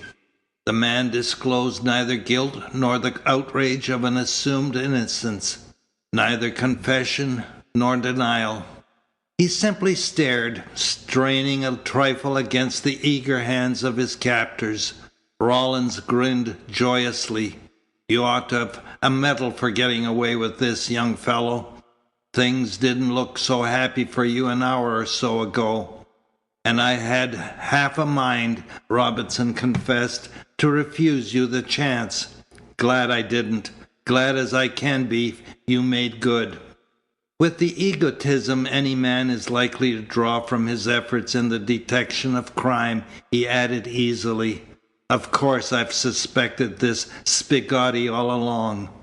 I don't have to remind you of that." "Sure," Rawlins said. "And didn't I put it up to him strong enough tonight?" Paredes laughed lightly. "All credit where it's due. You also put it up to Miss Perrine." "The details will straighten all that out," Robinson said. "I don't pretend to have them yet." "I gather not," Paredes mused, "with old Blackburn's ghost still in the offing." "That talk," Rawlins said, "won't go down from you any more. I dare say you've got most of the details in your head." "I dare say," Paredes answered, dryly. He fought farther back against the detaining hands. "Is there any necessity for this exhibition of brute strength? You must find it very exhausting. You may think me dangerous, and I thank you. But I have no gun, and I'm no match for 4 men and a woman. Besides, you hurt my arm. Bobby was none too tender with that. I ought to have used my good arm. You'll get no details from me unless you take your hands off." Robinson's hesitation was easily comprehensible. If Paredes were responsible for the abnormalities they had experienced at the Cedars, he might find it simple enough to trick them now. But the man's mocking smile brought the anger to Robinson's face. "Of course he can't get away. See if there's anything on his clothes, Rawlins." "He ought to have the hat pin." then let him go. The detective, however, failed to find the hatpin or any other weapon. You see, Paredes smiled, that's something in my favor. He stepped back, brushing his clothing with his uninjured hand. He lighted a cigarette. He drew back the coat sleeve of his left arm and readjusted the bandage. He glanced up as heavy footsteps heralded Dr. Groom. "Hello, Doctor," he called cheerily. "I was afraid you'd nap through the show. It seems the bloodhounds of the law left us out of their confidence." "What's all this?" the doctor rumbled. Paredes waved his hand. "I am a prisoner." The doctor gaped. "You mean you?" "Young Blackburn caught him," Robinson explained. "He was in a position to finish him just as he did Howells. Except that I had no hatpin." Paredes yawned. The doctor's uneasy glance sought the opening in the wall. "I thought you had examined all these walls," he grumbled. "How did you miss this?" Robinson ran his fingers through his hair. "That's what I've been asking myself," he said. "I went over that paneling a dozen times myself." Bobby and Katherine went closer. Bobby had been from the first puzzled by Paredes' easy manner. He had a quick hope. He saw the man watch with an amused tolerance while the district attorney bent over, examining the face of the panel. "An entire section," Robinson said. "The thickness of the wall has been shifted to one side. No wonder we didn't see any joints or get a hollow sound from this panel any more than from the others.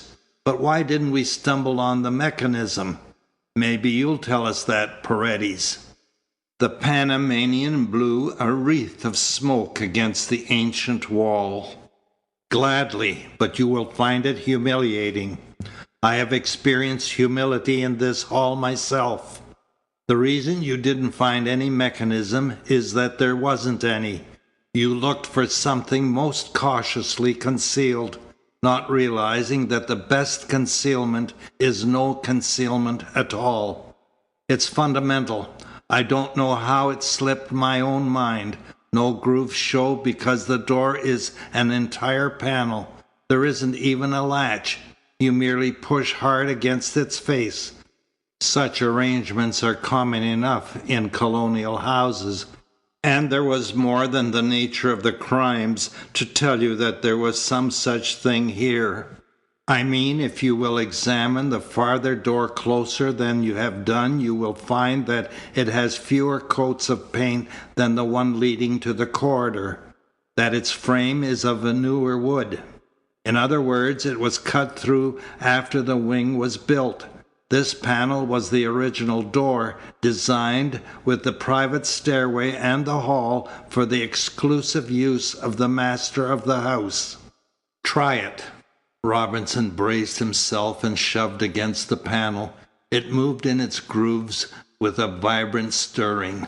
"Rusty," he said. Katherine started. "That's what I heard each time," she cried. Above his heavy black beard the doctor's cheeks whitened. Robinson made a gesture of revulsion. "That gives the nasty game away." "Naturally," Paredes said, "and you must admit the game is as beautifully simple as the panel. The instrument of death wasn't inserted through the bedding as you thought inevitable, Doctor. Suppose you were lying in that bed, asleep or half asleep, and you were aroused by such a sound as that in the wall behind you. What would you do?" "What would any man do first of all?" Robinson nodded. "I see what you mean. I'd get up on my elbow. I'd look around as quickly as I could to see what it was. I'd expose myself to a clean thrust. I'd drop back on the bed, more thoroughly out of it than though I'd been struck through the heart." "Exactly," Paredes said, with the familiar shrug of his shoulders. "You're sensible to give up this way," Robinson said. "It's the best plan for you. What about Mr. Blackburn?" Graham interfered. "After all," he said thoughtfully, "I am a lawyer, and it isn't fair, Robinson. It's only decent to tell him that anything he says may be used against him." Keep your mouth shut, Robinson shouted. But Paredes smiled at Graham. It's very good of you, but I agree with the district attorney. There's no point in being a clam now. Can you account for Silas Blackburn's return? The doctor asked eagerly. That's right, Doctor, Paredes said. Stick to the ghosts. I fancy there are plenty in this house. I'm afraid we must look on Silas Blackburn as dead.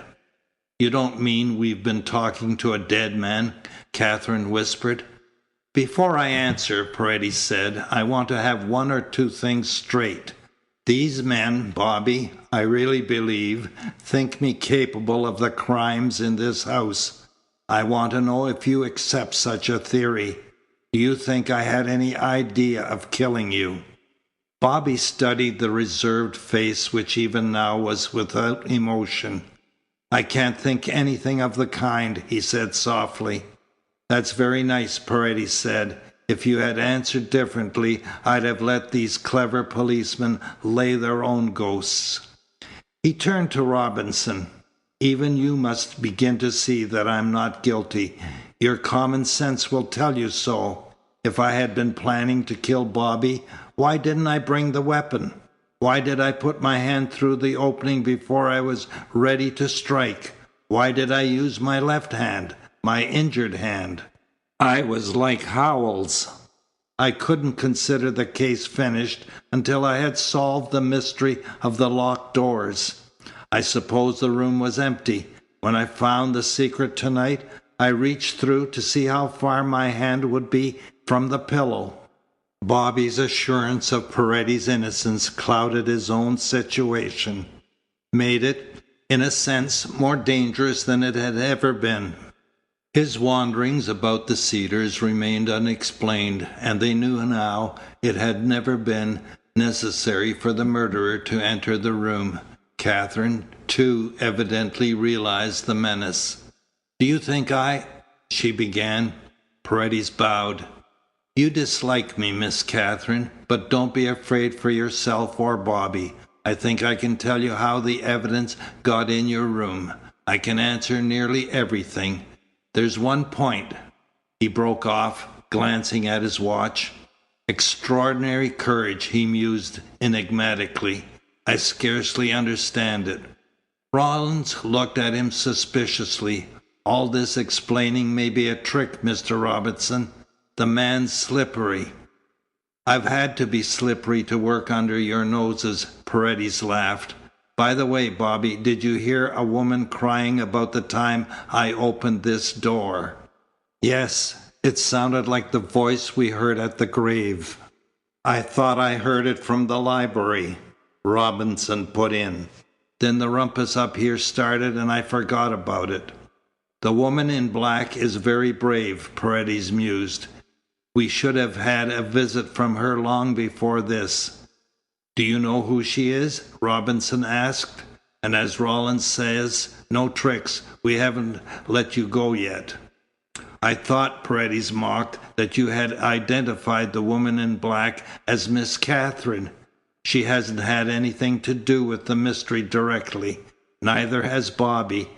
Neither have I. Then what the devil have you been doing here? Robinson snapped.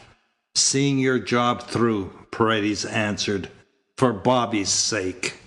With a warm gratitude, Bobby knew that Paredes had told the truth. Then he had told it in the library yesterday when they had caught him prowling in the private staircase. All along he had told it while they had tried to convict him of underhanded and unfriendly intentions. I saw, Paredes was saying, that Howells wouldn't succeed, and it was obvious you and Rollins would do worse, while Graham's blundering from the start left no hope. Somebody had to rescue Bobby. Then why did you give us the impression, Graham asked, that you were not a friend? Paredes held up his hand. That's going rather far, Mr. Graham. Never once have I given such an impression. I have time after time stated the fact that I was here in Bobby's service. That has been the trouble with all of you.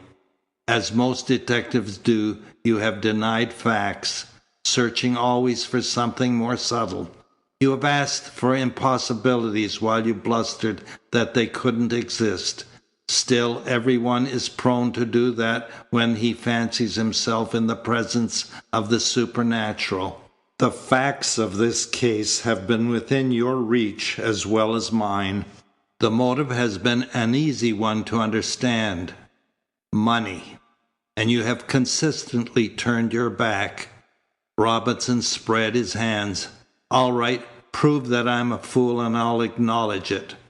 Dr. Groom interrupted sharply. What was that? They bent forward, listening. Even with Paredes offering them a physical explanation, they shrank from the keening that barely survived the heavy atmosphere of the old house.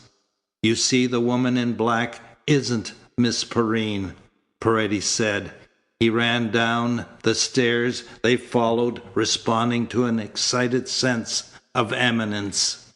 Even in the private staircase, the pounding that had followed the cry reached them with harsh reverberations. Its echoes filled the house as they dashed across the library and the dining room. In the hall, they realized that it came from the front door. It had attained a feverish, a desperate insistence. Paredes walked to the fireplace. Open the door, he directed Rawlins. Rawlins stepped to the door, unlocked it, and flung it wide. The woman, Catherine breathed. A feminine figure, white with snow, stumbled in as if she had stood braced against the door. Rawlins caught her and held her upright. The flakes whirled from the court in vicious pursuit. Bobby slammed the door shut. "Maria!" he cried. "You were right, Hartley." Yet at first he could scarcely accept this pitiful creature as the brilliant and exotic dancer with whom he had dined the night of the first murder. As he stared at her, her features twisted. She burst into retching sobs. She staggered toward Paredes. As she went, the snow melted from her hat and cloak. She became a black figure again. With an appearance of having been immersed in water, she sank on the hearth, swaying back and forth, reaching blindly for Paredes' hand.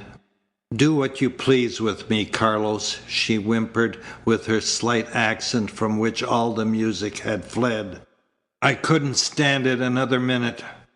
I couldn't get to the station. And I wanted to know which.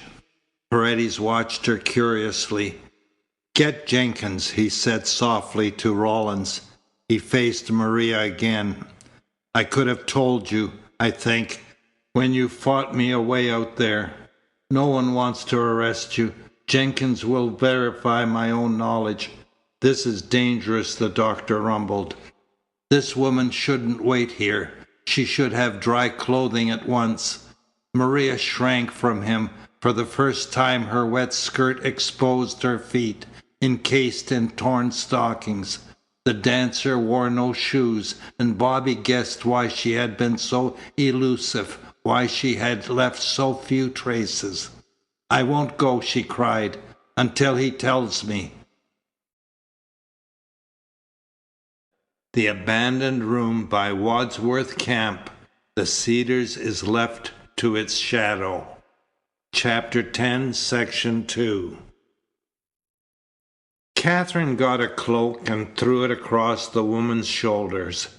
Maria looked up at her with a dumb gratitude. Then Rawlins came back with Jenkins. The butler was bent and haggard. His surrender to fear was more pronounced than it had been at the grave or when they had last seen him in the kitchen. He grasped a chair and, breathing heavily, looked from one to the other, moistening his lips. Paredes faced the man, completely master of the situation. Through the old butler, it became clear he would make his revelation and announce that simple fact they all had missed. It was Mr. Silas, of course, who came back. "Oh, my God," the butler moaned. "What do you mean?" "I know everything, Jenkins," Paredes said evenly. The butler collapsed against the chair. Paredes grasped his arm. Pull yourself together, man. They won't want you as more than an accessory.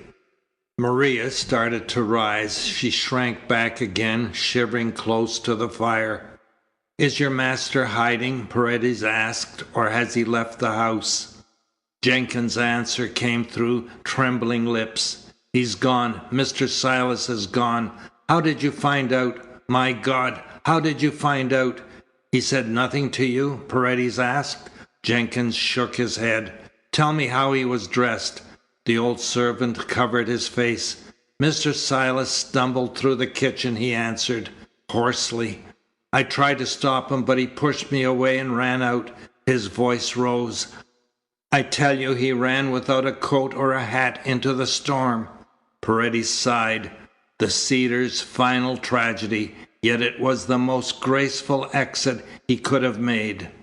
Maria struggled to her feet. Her eyes were the eyes of a person without reason. That familiar, hysterical quality which they had heard before at a distance vibrated in her voice. Then he was the one. I wanted to kill him. I couldn't kill him because I never was sure. Did you see him go out an hour or so ago? Paredes asked. I saw him, she cried feverishly, run from the back of the house and down the path to the lake. I tried to catch him, but my feet were frozen and the snow was slippery, and I couldn't find my shoes, but I called and he wouldn't stop. I had to know because I wanted to kill him if it was Silas Blackburn. And I saw him run to the lake and splash in until the water was over his head. She flung her clenched hands out. Her voice became a scream, shot with all her suffering, all her doubt, all her fury. You don't understand. He can't be punished. I tell you, he's at the bottom of the lake with the man he murdered. And I can't pay him. I tried to go after him, but it was too cold. She sank in one of the chairs, shaking and sobbing. Unless we want another tragedy, the doctor said, this woman must be put to bed and taken care of. She has been terribly exposed.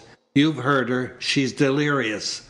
Not so delirious that she hasn't told the truth, Paredes said. The doctor lifted her in his arms and with Rollins' help carried her upstairs. Catherine went with them. Almost immediately the doctor and Rollins hurried down. I have told Catherine what to do, Dr. Groom said. The woman may be all right in the morning. What's she been up to here? Then, Bobby cried, there was a connection between the dinner party and the murders. But what about my coming here unconscious? What about my handkerchief? I can see no answer yet, Graham said. Paredes smiled. Not when you've had the answer to everything. I have shown you that Silas Blackburn was the murderer. The facts stared you in the face. Everything that has happened at the Cedars has pointed to his guilt, except, the doctor said, his own apparent murder, which made his guilt seem impossible. And I'm not sure you're right now, for there is no other Blackburn he could have murdered, and Blackburns look alike. You wouldn't mistake another man for one of them. This house, Paredes smiled, has all along been full of the presence of the other Blackburn. There has been evidence enough for you all to have known he was here. He stretched himself in an easy chair. He lighted a cigarette and blew the smoke toward the ceiling. I shall tell you the simple facts, if only to save my skin from this bloodthirsty district attorney. Rub it in, Robinson grinned. I'll take my medicine. They gathered closer about the Panamanian. Jenkins sidled to the back of his chair. I don't see how you found it out, he muttered. I had only one advantage over you or the police, Graham, Paredes began, and you were in a position to overcome that. Maria did telephone me the afternoon of that ghastly dinner. She asked me to get hold of Bobby.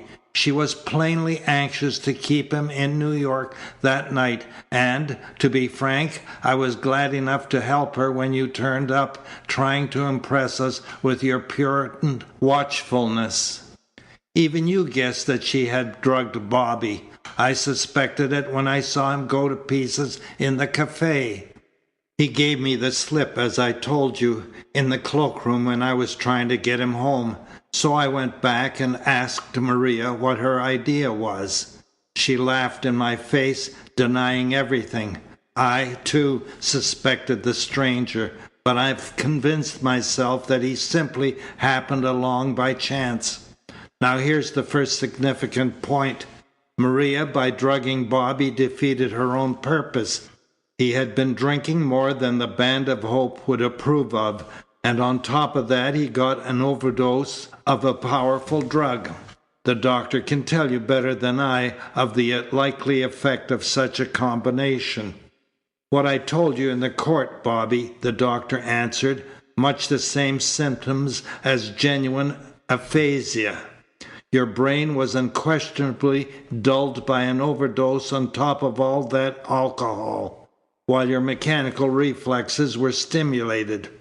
Automatically, you followed your ruling impulse. Automatically, at the last minute, you revolted from exposing yourself in such a condition to your cousin and your grandfather.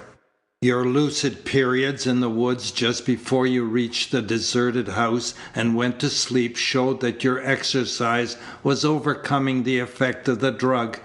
That moment, you'll remember, was colored by the fanciful ideas such a drug would induce. So, Bobby, Paredes said, although you were asleep when the body moved and when Howells was murdered, you can be sure you weren't anywhere near the old room. But I walked in my sleep last night, Bobby reminded him. The doctor slapped his knee. I understand. It was only when we thought that was your habit that it frightened us. It's plain. This sleepwalking had been suggested to you, and you had brooded upon the suggestion until you were bound to respond. Graham's presence in your room, watching for just that reaction, was a perpetual and unescapable stimulation. It would have been a miracle in itself if your brain had failed to carry it out. Bobby made a swift gesture of distaste. If you hadn't come, Carlos, where would I have been? Why did you come? Graham asked. Bobby was my friend, the Panamanian answered. He had been very good to me. When I read of his grandfather's death, I wondered why Maria had drugged him to keep him in New York. In the coincidence lurked an element of trouble for him. At first I suspected some kind of an understanding between her and old Blackburn. Perhaps she had engaged to keep Bobby away from the Cedars until the new will had been made. But here was Blackburn murdered, and it was manifest she hadn't tried to throw suspicion on Bobby, and the points that made Howell's case incomplete assured me of his innocence. Who, then, had killed his grandfather? Not Maria, for I had dropped her at her apartment that night, too late for her to get out here by the hour of the murder. Still, as you suspected, Maria was the key, and I began to speculate about her. She had told me something of her history. You might have had as much from her press agent. Although she had lived in Spain since she was a child, she was born in Panama, my own country, of a Spanish mother and an American father. Right away I wondered if Blackburn had ever been in Panama or Spain. I began to seek the inception of the possible understanding between them. Since I found no illuminating documents about Blackburn's past in the library, I concluded, if such papers existed, they would be locked up in the desk in his room. I searched there a number of times, giving you every excuse I could think of to get upstairs. The other night, after I had suspected her of knowing something, Miss Catherine nearly caught me, but I found what I wanted. A carefully hidden packet of accounts and letters and newspaper clippings. They're at your service, Mr. District Attorney. They told me that Silas Blackburn had been in Panama. They proved that Maria, instead of ever having been his accomplice, was his enemy. They explained the source of his wealth and the foundation of that enmity. Certainly you remember the doctor told us Silas Blackburn started life with nothing. And hadn't you ever wondered why, with all his money, he buried himself in this lonely hole? He returned from South America rich more than 25 years ago, the doctor said. Why should we bother about his money? I wish you had bothered about several things besides your ghosts, Paredes said. You'd have found it significant that Blackburn laid the foundation of his fortune in Panama during the hideous scandals of the old French Canal Company.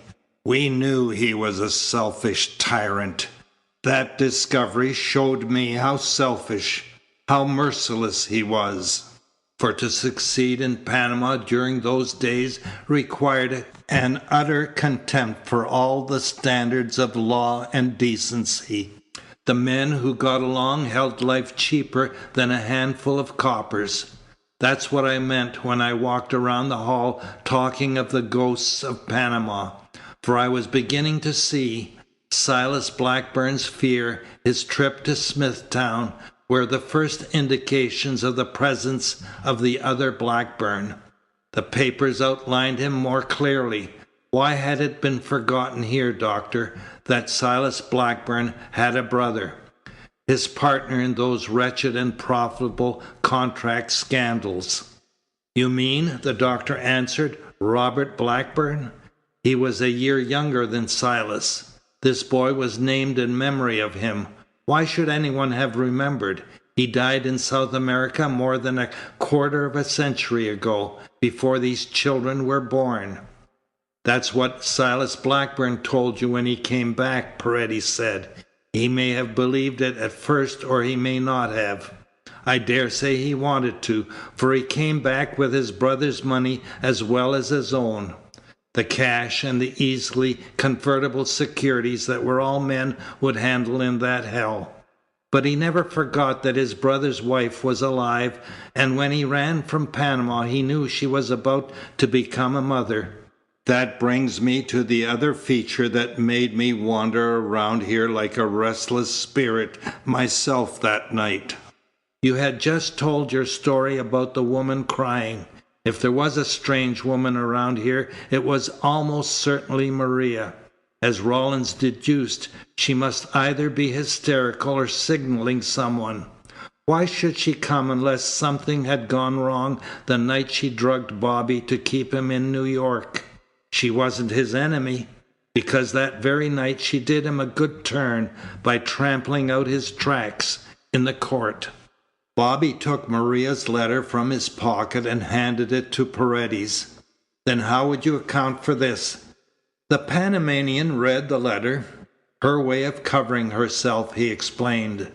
In case you suspected she had made you drink too much or had drugged you. She really wanted you to come to tea that afternoon. It was after writing that she found out what had gone wrong. In other words, she read in the paper of Silas Blackburn's death, and in a panic she put on plain clothes and hurried out to see what had happened. The fact that she'd forgot her managers, her professional reputation, everything testified to her anxiety, and I began to sense the truth. She had been born in Panama of a Spanish mother and an American father.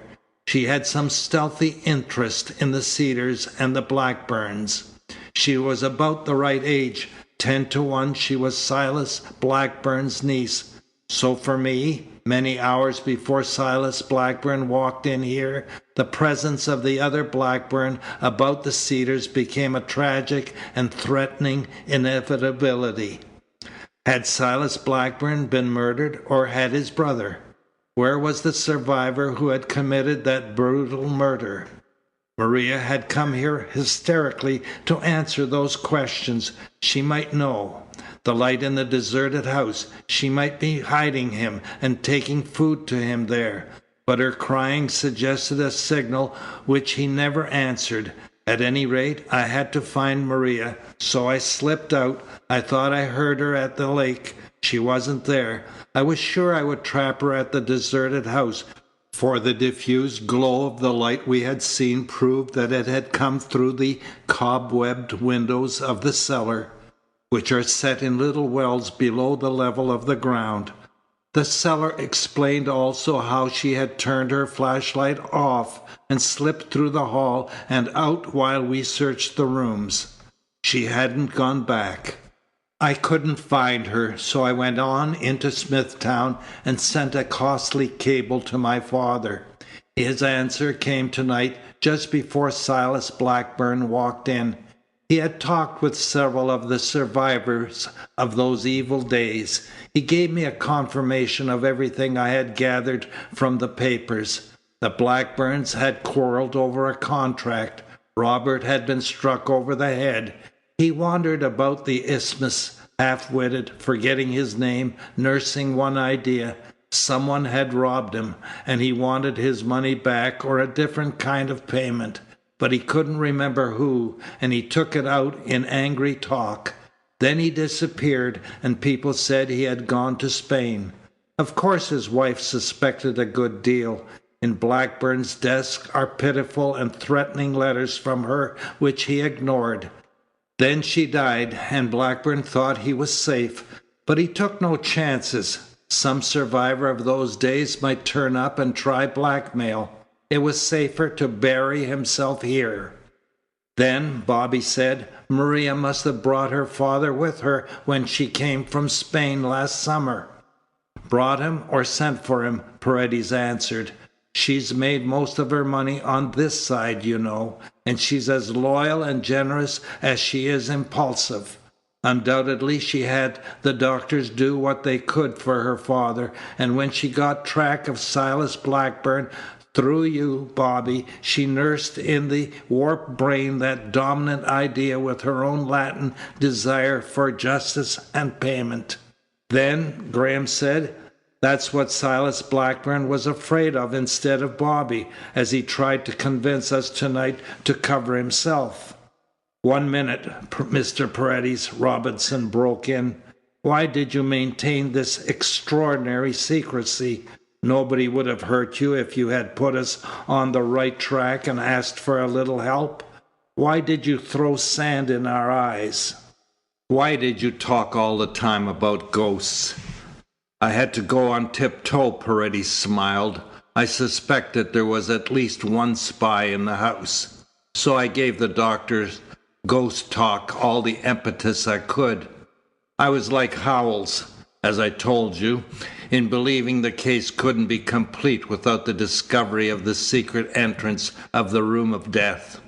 My belief in the existence of such a thing made me lean from the first to Silas Blackburn rather than Robert.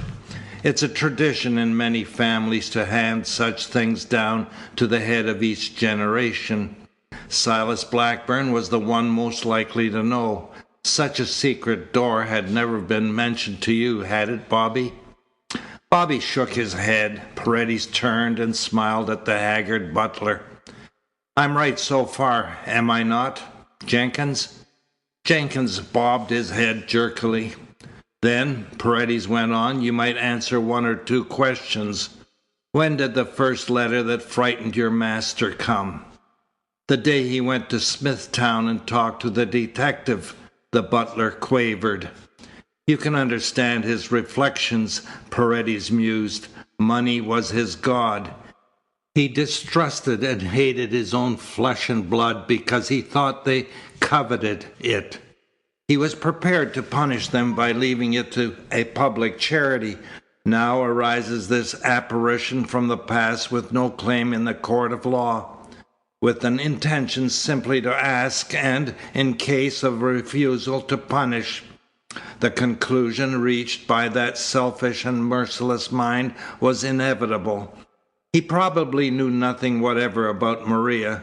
If all the world thought his brother dead, his brother's murder now wouldn't alter anything. I'll wager, Doctor, that at that time he talked over wounds at the base of the brain with you.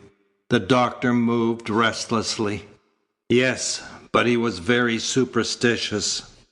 We talked about it in connection with his ancestors who had died of such wounds in that room. Everything was ready when he made the rendezvous here, Paredes went on. He expected to have Bobby at hand in case his plan failed and he had to defend himself. But Maria had made sure that there should be no help for him. When the man came, did you take him upstairs, Jenkins? No, sir. I watched that Miss Catherine didn't leave the library, but I think she must have caught Mr. Silas in the upper hall after he had pretended to give up and had persuaded his brother to spend the night. Paredes smiled whimsically. He took 2 faded photographs from his pocket. They were of young men, after the fashion of the Blackburns, remarkably alike, even without the gray, obliterating marks of old age. I found these in the family album, he said. We should have known the difference just the same, the doctor grumbled. Why didn't we know the difference?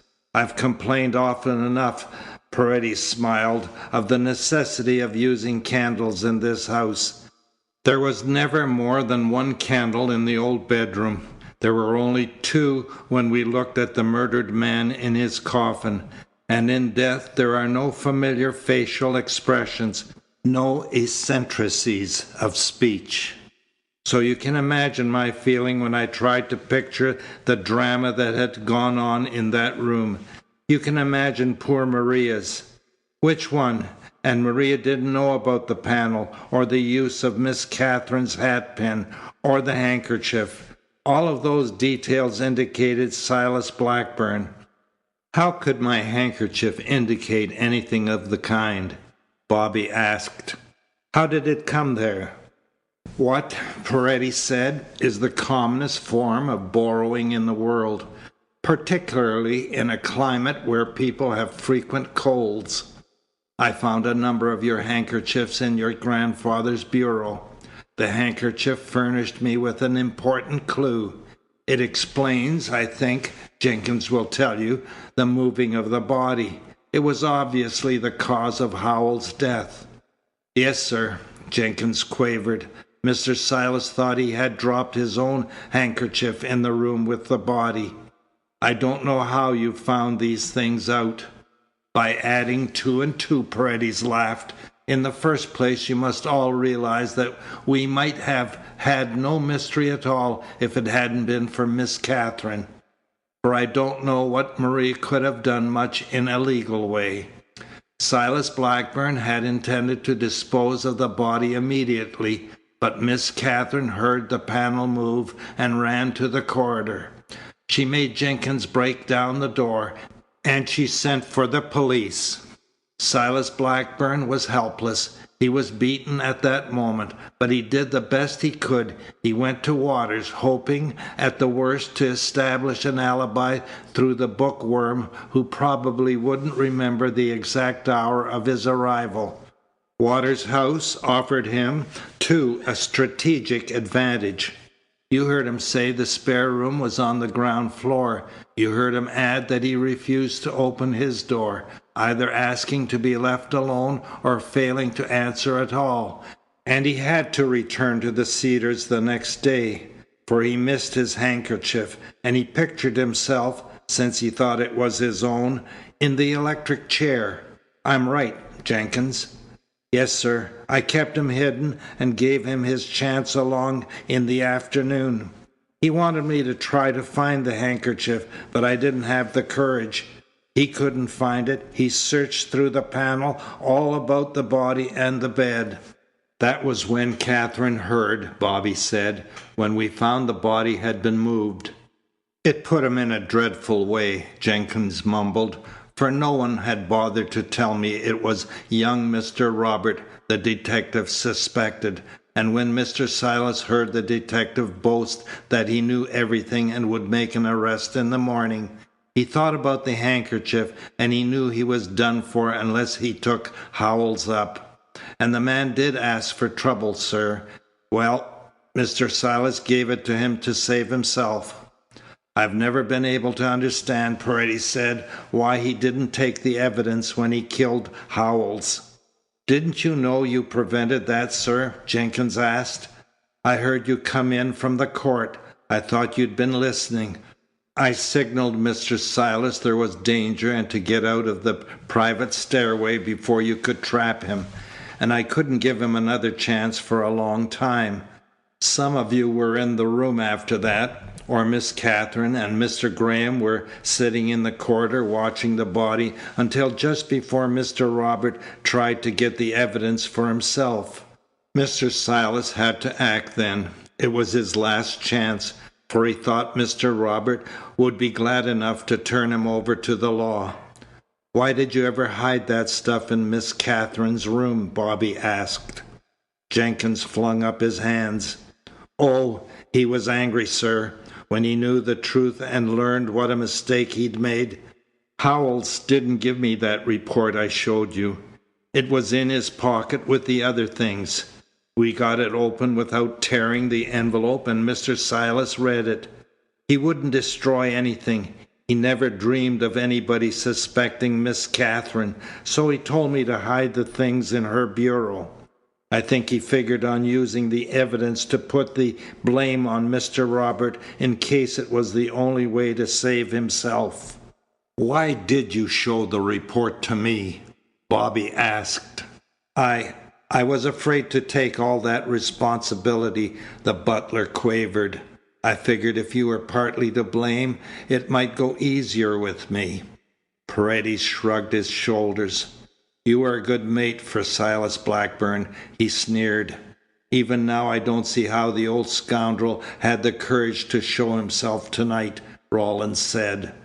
That's the beautiful justice of the whole thing, Paredes answered, for there was nothing else whatever for him to do.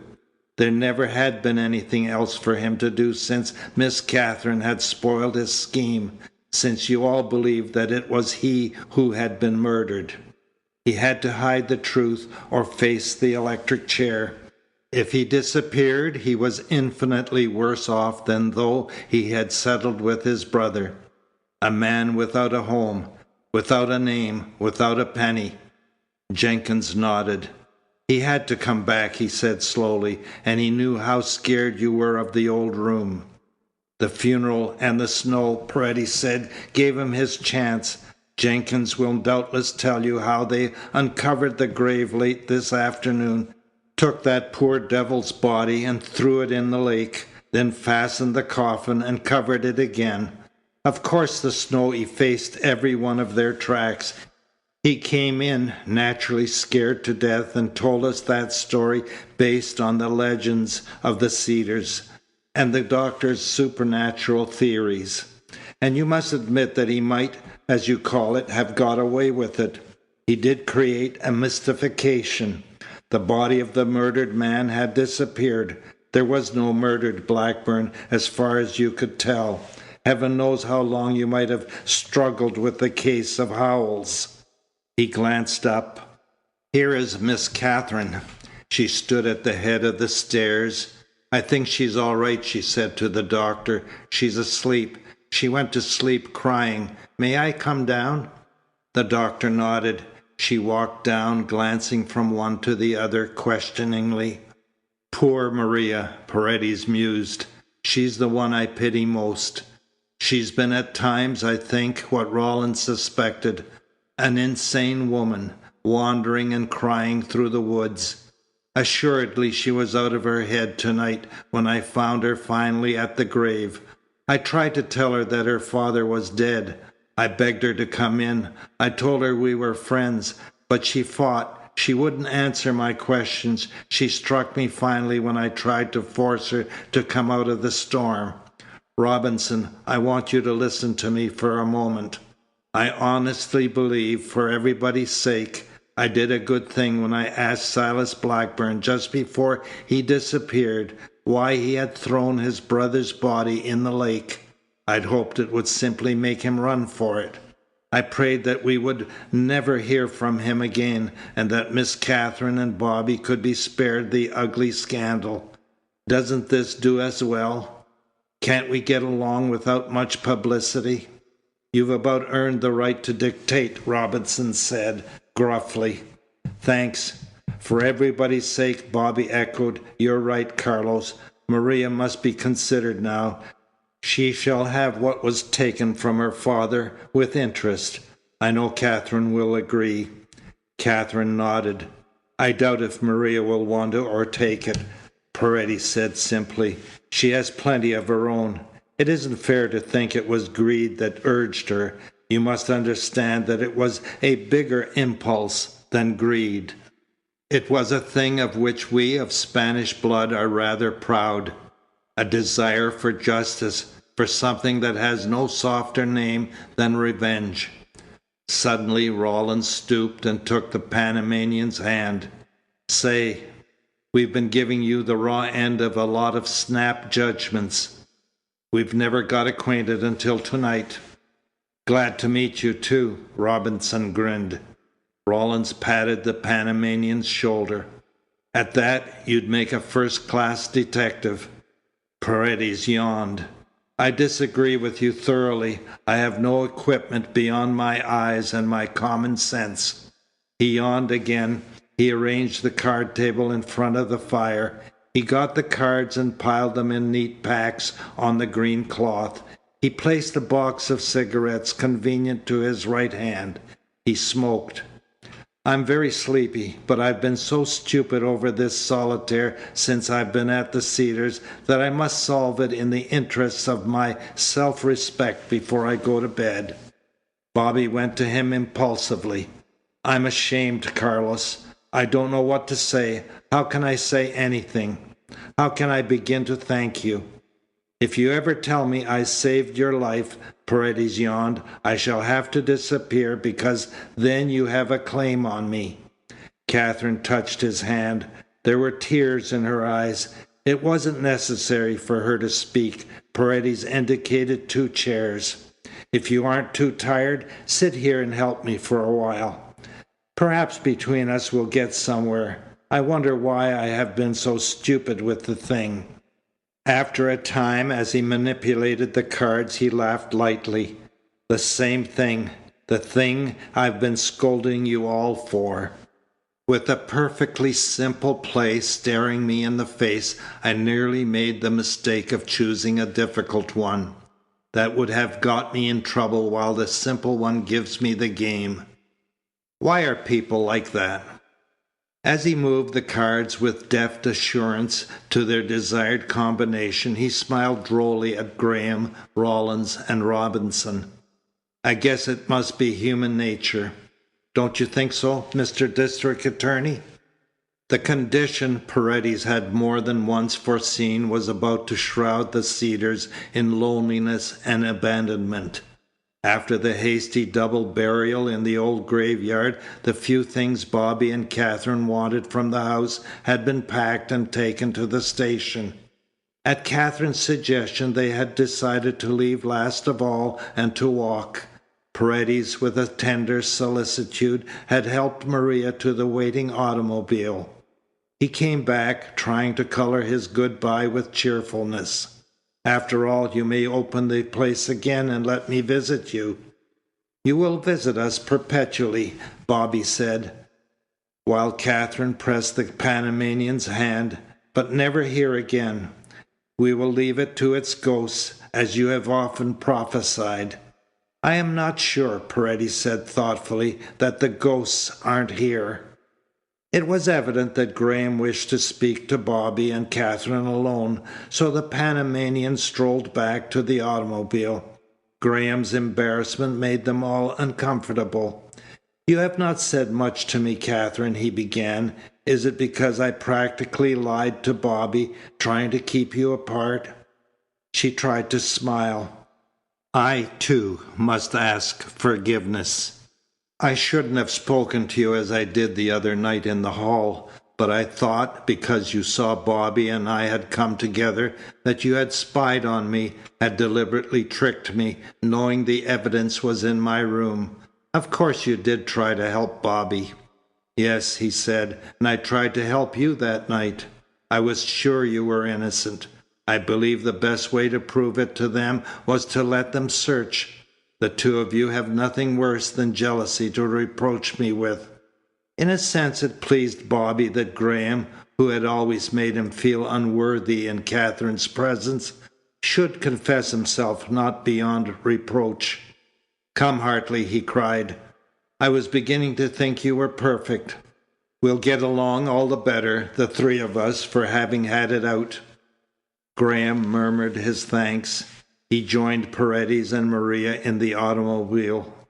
As they drove off, Paredes turned. His face, as he waved a languid farewell, was quite without expression. Bobby and Katherine were left alone to the thicket and the old house. After a time they walked through the court, and from the shadow of the time-stained, melancholy walls, at the curve of the driveway they paused and looked back. The shroud of loneliness and abandonment descending upon the Cedars became for them nearly ponderable, so they turned from that brooding picture and hand in hand walked out of the forest into the friendly and welcoming sunlight.